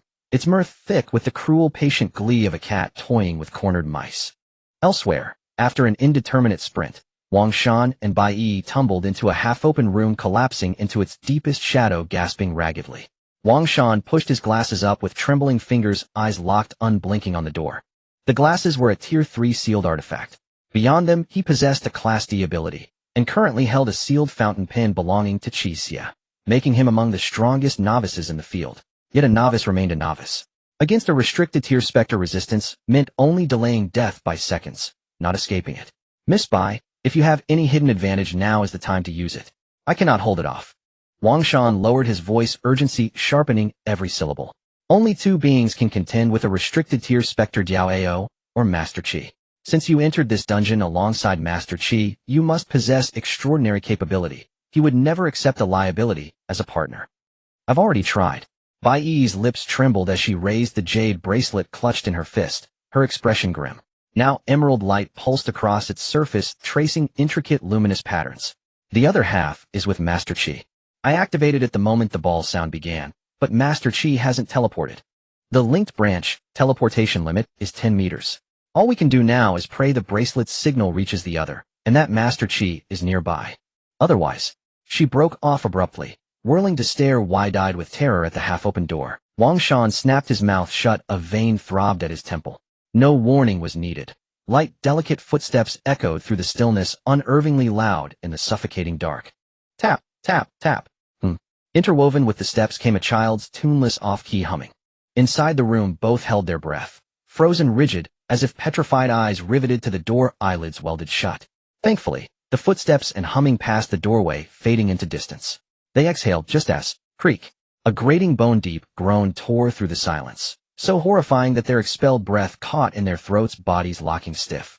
Slowly, agonizingly, they lifted their heads. The half-opened door swung inward, revealing a child's face in the crack, innocent, yet profoundly unnatural, grinning with dreadful, unsettling glee. The spectral child tilted its head, yellowed fangs gleaming at the corners of its smile. Its jet-black eyes brimmed with mocking, merciless malice. A collective gasp tore from their lungs, fear blooming cold and thick in their chests, rising like bile. It whispered, voice dripping with spectral chill. Found you. Snap. A large hand suddenly clapped onto the spectral child's shoulder. And I found you. What a... The eerie child trembled in fright, turning to look at the smiling Qi Xie behind him. It didn't sense anything at all. Little friend, playing with them is so boring, why don't you give the ball to me? Big Gugu here has something much more fun for you. The eerie child instinctively took a step back. It distinctly remembered that this most dangerous character was sent to its grandparents. Why is he here? Did he dodge the attack from his grandparents? Wah! What is that? Its voice was stiff. Qi Xie smiled mysteriously, lifting his coat with his right hand, pulling up the hem of his shirt. What are you going to do, eh? The eerie child's eyes twitched, but due to the natural curiosity of its age, it couldn't help but lean in closer to take a better look. Of course. I'm going to show you big Gugesh treasure. Qi Xie subtly brushed his hand and pulled out a sturdy big stick. Then there was the blood axe gleaming coldly at the end of the wooden stick. When the blood axe shrank to a tattoo on his chest, the handle's end was perfectly imprinted just below Qi Xie's left abdomen. The eerie child's hair stood on end. It felt a deadly threat. This human deliberately lured it in close. Roar! He suddenly emitted a beast-like roar. His entire body began to swell and deform. His nails grew, fangs elongated, and his legs bent backwards as he pushed off the ground to distance himself from Qi Xie. But Qi Xie intentionally transformed the blood axe back into a tattoo to trick the eerie child into coming closer, so as to eliminate the wind-up motion of retrieving the axe from the shadows, preventing the eerie child from noticing and escaping. When the opponent saw the blood axe, it was already too late. Whoosh! The blood axe swung through the air, carving out a bloody crescent. The eerie child's two legs, now transformed into beast-like shapes, were instantly severed at the knees. The eerie child let out a piercing scream. Qi Xie's grip on the blood axe remained unchanged as he raised it high and brought it down, the blunt back of the axe smashing hard against the eerie child's mouth. The eerie child's screams abruptly stopped, first hitting the legs to prevent escape, then hitting the mouth to prevent begging for mercy. His technique was skilled and his thoughts were clear. It was evident he was a habitual offender. Poor eerie child, a distinguished being of restricted level, yet due to its immature mind combined with weak strength, it was completely suppressed by Qi Xie in less than 3 seconds. Whoa! The eerie child, in pain, could not speak, rolling on the ground, while covering its mouth, blood oozing through its fingers revealing broken fangs. To be honest, I still have use for you. Wouldn't it be better to just hand over the ball honestly? Why must you seek your own suffering? Qi Xie rested the axe on his shoulder, squatting down with a friendly smile like that of a kind older brother, his tone gentle. The eerie child raised its head, staring at Qi Xie in horror, supporting itself on the ground as it retreated in fear, mumbling incoherently, You can't do this to me. If you do this to me, my grandparents will." As it spoke, its words trailed off, because beneath Qi Xie's feet a blood-red vertical eye opened in the shadow, and a faint terrified voice emerged. "Good grandson. Good grandson. Is that you, eh? Run. Run away. This guy is definitely not human. Don't let this beast catch you. I'll give you the ball. Will you let me go? What do you think?" The air fell silent for 5 seconds, and the eerie child turned to crawl away using both hands and feet, but Qi Xie was quick and seized its collar. The eerie child twisted its body, crying out with claws bared, "Let me go. Let me go. You bad person. You." Gulu. White Yi and Wang Shan huddled to the side, wide-eyed and filled with dread as they watched Qi Xie begin the merciless water torture. It wasn't that they were afraid. It was just that his technique was indeed excessively skilled. 5 minutes later, Qi Xie's right hand twirled an old-fashioned patterned ball, while the shadows beneath his feet slowly swallowed the unconscious eerie child. Wang Shan swallowed hard, suddenly feeling that bringing Qi Xie into the guild was not necessarily a good thing. This person's mental state was completely off. It was clear that the eerie child wanted to surrender in the second minute, yet this guy seemed to be doing it for fun, extending it for another 3 minutes. Thinking this way, Wang Shan still stood at attention, immediately slightly bowing to Qi Xie. "Thank you, Mr. Qi, for your rescue. Wang will remember this favor. It's their business how their mental state is. Helping others is their kindness, and he must remember the kindness. No need, I said that I took your pen and will take care of you in this instance. Besides, I was originally looking for this eerie child. Don't go spreading that nickname of mine as a Lulakan overlord. That would be a great help." At this moment, Qi Xie was studying the ball in his hand, casually saying. Wang Shan smiled, but said nothing, merely keeping the life-saving favor firmly in his heart. "Speaking of which, where are the other two? That one called Ghost Hand Diao and that fake young lady. Aren't they?" "No." Whitey shook her head. "We didn't see any traces of them along the way. They must have been transported elsewhere." Qi Xie narrowed his eyes slightly, a glimmer of inexplicable meaning flashing in his gaze. "What's wrong?" Whitey noticed Qi Xie's unusual expression and asked curiously, "Will they encounter any problems?" "No, I hope I'm just overthinking it." Qi Xie said no more and gently tossed the ball in his hand. Pa, pa, pa. The ball bounced against the wall, careening around the small space, emitting clear, crisp sounds. Strangely, this patterned ball continued to bounce, showing no signs of stopping or slowing down. Rather, as it bounced, it began to move towards a certain direction. According to the information Qi Xie gathered from checking the ball's attributes on the system panel, as long as they followed the ball, they would find a route through the chaotic space of the ancient house, ultimately reaching the wedding room of the ghost bride and groom. "Follow me, we need to speed up." Qi Xie strode forward to avoid any accidents. Whitey and Wang Shan exchanged puzzled glances, but wisely chose not to say much, merely quickening their pace to silently follow Qi Xie. At this moment, in another part of the ancient house, in a corridor identical to the one where Qi Xie and the others were, 2 figures stood frozen in place, not daring to move. This was only because an exceptionally eerie room had appeared before them. This endless corridor is lined with countless rooms, most of which have doors slightly ajar. Without stepping into the darkness behind the doors, one cannot discern the situation inside. However, the wooden door of this exceptionally eerie room is wide open, with flickering green shadows spilling out. In a bizarre instance, such anomalies that differ from the surroundings are often not a good sign. "Brother Dao." Snow Jiao trembled as she hid behind Dao. Dao's expression was cold, his voice deep and calm. "It's fine. Really, Brother Dao, your legs are shaking. It's nothing, just passing the time. I'm practicing my street dance." Dao wiped the liquid from his face and said with a slight tremor, "Sister Shui Jiao, don't stand so close to me. Your sweat is dripping on my forehead." "Snow Jiao, what? Are you worried about getting your pants wet? Or should I just pee in your pants?" Suddenly, boom, a deep bell sound unknown in origin suddenly rang out, akin to that of an old-fashioned clock. This unexpected noise startled both Dao and Snow Jiao, who were highly focused. The bell echoed throughout the corridor, seemingly coming from all directions. Boom, boom, boom. It struck 12 times before the sound gradually faded, leaving Dao and Snow Jiao frozen in place. Snow Jiao stammered, "What was that just now?" "I don't know. But no matter what, let's stay away from that room." Dao swallowed hard and wiped the liquid from his face again. "Sister Shui Jiao, I told you to stand further away from me. Your sweat is splashing on my face, and it makes me a bit nervous. At this critical moment, hearing such frivolous remarks made even Snow Jiao a bit impatient, and she spoke up, I'm not sweating. However, halfway through her sentence she faltered. Dio, being a seasoned mid-level practitioner, had certainly faced extreme anomalies. How could he be so tense just from encountering an odd phenomenon? At this moment, Dio finally realized something was amiss upon hearing Snow Jiao's words. He genuinely thought the water on his face was from Snow Jiao's sweat. The two suddenly became aware of something stiffening their necks like robots slowly lifting their heads. They saw a humanoid figure clinging to the dim ceiling. The being appeared to be a man with limbs that were grotesquely disproportionate, resembling a stick insect. The man wore a bright red ceremonial robe adorned with double happiness characters, a 5-button jacket, and a 6-button long robe, very much resembling the wedding attire of conservative families in the Republican era. However, while the outer robe was red, the inner lining was plain white. The double happiness characters on the outer robe were askew with the edges yellowing and gray. This was indeed a wedding garment, but it was a casket wedding outfit meant for the deceased. Crack, crack. The sound of stiff bones colliding echoed. Although the being was facing downwards, clinging to the ceiling with those long bizarre limbs, its neck twisted a full 180 degrees, directly staring at the two below. With a melon-shaped hat, a grayish-white face, completely hollow eye sockets, and a mouth that stretched back to the nape of its neck, it revealed a mouth full of sharp fangs with a long tongue dripping thick, foul saliva. It had just dripped on Diao's face. This was the saliva from that thing. Ah! Oh no! Oh no! Oh no! Oh no! The two let out piercing screams and turned to run.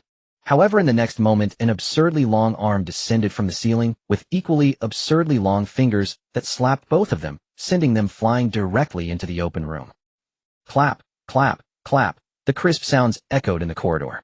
Qi Xie and his companions were advancing down the seemingly endless corridor, following a bouncing ball. Bai Yi and Wang Shan appeared, tense, their gazes constantly scanning the surroundings. Qi Xie carried the blood axe on his shoulder, his expression relaxed as his gaze landed on the wall, as if he were on a leisurely stroll, occasionally reaching out to take down paintings with bizarre powers from the wall and tossing them into the shadows. In terms of frugality, he could be considered a model example. He didn't know how long they had walked. Qi Xie slightly tilted his ear. In the next moment, a deep bell sound suddenly rang out. Boom, boom, boom. The bell struck 12 times before slowly stopping and fading away. What was that just now? Wang Shan pushed up his glasses, puzzled. It seems like it's 12 o'clock. But why would it chime the hour specifically? Bai Yi also shook her head in bewilderment, indicating that she did not understand. The system within the instance does not communicate with the outside world. If described using electronic devices, it would be akin to a local area network status. Only participants within the instance can interact with each other, unable to access forums or other sections, nor receive external information. This is a restrictive mechanism set by the bizarre instance to isolate it from outside aid. However, the two were unaware of the ghost bride mechanism that was concealed by the old woman. After all, the bizarre instances that have descended upon the world can already be counted in tens of thousands, and new instances are continually emerging. The old instances are also constantly updating, so being able to roughly see each instance is already the limit. It is impossible to remember every detail. It's like being a high school or college student. The teacher throws you 100 books and tells you that the final exam might cover one of them. And it's possible that what is tested is outdated knowledge. The content can only be referenced. You might even be tested on a book that was never given to you, having to rely on your wits. In such a situation that sounds exhausting, would you go through each book word by word to write it down? Thus, although the two had seen the guide for this instance, they were unaware of the connection between the ghost bride's wedding chamber and midnight. Mr. Qi, look. Bai Yi looked ahead, wanting to ask Qi Xie's opinion, but saw Qi Xie suddenly stop in his tracks. At the same time, he lifted the blood axe resting on his shoulder, lightly tapping the bouncing ball with the back of the axe, altering its trajectory. The ball landed at their feet, and Qi Xie stopped it with a kick. What's wrong? Are we there? Bai Yi, seeing this, felt a tightness in her heart. Wang Shan's expression grew increasingly serious. He keenly observed that nothing out of the ordinary had appeared around them, unlike arriving at a destination. It felt more like a strong enemy was approaching, preparing for battle. It's really strange. That old hag told me that when the ghost bride attacks, the wedding chamber should also appear, yet it hasn't shown up now. Qi Xie's relaxed expression remained unchanged, with a hint of a smile at the corner of his mouth as he stared into the darkness ahead, slightly squinting. It seems it has concealed some things. Next time I'll use boiled dung water to give it another water torture. In an instant, the audience in the live broadcast room, along with Bai Yi and Wang Shan, fell into a daze, looking at Qi Xie with eyes filled with shock and even a hint of panic, as if looking at a demon. How could these Chinese characters form a coherent sentence? The darkness ahead gradually became clearer, abruptly revealing a heavy, rusty bronze door. A haunting, ethereal laughter echoed faintly from behind the door. Step back, be careful not to get hurt. Qi Xie exerted force with one hand swinging the blood axe before shifting to grip it with both hands, squinting towards the bronze door ahead. Wang Shan hesitated for a moment, saying, "Actually, I can help too." Suddenly, a piercing shriek erupted from behind the door, the terrifying sound wave shattering the glass of the picture frame hanging on the wall. A buzzing noise exploded in Qi Xie's ears, causing pain to his eardrum, and he couldn't help but frown. Boom. The nearly half-done heavy bronze door was directly blasted away by the sound wave, revealing a terrifyingly fierce-looking woman behind it. The woman wore a Halford half-white wedding gown entwined with pale white silk. The cut was old and loose, the embroidery dim and obscure, lacking any festive dragons or phoenixes, but instead adorned with death lotus patterns.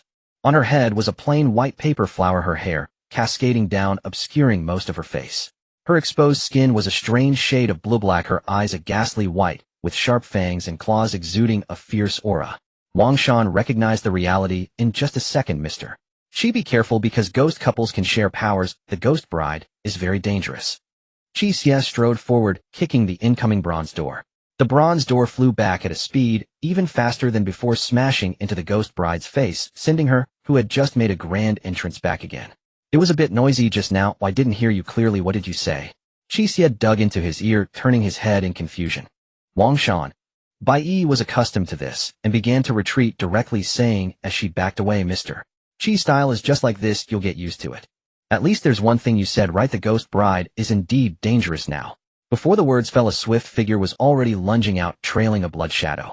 The ghost bride was just managing to prop herself up, trying to push the bronze door off her face.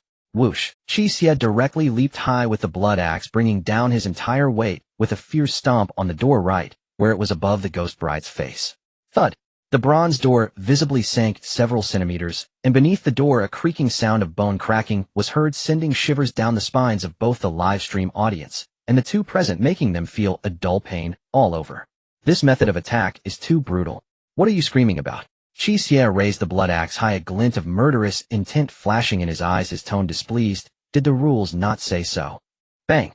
The blood axe struck fiercely against the bronze door, exploding in a shower of sparks. The terrifying force combined with the surprisingly sharp axe blade cut through the door, striking the ghost bride. A wail came from beneath the door. Qi Xie raised the blood axe again. "Please. Bang. Do not. Big. Bang. Sound. Bang. Roar. Bang. Hush. Bang. Are you done yet?" Bang, bang, bang, bang, bang. Qi Xie struck with each word, causing the live stream audience to shudder with every hit. With every strike, the ghost bride initially wailed, and even reached out with her clawed hand to try and attack Qi Xie, but he swiftly and cleanly severed her hand with a single blow and continued to chop at the door. The live stream was silent for a long time before a bullet screen floated by. "If I remember correctly, these rules seem to be for humans to follow." After chopping 11 times in a row, just as Qi Xie was preparing to raise the blood axe for the 12th time, he felt a force suddenly grab hold of his axe. "My!" He looked up to see several strands of black hair entangled around the axe handle, and the source of the hair was from the door beneath him. In the next second, an inexplicable immense force from beneath the door violently flipped the door along with Qi Xie open. As Qi Xie collided with the ghost bride, Dao and Xue Jiao, who had been flung into a strange room, were also attacked by the ghost groom. "Oh no, I almost split your grandpa dis, but into 4 pieces. Dao landed on a stool, clutching his rear as he stumbled to his feet, groaning in pain. His experience from multiple successful runs of the dungeon made him instinctively observe his surroundings. The first thing that caught his eye was a blinding crimson. Dark red satin draped the curtains, an intricately carved wedding bed was covered with a bright red mandarin duck quilt, and the walls were adorned with square wedding characters. Red candles quietly burned on the table, but their flames were green, emitting a faint green light. The decorations of the wedding were arranged neatly and festively, resembling a newlywed's bridal chamber. However, upon closer inspection of the details, it sent a chill down one's spine. The corners of the wedding characters were tinged with dead ash, the paper slightly curled and drooping as if it had been pasted for over a decade. On the old camphor wood vanity there lay a red veil and a bronze mirror, the surface of the mirror covered in a layer of cold mist, and upon closer inspection it reflected a deep red color, not showing any human figure. The whole room was filled with a fiery red hue, yet there was no sense of celebration, only a chilling, eerie stillness that made one's hair stand on end. "Oh no, where have I ended up?" Diao's forehead dripped with cold sweat. The ghost bride dungeon, the ghost groom in wedding attire, and the bridal chamber. These three elements connected together made it clear that this place was certainly a den of wickedness. I need to run. As this thought flashed through Diao's mind, the ghost groom, resembling a bizarre stick insect, had already leaned in, its long tongue dragging on the ground, its hollow eye sockets wandering over Dao and Shui Jiao, as if deciding which one to eat first. It was blocking the doorway perfectly. Diao's gaze grew increasingly fierce. Damn it. I'm at least a mid-level practitioner. I may not win, but I can certainly run away, can't I? Dao tightened his lips, his hand stealthily reaching towards his pocket. In his pocket was actually sewn a level 4 ceiling item, allowing him to carry many things without hindering his movement. He wore cargo pants to conceal this, to avoid being targeted by those with ill intentions. Moreover, he still had a combat-type level 4 ceiling item in his hand. Even if he couldn't defeat the restricted-level ghost groom, it would be no problem to withstand a blow and escape. At that moment, a sobbing voice called out from behind Dao. Go. He turned to see Shui Jiao, leaning against the vanity, blood streaming down her forehead, seemingly having just hit the vanity. Her eyes were filled with terror as she looked towards the ghost groom at the door, her lips pale and her pupils slightly constricted. Her gaze shifted to Dao, filled with tears and pleading as she trembled and said, Don't leave me. Diao's throat tightened, unable to speak. The ghost groom had already stepped into the room, drooling foul saliva all over the floor, its dark eye sockets locked onto Dao.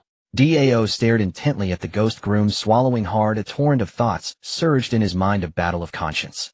As a mid-level practitioner, escaping from a restricted-level anomaly was not impossible, especially since if he escaped, the ghost groom would likely shift its attention to the weaker Shui Jiao, making it easier for him to flee. However, Shui Jiao would be unlikely to survive. Please, I'm begging you. I don't want to die. Shui Jiao cried softly. Diao's breathing grew heavier, bloodshot eyes reflecting his anxiety. The ghost groom had already reached out, coming towards him. Accompanied by a crisp sound, a long knife was drawn from the pocket of his cargo pants, firmly blocking the ghost groom's hand. Dao was bent over by the terrifying force, pressing his hands against the knife body, barely managing to withstand the ghost groom's attack, his eyes bloodshot as he roared in anger, Damn it. You're a restricted-level entity, and I'm a mid-level practitioner. Do you really think I'm afraid of you? Whether I can fight you or not, it's all just a matter of death. This damn thing is still being broadcast live. If people see a big man like me die behind a woman, how would I face others in the practitioner circle? He roared, pumping himself up as he gritted his teeth and exerted force, unexpectedly pushing back the ghost groom's hand, causing it to stagger. Screw you. With a head that big and a scar the size of a bowl, I'm going to fight you. Dao shouted, with bloodshot eyes charging towards the ghost groom with his knife drawn. Behind him, Shui Jiao took a few breaths, regaining her composure, her gaze wandering as she observed the surroundings. Suddenly, her eyes fixed on the vanity where the red veil and bronze mirror lay. In the dim corridor, the bronze door and Qi Xie were hurled over by an inexplicable force. The bronze door tumbled through the air several times and flew some 8 or 9 meters away. Qi Xie tapped the tip of his foot on the wall, rolled half a turn in midair, steadied himself, and landed with nimble grace. He lifted his head and squinted at Qi Xie, a flash of crimson passing through his eyes. This is sharing Qi Xinlang's power. Through the vantage granted by his Shiling's, dense, almost tangible black mists poured from Qi Xinlang's, streaks of blood red flashing like lightning in storm clouds. The concentration of this strange energy was nearly twice as strong as when she first appeared.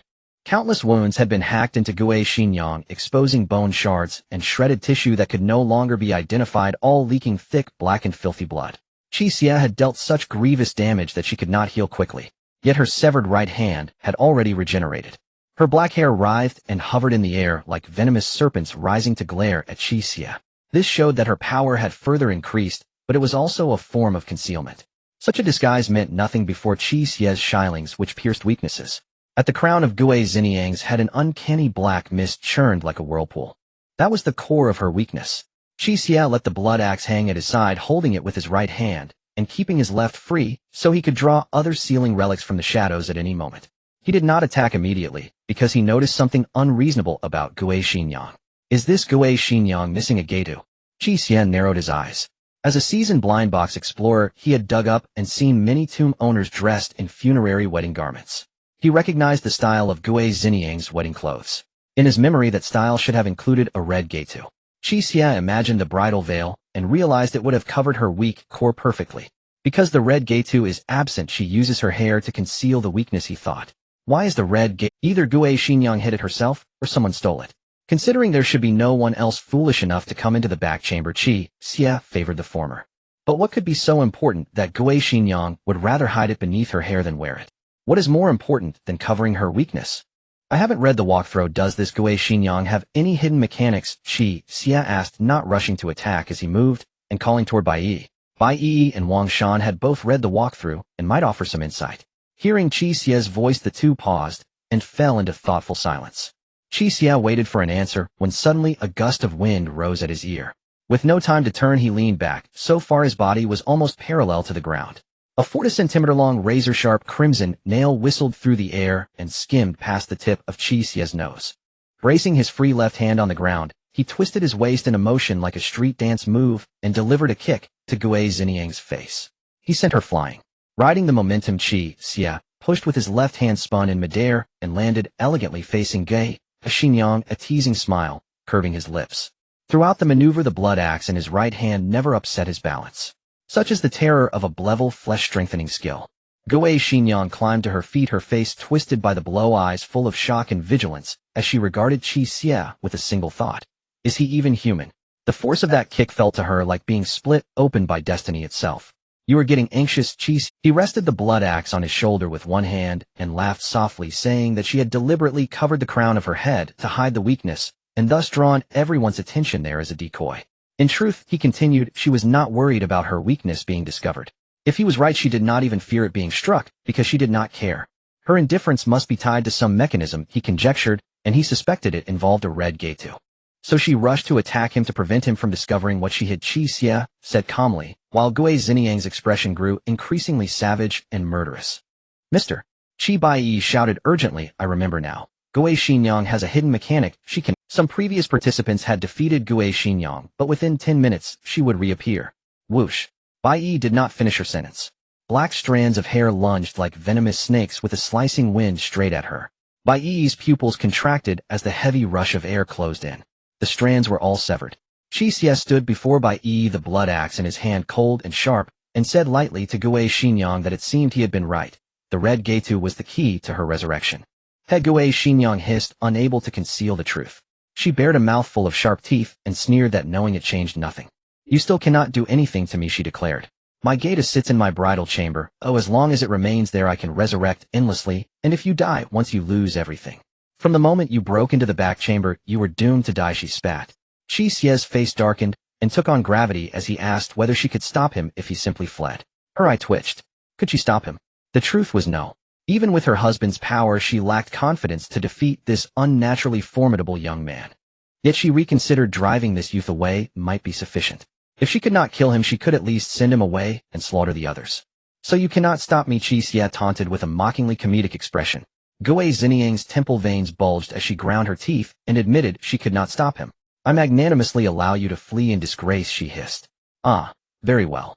If I leave, you will not stop me, Qi Xie mocked, but such thinking belongs to the weak. Qi Xie's tone shifted, the ridiculous expression melted into a calm that carried absolute confidence and a domineering edge. From here on, he declared, I will pave my way with your corpse until I find your bridal chamber and shatter your red. Qi Xie's voice was steady and tempered, yet it sounded unimaginably arrogant to the ear. Each time you appear, I will slay you once. If you appear 10 times, I will slay you 10 times.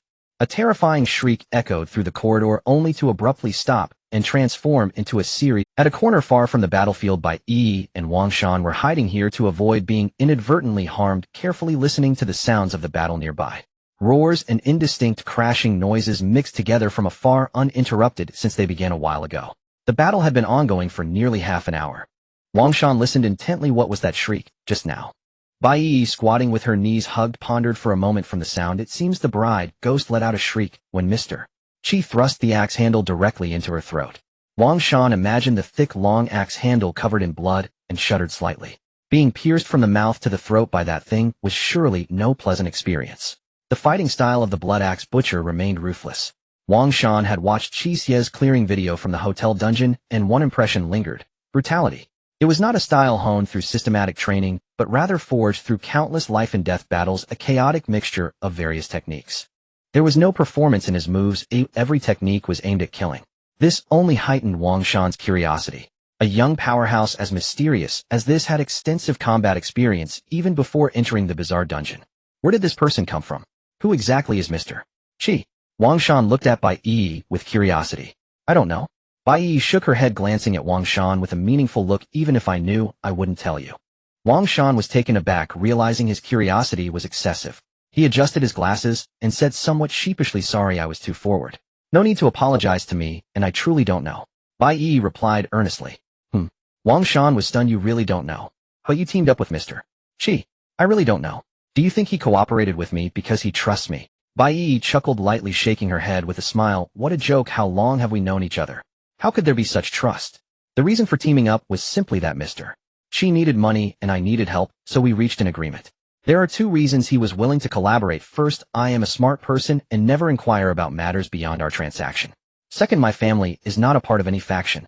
Wang Shan suddenly understood. Got it. Why did Qi Xie choose Bai Yi instead of cooperating with other factions when he needed money? Simply put, it was not due to trust, but because Bai Yi and her family were wealthy and posed no threat to Jia Yu. At enmity with a powerful family for less than a day, and they came to his door. Do you think they fear someone from a large family like yours? To put it bluntly, the Bai family was a source of wealth that Qi Xie could easily control. Of course, saying it this way was a bit excessive. If it were someone like Tiger Brother or Jia Yu, they might use various coercive methods to exploit the Bai family. But Qi Xie simply wanted to find a partner who could easily make money without threat, with no malice involved. No, I should say your family is quite fortunate to encounter Mr. Qi during this period. Wang Shan exhaled, his gaze carrying an inexplicable meaning. This period? Bai Yi was taken aback. What's going on? Has something changed in the real world? I'm not sure, but some rumors have quietly circulated within the guild. Wang Shan's expression turned serious. Some say that the bazaar is invading the real world, and bazaar energy is seeping into our lives. What? Bai Yi's eyes widened. You must have seen various half-true, half-false supernatural events online. The recent shadow ghost incident in the alleys of Jing City, the midnight student ghost incident in Yingchuan City. Those are not fake. These so-called supernatural events are the result of bazaar energy seeping into the real world. Moreover, the frequency of such events has been increasing in recent years, indicating that the penetration of bazaar energy is gradually deepening. The real world is not absolutely safe either. It's just that to avoid causing social panic, the authorities are working with various factions to manage and conceal these matters. After speaking, Wang Shan sighed. So I say encountering Mr. Qi and forming a partnership during this period makes your family fortunate. Bai Yi's eyes widened, her mouth slightly agape. It took her several minutes to digest this overwhelming information. Just as she was about to say something more, they heard a sound. Tap, tap, tap. Footsteps echoed in the darkness, approaching. Bai Yi swallowed her words, and Wang Shan instinctively turned to look. In the deep darkness, a spark of light appeared, followed by the emergence of a tall, muscular figure. The young man looked as if he had just been pulled from a pool of blood, with droplets of blood still dripping from the ends of his hair and streaks of splattered blood on his cheeks. His clothes were torn in several places, with the fabric over his right abdomen completely shredded, exposing his solid abs and defined waistline. Clearly, the recent battle had been brutal. A heavy dragging sound echoed. The young man emerged from the darkness, a cigarette in his mouth, the ember flickering in the darkness. His bloodstained right hand dragged a blood axe, while his left hand held 4 severed heads. The expressions on the 4 heads were terrified and grotesque, all identical to the heads of the bride ghost.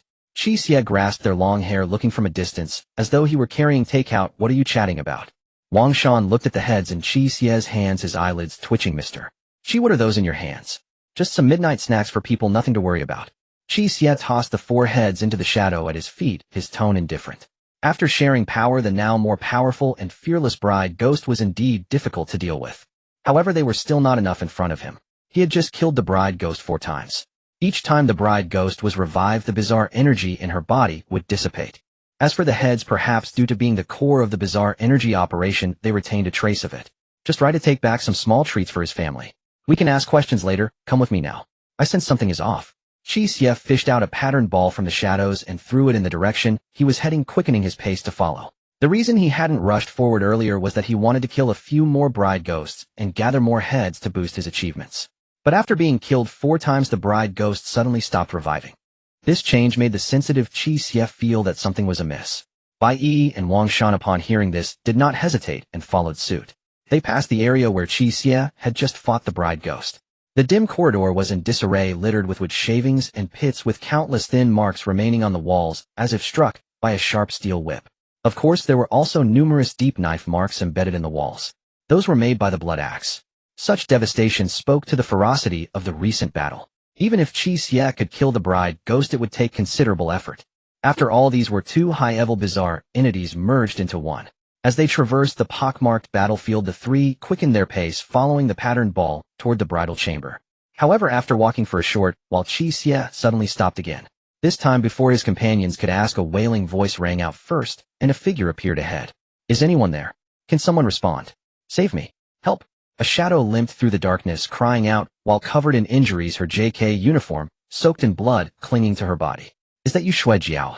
Wang Shan exclaimed, shocked. What happened to you? Shui Jiao froze for a moment upon seeing the three of them, then with tear-filled eyes and a hoarse voice cried out, I finally found you. Please hurry. Go save him. Dao is fighting against the ghost groom to save me, and he can barely hold on. He let me escape first. Please, you have to save him. After saying this, she collapsed against the wall, exhausted, her bare thighs covered in wounds. You're seriously injured? Calm down first. Let me treat you.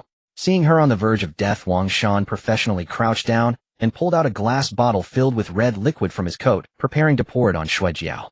Suddenly, a swoosh of wind rushed past his ears.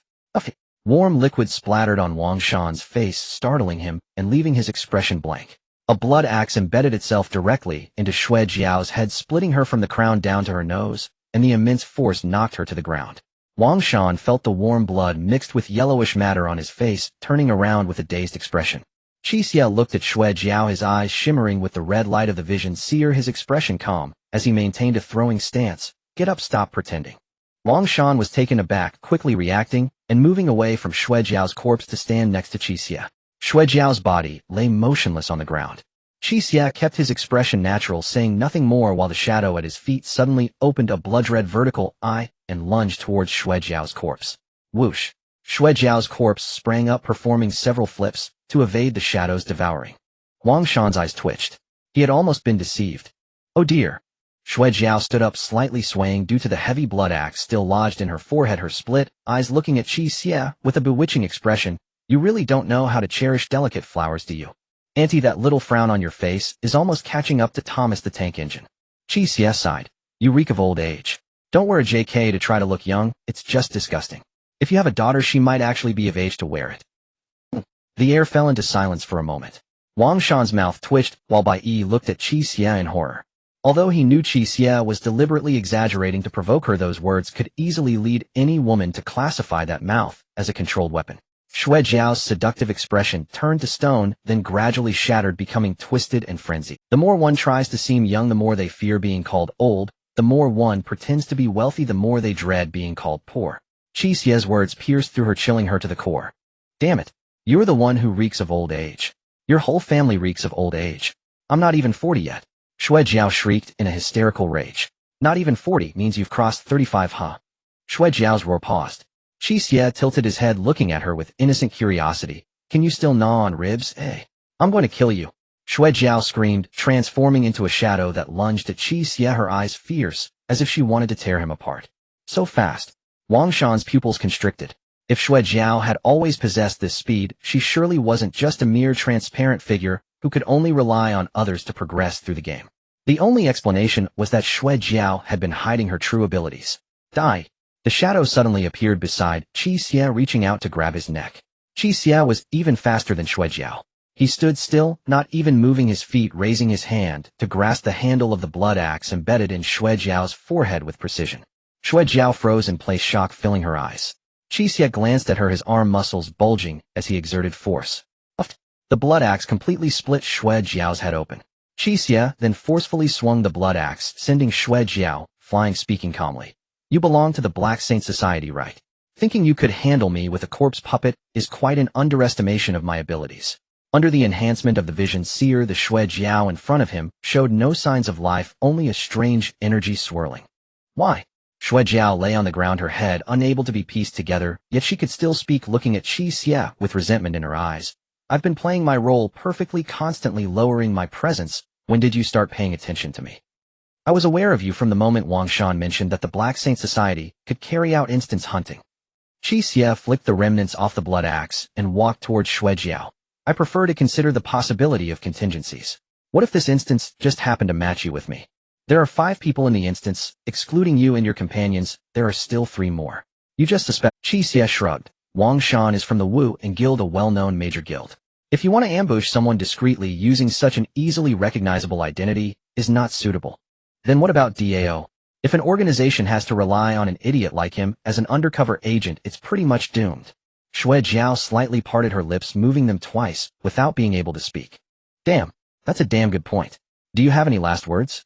Qi Xie had already walked in front of the corpse puppet, looking down as he raised the axe. If you don't say anything now, you can still have a chance when I find your real body. Don't be too proud too soon.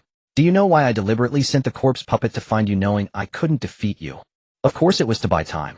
Haha. I knew from the moment you easily suppressed the doorkeeper that you'd definitely be able to kill me in a heated encounter, and I was worried.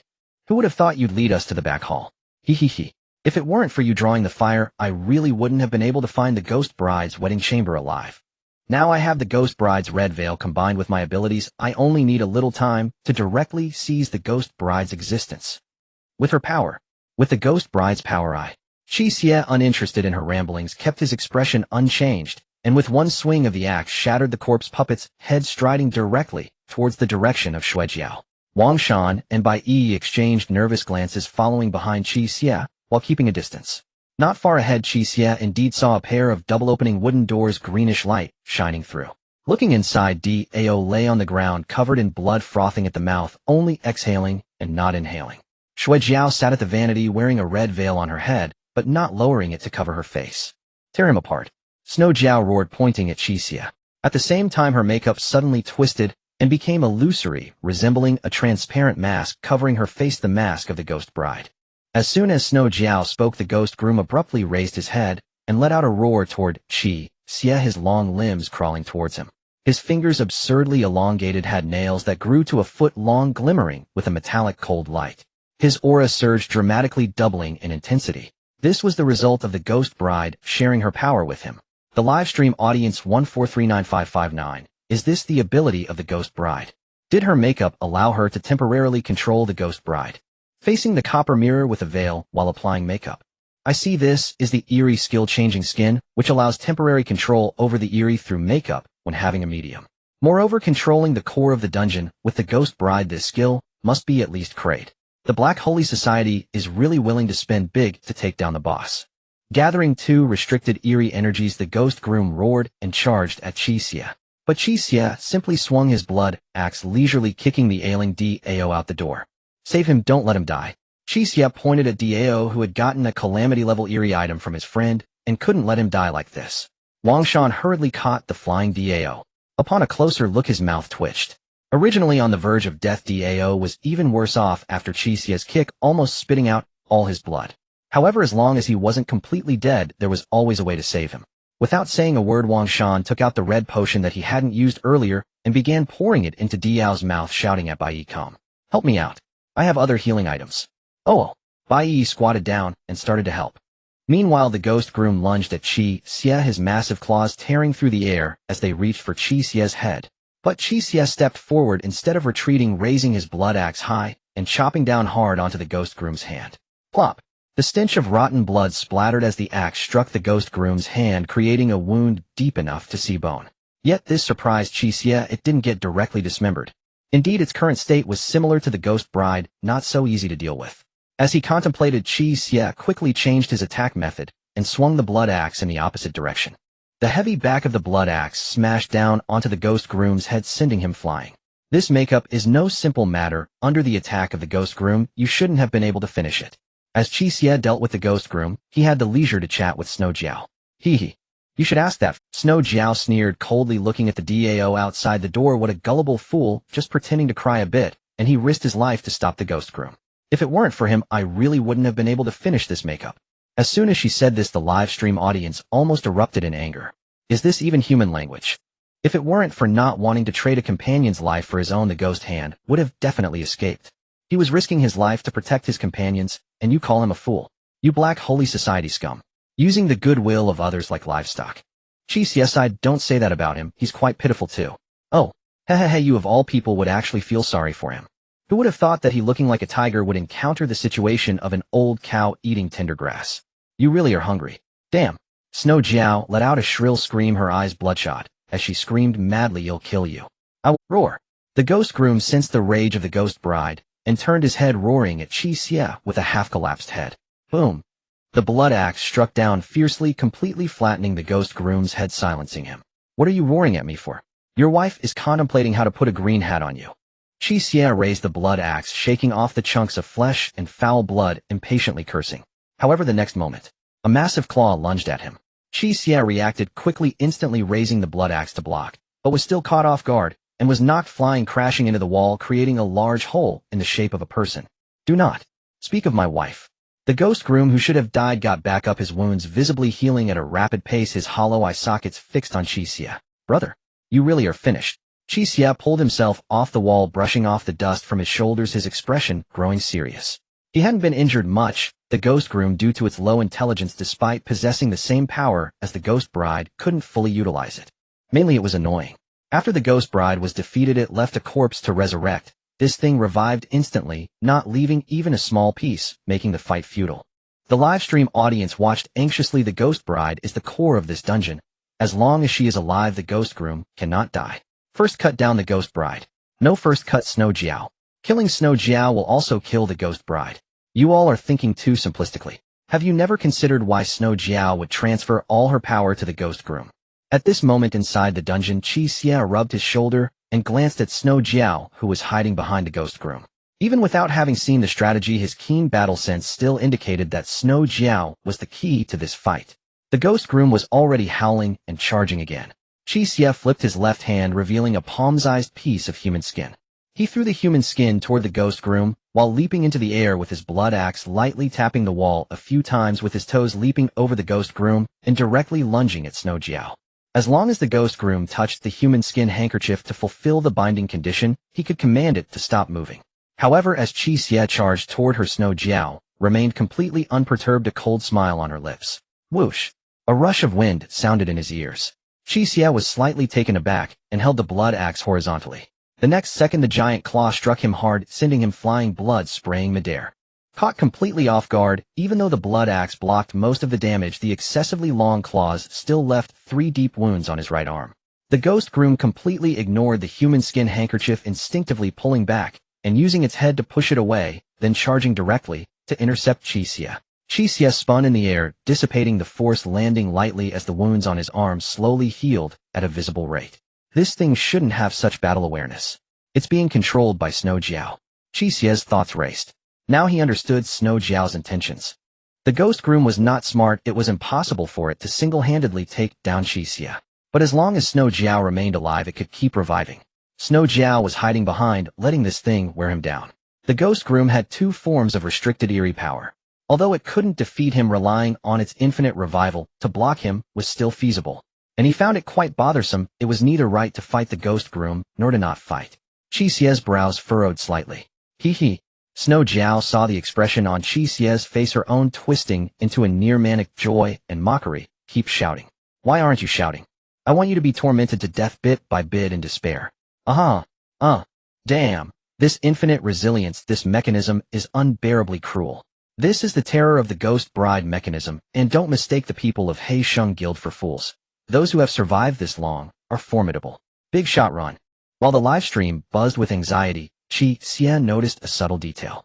The face of Shui Jiao, hiding behind the ghost groom, froze mid-excitement and abruptly contorted into a grotesque distortion. Her eyes swam with spiderwebs of bloodshot veins, blue cords standing out at her temples, as if she were suppressing something.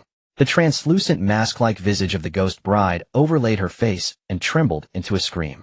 2 faces overlapped, yet wore different expressions, yielding an uncanny dissonance. Shui Jiao, however, quickly composed herself. The snarl on her features faded, and the ghost bride's pale countenance stilled once more. Those watching the stream noticed Shui Jiao's abnormality. What's wrong with her? It looks like the ghost bride is struggling, trying to shake off the control of Huapi skin painting. How could this happen?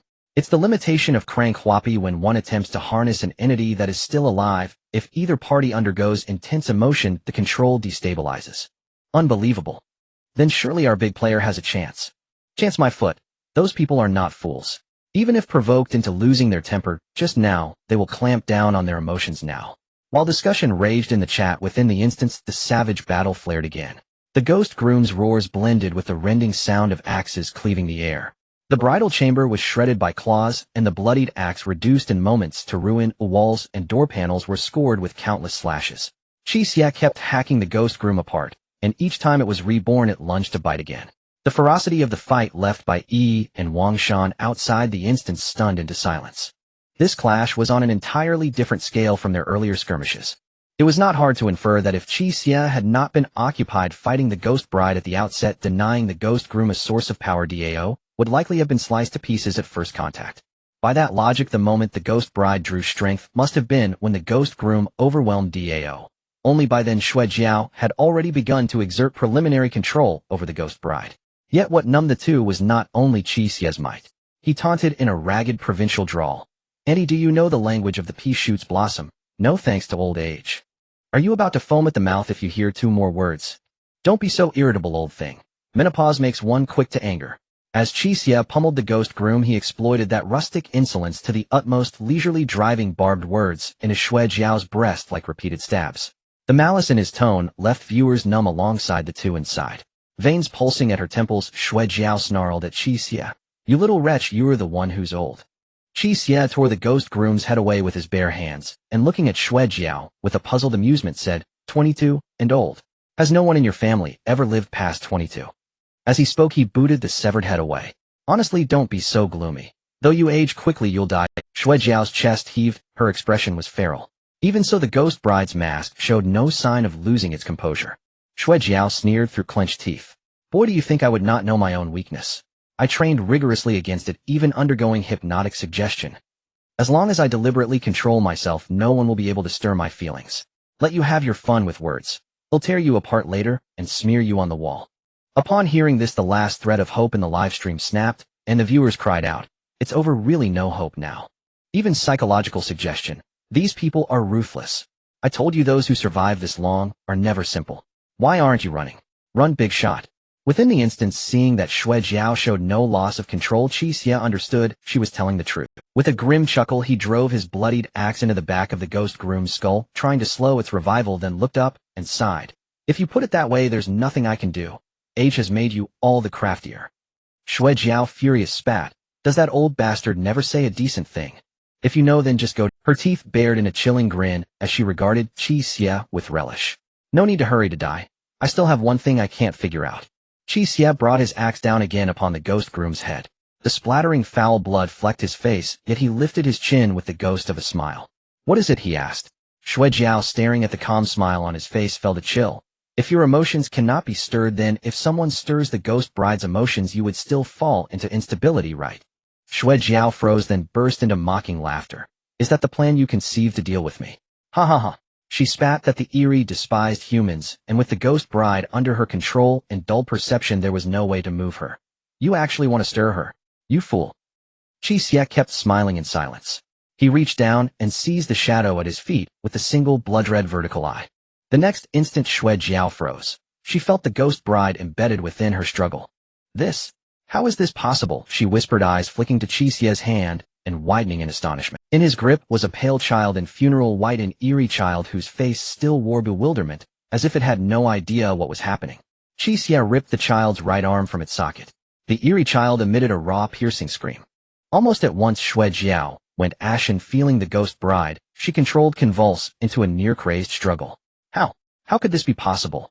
"Madam," Qi Xie said, smiling as he regarded the ghost bride's illusory face on Shui Jiao. "Surely you would not want anything to happen to your child." Qi Xie was shocked not just by Shui Jiao, but also by the more than 1 million viewers in the live stream. What kind of operation is this, big shot? How strange, this sounds a bit familiar. Why? Me too. The one above one to my good brother above, I added you, let's have a word. I am impressed, though I have wandered the Jianghu for decades, what scenes have I not seen? All crystal clear. But I have truly never encountered a scene like this. Big shot living quite well, huh? Just as the atmosphere in the live stream began to take a strange turn, the ghostly groom who had been cut down by Qi Xie resurrected once more, struggling to rise, when suddenly a tremendous force struck down violently from the back of his head. Bang! The ghostly groom's head sank halfway into the ground. "There's nothing that can be done about being anxious. After all, my lady, you can feel it, right? Your child and husband are in my hands. Of course, if you don't want your lovely child and beloved husband to die, then show me your sincerity."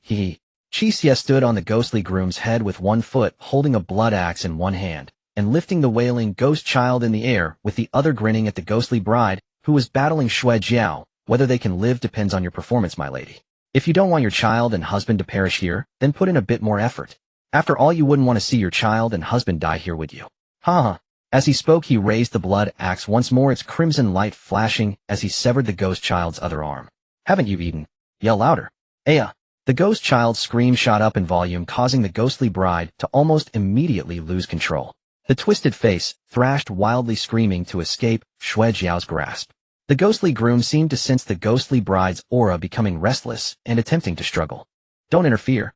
Seeing how effective this tactic was against the ghostly bride, Qi Xie could not let the ghostly groom ruin his plans. He shouted coldly, exerting force underfoot, and directly crushed the ghostly groom's head. The ghostly groom's body slumped down again. The ghostly bride struggled even more fiercely. Meanwhile, the fear level of the millions of viewers in the live stream increased another notch. And the husband currently at fault. You deserve to die. Get back. Aya. At this moment, Shui Jiao felt even more terror than the viewers in the live stream, sensing herself on the brink of madness. Every time Qi Xie inflicted harm on the ghostly groom and the ghost child, the ghostly bride's struggles became increasingly frantic. The ghostly bride's increasingly chilling screams echoed in her ears as a consciousness filled with resentment and murderous intent collided repeatedly with hers, bringing a pain akin to having her brain torn apart, nearly driving her to the brink of madness. Shui Jiao was in so much pain that her vision blurred, she could no longer endure it.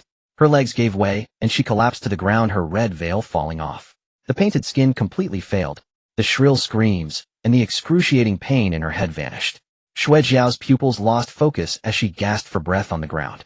In her hazy vision, a figure holding the ghost child, now completely torn in half, leisurely walked up to her, bringing down an axe onto her red veil. Then a square object was placed over her face. Cough, cough, cough. Dao suddenly opened his eyes wide, turning over to spit out a mouthful of foul blood, then gasped for air, his heart racing, his face filled with terror. Wang Shan, who had been administering treatment for a long time, sighed in relief upon seeing Dao pulled back from the brink of death. His efforts alongside Bai Yi were not in vain, as Qi Xie had declared that this fellow could not die. What time is it now? Where's the ghostly groom? I thought I was dead. Dao gasped for breath, looking dazedly at Wang Shan. Wang Shan pushed up his glasses and loosened his collar. I have to say, you are quite something to have such a spirit of sacrifice, even if your brain isn't quite right, risking your life for an evil old hag in her menopause. Now you owe me 3 bottles of basic healing potions and several healing devices. I'll send you the bill. By the way, you also owe Mr. Qi a life. Dao blinked, a bit dazed, but still wanted to prop himself up to ask for clarification. But soon he lay back down. He silently looked down at the bandages that had almost mummified him. What's going on? Dao's eyelid twitched. The bandages even wrapped around the front to form a big bow, and it looked quite pretty. Wang Shan quietly looked up, and Dao followed Wang Shan's gaze. He saw Bai Yi quietly turning her head away. Dao fell silent for a moment, then seriously spoke, "Thank you, little sister, brother Wang. I am just a rough man, so I won't say too many polite words. I may have a bad temper, but I know well how to be a good person. You saved my life, and Mr. Qi saved my life. In the future, if you ever need me, just speak up." After saying this, he looked at Bai Yi with a hint of apology and said, "Earlier, I may have said some harsh words to scare you and Mr. Qi. That was my fault, I'm sorry. You two are magnanimous, don't hold it against a rough man like me." Wang Shan and Bai Yi were both taken aback. Dao scratched his head, probably feeling a bit embarrassed saying this, so he proactively changed the topic and asked Wang Shan, "So what exactly happened, brother Wang, when you were fighting with the ghostly groom?" Wang Shan meticulously recounted everything that transpired to Dao. As Dao listened, his expression grew increasingly grim, feeling as if he had eaten something foul. He had been there foolishly, risking his life to protect his companions. The woman Shui Jiao was a notorious assassin from the Black Holy Society.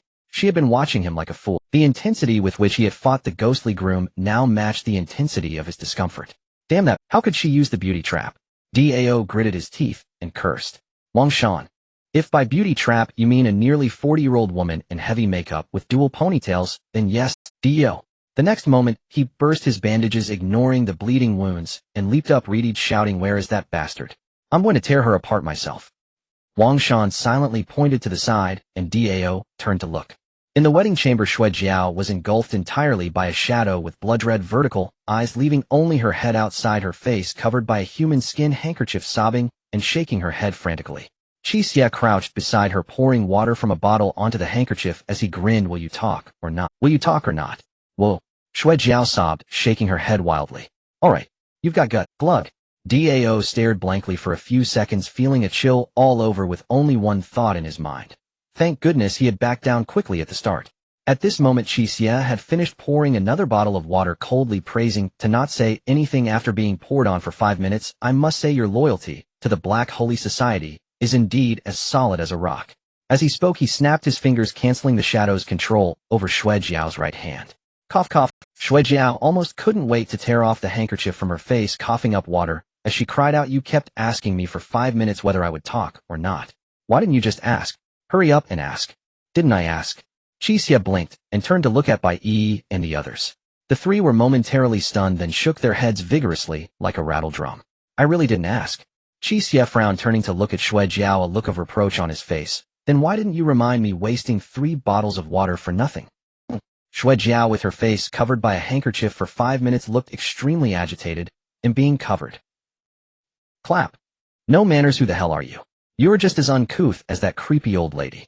Qi Xie rubbed his wrist and earnestly educated her. This is a harmonious society. We need to be civilized, respect the elders, and love the young, you understand.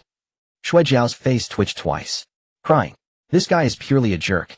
He didn't forget to ask. He just thought it was fun to pour water on me. Alright, since the misunderstanding is cleared up. Woo-woo. Then let's get to the point. Woo-woo. I ask you. Woo-woo. Clap. You ask, I will certainly tell you everything I know. Shui Jiao, with one side of her face swollen, nodded while crying. The repairing experience passed down from the elders is indeed useful.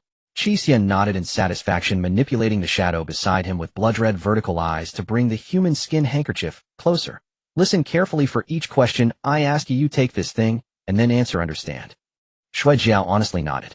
How many branches does the Black Holy Society have? I don't know. The branches contact each other individually through the branch leader.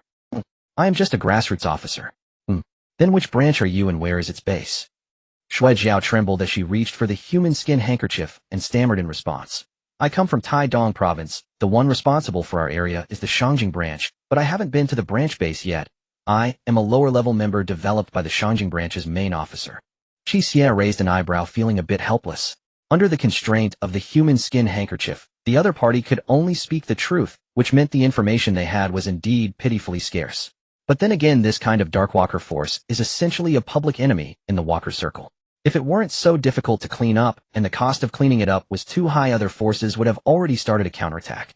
However, similarly, these Darkwalker forces definitely cannot be too ostentatious, and would strictly control and keep confidential their internal communications and branch bases to avoid retaliation from numerous enemies. The idea of giving the Black Holy Society a heavy blow has evaporated. Qi Xie rubbed his temples. Without even a medium, it is unrealistic to have the evil god locate them. Fortunately, Qi Xie's character is one that never wastes energy on internal conflicts. He immediately comforted himself. Directly robbing food from the delivery station is still too uncivilized. Waiting patiently for the delivery to arrive is also fine. After all, within just a few minutes, he had already thought of a method to directly identify members of the Black Holy Society, so he wasn't afraid of ambushes. Plus, it saved him the trouble of going to find them, since it costs a lot to have the evil god locate and teleport once.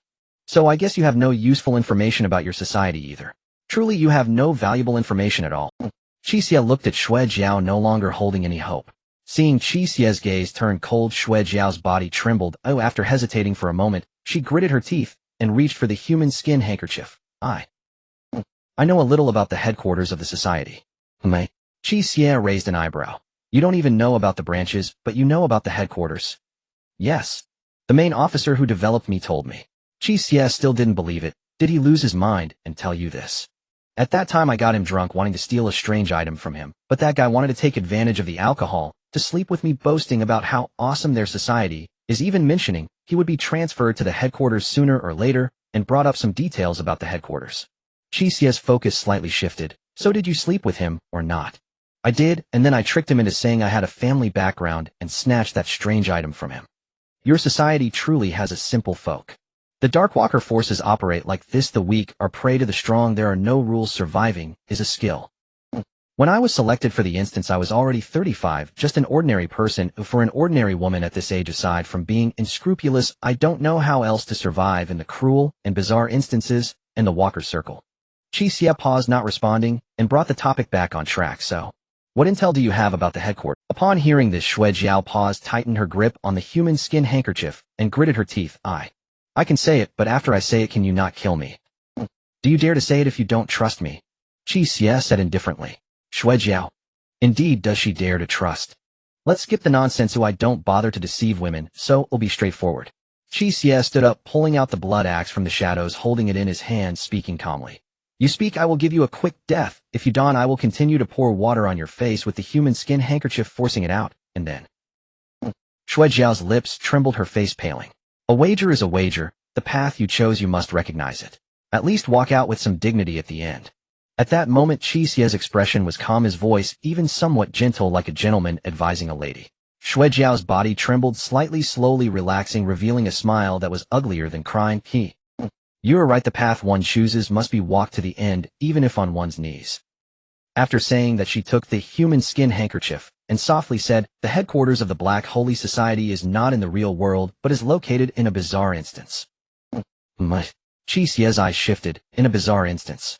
How can a group of living people stay in a bizarre instance for a long time?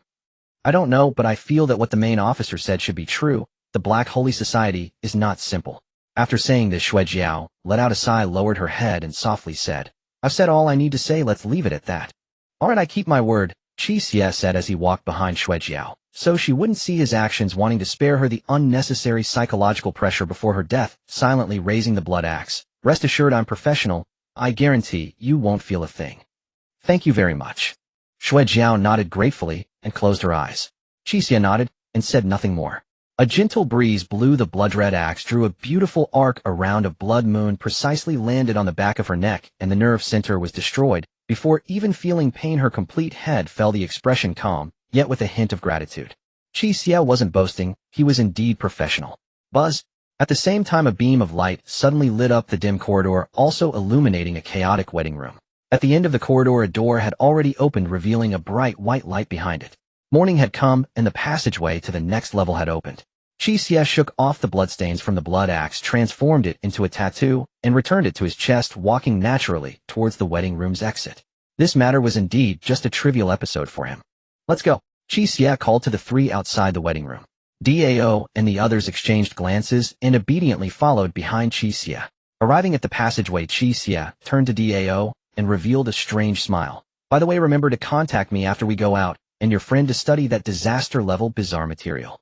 I hope you don't force me to personally track you down through the internet. Dao still didn't know about Qi Xie's matter with Jiayu, but these seemingly nonsensical words coming from Qi Xie had an inexplicable persuasive power. He immediately shivered and raised 4 fingers in assurance. Rest assured, brother Qi. Qi Xie nodded and turned to step into the light. Congratulations on clearing the Ghost Bride's wedding dungeon. Your clearance rating is Special X grade, perfect clearance, leading to the permanent closure of the dungeon.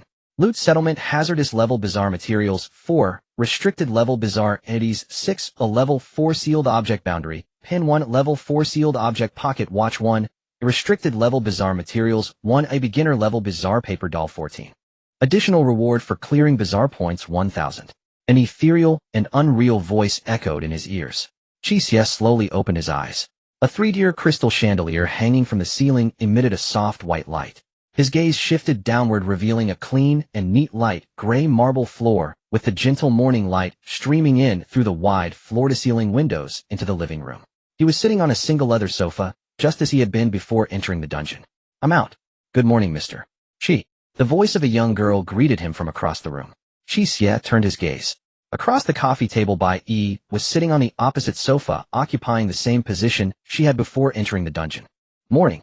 Qi Xie nodded in response, stretching lazily and casually asking, what was your clearance rating and reward? B grade. The clearance reward is 500 bizarre points. Bai Yi replied without hesitation, but soon a wry smile appeared on her face as she looked down at her fair hands. I didn't do anything, just managed to get a B grade clearance. In this dungeon, everyone else had fought bizarre entities to varying degrees, covered in either bloodstains or paper dust, while she, due to her lack of combat ability, had barely collected any dust at all. Of course, it would be inaccurate to say she made no contribution. If she hadn't uncovered the trap set by the bizarre child, she and Wang Shan would likely have been wiped out before Qi Xie arrived, making it harder for him to find the bizarre child afterward. And due to the time delay caused by the butterfly effect, the severely injured Dao probably wouldn't survive either. One could say that aside from Qi Xie and Shui Jiao, the survival of the other three was largely thanks to her. Despite the outcome, as a novice traveler who had only entered 3 dungeons, she had done well enough. However, this dungeon had deeply affected her inner self. When Qi Xie was unable to arrive in time while being pursued by the bizarre child, she felt a profound helplessness. Shui Jiao, due to her lack of ability, could only walk down a path of no return. Adding to this was the sense of crisis from Wang Shan's warning about the gradual invasion of the bizarre into reality. It made her acutely aware that no matter what, no external force could be as reliable as the power she could control herself. For a moment, Bai Yi's expression fell into a struggle. Qi Xie seemed to sense Bai Yi's emotions, but said nothing. He simply got up, removed the jade bracelet from his wrist, placed it gently on the table, left to shower, changed clothes, took a stroll around the villa, and bought a single-serving breakfast from the community's dining establishment. Returning to the villa, Bai Yi had indeed left, and Qi Xie's traveler system received a message from her. Mr. Qi, thank you very much for your protection in the previous dungeon. But I've thought it through, and relying on external forces will not make me stronger. The bizarre points and resources I've saved up are enough for me to acquire another bizarre skill, which will grant me some self-defense capability in general bizarre dungeons. Next time in a bizarre dungeon, I will face it alone and strive to survive as much as possible. However, the previous deal still stands. I will use my connections and channels to find what you need. You can consider this an investment from me and my family in you, and I hope we remain trustworthy partners. Qi Xie simply replied with a good. Although he hadn't heard Wang Shan's warnings, he understood the situation regarding the bizarre invasion of reality perhaps deeper than most. After all, before entering the bizarre dungeons, he had been feeding these things to the evil god by searching for them in the real world. The influence of the bizarre on reality was gradually expanding. He and Bai Yi were merely collaborators. He could not always be at her beck and call. In this increasingly harsh era, if Bai Yi only thought she could remain safe by relying on his strength, she was simply burying her head in the sand like an ostrich. Clever girl. Qi Xie couldn't help but nod, setting the matter aside and relaxing as he began to earnestly enjoy his breakfast. He had bought quite a lot. A serving of spicy soup, steamed rice rolls, a bowl of sweet tofu pudding, and several delicious. Although his body no longer required food since he had plenty of money, he wanted to try everything he could, savoring each bite. After all, working hard is for the boss, but the food that goes into his mouth is for himself. One must remember to eat well amidst their work. The rice rolls from Baiwei are truly a signature dish. The texture is absolutely amazing. Let's add some cola and give it a try. This spicy soup smells great. Ew, I've never had it before. Let's try adding some nutritional supplement. I'm hungry. While Qi Xie was savoring the food and thinking of pouring some coffee into the tofu pudding, a haunting whisper suddenly echoed in his ears. I almost forgot about this fellow while enjoying my meal. Qi Xie pulled out 2 napkins, leisurely wiped his mouth, got up to close the floor-to-ceiling window, and then adjusted the shadow beneath him before moving to the spacious living room, squatting down and deftly sketching an evil summoning totem on the ground. Great master, I praise you. Supreme Lord of Shadows, the unseen blood, I God, the chaotic touch that entwines the world. Descend in the absence of light, gaze from the shadows, and extend your tentacles in the darkness. Your devout servant prays for your attention. A thick, sticky sound echoed through the empty villa, and the 3-tier chandelier flickered a few times before grayish-white ethereal tentacles slowly extended from the sinister pattern, with blood-red vertical eyes emitting a faint crimson glow in the dim villa. My master, your devout servant presents offerings to you. Qi Xie smiled slightly, one hand on his chest, and the other on his back, bowing slightly, and lowering his head in devotion. As always, if one doesn't know if they are conscious or not, they are considered conscious for safety's sake. The face-saving project must be done. Snap. Qi Xie snapped his fingers, and the shadow beneath him gradually opened its blood-red vertical eyes. The tentacles, clearly starved, plunged into the shadow beneath Qi Xie's feet. Seeing the evil god continue to gorge itself, Qi Xie finally breathed a sigh of relief. He did not submit all of his gains at once, but kept 4 pieces of hazardous level bizarre materials and 2 sealed objects. These items can be exchanged for bizarre points or used himself. They are highly valuable, and he intended to keep them in preparation for purchasing disaster-level bizarre materials. With the evil god busy feeding, Qi Xie opened the traveler system to get down to business, asking Dao about the bizarre materials his friend had. However, as soon as he opened the traveler system, Dao's message popped up first. Dao, Qi, I contacted my friend and asked about the disaster-level bizarre material he has. Qi Xie responded, oh, what did he say? He asked how I knew about that thing. I told him I found out while drinking with him before, and that a big shot I encountered in a dungeon wanted to buy it, asking if he was willing to sell. Wait a moment.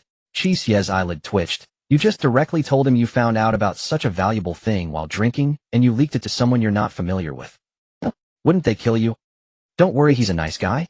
Not only didn't he blame me, but he also asked where I was, saying he wanted to treat me to another drink, and said he'd give me a Maserati.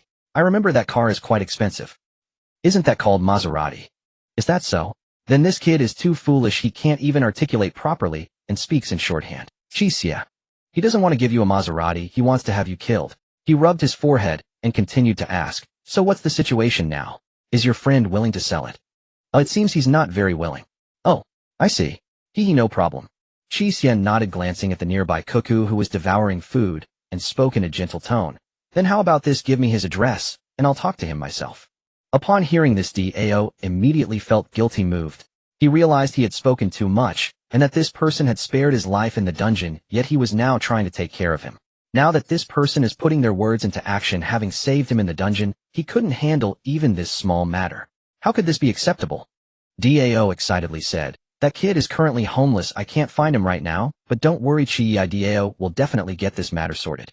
Qi Xie. He just wanted an address to conduct a friendly exchange in a respectful manner. Why is this fool suddenly so excited? After a dozen minutes, Dao's message popped up again. Qi, after much persuasion, I finally convinced that kid, he's willing to talk. Qi Xie was first taken aback, then he smiled. I didn't expect you had the talent to talk your way through, how did you manage? I told him that if he didn't talk, I would inform his father about his years of funding a psychological support center for women lacking companionship. Their family is quite large, and he can be considered a young master, especially since they are currently selecting an heir, and a big family values face quite a lot. So he agreed to talk. Well done. But what is this psychological support center for women lacking companionship? A foot washing city. Wait, how would a young master from a big family go to a foot washing city? I took him there. You two got along well, looks like you found a kindred spirit. Qi Xie took a deep breath and redirected the topic. So what's the current situation? What are his conditions? It's not fully settled yet, but one condition has already been established as a must. What is it? To accept his commission, resolve a bizarre incident in the real world and capture the anomaly. Qi Xie raised an eyebrow at this. Oh, this is something he is quite adept at, but... He has washed his hands of this line of work for a long time. Why take on a job when there are plenty of anomalies in the dungeon? Qi Xie disdainfully reclined on the sofa. He looked down on those trivial matters. Chiga, you really need to be cautious with this job. I've heard that thing is very likely to be a dangerous level anomaly. Qi Xie suddenly sat up. He accepted it. AAA professional grave digger. No, a professional anomaly cleaner returns to the scene. Dangerous level anomaly. Qi Xie's eyes sparkled as he licked his lips, glancing at the nearby tentacle that was already oblivious to everything around it due to its feast. His companion hadn't experienced a dangerous level anomaly yet. A major opportunity had presented itself. If he could capture a whole dangerous level anomaly and offer it as a sacrifice, wouldn't the big boss generously reward him with a level skill as a bonus? Qi Xie currently possesses the level skill Blood Rebirth and understands how terrifying skills at this level. Strictly speaking, if he excludes the level skill Blood Rebirth, relying solely on those level 3 and 4 ceiling artifacts, and the level skill Spirit Seer, he could only contend with at most 2 restricted level anomalies. However, with the support of the level skill Blood Rebirth, he can fight recklessly without fear of dying, easily slaughtering 2 or more restricted level anomalies. This is the terror of level skills, as they are meant for dangerous level anomaly dungeons or level 2 ceiling. And now there's an opportunity to acquire disaster level anomalous materials and possibly gain a second level skill. Qi Xie couldn't think of a reason to refuse. At the same time, he felt a bit surprised. Previously in the real world, he had struggled to capture anomalies to feed the evil god, and it was challenging to find anything that barely met the novice level. Although he had known that the frequency of anomalies appearing in the real world was increasing, it had only been 2 weeks since he first entered the dungeon, and the real world suddenly has dangerous level anomalies. The speed of anomaly invasions has accelerated tremendously. This piqued Qi Xie's curiosity. But regardless of the reason, this piece of meat delivered to his mouth, as an evil god's favored one, he had no reason to refuse. What's the worst that could happen? At worst, he could summon the evil god and achieve a heavenly coexistence. Qi Xie thought rather shamelessly. Of course, he didn't want to reveal this trump card unless absolutely necessary, as it literally meant a heavenly coexistence. The evil god isn't very bright. If it gets too excited, it wouldn't distinguish between friend and foe, and whatever it could wrap its tentacles around would end up in its mouth. Long ago before he received the blessing, he had some clever ideas thinking he could find anomalies and let the evil god out to eat on its own. But he forgot that a starving person, if given a little food, would only want more, becoming hungrier and more frantic. At that time, he had released the evil god in an ancient tomb in the wild. As a result, this guy devoured the anomaly and went berserk, unleashing countless darkness and tentacles that flattened the mountains within a few kilometers, and eventually he was left too weak and had to retreat. Had he not sensed that things were going awry and fled early, he would have likely ended up in the evil god's belly. Although the evil god is now reviving and its reason has improved somewhat, Qi Xie still didn't want to gamble unless absolutely necessary. So he needed to have some insurance. He needed to ensure that if there were any issues, he could directly find someone to settle the score. Report a location. I need to see you there, and also I want to meet with your friend for a detailed discussion. Qi, you're really taking this on. You're so bold. The requirements you mentioned are easy to handle because I'm currently in the city where the commission is located, and he will also appear here. The address is Yingchuan City. Yingchuan City. Alright, find a spot and send me a location as a meeting point. While roughly 2 days later, Yingchuan City. A seemingly ordinary middle-aged man stood on the street looking at the buildings in front of him, his face twitching. What the hell is going on? The building before him presented an air of dignified solidity, its facade crafted from matte deep gray stone, and at its center hung a carved plaque bearing gilded characters. Tangquan Hui. This was a bathhouse. The middle-aged man even opened his system panel to check he had not come to the wrong place. Diao's location pinged exactly here. And indeed, he had seen that fellow. A square-faced, crew-cut, burly man stood at the entrance of Tangquan Hui, his left arm covered in tattoos, his right arm sheathed in a sleeve. Beneath the sleeve there should be a bloodless hand modeled with blue-black lividity like that of the dead. Dao stood at the doorway glancing about and opening his system panel from time to time to check for any information on Qi Xie. I told you to set a meeting point. Why a bathhouse? A voice sounded from beside him. Dao jumped and turned to look. Behind him, a middle-aged man regarded him with an odd expression. Dao froze, sized the man up and down, and then said cautiously, "Lord Qi." He immediately changed his manner and rubbed his hands nervously. My word, look at you, so changed. Ido didn't recognize you at first sight. You should have said so earlier. If you'd warned me, I would have come to meet you. Don't flatter me. Qi Xie pointed at the plaque, unable to suppress a smile. Honestly, you are something else. In all these years I've heard of meeting in private rooms to eat, booking KTVs to sing. I would not be surprised if someone booked a support center for women lacking companionship, but a bathhouse.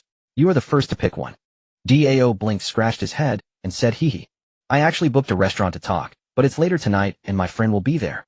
I thought I'd meet you first to explain the details. We choose a bathhouse to meet.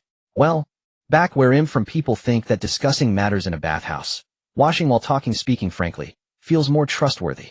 Dao touched his crew cut and grinned. If Lord Qi doesn't like it, shall we move somewhere else now? Qi Xie could not help smiling at the absurdity. He shook his head. Never mind, a meeting is a meeting. Come in. I've never tried a northern bathhouse before. Very well. Please, after you. Dao brightened and led Qi Xie inside. A few bluestone steps led to the entrance, flanked by neatly trimmed greenery and vintage wall lamps casting a soft glow. The glass doors stood open, warm, humid steam wafting out mingled with a faint fragrance. The decor was luxurious without ostentation. It was clear Dao had chosen the place with care. The young woman at the reception obviously knew Dao. She rose with a smile and asked warmly, Master D, is this your friend? Dao waved a grand hand. This is my benefactor. A lifesaver. Treat him to the highest standard. Very well, gentlemen, the men's bath is this way. Though called a bathhouse, Tangquan Hui was decidedly high-end. Beyond soaking pools and saunas and self-service dining, it boasted a mini-bar, private screening rooms, and a full complement of entertainment facilities. Though Qi Xie was curious about things he had never experienced, he did not forget his primary purpose. After changing into swim trunks, Qi Xie sank into the hot pool, leaned on the rim, and opened the conversation. Tell me the specifics. First, I need to know your friend's identity and what exactly is going on. A disaster-grade, anomalous material. He could not in good faith entrust someone else to handle something of that level. Dao also soaked in the pool beside him, but kept glancing about as if looking for something. At Qi Xie's question, he hurriedly turned back and spoke earnestly. Yes. The matter is not honorable. He won't do it openly for fear his family will find out. Not honorable? Qi Xie asked, puzzled. Dao nodded, looked around once more, and then explained, my friend is surnamed Li from the Xingzhe family, the Li clan. Lord Qi, have you heard of the Li family? Qi Xie shook his head. Dao said, the Li family is a great house mainly entrenched in the Jinji and Meng regions. After the anomalous copies appeared, many became anomalous walkers and formed walker families. The Li clan carries real weight in those circles. My friend is Li Song, jokingly nicknamed Li the Coward. He is the second son in the Li household, whom I call Li Lauer. He is a little timid but slick with words and politically savvy, which endears him to the old master. The disaster-grade anomalous material had been a gift from that old master. But now the patriarch's health was failing and the family was contemplating a new heir. Li II's temperament of course made him ill-suited to be the head, yet his father was capable, a man with real skill. His father's brothers and sisters were no less formidable. The succession fight had become fiercely contested, and any small disturbance could be seized as a pretext to attack and sway the final outcome. So, oh I see. Qi Xie nodded with sudden comprehension. It's a matter of face. That disaster-grade anomalous material was a precious gift from the old master to you. The old master is still alive, and you brazenly sell such a precious thing to outsiders. Do you not care for the family's reputation? If a son behaves like that, would his father not know? If the father does nothing, it only proves the father himself is unworthy of the position and unfit patriarch. It is a harsh logic, though it may seem strained for a great house. Especially now when succession battles have become bloody to the extreme. Truth matters little. Once exposed, an opponent will pounce without mercy. Lord Qi, your mind is so sharp. We needed only say it and you understood. Dao gave a thumbs up, taking every opportunity to flatter. Then he looked over his shoulder with a hint of wariness. Qi Xie frowned slightly, assumed he was merely on guard, and continued, so what about this real-world anomalous commission he mentioned? Is he being troubled by anomalies in reality? Not that he is personally troubled. Dao glanced back again, and then replied, have you heard of the recent midnight student ghost incidents in Yingchuan City? Qi Xie shook his head. Dao went on. It's real, though the public remains unaware. We in the Walker circles all know the so-called student ghost is likely an anomalous entity. This student ghost appears only after nightfall, clad in a bloodstained school uniform of unknown origin, and when it manifests, it randomly attacks people walking at night. Those attacked fall into comas, and no means of awakening them has yet been found. The ghost often appears near the Li family's corporate holdings in Yingchuan, and Li II manages that company. Qi Xie, suddenly enlightened, said, I understand. Li Song is afraid of walking at night and being attacked. No, he's a big boss who doesn't even go to the company. What would he fear? It is that the student ghost's nocturnal attacks have left everyone on edge. He can no longer have employees work late, which dents performance and gives him a real headache. For some reason, Qi Xie found himself oddly sympathetic and fell silent. He muttered under his breath, damn these capitalists. Damned callous bosses. Dao, having finished speaking, glanced back several more times. Seeing Dao turn his head for the fourth time, Qi Xie could no longer hold back and followed his gaze. However, in the large bathhouse, besides the two of them, there was no one else. Why are you looking back so often? Dao was taken aback by the question, then scratched his head and said, it's strange. Mainly I feel like there's a burning gaze behind me, as if someone is peeping at me. This is the men's bathhouse who would look at you. Qi Xie sighed. Dao chuckled awkwardly, realizing Qi Xie's point made sense, thinking it was just his own sensitivity, then humorously joked. Well, who knows, maybe someone is eyeing my Welton muscles and charming, but... Dao patted his own rear and gave a thumbs up. Qi Xie grinned, chuckling a bit, then waved his hand with a smile, saying, all right, enough joking, continue talking. Dao nodded and continued, originally he could handle this matter himself. Although he lacks ability, the Li family has both intermediate and advanced practitioners. Or he could seek official help. But due to the complicated situation in his family right now, he doesn't want to appear incompetent, yet he can't think of a way to resolve it quietly, so he's been troubled. Qi Xie pondered for a moment, stroking his chin. Got it, what about other conditions? That's it for now. This is the only necessity, the rest can be discussed later in the evening. Qi Xie nodded, stretched lazily, got out of the water, and draped a towel around himself. All right, let's do it this way. I'll find a private room to rest for a bit, and in the evening you can take me to meet Li Song. Hey Qi, you're not going to soak. Not soaking, I want to take a look around. I haven't experienced what a northern bathhouse has to offer. All right then, if you're not soaking, I won't either. I might get puffy later. Dao quickly got up and climbed out of the pool. How about I show you around, Qi? No need, him used to be. As Qi Xie dried off and was about to head to the changing room to put on a dry bathrobe, a sudden enthusiastic voice came from nearby. Gentlemen, would you like a scrubbing service? Qi Xie and Dao turned to look. They saw a chubby little man with a round face and a beard, dressed in the bathhouse uniform, smiling warmly while holding a scrubbing cloth. Scrubbing? Oh, that's nice. So I've never seen this service here before. Is it an extra charge? Dao's eyes lit. Qi Xie looked at the little man, and a strange thought crossed his mind. When did this guy appear? It's included in the service, completely free. The little man waved his hand and chuckled. Great, I just came out of a dungeon, and I feel covered in mud. Dao laughed heartily, then looked at Qi Xie enthusiastically said, Qi, why don't you join me? He'll pass you, enjoy yourself. Qi Xie waved his hand. He had never been to a bathhouse nor experienced scrubbing, and while he was willing to try, he had a habit. He hated it when others touched his body. This wasn't due to any obsession with cleanliness or psychological quirks, but rather a habit formed long ago. Back then he had just acquired the rebirth of flesh and blood, and wasn't yet accustomed to the pain of losing and regenerating his body.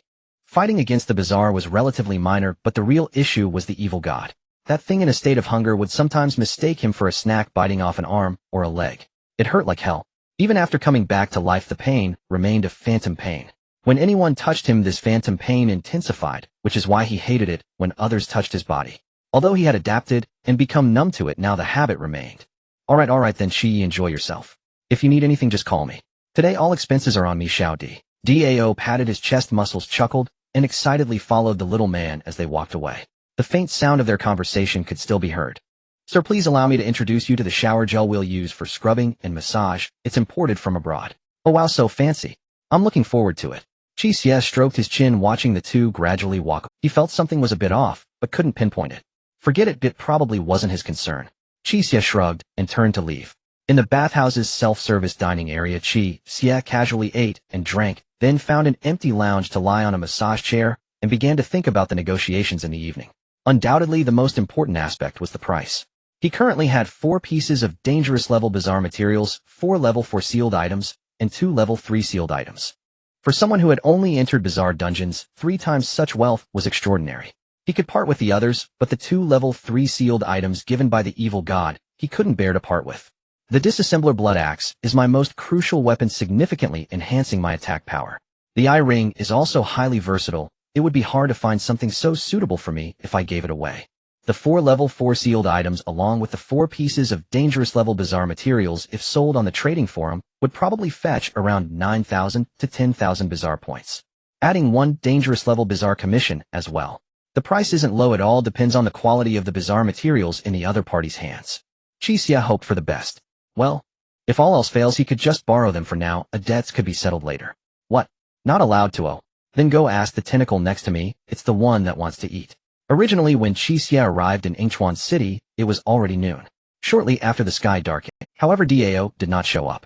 Qi Xie curiously walked out of the lounge, and immediately heard Dao's excited voice. Following the sound outside, he saw Dao slapping the front desk. His expression twisted as he shouted. The receptionist looked at him with a troubled expression. Dao exclaimed, Hey, have you made a mistake? I only found out after the scrubbing that your scrubbing master is gay. Yingchuan Fengyuan Grand Hotel. This hotel, with a history of over 100 years, not only considers financial power for its clientele, but also their status. If a star-rated hotel represents high-end luxury, then this place embodies understated opulence with depth. At this moment, the sky has darkened. 2 young men, exuding a sharp aura and possessing striking looks, are making their way down the hotel corridor, one in front of the other, towards a private room. Brother, this material is of disaster-level quality. Are we really selling it? And to someone whose background is unclear. Is the person Dao found reliable? The younger brother, who appeared anxious, looked at him. Seeing his expression, the senior youth sighed. What else can we do if we don't sell it? We can't use it immediately anyway, but it's better to sell it and solve our urgent problems first. Right now, my third uncle is watching us like a hawk, and with the midnight student ghost incident happening on my turf, the authorities have already taken notice, and my second uncle is also beginning to stir. If we don't act soon, my reputation will be ruined. That ghost is harming people. This Yingchuan is my territory, yet more than a dozen people have been turned into vegetative states by the ghost lying in the hospital, unable to wake up. If a descendant of a cultivator family can't even protect ordinary people on his turf, how can he show his face in the cultivator circle? I'm not worried about the strange material itself. I'm just afraid that the person Dao found is useless and will waste my time, which is why I called you here. Let's test his capabilities. Once we go in, you act like a buyer also interested in the strange materials. Be a bit fierce. Test their confidence. If they seem weak, no need to say anything, we can just leave. The younger brother nodded, somewhat confused, and asked, Brother, I still don't understand. If we want to test him, shouldn't we just have him show his skills? Why do we need to do it ourselves? Well, you just don't understand this. Li Song said proudly. Though I may be a bit timid, I do have some talent, and when you go and exert some pressure on them, if they stand firm, it shows they have some skills. Then you can soften up a bit and pretend to be a competitor and start driving up the price. The younger brother suddenly understood. Wow, brother, You're so smart. Always have backup plans. Of course. Ha ha. Li Song was quite pleased, laughing heartily. But brother. The younger brother scratched his head, seeming to realize something. What if I intimidate them and they just hit me? Yeah. What's there to be afraid of? You're a mid-level cultivator. Even if you can't fight back, you won't be taken out in one hit. There will be some buffer. Li Song waved his hand dismissively. As they spoke, the two arrived at the door of the private room. He turned back to remind his younger brother, remember, what's the most important thing in negotiations? Momentum. Do you understand? Be fierce. The younger brother, upon hearing this, froze for a moment, then furrowed his brow and bared his teeth. Right? Just like that. Li Song nodded, brimming with confidence. He knocked on the door 3 times and pushed it open. Before the door even fully opened, he started to smile, while the younger brother grimaced nervously behind him. Li Song, being clever, thought of playing both sides while being the good guy to avoid offending anyone. Aha, old D, long time no see. The last time we met was. However, before he could finish, Li Song's pupil, upon entering, his gaze was drawn to the young man seated at the head of the dining table. Standing at around 180 centimeters tall, with short hair and sword-like brows, he wore a plain shirt that looked like street vendor merchandise, without even a proper suit. Logically, someone dressed like this wouldn't even be allowed in Fengyuan. Yet the young man's sharp and handsome face somehow elevated this outfit to a sense of high class. Li Song had seen many beautiful people and was not easily shocked. What truly astonished him was the aura emanating from the young man. His expression was calm, but when his gaze swept over, Li Song felt as if he were being scrutinized like prey. The sharpness was unrestrained, even somewhat violent, completely unapologetic. This was someone formidable. Li Song's mind quickly came to this conclusion. Then a sense of familiarity surged in his heart. This person seems familiar. I know many formidable people, but not many of them are of this age. Is it? Li Song's brows twitched, and his body involuntarily shook. Blood Axe Butcher Qi Xie. This name had recently stirred quite a wave in the Li family for certain special reasons. That was why he could recall it so quickly. Meanwhile, a flood of horrifying achievements and methodologies associated with Qi Xie rushed into his mind. Li Song turned his head to grab his younger brother. However, it was already too late. So it's you who wants to buy Li Song's goods? You really are quite audacious.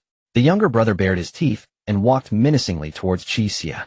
Qi Xie had already raised his head upon their entrance, seeing a fool grinning and approaching him like a guard dog, his brow furrowed. Hey buddy, you waltz into my territory without even paying respects and try to snatch my goods. Isn't that a bit underhanded? The younger brother sneered as he approached Qi Xie, leaning on the table and attempting to place a hand on Qi Xie's shoulder. This was a negotiation tactic, using the height difference of standing over a sitting opponent to apply psychological pressure through physical contact. However, Li Song almost instantly felt the hair on his body stand on end. He reached into his pocket while urgently shouting, "Wait." The younger brother's hand landed on Qi Xie's shoulder. Yet in the next moment, the younger brother felt the world spin around him. Huh. He looked bewildered, not even processing what had just happened. Until the sharp pain in his wrist and face hit him, he recalled the scene from just moments ago. The opponent had directly crushed his wrist with terrifying speed and strength, effortlessly throwing him over his shoulder face first into the ground. What kind of joke is this? I'm a mid-level cultivator, and I didn't even have time to react before being taken out. In that instant, the pain and fear made cold sweat bead on the younger brother's forehead. But in the next moment, a heavy force slammed down on his back, nearly crushing his sternum and heart. The younger brother coughed up a mouthful of blood and instinctively looked forward. He then saw an unforgettable scene reflected in the hotel's glass, floor-to-ceiling windows against the backdrop of the night sky. The young man stood on one foot on his back, slightly bowing his head, his face obscured in shadow, but the blood-red glint in his narrow phoenix eyes was particularly striking in the dark. Unbeknownst to him, the young man's right hand had already grasped a blood axe, glimmering with cold light, raised high, aimed directly at the hand resting on his shoulder.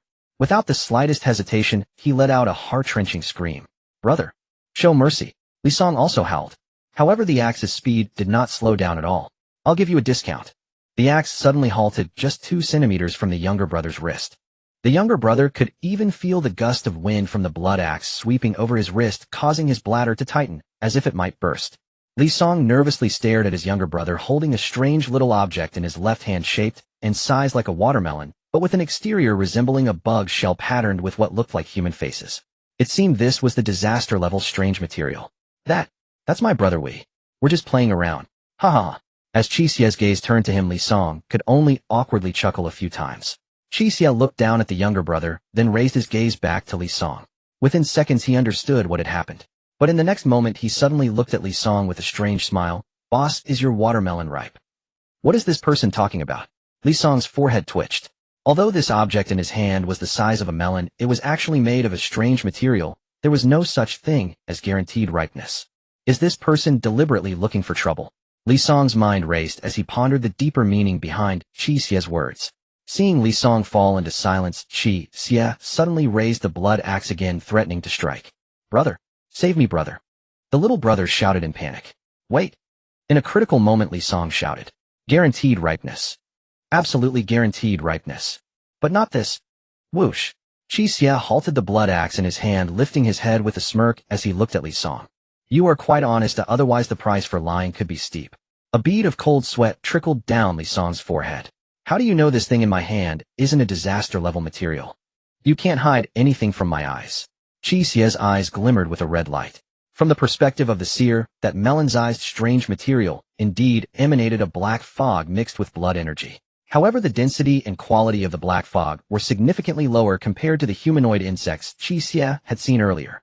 Thus, Qi Xie judged that this thing was at most a taboo level. Truly impressive eyesight, blood axe butcher. Ooh, I've learned from you. Li Song wiped the sweat from his forehead. Let's skip the pleasantries and discuss the disaster-level materials. Please excuse me, I do have disaster-level materials, but I can't present them right now. In the heat of the moment, I could only take out the best material I had on hand to attract attention and protect my little brother. Li Song swallowed hard and pulled out a sealed bag from his pocket, tossing it to Qi Xie. This is a small sample, you can take a look first. The actual quantity is about 7 times this bag. Qi Xie caught the sealed bag with his empty hand, glancing at Li Song before looking down. Inside the sealed bag was a tiny piece of black material resembling amber. It felt very soft, and a slight chill touched his fingertips, as if it were the solidified corpse oil. The quality indeed reaches disaster level. However, the concentration is lower than that of the humanoid insects. If this size is multiplied by 7, the strange energy is roughly equivalent to 3 legs of a humanoid insect. Qi Xie, with red light in his eyes, made a rough judgment. Li Song on the opposite side said, Once we agree on the trading terms, I can show you the actual item, not now. Hearing this, Qi Xie raised his head and squinted slightly. Li Song, from a prominent family, was indeed not foolish and was cautious. This meant that his thought of directly forcing a loan had fallen through. He could only negotiate first. But that was fine. Originally, Qi Xie's leverage was on a very dangerous line. However, now in negotiations, Qi Xie felt confident. Alright, let's talk. Li Song sighed in relief, secretly thinking that it was good. Despite the craziness on the opposite side, they could still communicate. Mr. Qi, I won't beat around the bush. The market price for this quality and quantity of disaster-level material should be between 13 to 15 strange points. Out of respect for offending you, we offer 13. I do not accept physical asset payments, only pure strange points or other strange items as offsets. Of course, if it's a physical offset, it needs to be appraised. Li Song was clearly professional. As soon as the topic shifted to trading, his tone became much more serious. Moreover, he honestly did not inflate the price. According to the research Qi Xie had conducted over the past few days, this market price was reasonable. But apart from the absolutely non-transferable blood axe of the dissector and the eye ring, Qi Xie's other items barely amounted to a maximum of 10 strange points, still 3,000 short of 13. However, Qi Xie waved his hand generously. No problem, very reasonable. Li Song's eyes lit up with joy upon hearing this. Yet Qi Xie's next sentence left him stunned. So how much of a discount are you preparing to give me? Li Song's eyes twitched. Discount? Yes, didn't you say you'd give me a discount before? Qi Xie looked at him sideways with a cheeky expression. Li Song suddenly had a bad premonition. He had indeed mentioned it before, but hadn't it already been reflected in selecting the lowest market price? Still need a discount. A discount on a discount. Hey, this is what you said yourself? You wouldn't want to go back on your word, would you? I've been quite generous by letting your brother off the hook. You should know that I don't like others touching my body. Your brother touched me, and I didn't kill him. I just wanted to chop off the hand that touched me. Don't think I'm unreasonable. Since it was your decision to test me, the consequences should be borne by yourselves. Li Song looked at the rogue expression on Qi Xie's face, feeling an ominous premonition that he would be greatly taken advantage of, and fell silent. Brother, don't worry about me. No need for discounts. At that moment, the little brother under Qi Xie's foot suddenly shouted, gritting his teeth, with a very determined look on his face, courageously declaring, It's just a hand. If I so much as frown, I'm not a son of the Li family. Little brother. Li Song revealed a touched expression upon hearing this. Brother. The little brother exchanged a look with Li Song, his eyes filled with a resolve to face death. Qi Xie glanced at Li Song, then at the little brother under his feet, and said indifferently, This axe has a soul-cutting attribute. Even if you use some strange method to regenerate a new hand later, it won't work. What the hell? Brother, save me. Quickly save me. Brother. Li Song. Grinding his teeth, Li Song looked at Qi Xie, his tone strained.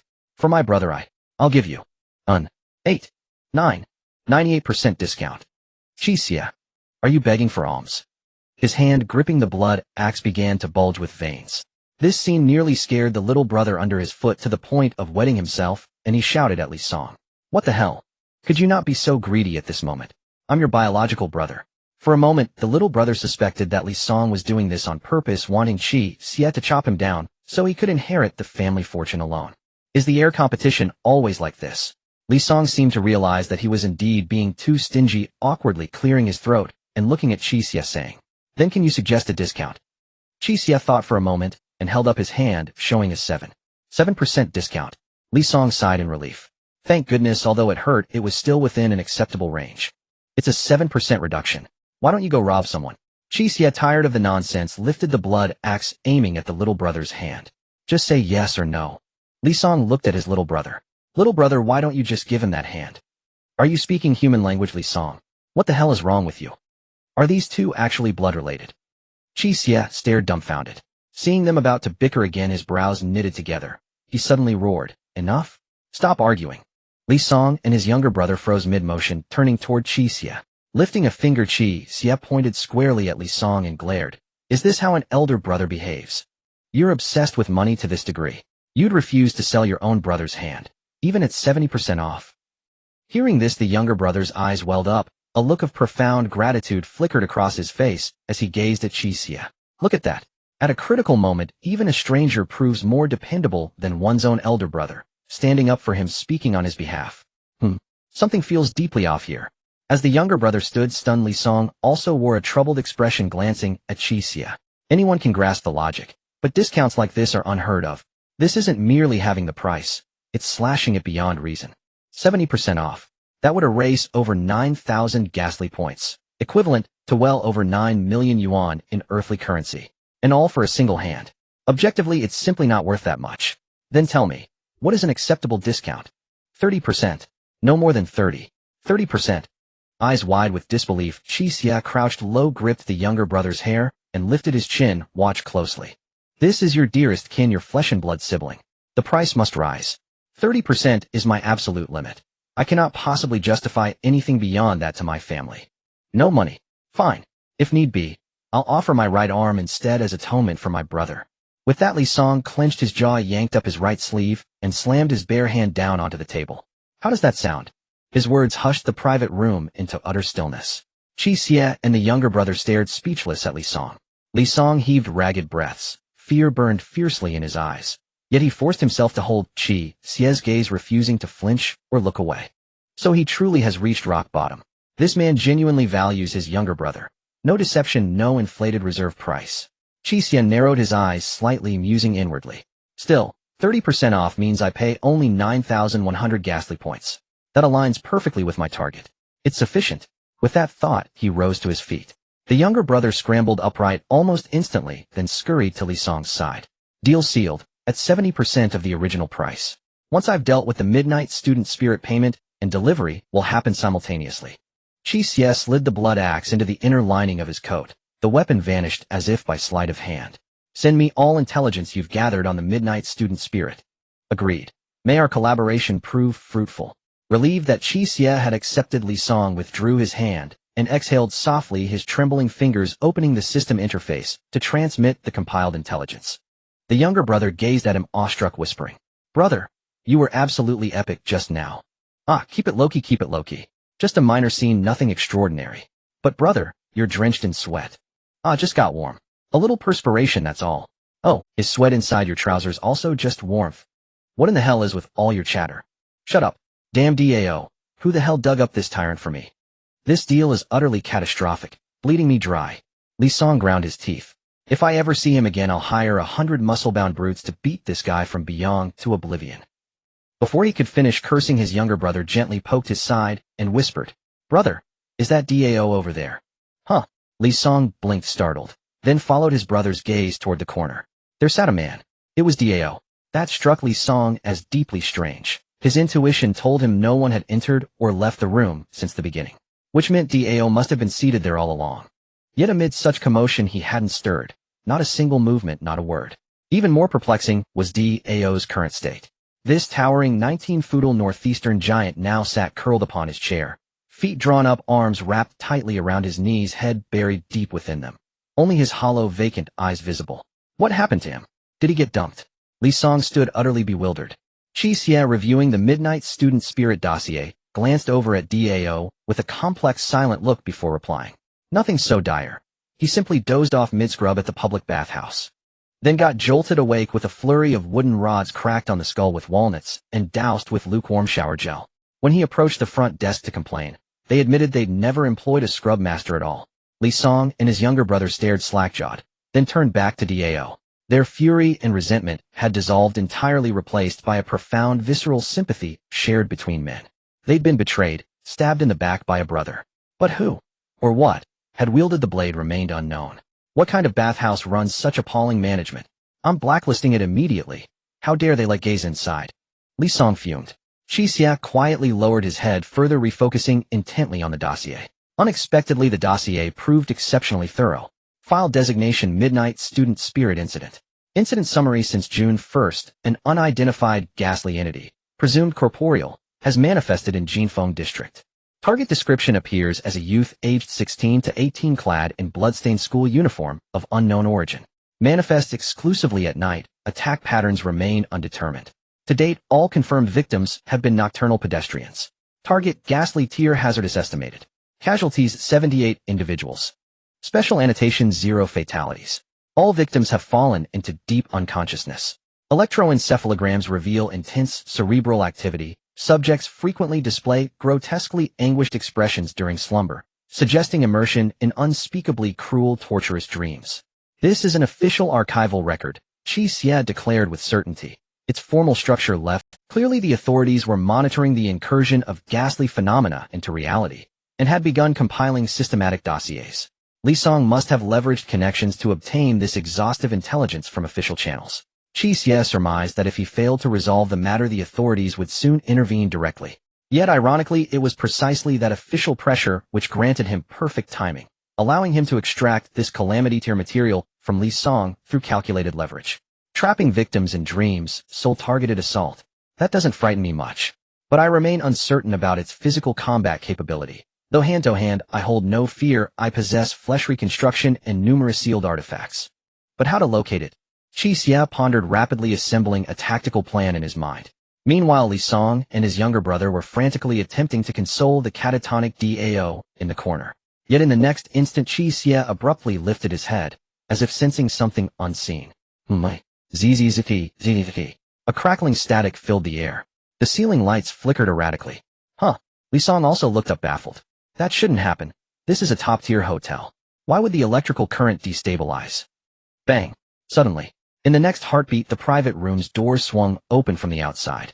Everyone suddenly turned their heads towards the door. Even Dao, who wore an expression of utter indifference, lifted his head. Perhaps for ordinary people these two events might not be a big deal, but everyone present were uncanny walkers, their nerves sharpened to an unsettling degree. The door to the private room opened. However, behind the door was a dimly lit corridor, and no one was there. The opening of the door was accompanied by a thud. The perspective of several individuals lowered. A girl lay at the door, her eyes tightly shut, dressed in the hotel's uniform. She appeared to be a waitress who had fainted, inexplicably collapsing against the door. The private room was silent. Li Song and the others exchanged glances, but none of them moved. This was clearly abnormal. In a hotel of Fenjuan's caliber, the waitstaff had undergone rigorous selection. There was no way such a risk as low blood sugar could affect the guest experience. In stark contrast to everyone else was Qi Xie. He frowned, and relying on his skill, walked directly towards the door. He crouched beside the girl, his eyes shimmering with a red glow. He could see that her head was enveloped in a faint, blood-scented black mist. The girl frowned, her expression twisted, as if she had seen something extremely horrifying. She has been attacked by something uncanny, Qi Xie concluded. Attacked by something uncanny. Li Song and the others were momentarily stunned, unable to believe it, saying, "Here. An uncanny attack. How is that possible?" Dao forced himself to snap out of his grief, saying, "Qi Yi, are you sure? This is a big hotel after all. There are at least hundreds of people in the hotel right now." The three were left in shock. In the past, uncanny invocations mostly occurred in places often said to be heavy with Yin energy. For example, haunted houses, mass graves, and so on. Such uncanny invasions were seldom seen in crowded places. Qi Xie grabbed the girl by her collar with one hand and dragged her into the room to prevent her from remaining in the open corridor where she might encounter more danger. I'm certain it was an uncanny attack, and the symptoms are very familiar, Qi Xie said, casually tossing the girl against the wall and turning his head to say, "The midnight student ghost has appeared." The three of them displayed astonished expressions, their faces soon turning exceptionally grave. A perilous grade, uncanny being. Even a mid-level walker would be nothing more than a snack in front of such a grade of uncanny being. And now this uncanny creature was present in a hotel filled with hundreds of ordinary people. The entire building was no different from a cafeteria to that uncanny being. That thing, doesn't it only attack those who walk the night? The younger brother's eyes widened. Learn to read comprehension, it used to only attack those who walk the night, but it never said it only attacked those who walk the night. Qi Xie, appearing very experienced, calmly stated, "These unearthly beings gradually awaken and grow stronger. Initially, they may only linger in one area or repeat one monotonous behavior, but slowly they will start to expand their range of action, making it easier to attack people." Then what do we do now? The younger brother swallowed nervously, attempting to ease the tension with a joke. Even if it's me or Digu, we're only mid-level at best, and in front of that thing we would just be little girls, so aside from bending over and closing our eyes to enjoy, what else can we do? Dao looked at him. "Do you think you're funny?" Sorry." The younger brother coughed awkwardly. "So, what do we do now? That thing is still—" "No big deal, it saves me the trouble of looking for it," Qi Xie said calmly. "Why don't you all stay in the room while I go? As long as I take care of it, you will be safe." "But, what if you don't take care of it?" Li Song swallowed hard. "Then you can find a corner you like and wait to die." Li Song opened his mouth, unable to speak as his inner cowardice surged again. I think Qi Xie. No, Qi, could you take us out first? Otherwise we'd just be a hindrance here, right? Qi Xie glanced at him sideways, and Li Song lowered his head sheepishly. However, after a moment's thought, Qi Xie nodded and said, "All right, come with me. He'll take you out first." Saying this, he pushed open the door, glanced down the corridor, and then stepped out. What if he accidentally got Li Song killed during the fight with the student ghost? Wouldn't that mean he fought for nothing? He hadn't even collected the disaster-grade materials yet. Li Song sighed in relief upon hearing this, and nervously followed behind Qi Xie with the younger brother and Dao right behind. The four made their way down the corridor towards the elevator. Along the way they saw no sign of the student ghost, only people lying on the ground in disarray at intervals. These individuals included hotel staff and guests, all of whom were in a state of unconsciousness, their faces contorted in pain. Qi Xie scanned the surroundings, searching for any sign of the student ghost. Meanwhile, Li Song and the others were filled with dread. In just 3 minutes since the lights were affected by the uncanny, the student ghost had already attacked so many people. This was enough to illustrate the terror of that student ghost. "I wonder if these people can still be saved," Dao said, looking at the unconscious ordinary people, clenching his fists. They reached the elevator thankfully, without encountering the student ghost. As Li Song and the others stepped into the elevator, they couldn't help but breathe a sigh of relief. "All right, I'll take you to the first floor to leave. I will start looking for the ghost now." Qi Xie did not enter the elevator, but instructed the three of them, "By the way, block people around the hotel. Don't let anyone in to interfere with me." "Understood, don't worry, Qi." Dao nodded in response. "You take care too." Before he could finish his sentence, Dao suddenly widened his eyes, looking behind Qi Xie, and raised his hand to point. "Qi, be careful behind." However, before he could finish his warning, his eyes rolled back, and he collapsed to the ground. Li Song and the younger brother also stared wide-eyed at the darkness behind Qi Xie, their eyes filled with uncontrollable fear. Qi Xie turned sharply as he saw Dao fall. Behind him the corridor was shrouded in darkness. Although the overhead fluorescent lights were bright, the light seemed to be absorbed by something. At the end of the corridor stood a figure about 1.67 meters, clad in a blood-stained school uniform, with lifeless eyes staring blankly at him, a cruel and sinister smile curling at the corners of its mouth. Looking for death. Qi Xie's eyes instantly glowed red. Spirit Seer dispelled all shadows, while the shadow beneath his feet instantaneously opened, its blood-red vertical eye stretching toward the dark corridor, pouncing at the end of the corridor. Smack! Qi Xie reached into his coat with one hand, while slamming the elevator button with the other. The elevator doors quickly closed. In the terrified eyes of Li Song and the younger brother, the last image they saw through the gap in the elevator doors was Qi Xie standing tall before the elevator, dragging a blood axe. Irrelevant bystanders should retreat. This was now a life-and-death struggle. Ding dong.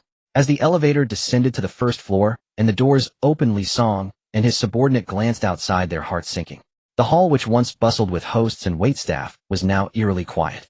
Now the floor was littered with bodies in disarray, and the few individuals left standing seemed bewildered, trying to rouse the unconscious.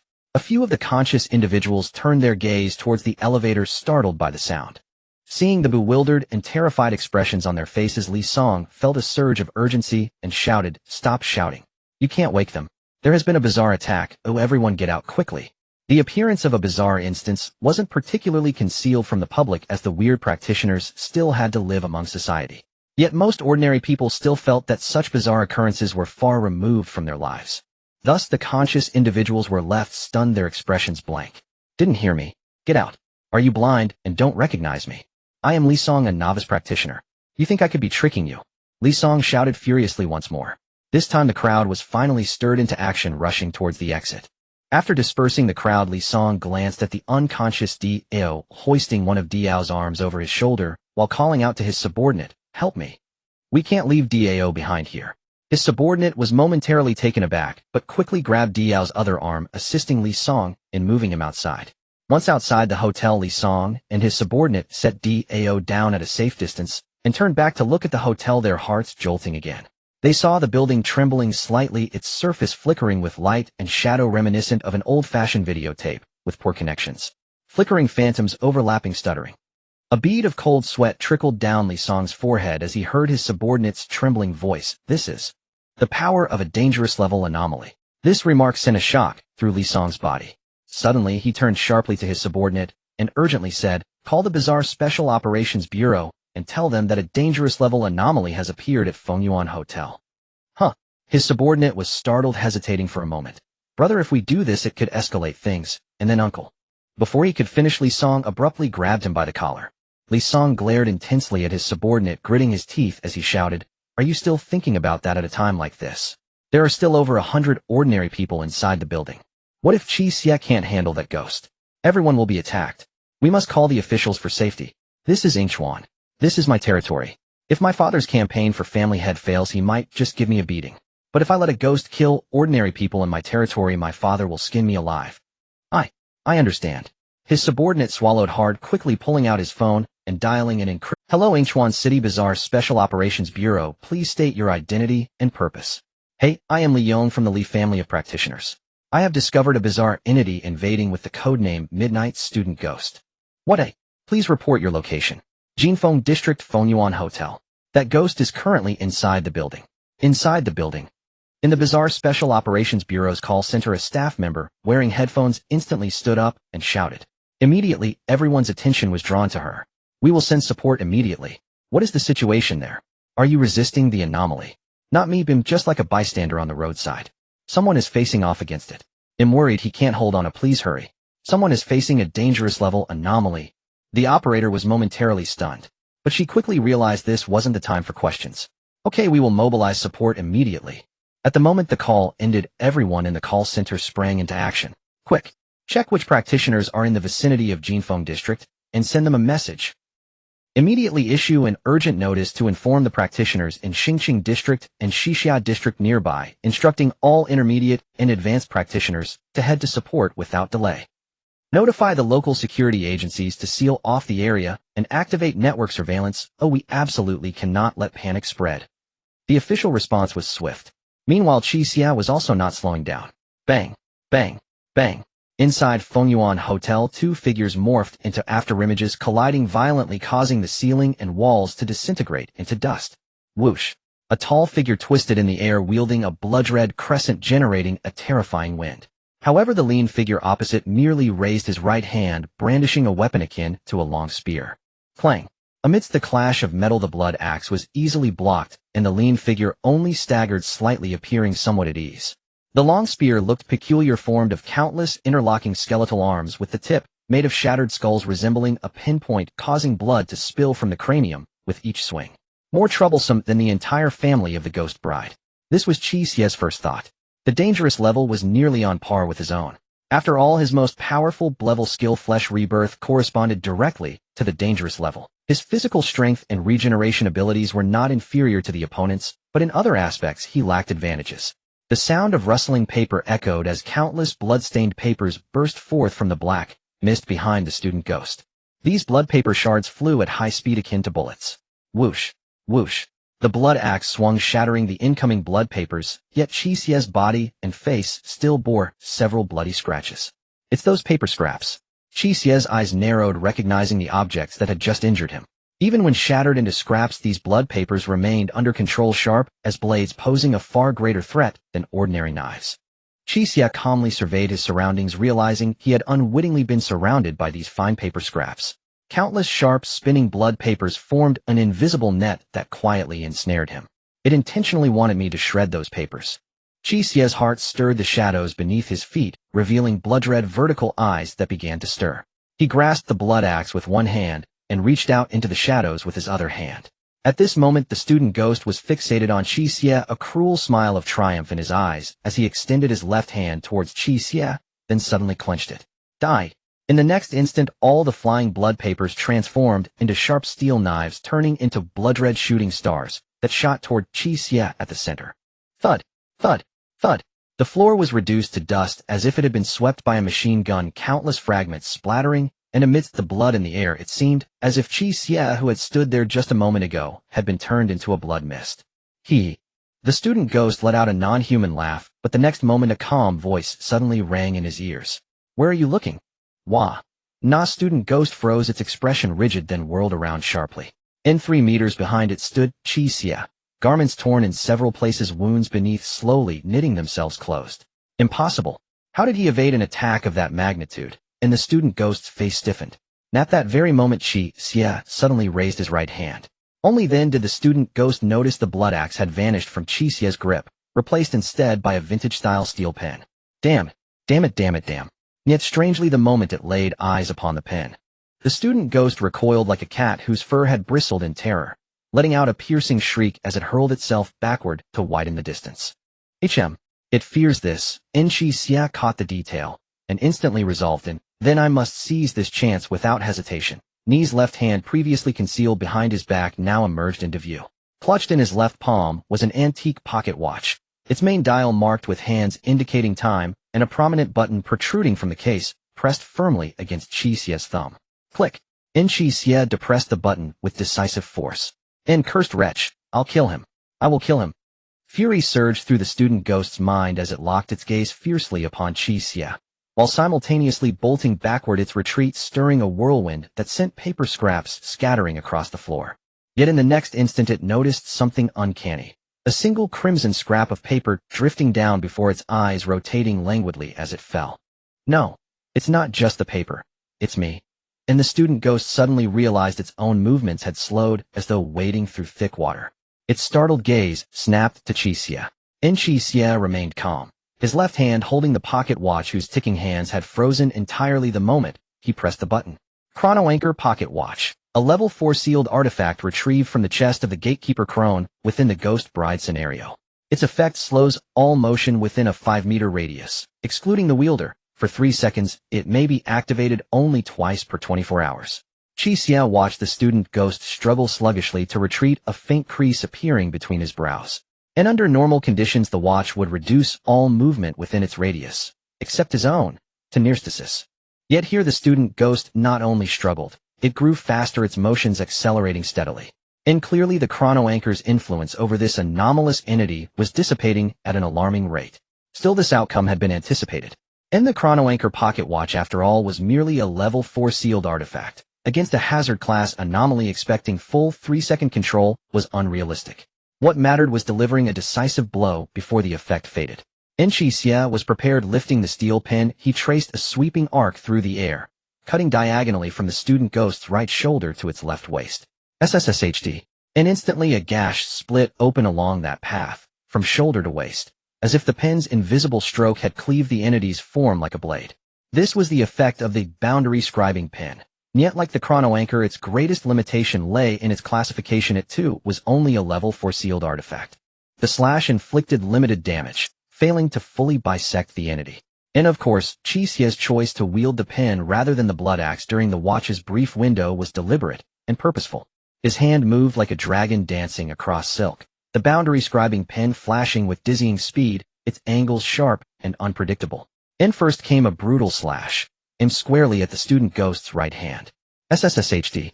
In the student ghost's right hand severed cleanly, its bone spear clattering to the ground. Disarmed, the entity staggered, but Qi Xie did not pause. His wrist flickered, leaving afterimages in its wake. A horizontal cut split its head into 3 slabs. Then a vertical stroke cleaved it down the center. Its limbs were sliced into 8 pieces, its torso shredded into minced fragments. SSSHD. SSSHD. SSSHD. Now a rapid series of wet bursts echoed, black smoke erupting from the student ghost's body as it collapsed into a pulpy ruin.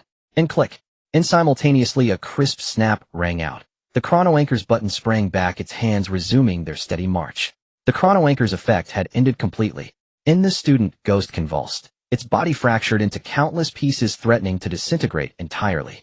Qi Xie never expected 2 level 4 sealed artifacts to eradicate a hazard class anomaly. He lunged forward, while beside him his shadow rippled, once more rising to follow at his side. As he charged, Qi Xie plunged both hands deep into the shifting darkness, emerging with a pair of gleaming razor-edged blood axes held firm in each grip. Exploit the advantage. Dismember you. Crimson light flared in Qi Xie's eyes. He perceived the entity's core lodged within its skull, and swung the axe overhead in a thunderous downward cleave, aiming to split it cleanly from crown to pelvis. My hand, my hand. And unexpectedly the student ghost did not glance up, not even at Qi Xie, but stared pale-faced at its severed right hand, eyes wide with horror and sorrow. No. I can't write homework or exams like this. Damn it, damn it. Tears of blood welled at its eyes and spilled down its cheeks. Clang.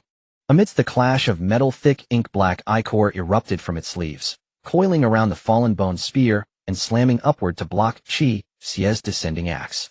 Qi Xie's brow lifted slightly.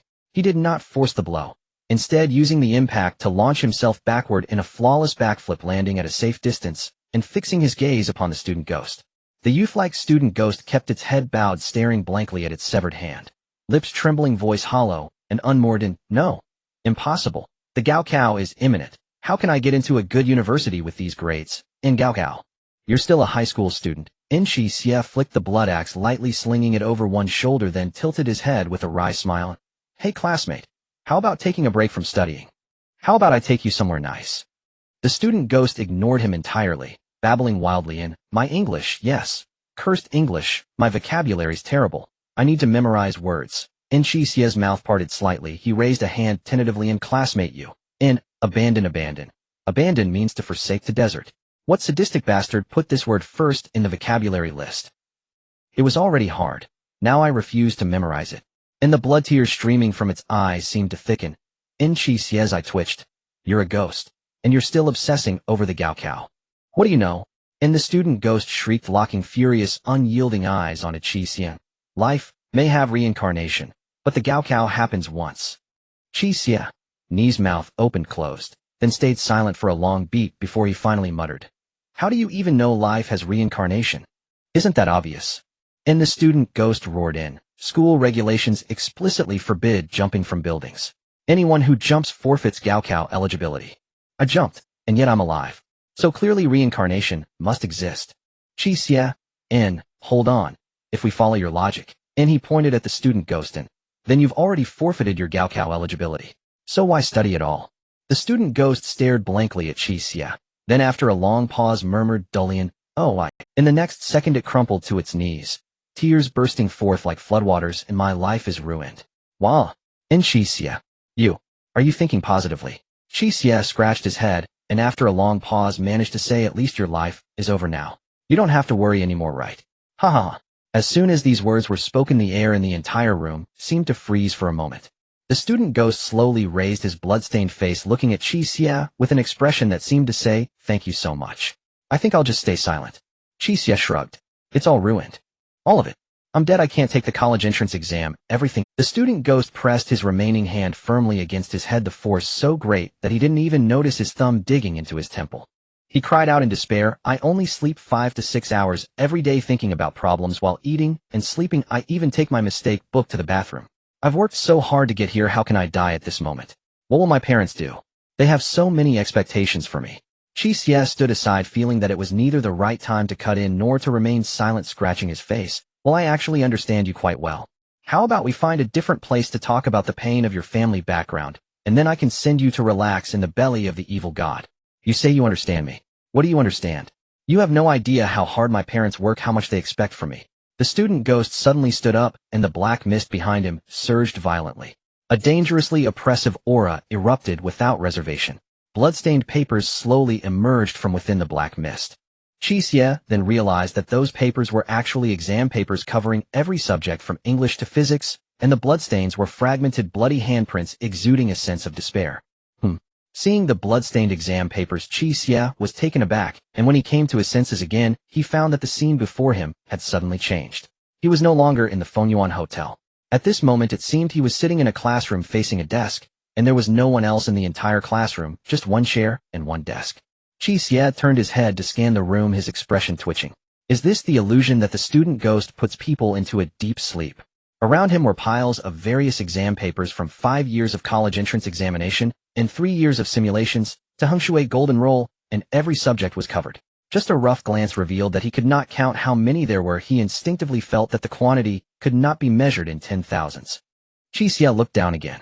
On the desk a paper had appeared out of nowhere along with a pen.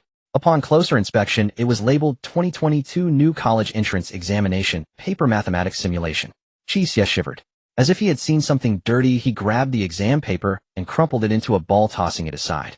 Even the followers of the evil god were afraid of such inhumane things. After throwing the exam paper far away, he turned back to look at the blackboard. On it was written a sentence: complete all the exam papers in the classroom with major subjects not lower than 120 points and minor subjects not lower than 80 points to leave. All. Qi Xie turned his head to survey the mountain of at least 100,000 exam papers, his lips twitching. Is this the student ghost's rule for killing? If he can't finish writing, he won't be able to wake up. Are all those who are asleep frantically writing 100,000 sets of papers in this classroom? No wonder some of them looked so terrified and distorted. Qi Xie swore this was the most terrifying killing rule he had ever seen. Bang, bang, bang. Just then he suddenly heard a sound of knocking on the window. He glanced sideways. He saw 2 figures, a man and a woman, appearing on the classroom window, both middle-aged with graying hair. The 2 wore kind smiles, looking into the classroom, slowly opening their mouths. Have you ever calculated how much money you've cost us all these years? We aren't that well off. Making money is really not easy. All our hard work is for you, isn't it? No matter how tough or tiring it is, we just need to get through these 3 years. Don't put too much pressure on yourself. Eat what you want, buy what you want, and if we run out of money, just say so. Although it's hard to earn money now, your dad and I will try our best to give you the best we can. It's all for your own good. Qi Xie. Wow. There's a second round. Bang, bang, bang. The voices outside continued, but Qi Xie was too lazy to listen. This was their obsession, not his. He needed to figure out how to leave this illusion. Creak. The chair scraped against the floor with a piercing sound. He suddenly stood up from the desk. In an instant, the temperature in the classroom plummeted, becoming cold and eerie, and the voices outside suddenly stopped. The kind smiles on the faces of the 2 middle-aged figures disappeared, turning dark and sinister, glaring at Qi Xie. In an instant, a scene that appeared somewhat comical and humorous now carried a strong warning. Eerie is eerie, no matter how pitiful or sad the deceased was before. The instinctive purpose after becoming eerie is to kill. Perhaps the other party still had some humanity left, but it was only a matter of time before they were thoroughly corrupted. There's no exit. How do I wake myself up? Qi Xie ignored the warning and directly left the desk, walking around the classroom over the scattered exam papers, but found no door or any other exit. However, leaving the desk seemed to have thoroughly enraged this illusion. The temperature in the classroom dropped again, sending chills down his spine. Qi Xie disregarded everything, trying to awaken the eye ring, wanting to take out the blood axe to see if he could break through physically. But it was no use. Within the illusion, he seemed unable to awaken his sealed items or skills. One could only say that it truly was a dangerous level of eerie. The figures outside began to bang violently on the window, their expressions filled with hateful, killing intent, screaming at Qi Xie. But Qi Xie merely rubbed his chin, ignoring them, and pondered to himself, this ghost's ability directly pulls people's souls into an illusion. But normally an average person entering here should suffer from cognitive contamination. Otherwise a normal person wouldn't be disturbed by 2 unfamiliar middle-aged people. But I'm still lucid. Why haven't I been affected by the eerie? The answer to this question was just around the corner. The pollution of the evil god. Ever since his soul became that of the evil god's follower, it was hard to say whether it still belonged to humanity. The abilities of dangerous level Eerie's are terrifying, but in the face of the evil god's pollution, they are still insignificant. This is also why Qi Xie has never worried about Eerie skills that target the soul. Since he figured out the principle, the next step became clear. As long as he found a way to further stimulate the pollution within his soul that belonged to the evil god, he could awaken from the illusion using the evil god's power. But how to stimulate? Do I even need to think? Qi Xie slowly revealed a somewhat deranged smile and turned to look out the window. The two figures outside were still screaming and banging on the window, their faces twisted in fury. With a snap, Qi Xie bit through his index and middle fingers, pressing them against the blackboard, grinning at them. Great master. In an instant, the sounds outside the window vanished, and two figures stood frozen in place, their movements stuttering like robots, disrupted by interference. Swish! A bloodied finger drew a perfect circle on the blackboard with practiced skill, as if feeling no pain. I praise you. A somewhat sinister yet frenzied smile appeared on Qi Xie's face. Whoosh! The test papers in the classroom suddenly soared into the air, floating around as if swept by the wind. However, this enclosed classroom had no openings for ventilation. 9 clawing, vividly animated tentacles gradually took shape on the blackboard. Supreme Master of 10,000 Shadows, the unseeable blood-eyed deity, entwining the world with the touch of chaos. Thunder rumbled. The classroom began to tremble, as if shivering in fear of something. The finger continued to glide. In the center of the 9 tentacles, a blood-red vertical eye gradually took form. Descending in the absence of light, gazing from the shadows, extending tentacles in the darkness. Bang, bang, bang. The two figures outside the window were frantically pounding on it like never before, with the middle-aged man even resorting to desperate blows, his face filled with terror and pleading, completely losing his previous ferocity. They were desperately begging, fearing the gaze of some existence. Qi Xie ignored them, his bloodied fingertips completing the last line, "Your devout subject prays for your gaze." In an instant, all sounds vanished, the tremors of the classroom ceased, the white paper was suspended in midair, and the two figures outside widened their eyes, trembling yet unable to move a muscle. As if facing an utterly irresistible nemesis, a great fear locked down all their thoughts, conveying in the most straightforward and comprehensible way, there was no salvation, no escape, just wait for death. I hope the noise isn't too loud, Qi Xie said calmly. He had anticipated this situation when he saw the student ghost possessing the ability to target souls. Gurgle, gurgle. Hungry. Accompanied by an inexplicable sound, the light began to fade. It was supposed to be daytime within the illusion, yet at this moment the light streaming through the window was disappearing. It was not something absorbing the light. Instead, countless pale, illusory tentacles rose outside the window, blocking the sun and effortlessly engulfing the entire classroom. The two figures outside were also surrounded by the tentacles, trembling like leaves in the wind. In the next second, their bodies sank down violently, as if dragged into an abyss, vanishing completely from sight, without even a scream. Bang! Just moments ago, due to rule constraints, the two ghostly figures had pounded the window without leaving a crack, but it suddenly shattered. It did not need to abide by the rules, it was the rule itself.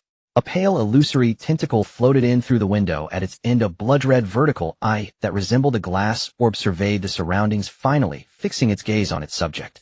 "My lord, are you satisfied with the dessert before the meal?" Qi Xie said with a devout smile. Immediately murmurs began to echo in his ears. Quantity. Very little, but the taste is acceptable. After a pause, the murmur added, "Sacrifice its source." To be sacrificed. I understand your meaning. Qi Xie's lips curled upward as he licked the corner of his mouth. This is exactly what I was preparing to do, my lord. The hunt continues. Who? In the corridor of the Fengyuan Grand Hotel, the student ghost was panting heavily, staring intently at Qi Xie. At this moment, Qi Xie stood upright, leaning on his blood axe, head slightly bowed, eyes tightly shut, as he fell into a deep sleep. Something is wrong. Too wrong. The student ghost swallowed hard. It had never encountered such a troublesome opponent. Just from the recent battle, Qi Xie had used at least 2 level 4 ceiling items and 2 level 3 ceiling items with his own strength, not falling short of its own. Clatter, clatter. Countless blood-stained scraps of paper extended from the severed right wrist, rolling up the fallen right hand and reconnecting. Without any hesitation, even without the thought of delivering a finishing blow to the sleeping Qi Xie, it turned and headed towards the window at the end of the corridor, seeking to escape. It was heavily injured, and having just plunged the opponent into an illusion was its final trump card. However, it wasn't sure if the opponent had any more tricks up his sleeve. For now, the best course of action was to flee. Gurgle, gurgle. What is that sound? The student ghost paused for a moment, slowly turning its head. It saw Qi Xie's body suddenly twist and tremble, sounds of bone clashing and slick noises emanating from within him. The student ghost's body uncontrollably shivered. Through the gaps in the clothing, it caught sight of some evil, slick tentacles writhing across Qi Xie's surface. Suddenly, Qi Xie's body quaked violently and then froze. Then his head slowly turned, twisting a full 180 degrees to face his back, his glowing red eyes locking onto it with a crazed and sinister smile. The hunt continues. The student ghost. Not. Who exactly is the monster? At this moment, a strange thought suddenly surfaced in its mind. The boss has entered the second phase. You? What exactly are you? Whoosh! The student ghost's vision blurred, and Qi Xie's figure vanished, leaving only an afterimage behind. In the next second, a terrifying force slammed against its face as Qi Xie gripped it firmly, pushing its face back into the ground, dragging it several meters away. Before the student ghost could catch its breath, Qi Xie suddenly yanked it upward by the face, launching it into the air.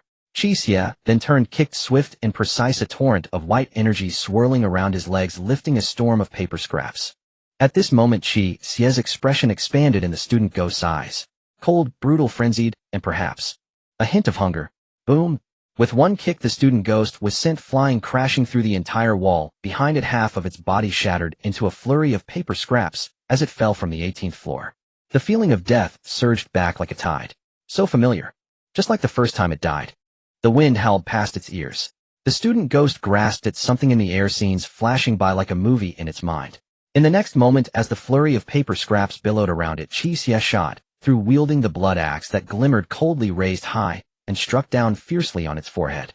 The force of the descent combined with Qi Xie's strength, merging two powers together, sending both the human and the ghost crashing down like a cannonball from the 18th floor to the ground below. Meanwhile, below, several figures appeared beside the hotel. At this moment, 3 figures dressed in black uniforms arrived at the foot of the Fengyuan Hotel, 2 men and 1 woman, all bearing grave expressions. Is the intelligence really accurate? A danger-level anomaly appearing in such a large hotel. Is this something we can manage? Can our configuration of 2 intermediates and 1 advanced handle this? The girl in the team gritted her teeth, her body trembling slightly. They were all official walkers from the Anomaly Special Operations Bureau, and they happened to be near the Jinfeng district when they received the report of the Midnight Student Ghost, making them the first to arrive. Control your emotions, Xiaoing. The more flustered you are when facing an anomaly, the quicker you perish. The man at the front had a similarly grim expression, but remained calm. We don't need to confront that thing, Hedon. Evacuate the surrounding crowd and rescue as many people as possible within the safe zone. If we unfortunately encounter that ghost, you and Pengzi should hide behind me and assist. If we can escape, we will. If not, we will fight to hold it off until other teams arrive. Captain, please, don't use that thing. Your wife is still waiting for you at home. The male team member, referred to as Pengzi, pursed his lips and hesitated to speak. The leading captain said nothing more and quickened his pace toward the front. The 3 moved swiftly, and soon the Fengyuan Hotel appeared directly ahead. They immediately noticed Li Song and his subordinate standing downstairs. Official walkers. Which report initiated this situation? The captain called out first to prevent any misjudgment from the other party, avoiding unnecessary alertness and attacks. It's me, Leon. The subordinate raised his hand. What's the situation now? Do you know where that ghost is? The captain wasted no time and immediately began to investigate. Li Song shook his head. The last sighting was on the 18th floor. We don't know now. The captain frowned tightly. An unknown location meant a higher probability of running into the ghost. This is not good. Pengzi looked around, observing the surroundings, suddenly noticing Dao lying at a distance. He was taken aback and pointed at Dao. Who is that? Did you save a victim from an attack? Li Song replied, that's our companion. We were attacked by the Midnight Student Ghost when we escaped together. Wait a minute. You said you were attacked, hidden by that thing. Xiaoing discovered a blind spot, exclaiming, you managed to escape intact from a danger-level anomaly's direct attack and pursuit with 2 people. You are advanced walkers. No, Li Song hesitated before replying, I'm a beginner and he and my brother are intermediates. The main reason we managed to escape was that someone held back that ghost. Someone held back that ghost. The official trio exchanged glances, and Xiaoing incredulously asked, held back a danger-level anomaly. Are you sure? Li Song opened his mouth, but didn't know what to say. He lacked confidence that Qi Xie could defeat a danger-level anomaly alone. After all, this matter was too absurd. Last time the opponent only faced restricted-level challenges. In his view, Qi Xie might have already perished. Is it really so? At this time, don't waste everyone's time with idle talk. Xiaoing frowned and said, time is life. If that ghost breaks out of the hotel. Her words were cut short when a loud bang suddenly erupted not far from them, as if something had fallen from a great height. Everyone instinctively turned to look. Dust swirled. In the next moment, a figure suddenly shot out from the dust. The figure was covered in blood-stained paper scraps, dressed in a tattered school uniform. Its head appeared to have been cleaved by some sharp object split in two, and half of its chest completely vanished with fluttering blood-red paper scraps, trying to crawl into the gap. It was the midnight student ghost. The ghost had burst out of the hotel. The 5 people present simultaneously tensed up their hairs, standing on end. Ah! The student ghost roared, charging toward the crowd with a ferocious expression. What the hell? We're going to die, we're going to die. No, don't panic. Maintain formation. Captain, be careful. Everyone was in chaos, but the official trio, thanks to their strong mental fortitude, managed to hold their triangular formation, gritting their teeth, as they faced the student ghost. As the student ghost drew nearer, the 3 took their positions, their heart rates skyrocketing, feeling as though their hearts were about to burst through their ribs. Then the student ghost whooshed through the middle of the 3, not even glancing at them. The official trio. The 3 turned their heads, staring in bewilderment at the fleeing student ghost. Qi said, "Is it looking down on us that much? This is a bit too arrogant, isn't it?" The captain remarked. "What's going on?" Xiaoying hesitantly said, "I feel like it seems to be fleeing." Crackle, crackle. At that moment, a sudden noise came from behind. The 3 were startled and turned to look at the large pit that the student ghost had just smashed. Their attention was completely drawn to the student ghost.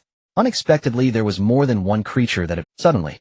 Several pale, illusory tentacles stretched out from the pit's bottom, gripping the edges, and then with a strong push pulled out a humanoid creature from the pit. The trio collectively inhaled, sharply, feeling a chill run from their feet straight to the crown. What in the world is that?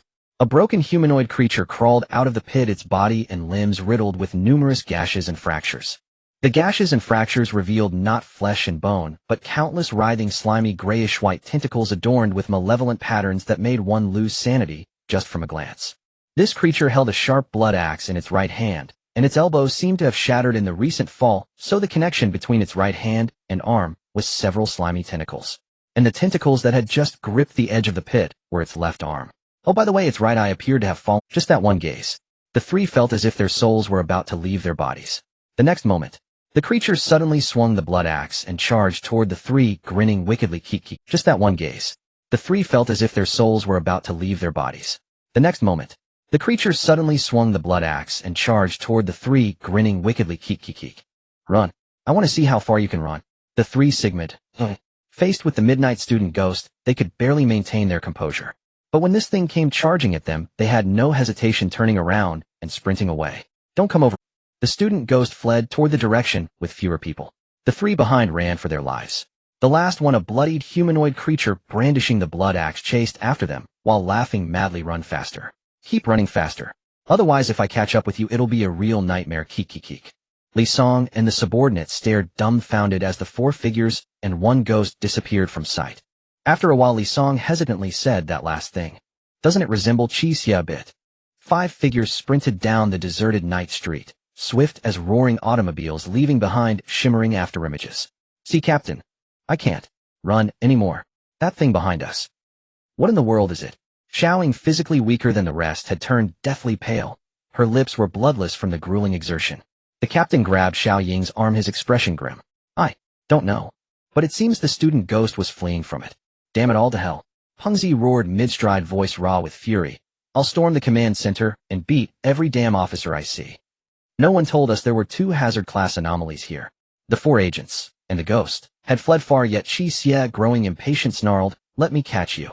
His shadow beneath him snapped open, a pair of crimson vertical eyes blazing, and lunged sideways, dissolving seamlessly into the darkness, clinging to roadside shrubbery and building facades. Like a fish returning to water, it surged forward, closing the distance in an instant, and erupted from the gloom directly before the student ghost, blocking its path. In the next breath, the student ghost skidded to a halt, its shrouding black mist detonating outward in a violent burst. The 3 official agents trailing closely behind had no time to react. They vanished instantly beneath the suffocating haze. HSSSS. Qi Xie slammed to a stop, sparks flaring where his boots scraped across the concrete. He frowned faintly at the swirling black mist, wary of whatever new trick lay hidden within. The mist slowly thinned. Cough, cough, cough. For bodies sprawled awkwardly on the pavement, choking on the acrid residue that had flooded their throats. My. Qi Xie blinked, startled. The student ghost had vanished. Or rather, only 4 strangers remained before him. 3 men and 1 woman. Utterly unfamiliar. As it swapped faces and melted into the crowd, Qi Xie's brow furrowed. He stepped forward, seized the nearest man by the collar, and demanded sharply, "I've wanted to ask since the start. Who are you?" The man just regaining consciousness went white with terror at being hoisted aloft, only to freeze when the figure before him barked the question like a thunderclap. You? Are you human? Qi Xie stared, bewildered. What fresh absurdity was this? Were people this ill-mannered now, accusing him of non-humanity upon first sight? Are you blind? Where exactly do I look inhuman?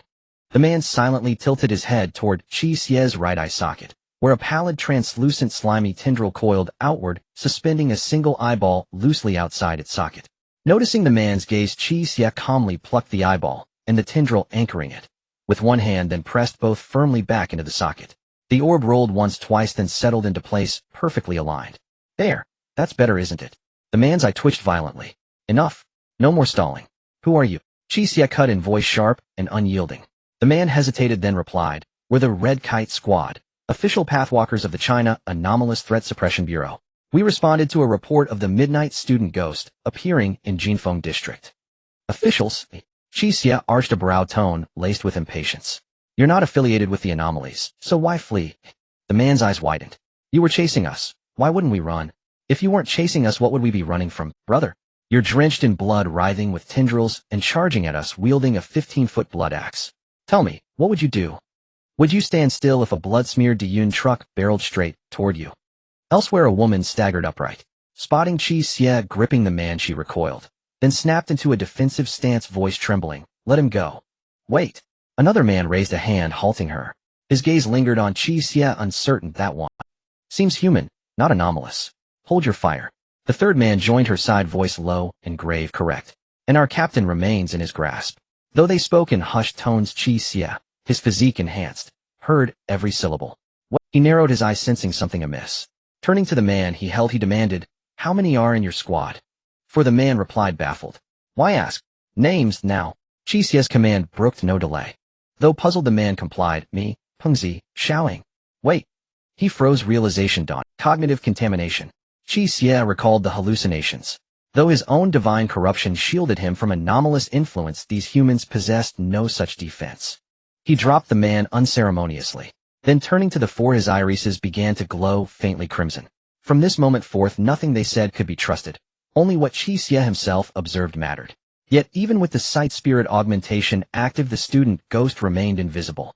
Within that heightened perception, each person radiated varying degrees of anomalous mist. Official pathwalkers wield anomalous abilities. Their auras naturally carry residual mist. The student ghost, however, first induces cognitive distortion, then infiltrates the group by assuming one of their identities. Qi Xie grasped the entity's strategy instantly, and murmured, frowning, The sight spirit augmentation cannot pierce it. Its rank is too low. As Qi Xie pondered, the four exchanged tense, searching glances. None were fools. In mere words, they'd already deduced the horror and extreme threat anomaly had slipped among them. Yet each face looked achingly familiar, indistinguishable from comrades who'd fought beside them for years. The very thought sent chills down their spines. All of you line up. Now. Qi Xie commanded, voice cutting through the silence.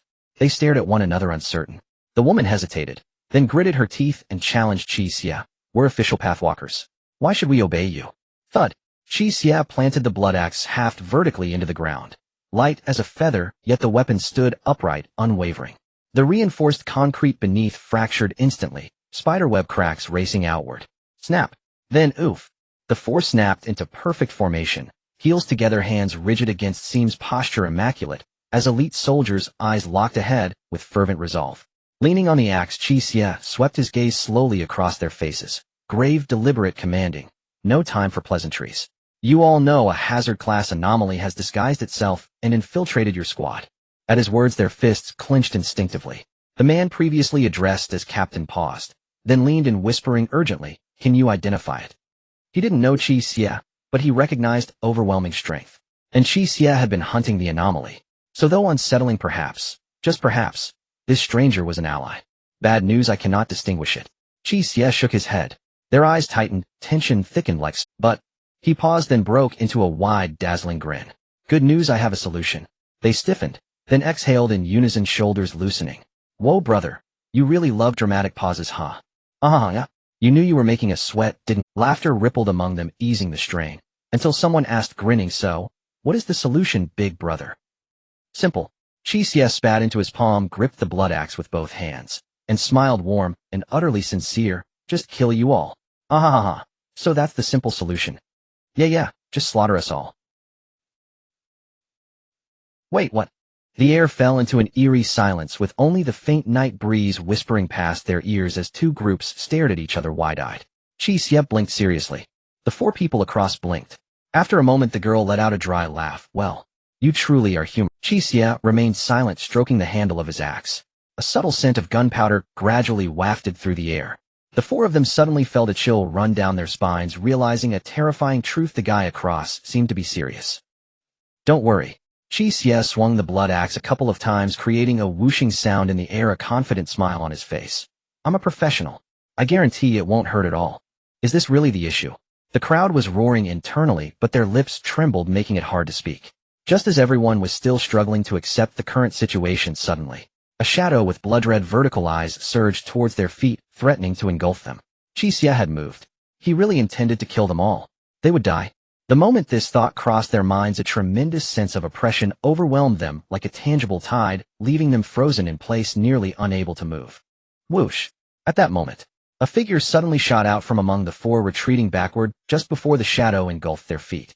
However, in an instant Qi Xie transformed into a shadow himself, and the next second the massive blood axe came crashing down on the back of that figure's head, smashing both the axe and the person into the ground. Bang! As debris flew, the three who remained on the spot huddled together in terror, staring at Qi Xie. The one who tried to escape had his head split in two by the sharp axe. If this was a human, he would undoubtedly be dead beyond any doubt. In other words, Qi Xie had likely just killed one of their companions, and statistically speaking the likelihood was quite high. Yet Qi Xie simply looked down at the axe, raising an eyebrow as he remarked, "Oh, what a bold move. You even dressed up as a girl." The figure beneath the axe was indeed the only girl among the four, her body twitching slightly, eyes vacant, mouth agape, blood mixed with yellowish-white substance flowing from her split head. No matter how you looked at it, she was dead. But Qi Xie merely leaned on his blood axe, calmly staring at the girl. "Stop pretending." The corpse lay still, showing no response. The three huddled together, trembled, their jaws chattering as they looked at Qi Xie. Shouting, "We're all going to die here. But that guy, he seems so certain he didn't make a mistake." The moment that voice came out, it was immediately rebutted. "Do you think he would acknowledge if he made a mistake? He just doesn't care if he made a mistake. Human lives mean nothing in his eyes. This insane murderer."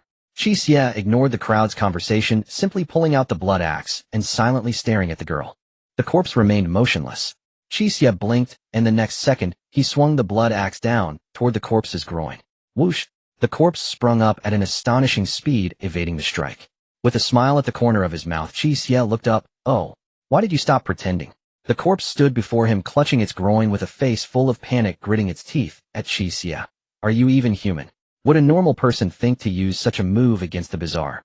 Even Ultraman would have to dodge this one." As it spoke, a rustling sound emanated from its body, dropping countless pieces of paper, revealing its true form beneath the disguise. It was a midnight student ghost.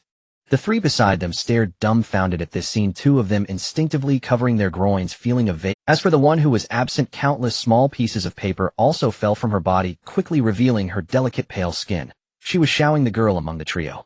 Qi Xie rested the blood axe on his shoulder, speaking with practiced ease. Creatures that have just transformed into the Bazaar still retain certain instincts from their former lives, which they gradually forget as time passes and the Bazaar pollution deepens. He still remembered when he had not yet received the blessing, encountering an ancient Qing dynasty zombie in an old grave who had beaten him to near death. Then he had accidentally cursed fuck. That Qing dynasty zombie immediately knelt down and bowed to him twice. Thus, as Qi Xie racked his brain to spill out all the English he could muster, he took out a chainsaw to turn the zombie into jerky for the evil god, complaining fiercely, and only then did he receive his first blessing, namely the dissector blood axe. The student ghost stared blankly at Qi Xie, not understanding why he had such a deep understanding of the Bazaar. After a moment of hesitation, it said, "But what if this instinct of mine has already disappeared? Are you so sure that this kind of protection? That instinct is so important. You know, human cricket matches used groin guards as early as 1874, but it wasn't until 1974 that helmets were used." Qi Xie, holding the blood axe, replied earnestly, "It took men a full century to realize that the head is also quite important." The student ghost. "If there are no further questions, let's get going." Qi Xie spoke calmly. But before he could finish his sentence, the student ghost's body erupted with a surge of black mist, attempting to use the cover of the mist to escape. Qi Xie wouldn't fall for the same trick twice. Before the black mist could explode, the sharp blood axe sliced through the swirling paper fragments, directly striking the student ghost, the immense force driving the axe through its body, pinning it violently to the ground. Puffed. The student ghost let out a muffled groan as it suffered a serious blow, spitting out a black blood-like substance, but upon closer inspection, it was all paper ash like burned books or test papers. The next second, Qi Xie stepped heavily on the student ghost's body, looking down at it from a height. "Let me go." The student ghost was completely out of options, trembling as it pleaded, "I haven't killed anyone, not a single person those I attacked are all asleep." Qi Xie quietly looked at the student ghost, his gaze as calm as a deep well. The student ghost finally broke down, completely raising its head and shouting, "I don't want to become like this. I don't want to look like this. But what can I do? My parents have so many expectations for me, putting everything on me, telling me they will rely on me in the future. I have worked so hard to study, avoiding socializing and entertainment, driving myself crazy. I just want to meet their expectations. Every time they are dissatisfied, they tell me to keep trying, and I just keep pushing myself harder. I have worked really hard. I have truly tried my best." The student ghost's voice was hoarse, filled with heavy sobs, "But why has no one ever praised me, not even once? I'm really so tired." On a cool night, only the gentle breeze rustling through the treetops carried a low wail drifting far away. "Do you understand the immense pressure and pain I endure? I know they work hard to support their families, but I am truly exhausted. Why is it always either scolding or pushing me to study?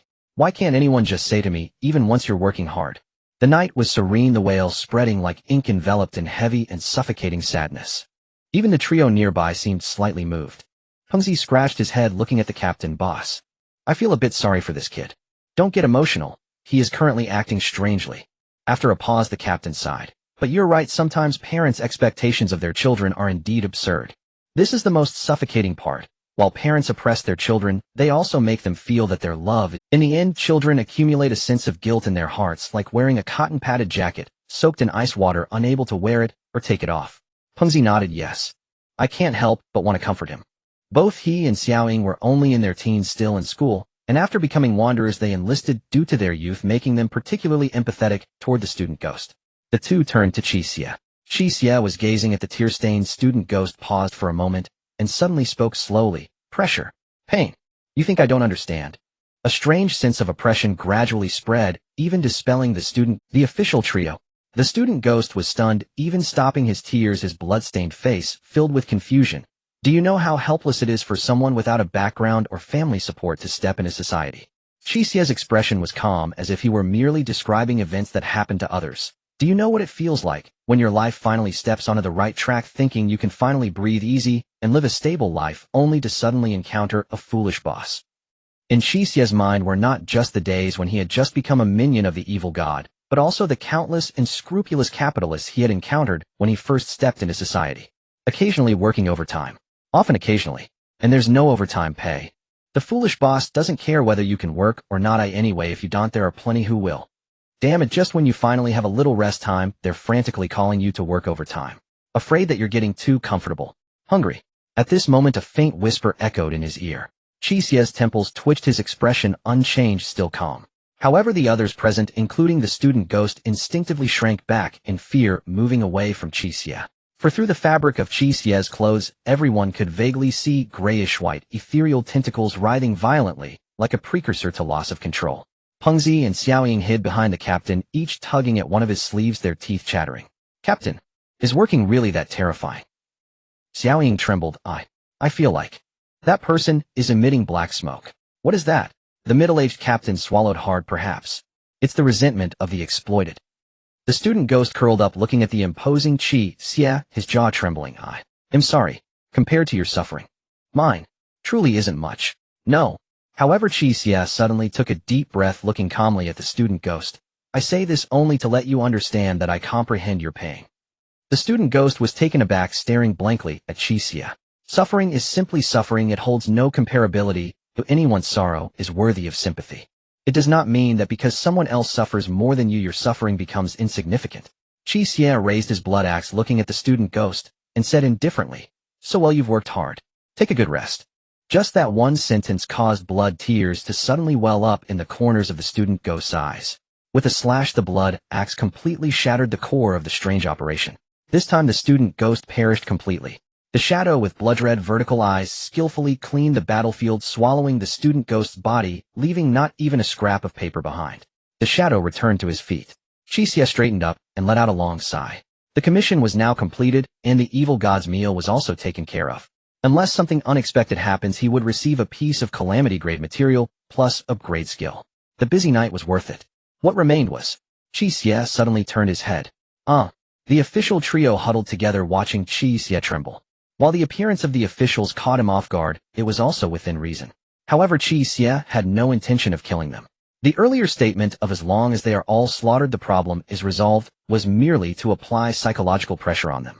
The crucial part was actually Qi Xie's action of making everyone stand still and looking at each other one by one. At that moment, he used Spirit Seer to implant in everyone an instinctive effect of being more sensitive to fear and being unable to move in a state of fear. And since the student ghost level was higher than that of Spirit Seer, the effect on him would be weaker. Therefore, whoever moved first would be the ghost. Thus, Qi Xie could strike so decisively it wasn't that he didn't care who was struck. Now that the situation was resolved, he no longer needed to concern himself with the rest, nor did he need to contact the officials. With this thought, he left the three behind and turned to leave. The official trio watched in a daze as Qi Xie vanished into the night, exchanging glances, unsure of what to say. Meanwhile, Qi Xie sent a message to find Li Song and the other two who had already left the hotel. After the officials took over the operation, they moved to another hotel property under the Li family's name. Upon entering the lobby of the Li family hotel, Qi Xie saw Li Song, who was happily chatting on the phone from a distance along with his subordinates, and Dao sitting on the sofa. Since the student ghost was killed, the strange influence disappeared, and Dao had already regained consciousness. Similarly, the other victims should have woken up as well. However, Dao's condition puzzled Qi Xie. This guy was curled up on the sofa, hugging his knees with hollow eyes trembling all over, and his lips moving, as if murmuring something. Seeing Qi Xie appear, the subordinate raised his hand excitedly. "Big brother." The moment Jiaoge woke up, "I guessed you must have taken that thing down." "That's awesome. You're not hurt, right?" "I'm fine, but Dao is not." Qi Xie looked at Dao beside him with a puzzled expression. "What happened to him?" The subordinate shook his head. "I don't know, he just looked like this the moment he woke up," muttering something. Qi Xie curiously leaned closer, tilting his ear to listen. He heard Dao neurotically mumbling, "The rivers and mountains of Beishan are desolate. Responsibility. Potassium permanganate producing oxygen. The Cartesian coordinate system. Liberating and developing productive forces." After a pause, he added, "A mass point moves in simple harmonic motion along the z-axis with an amplitude of 2a and a period of 2t. At t0, the mass point is at xa and moving in the negative direction along the z-axis. Find the time required for the mass point to first reach xa after t0. Qi Xie. This thing's mental pollution is even stronger than that of the evil god. But it seems he should be fine." Seeing that Dao was alright, Qi Xie turned back to Li Song, ready to discuss the payment. From a distance, he heard Li Song's excited and relieved voice. "Li Song. Alright, that ghost has been eliminated. Inform the employees that they no longer need to worry about the safety of walking at night." Qi Xie nodded in surprise and relief. He still cares about the employees. It seems Li Song is not a bad capitalist after all. Since there are no issues, notify everyone that starting tomorrow we'll continue working overtime. Overtime pushed to midnight. We need to catch up on the progress we've missed these days. What? Those who were previously attacked and just woke up have been lying in bed for days feeling weak. Tell them to come over with 4 drips, or their year-end bonuses will be docked. Qi Xie. Suddenly, why do I feel an urge to hang him from a streetlight? Oh, Master Qi, you've arrived. Li Song hung up the call, and noticing Qi Xie beside him, turned eagerly. Wow, your speed is insane. We'd barely finished talking an hour ago, and yet you've already wrapped everything up. Why are you staring at me like that? It's rather unnerving. Qi Xie shook his head. No matter.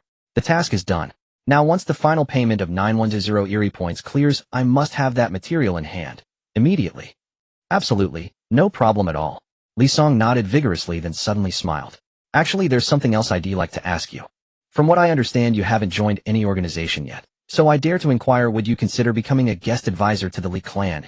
Should you accept this very material, may be presented as our token of sincerity. Further privileges and benefits would follow without delay. No need. I have no such intention at present. Qi Xie declined without hesitation. Li Song showed no surprise at the refusal. Instead, he smiled warmly. Very well, I won't press further. Still, I hope you'll give it due consideration. The Li clan is neither a guild nor an official body, we offer far greater autonomy. Should you change your mind, our gates remain open. To you always.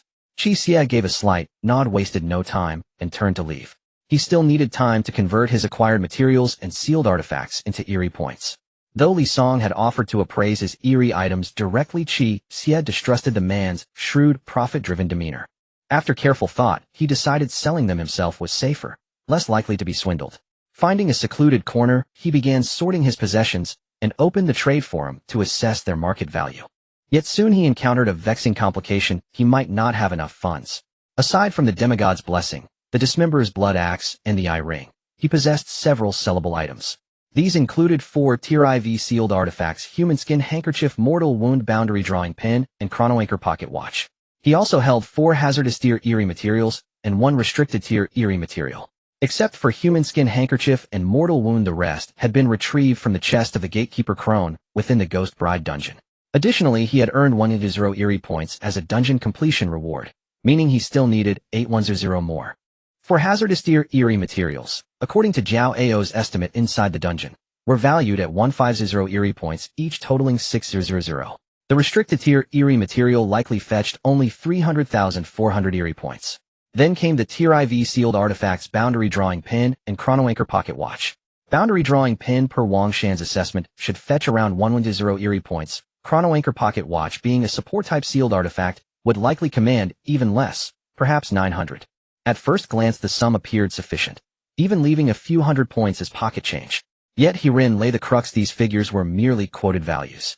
While Zhao Ao claimed each hazardous tier material was worth 150 points, Qi Xie discovered on the trade forum that actual market prices ranged from 100 to 1500. In other words, the 4 hazardous tier materials might not yield the full 600. Moreover, Qi Xie found prior forum discussions about boundary drawing pin. Its sale price wasn't 1100, but 900. How had this discrepancy arisen? The answer was simple: both Wang Shan and Zhao Ao had assumed their buyer was an Eerie entity. The higher the quoted value, the safer the transaction, for an Eerie entity had no access to the Walker system, and thus no timely awareness of subtle market fluctuations. Naturally, they'd inflated the figures to the maximum. Could one truly fault them? Not at all. In fact, their quick-witted deception was precisely what made the ruse so effective. Who could have foreseen that Qi Xie would become the unwitting victim?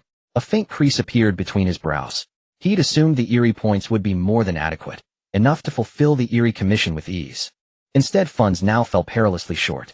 Indeed, had he not leveraged underhanded tactics to slash Li Song's quoted price by 30%, gathering the required sum would have been utterly impossible.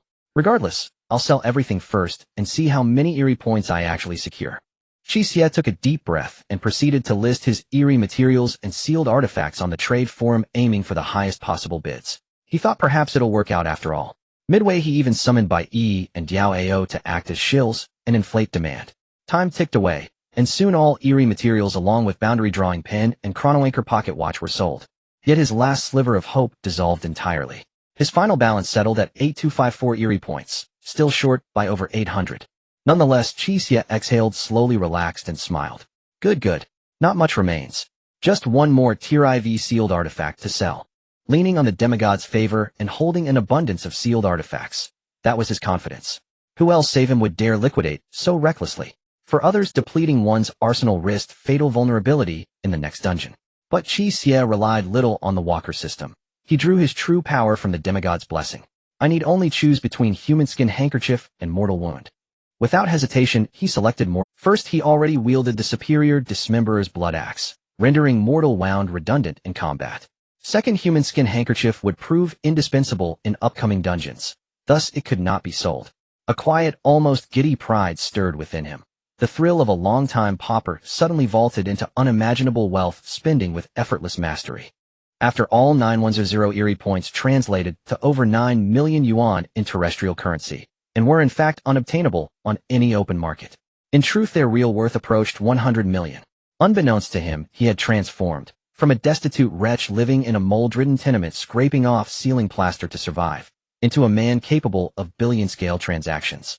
Qi Xie's lips curled upward as he drew mortal wound from the shadows, preparing to list it on the trade forum. Ha. So this is what it feels like to wield overwhelming financial might. Fascinating. Now just sell mortal wound, and we're done. An item to be listed: Tier IV sealed artifact, mortal wound, damaged in confirm, listing. N. Wait, what? He glanced down, and there, cleaving the dagger's blade clean across its length, ran a stark, jagged fissure. Qi Xie. And not good. He'd forgotten. The blade had cracked under the Ghost Fire Elder's scorching flames in the Ghost Bride dungeon. A muscle twitched near his eye. This is trouble. A ruined Tier IV sealed artifact would find few willing buyers. And if sold as raw Eerie material, its value wouldn't even match that of a restricted tier item, falling far short of the 800-point gap. What now? His first instinct was clear: petition his patron, the demigod, for another blessing. No way. Qi Xie quickly dismissed his own thoughts. The mind of the evil god is not stable, and he absolutely does not want to actively seek grace from the evil god unless it is absolutely necessary. What if he raises the performance targets again? That would only hasten the revival of the evil god. More importantly, Qi Xie was very suspicious that this thing only recognizes the number 3 among a large number. Every time the performance target is raised, it triples. Seriously, it's as if the employees are not considered human. To prevent the evil god from treating him like a little cake if the performance does not meet the target, Qi Xie decided to solve it himself. But how to solve it? Qi Xie racked his brains for a long time, but couldn't come up with a solution. At this moment, he couldn't help but recall his first experience trading on the trading forum. He sighed deeply, collapsed on the sofa, pinched the bridge of his nose, and complained, "Damn it. If only I could find a big spender like back then, sell everything at a premium, then I wouldn't be short by 800 sigh." Wait. Qi Xie suddenly sat up straight from the sofa. If there are no other big spenders, can't I just find the original big spender? Immediately, he opened the chat list and found that familiar ID. Discovered my husband is gay at midnight, shedding tears while taking off women's clothes and having a high-end experience with him. Hey bro, I'm sorry. Qi Xie licked his lips and muttered to himself without sincerity while sending a message, "Bro, are you there?" After a few minutes, the other side replied, "What's up, bro? Speak quickly, I'm at work, it's peak time, very busy." "Work? Still very busy." Qi Xie thought for a moment. Alright. It's already evening, and everyone has gotten off work. Exhausted corporate workers are flocking to the bathhouse, ready to wash away the fatigue of the day. The bath attendants must be extremely busy. It truly is peak time. "Bro, I have something good here, I'm offering it to you at a friendship price, do you want a great deal?" After a few minutes, the other side finally replied, "You this unscrupulous merchant, would you really give a discount? The sun must be rising from the west. Really, a level 4 attack type ceiling item for physical attacks, selling it to you for 900 points. Oh, is this for real?" The other side's reply speed suddenly increased, clearly showing some interest. It is known that attack type ceiling items for physical attacks are always hot items among ceiling items of the same level, generally priced above 1,200 bizarre points. This is the first time the other side has seen one being sold for less than 1,000 bizarre points. However, as an experienced bizarre walker, the other side is not a fool, cautiously stating, "You'd better send me a real picture to take a look." Qi Xie glanced down at the dagger in his hand with a large crack and felt that sending it like this didn't seem quite appropriate, so he turned to the hotel front desk. He asked the front desk lady for a small tube of super glue. Glug. Qi Xie looked around, confirming he had. After sealing the leftover glue, he casually tossed it into the shadow, and then used the system's photo function to take a picture of the dagger and sent it. The other side was silent for about a minute. "Bro, tell me honestly, do you think I'm a fool?" "Hey, bro, that kind of statement hurts our feelings. I never thought that way." "Then don't treat me like a fool. You damn used glue and sprayed a layer of silver paint. I'd consider you sincere. This damn blade has a glaring crack in the middle with the damn glue glaring right in the middle. You damn just scam me. Can't you put in some effort? Do you know you just crashed my emotions? What's the point of putting glue?" "Qi Xie, I thought taking a direct photo was too impolite since the crack in the middle of the dagger is too obvious. Putting glue is considered polite." "Oh, thanks for your effort." "You're welcome. Regardless, selling this thing for 900 is purely a joke. At most 200, I can only accept 200. The other side was silent for quite a while before replying again, clearly showing some impatience. Qi Xie remained calm and unhurried. "No way, the minimum is 800 points, not a single point less." The other side seemed to laugh in anger. "Alright, fine bro, I can't buy it, you go sell it to someone else. I wish you could sell it. If you manage to find a big spender to sell it for 800, he'll give you a 200 bizarre point red envelope." "You said that." "I said it." The other side clearly thought Qi Xie was joking, and said impatiently, "Alright, if there's nothing else, I'm busy now, I've got a pile of work waiting for me." Qi Xie calmly sent a message. "Is business at Tangquan Hui so booming tonight? Are all the bath attendants busy?" This time the response from the other side was delayed by a full 5 minutes, and through the screen Qi Xie could feel the extreme shock and panic from the other side. "What kind of joke is this? How could you possibly know? Did you open an account for me?" "Qi Xie, more detailed than opening an account. After all, opening an account wouldn't disclose your ideal type too." "Wait, what do you mean?" "Yes." Qi Xie typed with conviction, "I ran into you." "This? How is that possible? What a— No way, how can you confirm it's me?" In broad daylight, suddenly a bath attendant pops out from a bathhouse that has never offered bath services. Isn't that obvious? In broad daylight. Difficult. Could it be you? Yes. Qi Xie sneered. I am DAO. You must have seen my information at the front desk, right? Do you remember the dirty and vile things you did disguised as a bath attendant? You caused me such psychological Shouldn't I ask for some compensation? I'm sorry, bro, I really apologize. The other side seemed a bit flustered. Things are not as you think. That thing was really shower gel. Qi Xie. Please stop emphasizing that there's no silver here. So the other things you did weren't. Sorry, bro, it's just. You fit my ideal type too well. I'm really sorry. Seeing the other side starting to soften, Qi Xie's eyes lit up, and he pressed on. Just talking is useless. What about actions? I bought it for 400 bizarre points. Consider that compensation, alright. No way. At least 800. Bro. 800 is too much, really can't do it. Just 400. If it works, it works. If not, I can't afford more. Qi Xie's brow furrowed. That's a full half less. It was clear that the other side felt somewhat guilty because of his stubbornness, but still maintained rationality. This won't do. I need to use a mix of soft and hard tactics. After thinking for a moment, Qi Xie sent a message. Actually, I don't dislike it that much. Wait. What? Could it be? No, wait, is it really what I think? Oh my god. I'm a bit too excited. Sorry, you fit my ideal type too well. What do you think the great deal I mentioned at the beginning was? Now do you think this 800 represents your sincerity? Wait. Then what else is there to say? 800 is 800. No. I'll add 200 for my willingness to bet and accept defeat. No, I'll add an extra 200. 1,200. This is my sincerity. Will you come again tomorrow? Qi Xie. After a moment of silence, he opened the chat box with DAO. You go to Tangquan Hui tomorrow. Don't ask anything, just go. Consider it a personal favor from Qi Yi to you.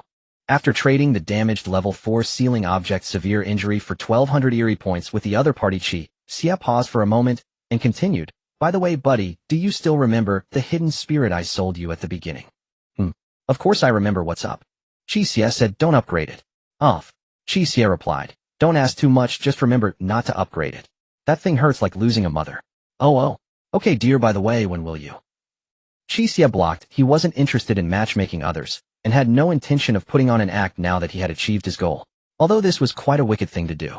However, after thinking about it, although the chubby guy was considered a good person, the things he did were not right either. It can only be said that on the path of wickedness, the chubby guy had encountered higher mountains and longer rivers. After all, a pawn of an evil god doesn't need to have any moral bottom line, though offering a reminder out of kindness was already a rare act of conscience. Moreover, didn't he also send DAO to the bathhouse? As for selling DAO, let's just consider it a repayment for a life-saving grace. Qi Xie's kindness certainly cannot go unpaid. Compensating DAO with another favor would definitely be worth it. Anyway, they were even now, the rest was none of his concern. Soon Qi Xie found Li Song again and requested the final payment. Li Song looked at Qi Xie in surprise. See, you are too fierce. I thought you would need at least a few more days to gather it. You've only entered the dungeon 3 times, yet you managed to gather over 9,000 Eerie points so quickly. How did you do it? Qi Xie fell silent for a moment, thanks to a friend.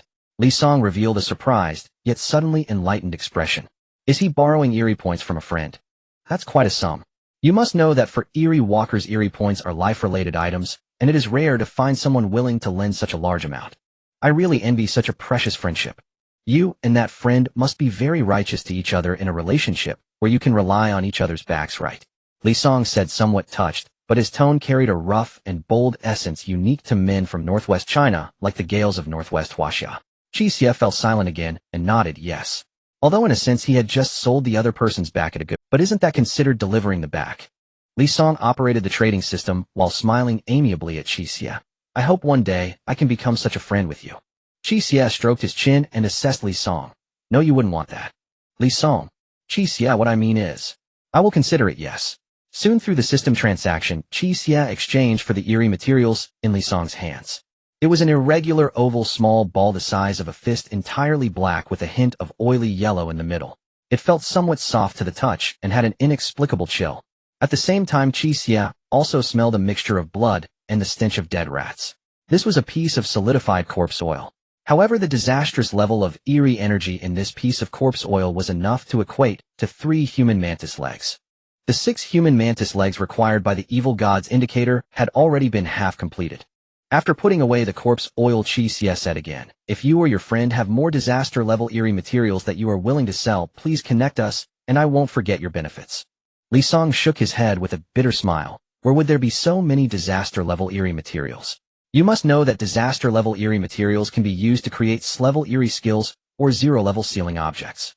Smaller ones can also be used to create the highest-level various disposable potions and other consumable. These items are absolutely rare, and regardless of any force or individual, they are very precious and outsiders might not even be aware of them.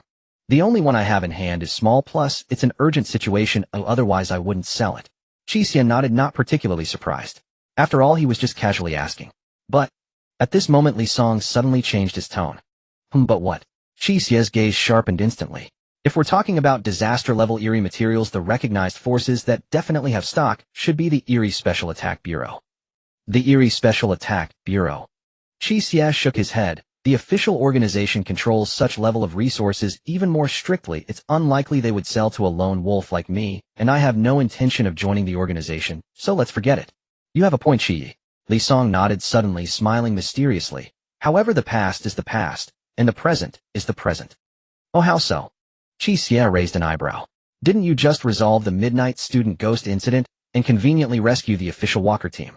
This is not only a great achievement, but also showcases your strength. Most importantly, it indicates that your stance in the Walker Circle is definitely not aligned with dark extremist forces. I think if the authorities aren't foolish, they wouldn't miss the opportunity to proactively show goodwill towards you and strengthen the relationship.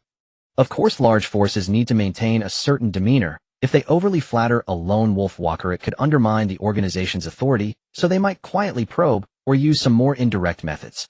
In any case, keep an eye out for it. Qi Xie suddenly understood. It was these capitalists who had long been immersed in the marketplace, exploiting labor, who could clearly see these nuances. So does that mean there's a chance for him to obtain a piece of disaster-level material? I see, then thank you for the reminder.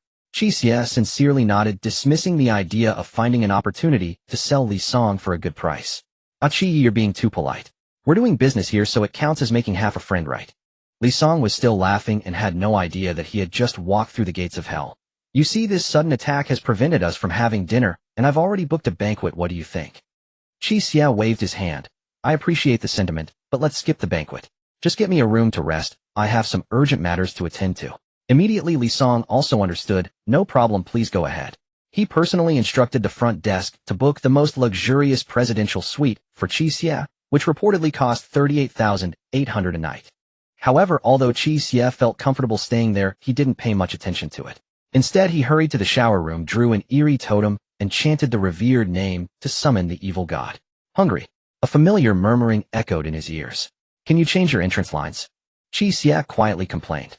He was eagerly anticipating what kind of blessing he would receive by sacrificing the student ghost to the evil god. That familiar chilling sensation akin to plunging into an ice cave gradually spread outwards.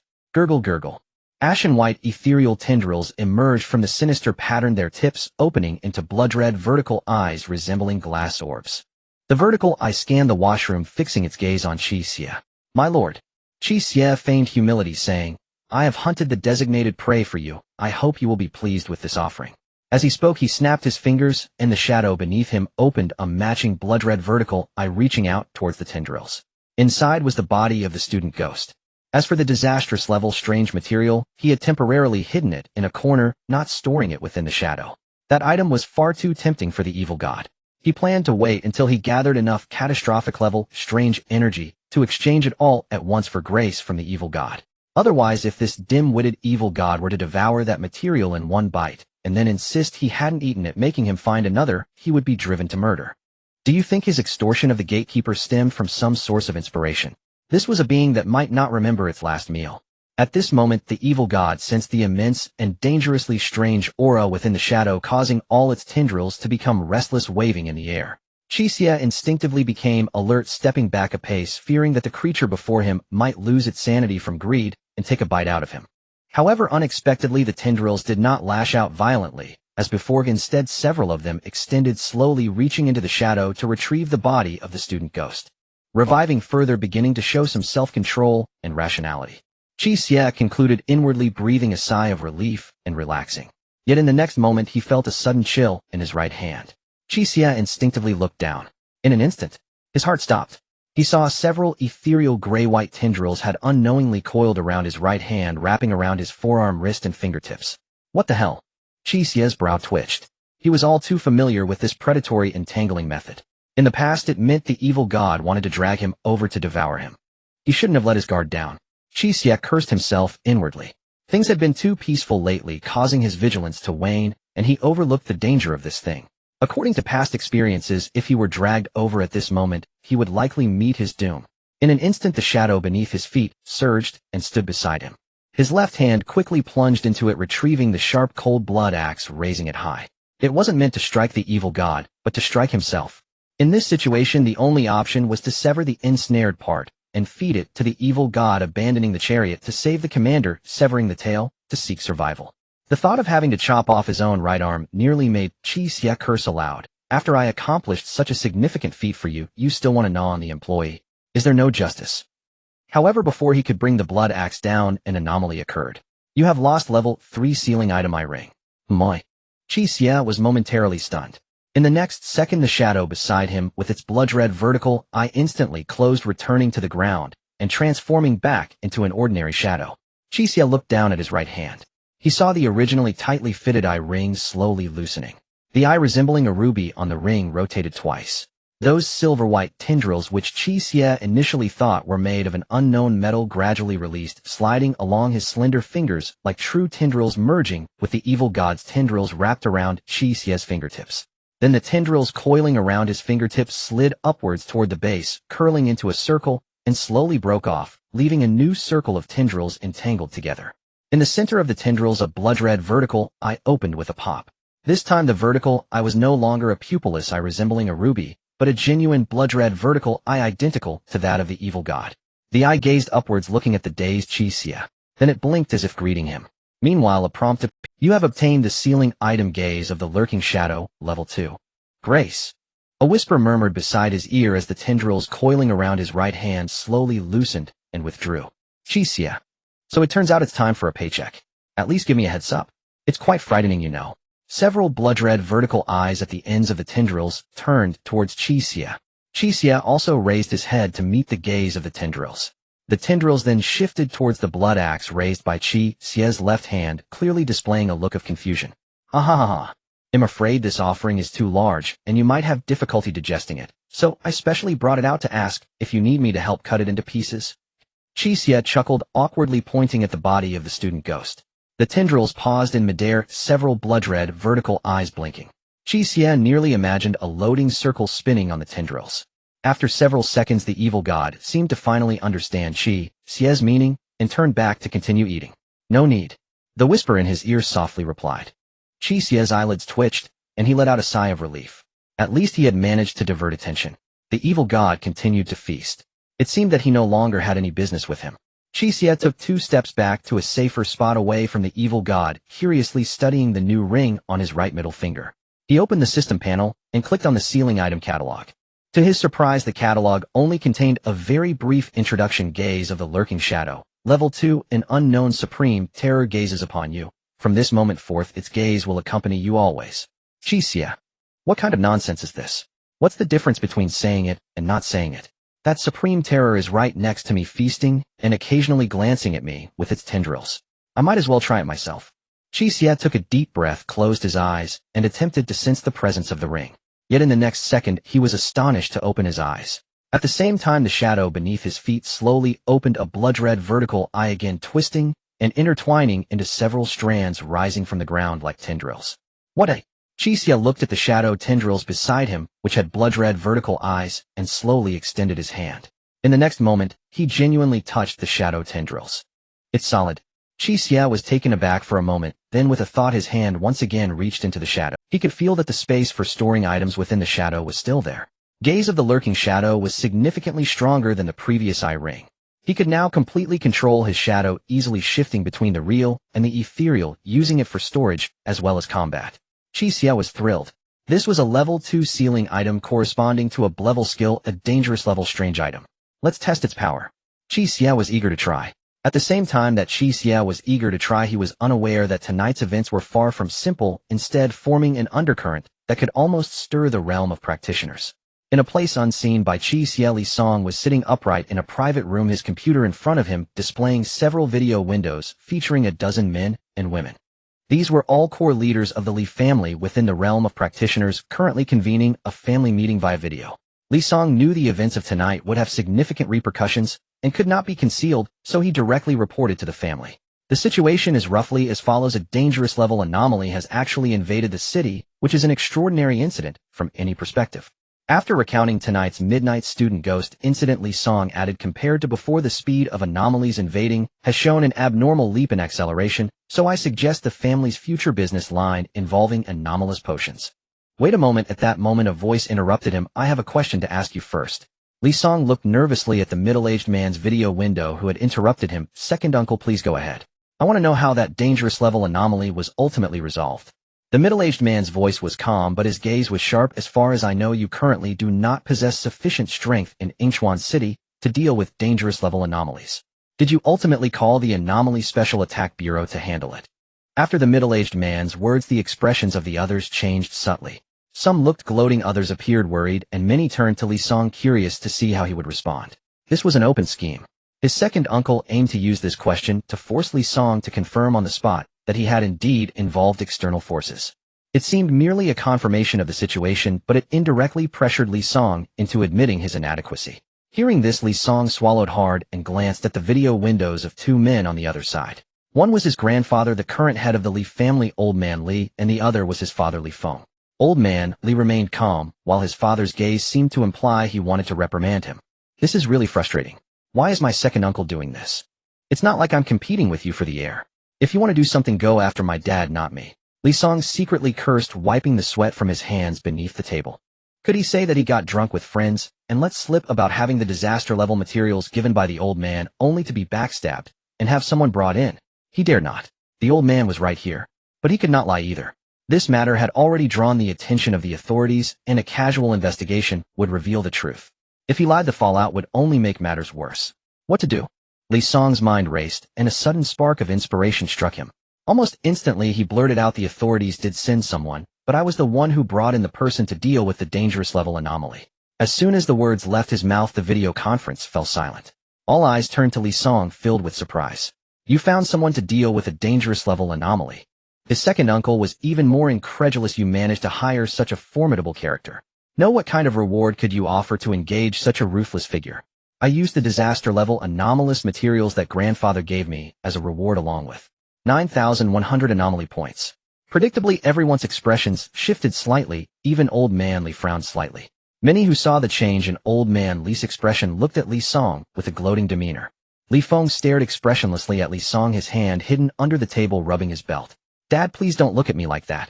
Li Song shivered at his father's gaze. His second uncle smirked. I see, it is indeed a good approach. After all, while the materials given by the old man are very precious, protecting the ordinary people on our territory is more important.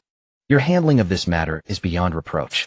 But for heaven's sake, don't emphasize old man and very precious so much, you old fox. Li Song secretly cursed. While this seemed like praise, it was actually a subtle jab at his backbone. After all, no matter how well he handled it, lacking ability was still lacking ability. The way this matter was dealt with did not bring any benefits to the family, and they even lost a disaster-level anomalous material. On the surface, his second uncle's move was directly aiming to finish him off. However, Li Song was now pinning all his hopes on a single name. He took a deep breath, and with an extremely serious tone spoke each word carefully. The person I hired to deal with the dangerous level anomaly is named Qi Xie, and his title in the realm of practitioners is Blood Axe Butcher Qi Xie. Instantly, the video conference fell silent again. This time, all gazes, whether previously filled with worry, glee, or indifference, shifted to shock. Not only because of Qi Xie's terrifying prowess, but also due to the special significance this name held. The first to break the silence was not the second uncle or Li Song, but an excited young woman, Qi Xie, the one who killed the Handkerchief Doll. Another rugged middle-aged man immediately stood up and interjected urgently, the one who killed the butcher and cleared the Annie family's hotel instance, Qi Xie. Is it really him? Swear it. Yes, Li Song nodded, adding, he is the one who avenged cousin Li Qing, and the meeting fell into a brief silence for the third time. After a moment, the young woman suddenly burst into tears.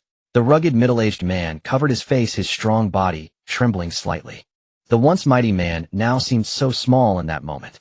It had been some time since their two children had died. Everyone knew how cruel the anomalous instances could be of failing to pass through meant death. Thus, even though they had once fainted upon witnessing their children being brutally tortured and killed by the anomalies, they still had to force themselves to accept the fact of their children's deaths.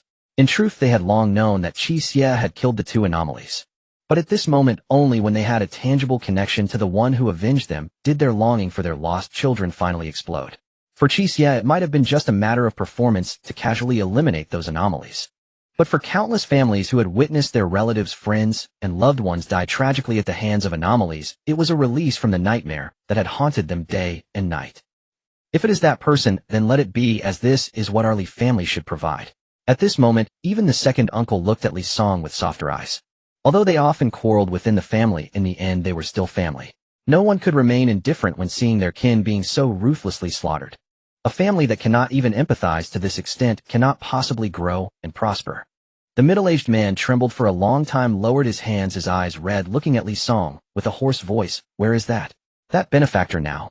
The young woman also came to her senses, wiping her tears as she anxiously said, Right, I must go thank him in person. Li Song's expression showed signs of difficulty. The one speaking is old Master Li. Despite his frail body, the authority that comes from years in a position of power instantly silences everyone. He gazes at the young woman and the middle-aged man, calmly stating, They are powerful individuals and benefactors to our Li family. How can we act so recklessly? Do you want them to think that Xiao Song and the people of our Li family are uncouth brutes who can't even protect the personal privacy of our clients after conducting business?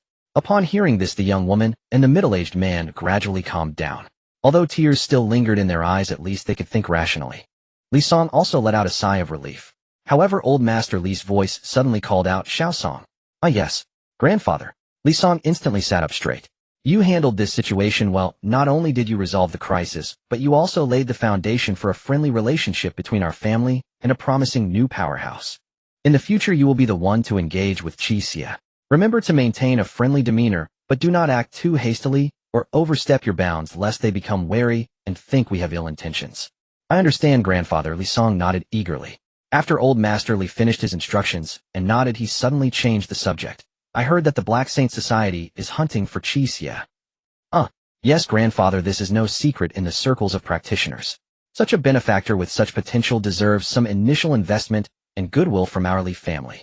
Old Master Li spoke in a calm, yet undeniable tone. There were no excuses before, but now it is different. Draft a message in the name of our Li family and privately pressure the Black Saint Society with a warning. Just say that thanks to Qi Xie's timely assistance we were able to resolve the bizarre invasion of Yingchuan, and that if they take action against Qi Xie, they should consider the consequences of offending us. Upon hearing this, Li Song felt a stir in his heart. This meant that the Li family had chosen to side with Qi Xie to some extent. The others were slightly agitated, but raised no objections. This is quite understandable, due to the matters involving Li Qing and Li Ziming. The members of the Li family now have a natural acceptance of Qi Xie. Moreover, the value that Qi Xie has demonstrated is very much worth them going with the flow to curry favor. However, there is actually a deeper reason behind this, which is that the other party is the Black Saint Society. Li Song understood clearly. Although everyone has a good impression of Qi Xie, a family force cannot recklessly support an individual. After all, the deceased are gone, and the living must consider future matters. The reason they are willing to side with Qi Xie is that Qi Xie is at odds with the Black Saint Society. This kind of dark force has a unique nature. Their organizational cohesion is low. Unless threatened with life and death, it is nearly impossible for them to launch large-scale retaliatory strikes. Furthermore, the Black Saint Society, to put it bluntly, is just a stinky cesspool. Whether you kick it or not, it will still be repulsive. Even if they do not side with Qi Xie, will the people of the Black Saint Society not attack and rob when they encounter members of the Li family in a dungeon? In that case, whether I protect people or not, you will still come after me, so I might as well protect people and do that. However, no matter what the family's choice to side with Qi Xie is a good thing, as I am the one responsible for contacting Qi Xie, which will give me more influence within the family. Li Song thought to himself, a sly smile creeping onto his lips. He had indeed made the right bet. Although Qi Xie had put him in a bind, had he not also used Qi Xie to gain greater benefits? A thief does not leave empty-handed, and a merchant does not lose his capital. How could Li Song possibly make a losing deal? Old Master Li chuckled and looked at Li Song. Xiao Song, now that the bizarre threat in Yingchuan has been eliminated, you need to focus more on managing the family business over there, understand? Especially our hotel, you absolutely must manage it well. This is crucial for expanding our connections in Yingchuan, especially for those prestigious guests at the top. We must provide them with the best experience to maintain our relationships, understand? Li Song was still immersed in his pride, speaking somewhat arrogantly. Don't worry, grandfather, this small matter is on me. Just as he finished speaking, Li Song felt a noticeable tremor. Boom. Huh. What sound is that? Li Song looked up in confusion. It seemed he had just heard some commotion above his head. Buzz. At that moment his phone, which was placed next to the computer, suddenly vibrated, urgently popping up several messages, all seemingly from hotel staff. Li Song opened it, and was stunned at first glance. What do you mean the entire top-level presidential suite has been breached? What do you mean a bunch of strange grayish-white tentacles are spreading throughout the entire top level? What do you mean the guests on the top level are about to be dragged away by those tentacles to be eaten? Li Song instantly jumped up, feeling a rush of blackness in his vision, with only one thought echoing in his mind: my precious guests. At this moment on the top level, several hotel employees were shivering, huddled against the wall, staring at the extremely bizarre scene before them. They saw endless grayish-white phantom tentacles wildly surging from the bathroom of a certain room, wrapping around numerous elegantly dressed high-status guests who were screaming and thrashing in midair, trying to retract. In the same room, thick black shadowy tentacles with blood-red vertical eyes were fiercely entangling and resisting the grayish-white tentacles, preventing them from dragging the guests away to be eaten. And in a place invisible to them in the bathroom from which the tentacles emerged, a young man was being inundated by an endless stream of shadowy tentacles, holding the head of a middle-aged noblewoman in his hand. The head was not severed, or it remained connected to the neck and body, but the body was being pulled back by a grayish. The young man was drenched in sweat, exerting all his strength as if in a tug-of-war with the tentacles, pulling the middle-aged noblewoman to the point of rolling her eyes back and sticking out her tongue. The employees could only hear a gritted teeth shout coming from the room. My lord, you can't eat, you really can't eat her. Be good. Listen to me. Let go. No, release your grip, let go quickly. 10 minutes later, various luxury vehicles gathered outside the Lee family hotel, and it seemed that an ambulance was driving away with a siren. Guests, shaken and disheveled, either cried or trembled as they got into their cars to leave. The scene was extremely chaotic. Li Song stood aside with a mournful face, watching these guests flee. He then turned to look at Qi Xie. Qi Xie silently turned his head away, avoiding Li Song's gaze. The root of all this chaos lay in the gaze of the shadow of rest. The power brought by this second-level ceiling object exceeded his expectations. He initially just wanted to casually test the power of the shadow tentacles, but unexpectedly, they easily pierced through the wall, startling the middle-aged noblewoman in the adjacent room. The noblewoman was sleeping soundly when she suddenly heard the wall collapse. Upon waking, she saw the room filled with shadow tentacles bearing blood-red vertical eyes, which frightened her into a panic. At that moment, Qi Xie could still control the situation. However, the middle-aged noblewoman, thinking there was an eerie intrusion, panicked on the spot. She directly used a disposable second-level ceiling object to sever Qi Xie's shadow tentacles. Then the evil god sensed the aura of the ceiling object exploding. It should be noted that aside from the gift ceiling object in Qi Xie's possession, ceiling objects in the hands of others are generally eerie products. Such a second-level ceiling object was essentially equivalent to a dangerous level of eerie energy. For a hungry ghost that had just opened its stomach with a student ghost, the appearance of another dangerous level delicacy meant that the hockey god also panicked. The tentacles went berserk on the spot, indiscriminately capturing everything in the vicinity with eerie energy, both animate and inanimate. Fortunately, the evil god had regained some rationality during this period of revival. Additionally, with Qi Xie's desperate attempts to save people using the shadow tentacles, the evil god ultimately returned to normal and shrank back.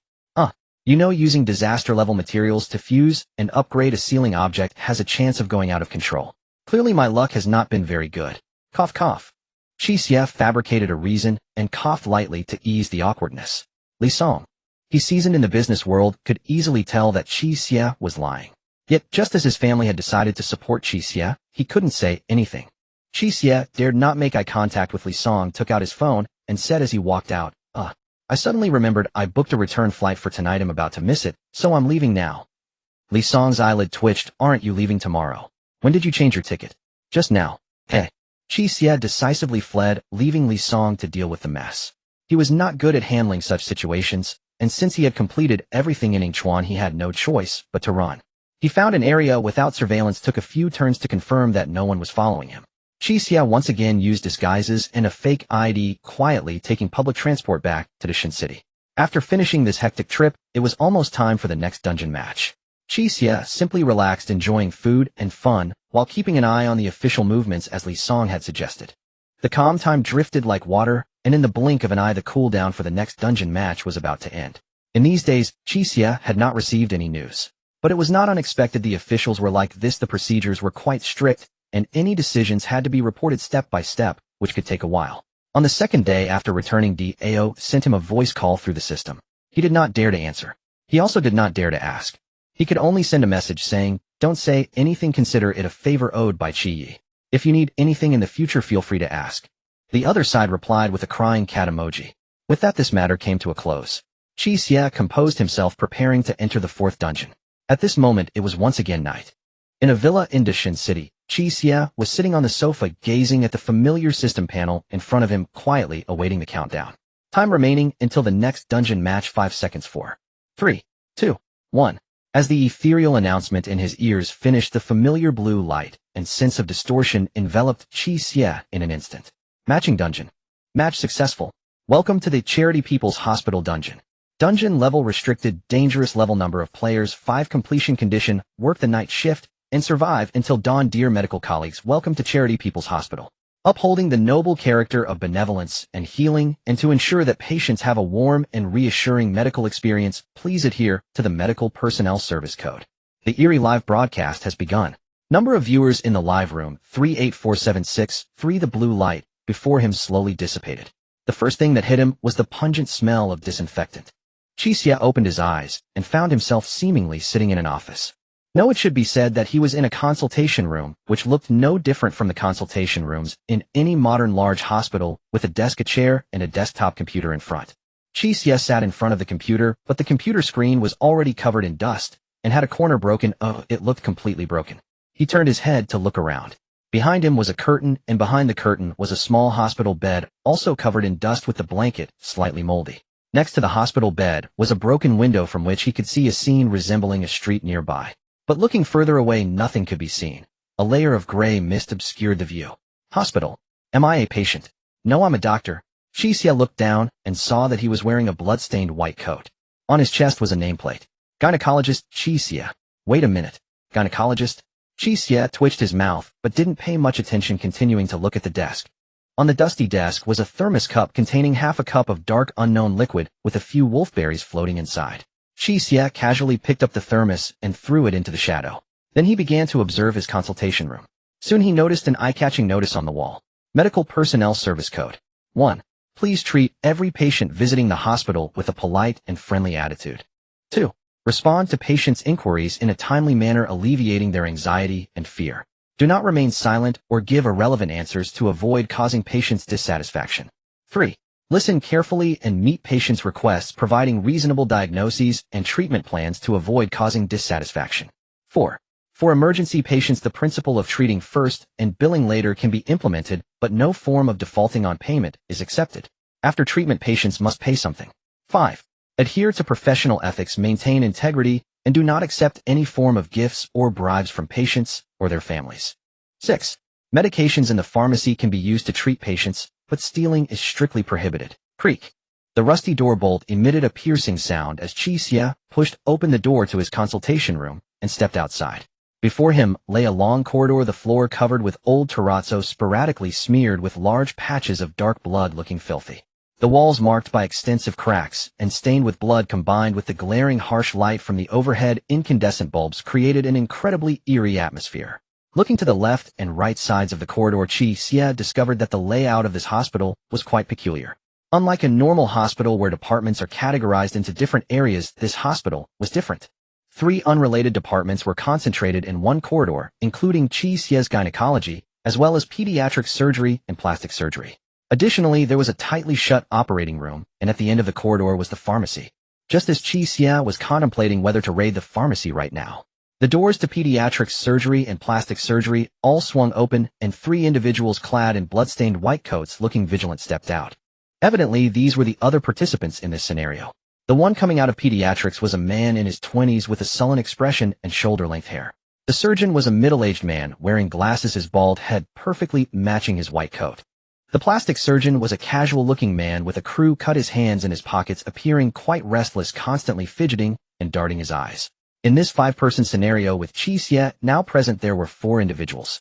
That meant there was still 1 person left. Qi Xie ignored the others and turned to walk toward the end of the corridor in the opposite direction of the pharmacy. The others exchanged glances but said nothing, silently following him.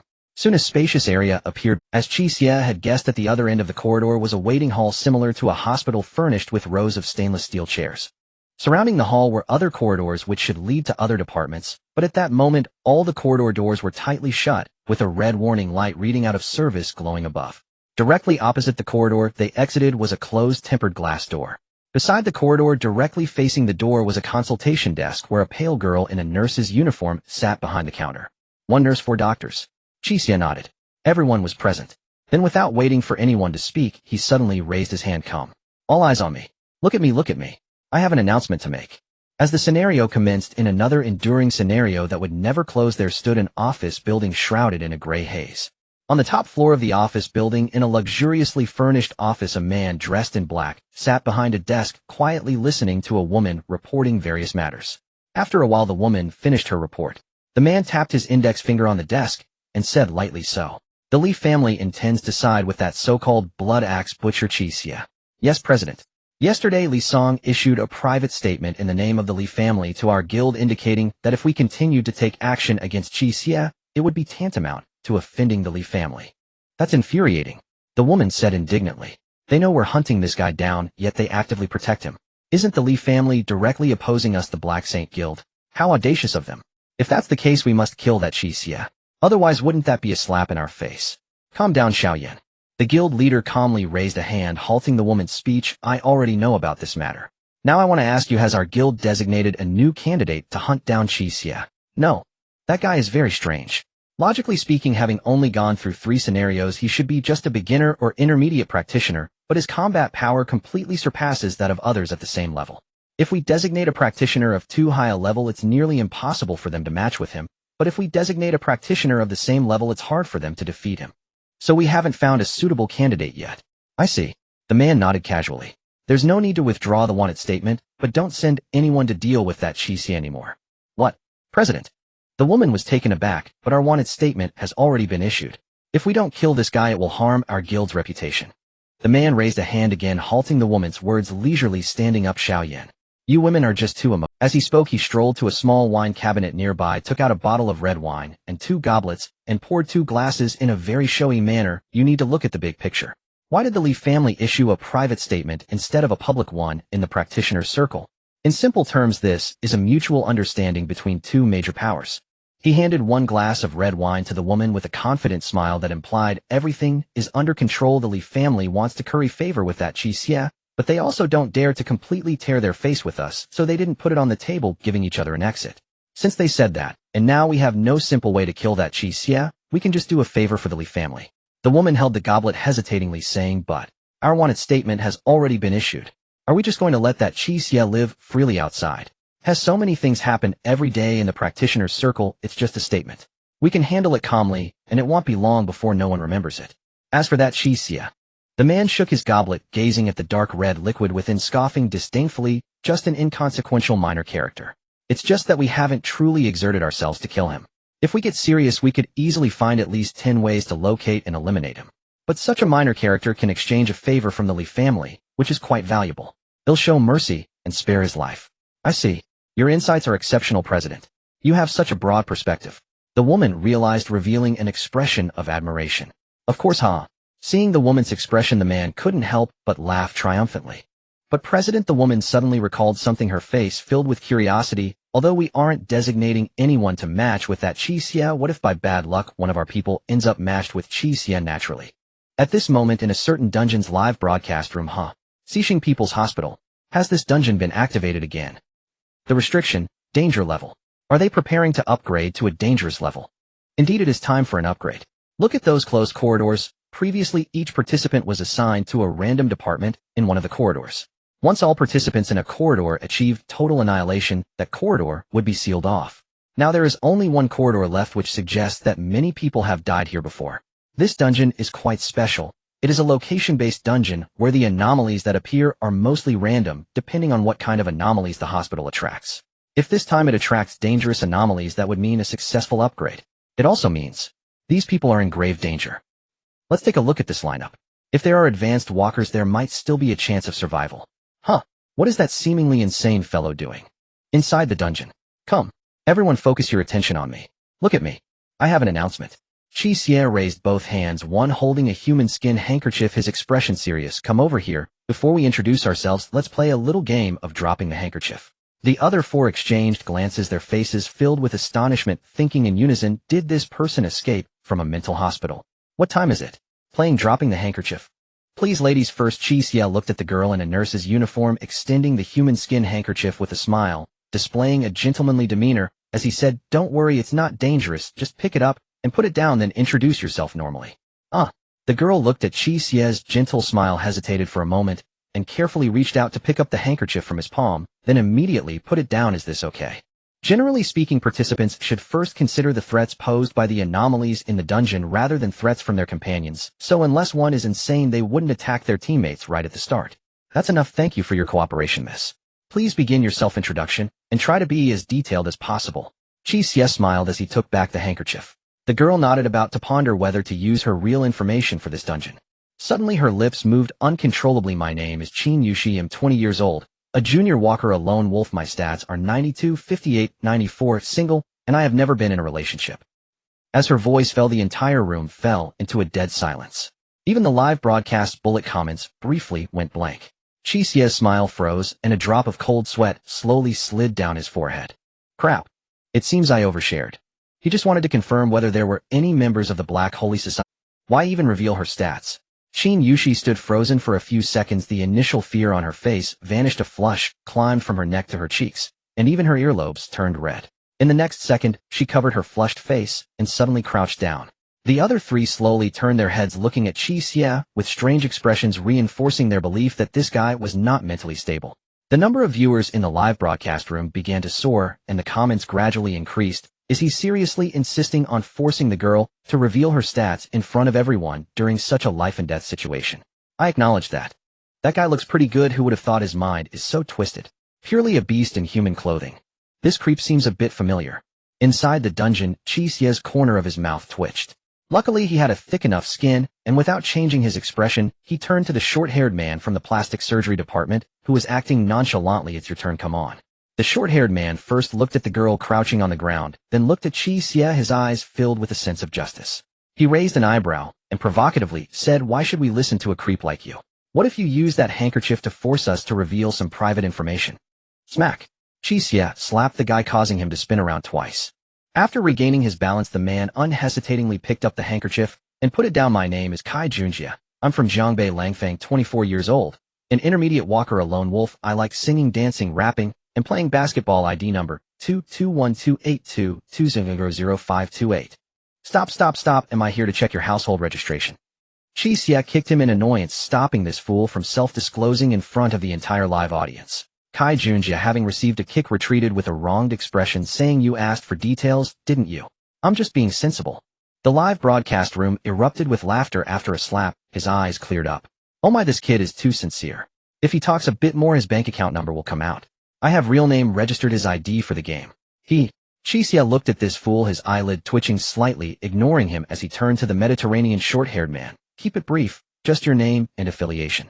The Mediterranean short-haired man, having witnessed Qi Xie's ability to casually spin an intermediate walker like a top, dared not show any anger and obediently picked up the handkerchief. Lu Jixing, a member of the Common People's Cross Society.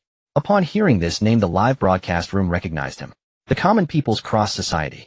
Isn't that the association focused on the field of anomaly treatment? Yes, simply put, it's an association dedicated to applying anomalous products in the medical field.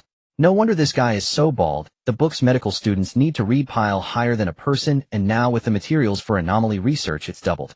Qi Xie had also heard of the Common People's Cross Society, nodded, and was about to turn away when he heard a rush of wind beside him. In his view, the Mediterranean short-haired man slowly widened his eyes. From the reflection in his pupils, Qi Xie saw the source of the wind. It was countless long black hairs like whips, clawing and snapping towards Qi Xie's head from behind, the edges of the strands glinting with a cold light like blades. Undoubtedly, being struck by this would likely result in his head being sliced into pieces and scattered like confetti. Anomaly. No, it's a person. Qi Xie glanced sideways. In his peripheral vision, a long-haired guy from the pediatric department wore a savage and excited smile. The live broadcast room instantly erupted. What's going on? Why did they suddenly start fighting? Damn, I get it now. That creep. No, the guy with the handkerchief is the Blood Axe Butcher. No wonder he keeps asking for his teammates' information. He's checking for any members of the Black Holy Society. Damn, do these Black Holy Society scum only ambush people? Get out of the way. As a wanted target of the Black Holy Association, most of the significant figures within the organization have memorized Qi Xie's photo. Thus, as soon as the long-haired man entered the instance, he immediately recognized Qi Xie. But the problem is, no one told him. The organization didn't assign him the task of assassinating a wanted target. How could it be such a coincidence that he stumbled upon him? But you could say he ran into him, yet the long-haired man had no intention of attacking Qi Xie. The reason was simple. This guy was terrifyingly out of league among middle-level practitioners, like a lucky star defeating one after another. Wasn't going against Qi Xie, just asking for death. The people of the Black Holy Association were ruthless, not fools. Thus he immediately decided to hide well and take advantage of Qi Xie to win without effort. But this guy pulled out a thunderous handkerchief and started checking identifications one by one. How could he hide from that? He even seriously contemplated whether to kneel down, knock his head twice, and try to convince Qi Xie that he wasn't sent to assassinate him and meant no harm. However, recalling Qi Xie's past records of striking first, when Qi Xie asked which organization he belonged to, he feared that as soon as the Black Holy Association left his lips, a bloody axe would come crashing down on him. Thinking about this, he even felt a bit aggrieved. In the past, when he had forced others to death in instances, how many had not begged him for a way out in immense pain? Now that he finally did not want to kill, he was instead being hunted. With this thought, his survival instinct gradually overpowered his fear. Since they were going to fight anyway, he might as well go all out. Die! The long-haired man roared, his face twisting into a more sinister grin. In his view, with such close proximity, coupled with his class bizarre skill Eerie strike for a surprise attack, it was impossible for anyone to react in time. I initially wanted to interact with you as an ordinary person, but you keep looking for death. Then don't blame me, I won't hold back. The long-haired man's eyes glimmered with greed and excitement, as if he could already see the bounty from the association beckoning to him. This is your own doing. Huh. Suddenly a crimson vertical eye burst open on the middle finger of Qi Xie's right hand, and as it glanced at the long-haired man, it emitted an eerie bloodlight. In the next instant, the shadow beneath Qi Xie's feet opened, countless blood-red vertical eyes rising up to transform into numerous cold and ethereal shadow tentacles. These shadow tentacles had clear tasks, with several tentacles directly lunging toward Eerie strike, entangling and obstructing, while others split into two groups. One group coiled around the long-haired man's chest, while the other climbed up his legs and wrapped around his waist. Then with a sudden pft, it was torn apart. Imagine pulling apart a QQ sausage by pinching both ends. It's about the same. Then without the slightest hesitation, the tentacles dragged the still steaming two segments of the long-haired man along with his hair into the shadow and vanished. The entire process took less than 5 seconds. The waiting hall's floor was exceptionally clean, without a single speck of splattered blood. Everything was consumed by the shadows, making it seem as if nothing had happened except that the number of people standing went from 5 to 4. Only then did Qi Xie turn his head to look in the direction where the long-haired man had disappeared, calmly stating, "If you're going to kill someone, just do it. Why make all that noise? It's annoying." At that moment, the livestream screen went blank. Meanwhile, in a certain instance, a man watching the live stream suddenly crushed the fine wine glass in his hand. Damn. Eerie strike. The woman beside him quickly set down her wine glass, patting the man's back to help him calm down. Stay calm. Stay calm. President, don't be emotional. You need to see the bigger picture. Eerie strike is dead. What bigger picture am I supposed to be looking at? Immediately capture that Qi Xie and kill him. Use a machine gun to sweep him down. The man clutched his chest, feeling a sharp pain that made it hard to breathe. This Eerie strike was both a bizarre skill and the codename chosen by the long-haired man himself. He was a mid-level practitioner newly selected for the Black Holy Association's key training program, with a high probability of advancing to a high-level practitioner within 2 months and possibly even further. Thus, the association had invested considerable resources in Eerie strike. The man had just heard the woman's mention of a potential, and in the interest of caution, he opened the instance's live stream to find Qi Xie's image. As soon as he entered, he happened to see Eerie strike being torn apart. They even collected the body. The resources that the association had focused on Eerie strike were all taken away. Everything had been robbed. The man's heart ached with anger. In the hospital, the other three, who had witnessed the entire process, turned pale. They were all self-aware. If that long-haired man had attacked them, they likely would have been shattered by that bizarre hair. Yet this mentally unstable youth hadn't even moved his body and effortlessly countered the attack, finishing the entire process in less than 5 seconds. But no one felt Qi Xie had done anything wrong, as the other party had clearly initiated a deadly sneak attack. Qi Xie ignored the gazes of the crowd, casually letting go of the human skin handkerchief as a shadow tentacle covered in blood-red vertical eyes eagerly received the handkerchief back into the shadow. At the same time, another tentacle emerged from the shadow, handing a 2-finger-wide rectangular card to Qi Xie. "Let me see." Qi Xie looked down and saw it was the long-haired man's badge. The words on it read Pediatrician Eerie Strike. Not a name. It should be a codename, one that is used more than a name with deeper connections. Qi Xie thought for a moment and guessed the connection, then suddenly turned aside with words facing outward, holding it in front of him, revealing a teasing smile, as if facing a camera. He knew the bizarre live stream should be able to see, "Thank you to the Black Holy Association for the sponsorship. When ordering takeout, choose the Black Holy Association. The delivery person will deliver it to your door without delay. Now, everyone, let's put dedication on the president's face." After saying that, he even gave a thumbs up, revealing a very standard fake smile, making his face look just like a star in an advertisement. The man in front of the live stream almost choked with anger, clutching his chest and gasping, his eyes filled with red veins. "This bastard dares to provoke me. Get this guy back. Bring him back. I want to skin him alive. President. Stay calm. Think of the bigger picture." In the Xixing People's Hospital, after Qi Xie finished provoking, he calmly stuffed the badge into his pocket and turned to the other three. "Now it's my turn to introduce myself. Qi Xie, an unknown practitioner, 22 years old, entering the instance for the 4th time." The few exchanged glances, no one daring to speak, with only one thought in their minds. "You're bragging, but can't you take it seriously? Whoever goes through an instance 4 times with such strength?" After Qi Xie finished speaking, without any further nonsense, he looked up at the old wall clock hanging above in the waiting hall.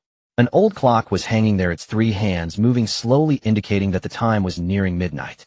For the hospital, the night shift, late shift, usually begins at midnight and lasts until 8:00 the next day, which means everyone would soon enter the night shift time and the bizarre occurrences should start.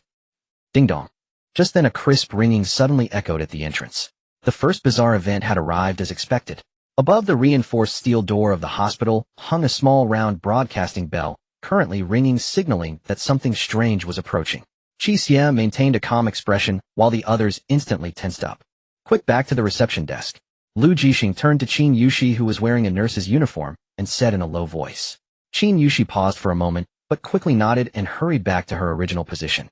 Rule 1, treat every patient who comes to the hospital with a polite and friendly attitude. Clearly, this first step of reception was her responsibility. When the strange entity arrives, the first one it will seek out is her. "Shouldn't we also return to the consultation room?" Qi Xie said nervously. "No. We stick together, do not separate." Lu Jixing spoke rapidly, yet his voice was steady, exuding a sense of maturity. "This is a trap set by habitual thinking. We instinctively act according to the usual hospital model, but upon reflection, there are no rules regarding locations in the guidelines.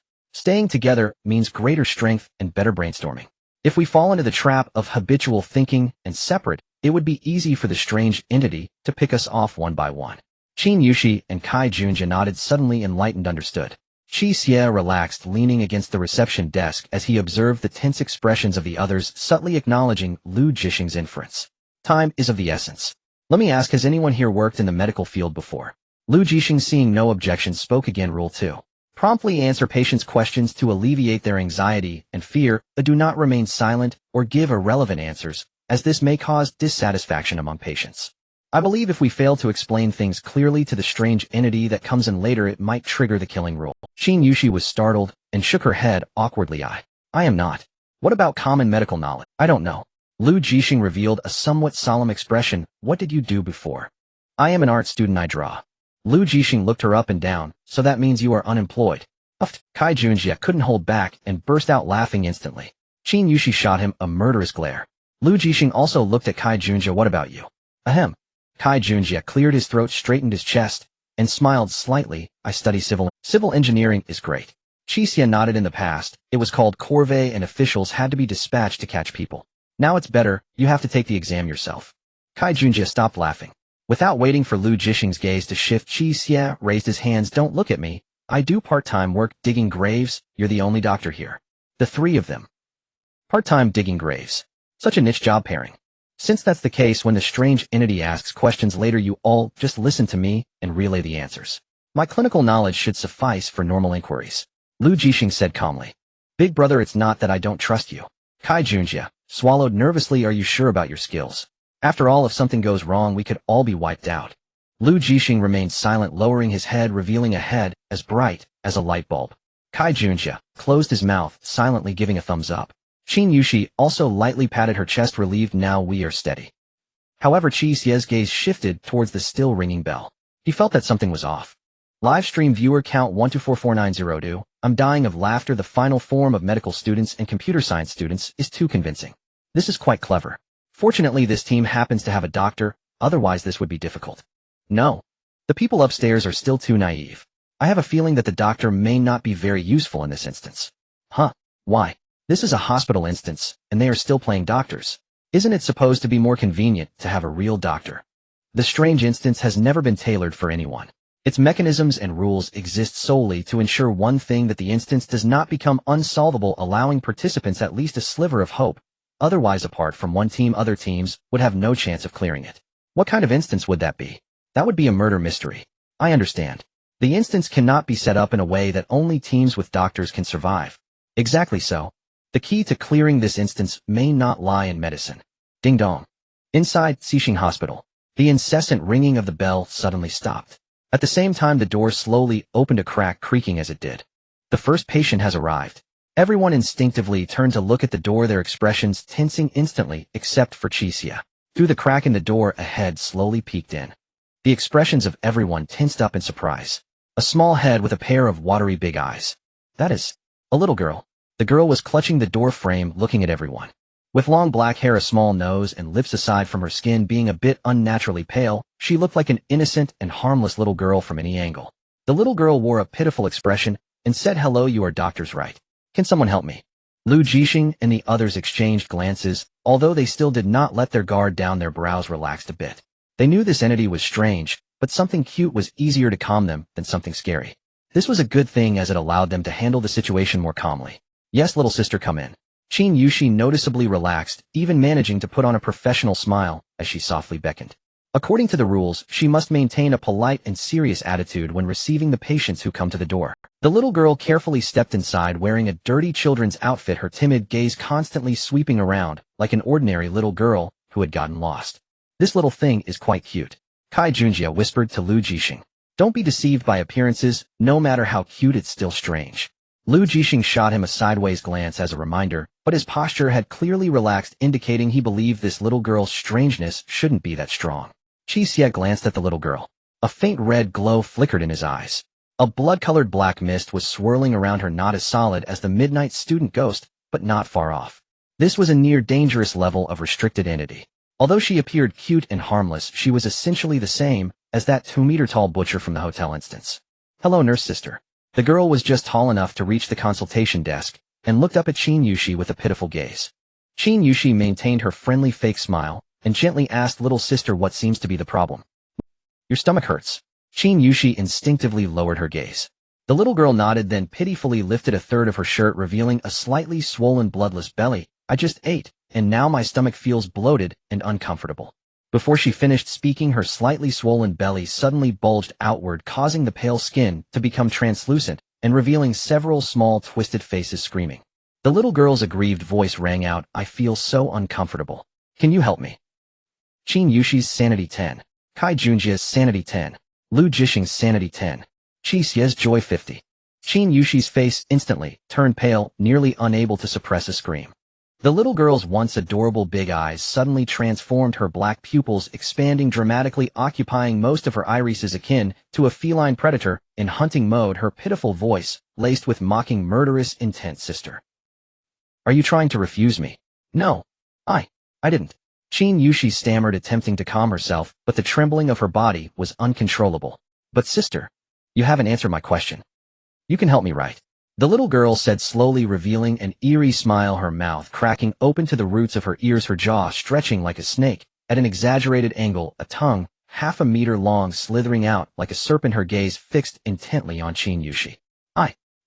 A strong sense of terrifying, murderous intent surged, causing Qin Yushi's heart to race, feeling as though her brain was trembling. She was merely a beginner, the lowest level of a walker, and this level of the instance was already beyond her capabilities. Now facing an eerie presence nearing danger level, the oppressive force alone brought her to the brink of collapse. Just as her tongue stiffened and the expression on her face was about to lose control, Lu Jixing reached out his slightly darkened hand to pat her shoulder, seemingly employing some strange skill that forced Qi Xie to calm down, preventing her from collapsing and triggering the rules. No problem. In your case, it should just be overeating. Your stomach is overextended. Lu Jixing also looked pale, but had to take over the conversation, sharing the burden of pressure from the nearly collapsing Qi Xie. The little girl instantly turned her head, locking her gaze on Lu Jixing, her brows arching playfully, revealing a somewhat embarrassed smile from the corners of her mouth that stretched to the roots of her ears. She clasped her hands together and innocently said, Yes, after all, I am still growing, and I accidentally ate too much. Hee. After saying this, she licked the corner of her mouth, deliberately acting cute, while tapping her head. So, Dr. Uncle. Suddenly a strange sound erupted from within the girl's body, akin to nails scraping against wood, as her back and abdomen began to bulge and shrink irregularly, revealing different sizes of palms and wailing faces on her protruding skin. It felt as though countless individuals were struggling desperately within the girl's body. Uncle, what do you think? Should be done for treatment. Lu Jixing's face turned ashen in an instant. Even with his rich experience, he was greatly frightened by this horrifying scene. Damn, my sanity is about to drop to zero. How terrifying. Is this little thing too stuffed? Indeed, it has little to do with the medical field. The focus is not on why, but on how to deal with it. Yes, anyone can see that this clearly indicates too much stuff inside, but who knows how to treat it? Who would dare to treat it? Sigh. These few people are probably in grave danger. Based on my experience. Generally just sip some water in small amounts, then don't sit still. Slowly walk for 20-30 minutes and gently rub your stomach in a clockwise direction to help your stomach move. That should be enough. Lu Jixing said stiffly, trying to diagnose using his professional knowledge. But the little girl's complexion grew increasingly cold. It was clear to anyone that the things inside her stomach were not something that could be resolved by just drinking a couple of sips of water and taking a few steps. Are you dismissing me? Uncle Lu Jixing's face turned pale instantly. Rule 3. Listen carefully and meet the patient's requests, providing a reasonable diagnosis and treatment plan to avoid causing dissatisfaction. This meant that if he couldn't provide a reasonable and feasible treatment plan, he would die. The little girl's mocking gaze concealed a bloodthirsty, murderous intent, already eager to pounce on and tear apart Lu Jixing. At this critical moment, oh my lovely little girl, this bald-headed man is merely a quack. I think you should consult a professional for this matter. The little girl and Lu Jixing both froze, turning to look at the speaker. Qi Xie. Qi Xie was gazing at the little girl's abdomen, his eyes filled with excitement, slowly extending his tongue to lick the corner of his mouth. Just the little girl's eerie presence, though close to danger level, didn't impress Qi Xie much. Transitioning from luxury to austerity is challenging. Having captured danger level beings before, he found this one not quite at danger level to be somewhat beneath him. But the moment the little girl sat down in front of the consultation desk and displayed her unusual abdomen, Qi Xie was instantly overjoyed. Inside the little girl's stomach, there were actually more eerie beings. And not just one. Just think of the potential harvest from extracting those things. What difference does this have from digging for treasure? What a treasure girl. Qi Xie gazed at the little girl with tender, yet excited eyes, wiping the drool from the corner of his mouth. Silence. A deathly silence. The viewer count in the live stream had surged to 1444339, yet in that moment, it remained silent for 3 minutes before bullet comments began to flash. Did he just call that lowly Eerie treasure girl? I suddenly remember. Do you recall what this gentleman's title was before he became the Blood Axe Butcher? So he is such a professional. The live stream erupted while those in the hospital instance were likewise struck by an unimaginable cognitive shock. The little girl and Qi Xie looked at Qi Xie with incredulous, dazed expressions, hardly believing what Lu Jixing was, completely bewildered, constantly pondering whether he was out of touch with the times or if the young people of this era were simply too abnormal, making him feel out of place. Qi Xie secretly gave Qi Xie a thumbs up with a serious expression filled with respect. Who are you? The little girl looked at Qi Xie with an eerie daze. Me. I'm just a pediatrician. Oh, otherwise how could I claim to be a professional? Qi Xie said, kindly pointing to his name badge. Pediatrician, Eerie disease. So you really are a professional? The little girl said, staring blankly. Then do you have any good methods? If you are feeling unwell from overeating, the solution is to take out what's inside your stomach, right? Take it out. The little girl's eyes twitched eerily, her voice stiff. How to take it out? How else? Of course it has to be done by hand. Don't worry, it'll be very gentle. Do you want to take it out from the top, or from the bottom? Qi Xie said with a constant smile, while he pulled a pair of white medical gloves from his lab coat pocket and put them on, looking at the little girl with a smile. Lu Kai and Qin exclaimed in unison. The little girl looked strangely surprised. In the live broadcast room. Below. Below. The little girl stammered. How do we take what's below? Qi Xie smiled as he reached into his white coat and pulled out a blood axe taller than the little girl, swinging it a couple of times with a whooshing sound. Of course, we just need to open her up and take. Above. From above. I choose above. Before she finished speaking, the little girl shuddered at the sight of the bright red blood axe and hurriedly shouted. All right. Qi Xie tucked the blood axe back into his white coat and said, this is simple, no need for knives or axes. The little girl sighed in relief. That's good, that's good. By the way, how do we take from above? Gujajai. A slippery, viscous sound emerged. Under the terrified gazes of others, the shadow beneath Qi Xie's feet began to ripple like a reflection in water. Countless shadowy tentacles rose up behind Qi Xie, writhing like snakes adorned with bizarre and extraordinary patterns and glowing red vertical eyes. Qi Xie smiled as he stroked one of the eager tentacles floating near his hand. Just open your mouth wide, and I'll insert these little cuties to take out what's in your stomach, okay? It's that simple, little sister. The little girl looked oddly at the shadowy tentacle that was as thick as her own arm. The crimson vertical eyes on the tentacle were cold, frantic, and ravenous. Those vertical eyes seemed to sense her gaze, each of them locking eyes with her and blinking in succession. The little girl's sanity value dropped by 50. I suddenly remembered my home gas might be leaking. The little girl abruptly stood up from the high stool, her expression tense, and turned to walk towards the door. I might need to go back for a bit, don't worry, I'll tighten the gas, and be right back. Gujajai. As she walked, the slippery, viscous sound followed her like a terrifying presence. The little girl's steps quickened, her back nearly soaked with cold sweat. Finally, she reached the doorknob of the hot with a forceful press. Click, click. The door lock emitted a mechanical sound of getting stuck. Gujajai. That unsettling sound grew closer. It felt as if something were breathing down her back. The little girl felt a chilling sensation on her back, unable to tell if it was her cold sweat or something else blowing on her neck. Ugh. The little girl shivered all over her face, wearing a stiff smile, tears slowly welling up in her eyes from fear, but she didn't dare to cry. She feared that if she showed any sign of breaking down, that thing behind her would sense her desire to flee and pounce on her, directly shaking the doorknob frantically. Fingers slipping. Open already. Click, click, click. Viewers in the live room found the little girl's near breakdown yet unwillingness to cry somewhat absurd. Did I remember that this rule is meant for humans to follow? Rule 1. Please treat every patient coming to the hospital with a polite and friendly attitude. Rule 1. Every patient visiting the hospital must maintain a polite and friendly attitude in front of the blood axe butcher and must not display a lowly form. If encountering an enemy like fear, this is the suppression from the lowly. Blood axe butcher. Did someone upstairs just want to say something? It's fine, through the system, speak boldly, he can't find you. 666. Guiding the immortal. Jia Yu silently gave you a thumbs up.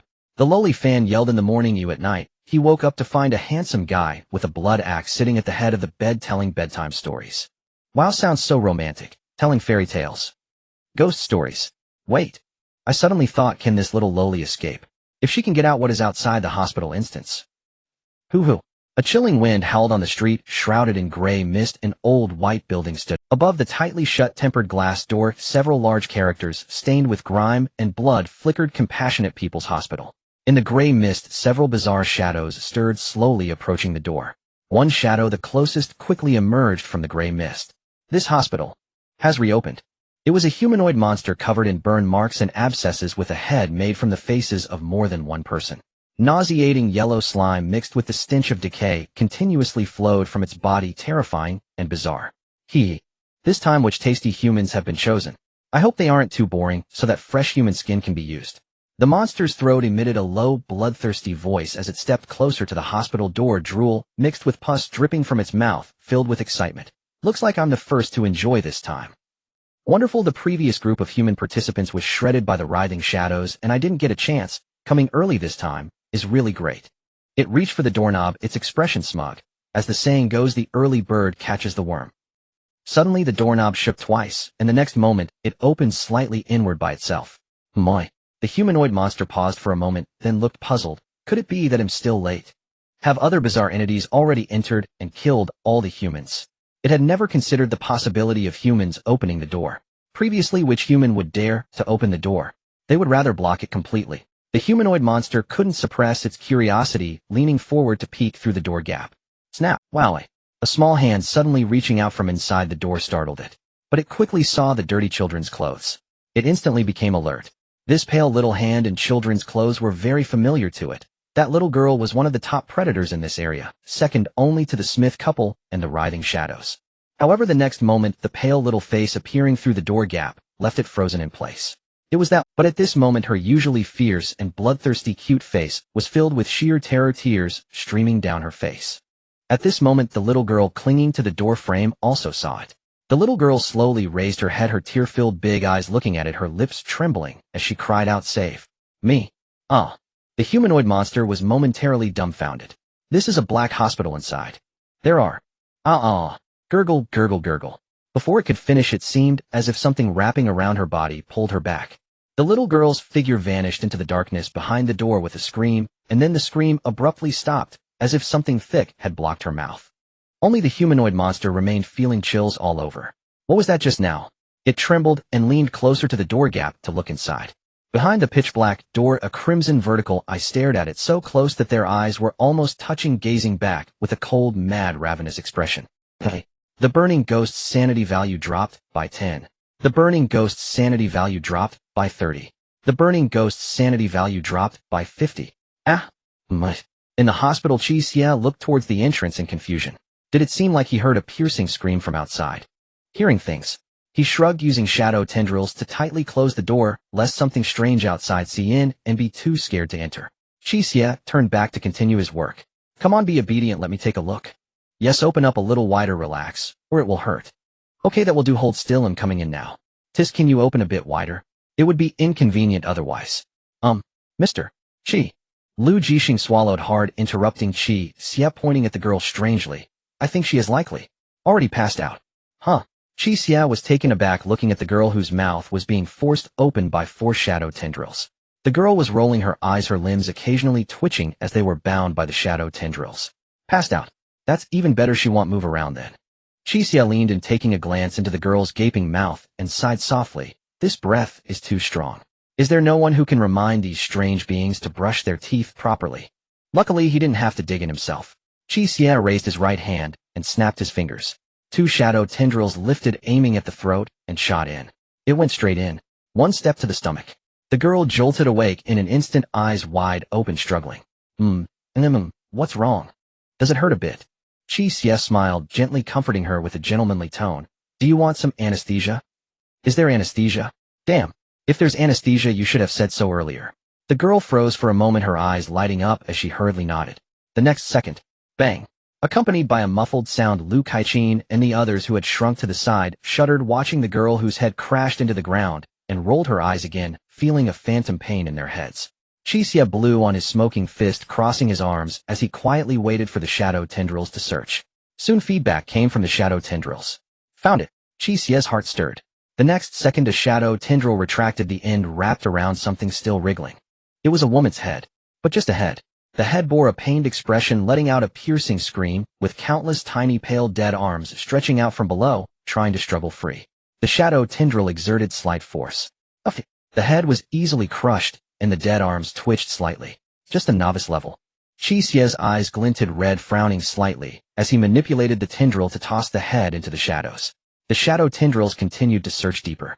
The girl woke up again.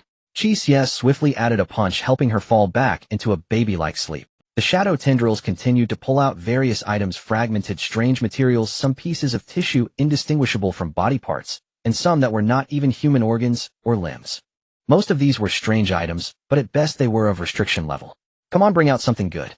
Qi Xie frowned slightly. Why does it seem like a dark god only consumes junk? After rummaging for a while, finally the tendrils pulled out a second strange item.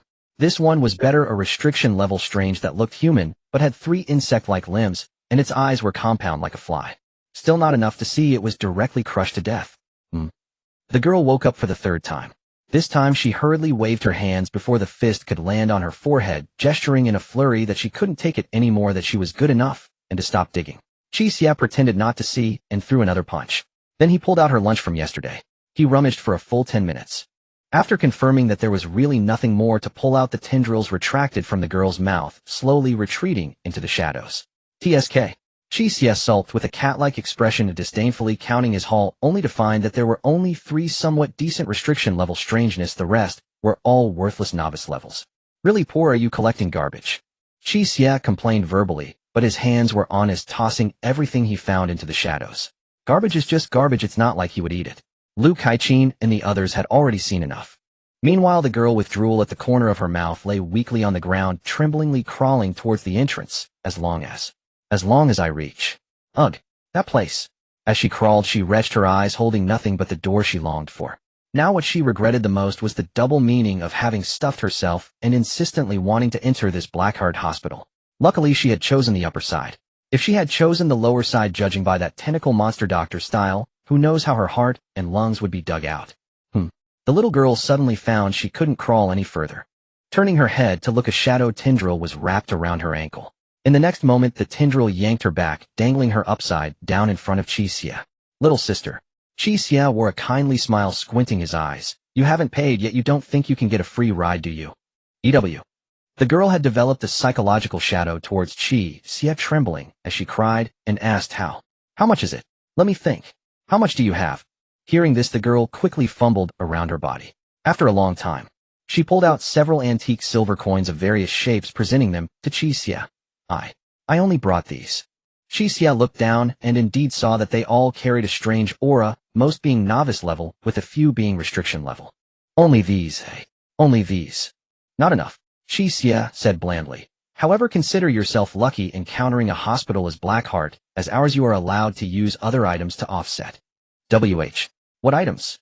Just take out a few of your organs. Saying this, Qi Xie skillfully pulled out a blood axe from the inner side of his lab coat. EW.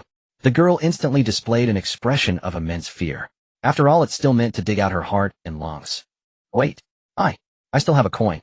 Qi Xie maintained an expression of no surprise. Show it to. The girl gulped, quickly pulling out a copper coin from inside her clothes and handing it to Qi Xie. This should be a level 3 sealed item by your standards. It must be worth quite a bit. Hearing this, Qi Xie's eyes lit up.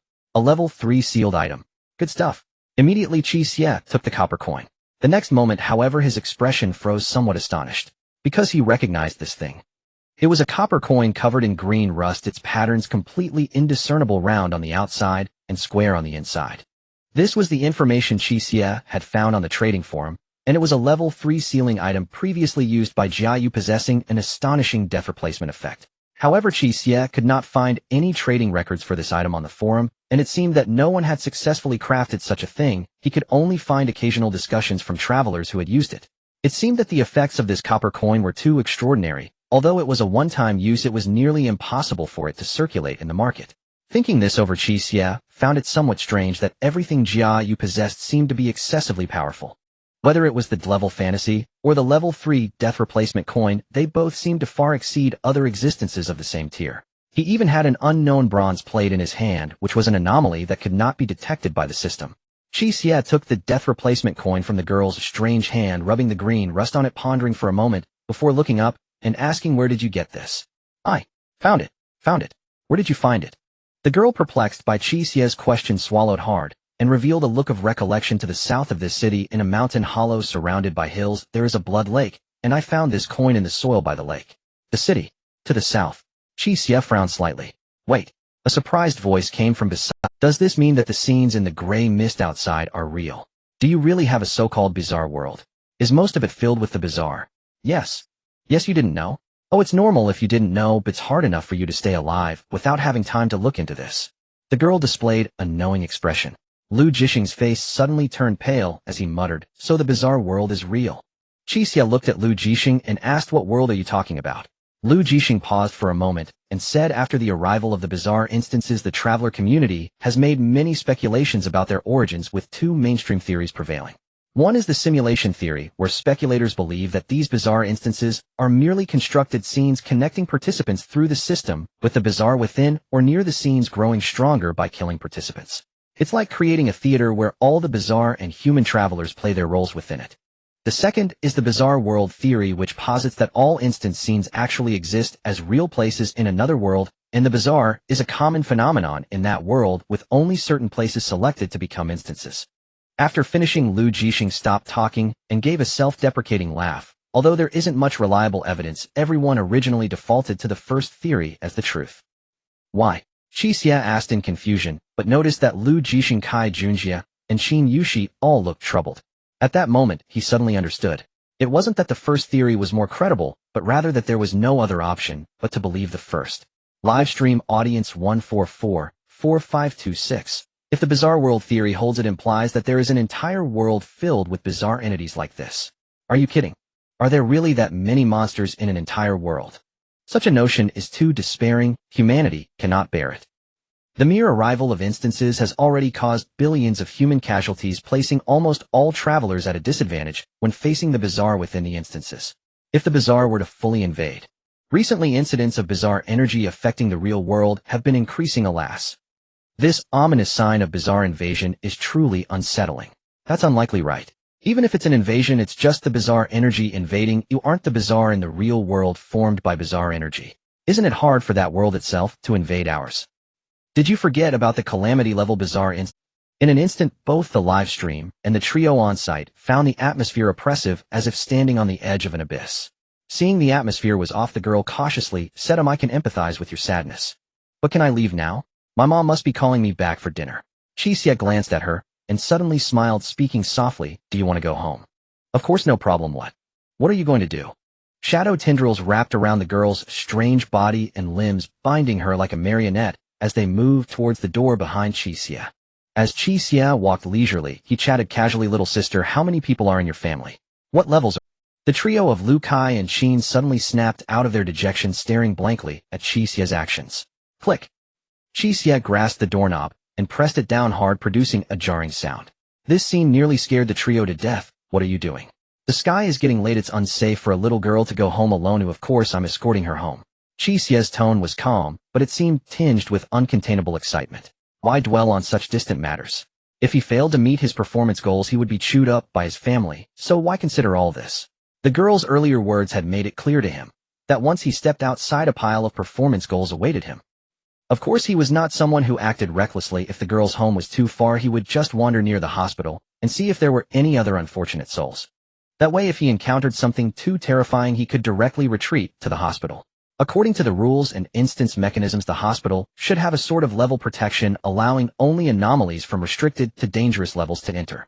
Be good, it's very dangerous for a girl to walk alone at night. De Gugu will escort you home. The little girl struggled desperately, her expression one of terror. Aren't you the most dangerous one?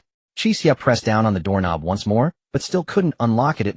He had clearly pushed it open just moments ago. Could it be that only the bizarre could operate the mechanisms? Qi Xie pondered for a moment and snapped his fingers. The shadow tendrils controlled the girl's strange form and pushed the door forward. Creak. The rusty door latch emitted a sound that made one's teeth ache. The door opened. Qi Xie's excitement faded somewhat, and he frowned slightly. He reached out towards the door.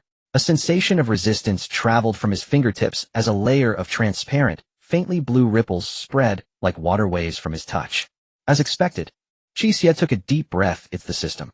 Similar to the isolation mechanisms set in the system panels, this mechanism also appeared within the instance. The existence of this mechanism might be to protect participants, yet it now stood as a tangible barrier between Qi Xie and a pile of performance goals. A thought suddenly popped into Qi Xie's mind. Why not let the evil god negotiate with the administrator? He immediately chuckled at himself. Forget it, I'm still live streaming. It's not like I'm lacking that bit of performance. Staying in the hospital is just as good. There will be bizarre entities knocking on the door. If that thing eats too well, it wouldn't do. If the revival speeds up, things could get messy. Qi Xie shook his head, and without hesitation stuffed the girl into the shadows, returning to the hospital to await the next unfortunate soul. But soon Qi Xie realized that an even greater trouble had emerged. Where are the anomalies? Where are the patients? It's been hours already. Why haven't we seen a single anomaly? Qi Xie sat listlessly on a stainless steel stool, glancing for the fourth time at the motionless, tightly shut entrance doors. 3 hours had passed, and still no new anomalies had appeared at the hospital. Kai Junjie, seated at the reception desk, had visibly relaxed. Isn't this good news, Senior Qi? I've never cleared a dungeon this effortlessly in my life.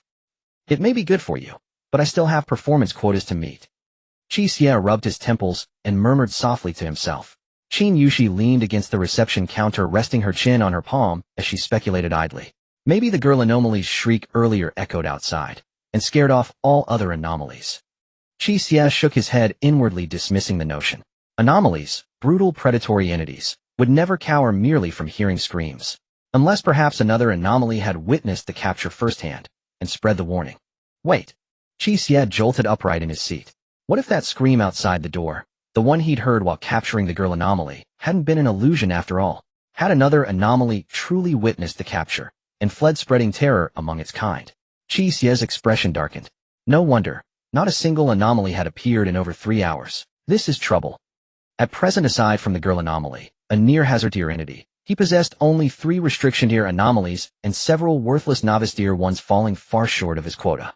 Of course, he could count the substitute death copper coin as one restriction tier anomaly to feed to the, but its death substitution ability was exceptionally potent, and he had already devised an ingenious self-reinforcing combo technique. He simply couldn't bear to part with it. We must not grow complacent. Lu Jixing offered the seasoned reminder. Even if Ms. Qin's hypothesis proves true, the situation has merely shifted to an extreme polarity. Though ordinary anomalies may cease appearing, any anomaly that dares cross this threshold is almost certainly far more formidable than the girl anomaly. Ding dong, ding dong, ding dong. Before the sentence finished, the intercom bell above the entrance erupted, frantic, shrill, and merciless like a death knell. Oh really? An anomaly has actually arrived. Qin Yushi snapped upright instantly, her face frozen in stunned disbelief. Kai Junji's eye twitched. That chime? This anomaly is unquestionably more terrifying than the girl. Brother, you really do have a crow's mouth. The intercom bell signaled a system-wide alert mechanism designed to warn participants. The more terrifying the anomaly, the more violently the bell rang. Lu Jixing said nothing, merely slapped himself twice across the face. Qi Xie, however, whirled toward the entrance, eyes alight with fierce anticipation. Bang! Unlike the girl anomaly's hesitant creaking push at the doors, seemed this time the reinforced steel gate was violently shattered from the outside. The sheer force revealed the horror awaiting beyond. A towering figure, over 2 meters tall, broad-shouldered, and massively built, slowly materialized in the doorway. He was a pale-skinned man with a high-bridged nose. His eye sockets gaped bloodily, empty, oozing thick, foul-smelling black blood. He wore a rumpled shirt. His limbs were grotesquely elongated, his fingers dragging limply across the floor.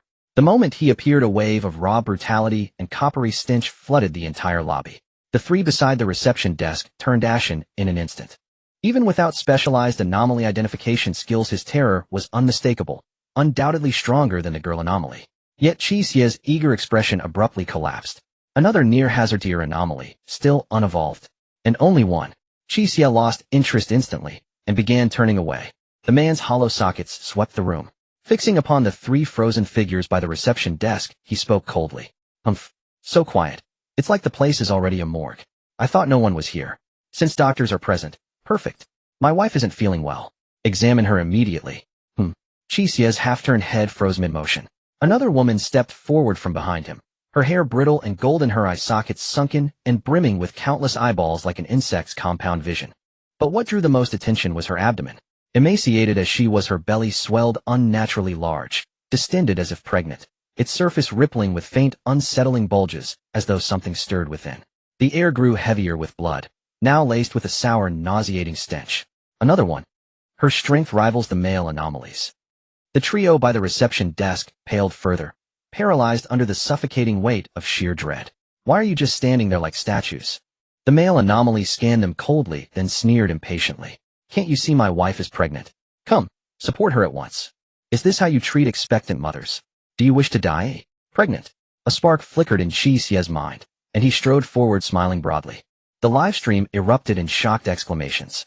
It's the Smiths, a married pair, both near-hazard tier anomalies. They've appeared in this dungeon multiple times before. No worries, we've got Bloodaxe Butcher with us. Remember, the girl anomaly was also near-hazard tier, and he slaughtered her instantly. One more won't make much difference. You're oversimplifying. Anomalies play dirtier than you ever imagined. The Smiths aren't 2, they're 3. You mean, the thing inside her womb. Exactly. Mrs. Smith carries a ghost infant, an unthinking near-hazard tier anomaly. She and the infant share a twisted symbiosis far removed from natural pregnancy. In past runs of this hospital dungeon, they always demand assistance with childbirth. Refusal violates the rules, granting the Smiths license to kill. Yet compliance invites the ghost infant's assault during delivery. That's outright cheating. No rule was triggered, so why attack? It exploits a glitch, The ghost infant's mindless thrashing is misclassified as a newborn's wail. Whoa, how devious. So what do we do? No one knows. So far every encounter with the Smiths ends in death, absolutely unsolvable. Wait, Blood Axe Butcher is approaching them voluntarily. What? Did no one hear what I said? Is this how your hospital treats patients? The male ghost looked at the three people cowering beside the consultation desk, his tone growing colder, his massive burly frame exuding a nauseating and bloody aura that created a palpable sense of oppression. In that case, I see no need for your hospital to remain open, heh. The male ghost grinned widely, revealing sharp yellowed fangs.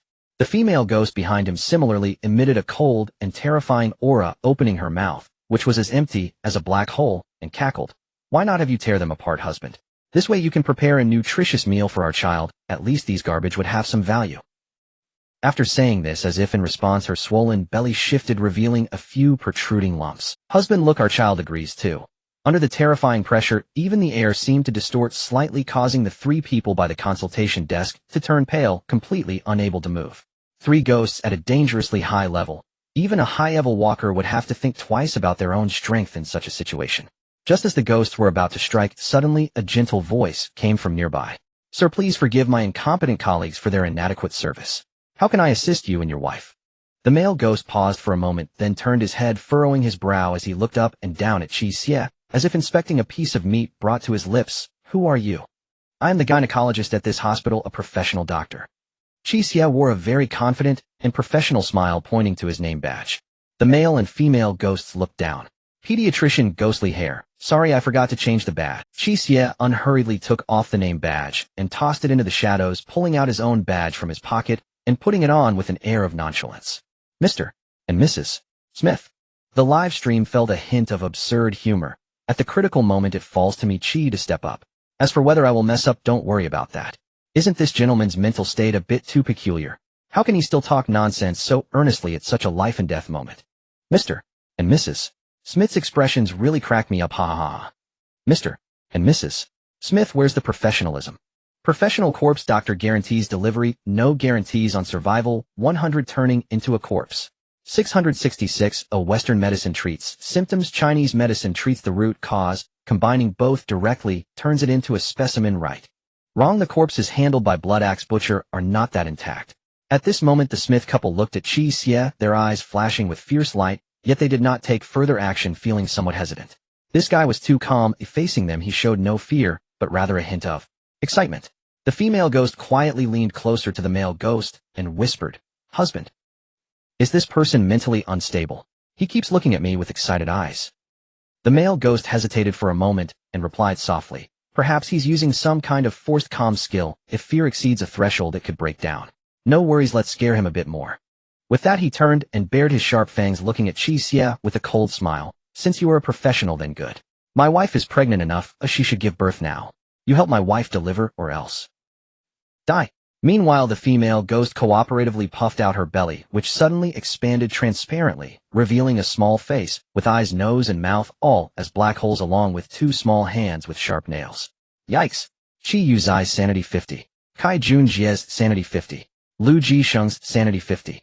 Qi Xie joyfully gained 100 sanity. No problem. Leave it to me. Qi Xie rubbed his hands together, looking eager. The male ghost, Qi Xie, looked at the ghost baby, which was emitting a terrifying aura and thrashing around in the female ghost's belly with a benevolent gaze, speaking in a tone both delighted and reassuring. It's good for the child to be lively, he the livelier the better, the female ghost. Why does it feel like this guy cares more about the baby in my belly than I do? The male ghost looked at Qi Xie's eyes, his mouth twitching. If it weren't for the fact that they were both ghosts, he would seriously doubt whether this child was truly his. This guy was just like a person who barged into a delivery room during childbirth only to be more excited than the actual parents upon hearing that a healthy baby boy was born. Ahem, sorry, I lost my composure for a moment. Qi Xie also noticed the expressions of the two, lightly cleared his throat to regain his composure. Without further ado, I will now assist your wife in delivering. Please follow me to the operating room. Saying this, he took the lead, excitedly walking towards the operating room. The female ghost's compound eyes fixed on Qi Xie, her expression icy. It seems it's not a skill if this guy really has a mental problem. But it doesn't matter, as long as he helps me deliver the moment our baby leaves the womb, will still be his death day, right, husband? Husband. The female ghost turned her head to look at the still male ghost, her face filled with confusion. Husband, say something. Wife. The male ghost hesitated for a moment. Is this child really mine? You don't recognize that human, right? The female ghost. Squeak. Qi Xie opened the door to the dusty operating room. Hearing 2 footsteps behind him, he instantly revealed a professional smile and turned to ask, gentleman, what happened to your face? Nothing. The male ghost murmured, his face swollen with clear fingerprints. Oh. Qi Xie blinked, looking confused. Then come in. The female ghost entered the operating room with a stern face, and the male ghost followed with a disgruntled expression. Upon stepping into the operating room, a thick stench of blood mixed with the rotten smell of formaldehyde flooded their nostrils, making them gag. The pale fluorescent light buzzed above, flickering in the dim light, with the glass cover of the shadowless lamp cracked open in a fierce gash. Bloodstains dragged across the floor, winding to the doorway. On the central operating table, thick black blood mixed with dust, with a few strands of dried flesh hanging from the edges. Clearly, countless participants had struggled and died painfully in this operating room, many of whom were killed by Mr. and Mrs. Smith themselves. But at this moment, following Qi Xie inside, the 2 ghosts felt inexplicably uneasy. This was originally their hunting ground, a dining table to listen to human screams and tear them apart. Yet now, because of that strange young man, they felt that this once familiar scene was oddly unsettling. Madam, please lie down on the operating table and do not move. I will prepare the delivery tools and be right back. Qi Xie wore a smile, giving the female ghost a directive before walking to the side, turning his back to the 2 as he fiddled with something. The female ghost hesitated to lie down on the operating table and whispered to the male ghost, husband, I feel something is off. This guy wouldn't really prepare some delivery tools like a birthing basin, would he? Is he treating us like humans? The male ghost was also puzzled, but chuckled coldly. Isn't he supposed to be mentally unstable? I think he's probably just a fool. He won't even know how he died in a bit. Before he could finish his sentence, suddenly 5 shadowy tentacles with blood-red vertical eyes shot out from beneath the operating table. They instantly bound the female ghost's limbs and head, fixing her onto the operating table. The female ghost was startled, her expression filled with terror. The male ghost's face also changed. Could it be that this guy was pretending to be crazy, intending to make a move on them in the operating room? Immediately he turned and shouted, Doctor, aren't you delivering? Why are you tying up my wife? Qi Xie turned around, looking perplexed, holding a rusty, over-meter-long chainsaw. Yes, it's for delivering a section. I'm afraid the lady might move around, so I tied her up a bit. The male ghost gaped, staring blankly at the chainsaw in Qi Xie's hand. Why are you using a chainsaw for a section? It's for delivering the baby with a saw. Qi Xie gripped the starting rope and yanked hard. The rusty chainsaw sputtered twice, producing a deafening roar as it revved up. The roar of the chainsaw echoed throughout the operating room, leaving the female ghost pale with fear as she screamed desperately, Husband! Husband! Where the hell did this come from? And what kind of delivery tool is this, eh? The male ghost's eyes twitched violently as he shouted at Qi Xie, Get a different one. Just found it in the storage room of the operating theater 3 boring hours ago. Qi Xie shrugged and set down the chainsaw. Alright, if you say to change it, then we'll change it. The customer is king. Then he pulled out a sharp blood axe that was half a person tall. Husband! Change it again, change it again. Don't you have any normal tools? Tisk. Qi Xie glanced at the male ghost with a look of disdain. This won't do, that won't do, why are there so many problems? The male ghost immediately felt his resolve harden. His fist was solid, completely rock hard. And you're blaming me. Is there even one tool you have that's meant for human cesarean sections? But he couldn't lash out at Qi Xie. After all, they weren't human, so using tools not meant for human cesarean sections was truly not an issue.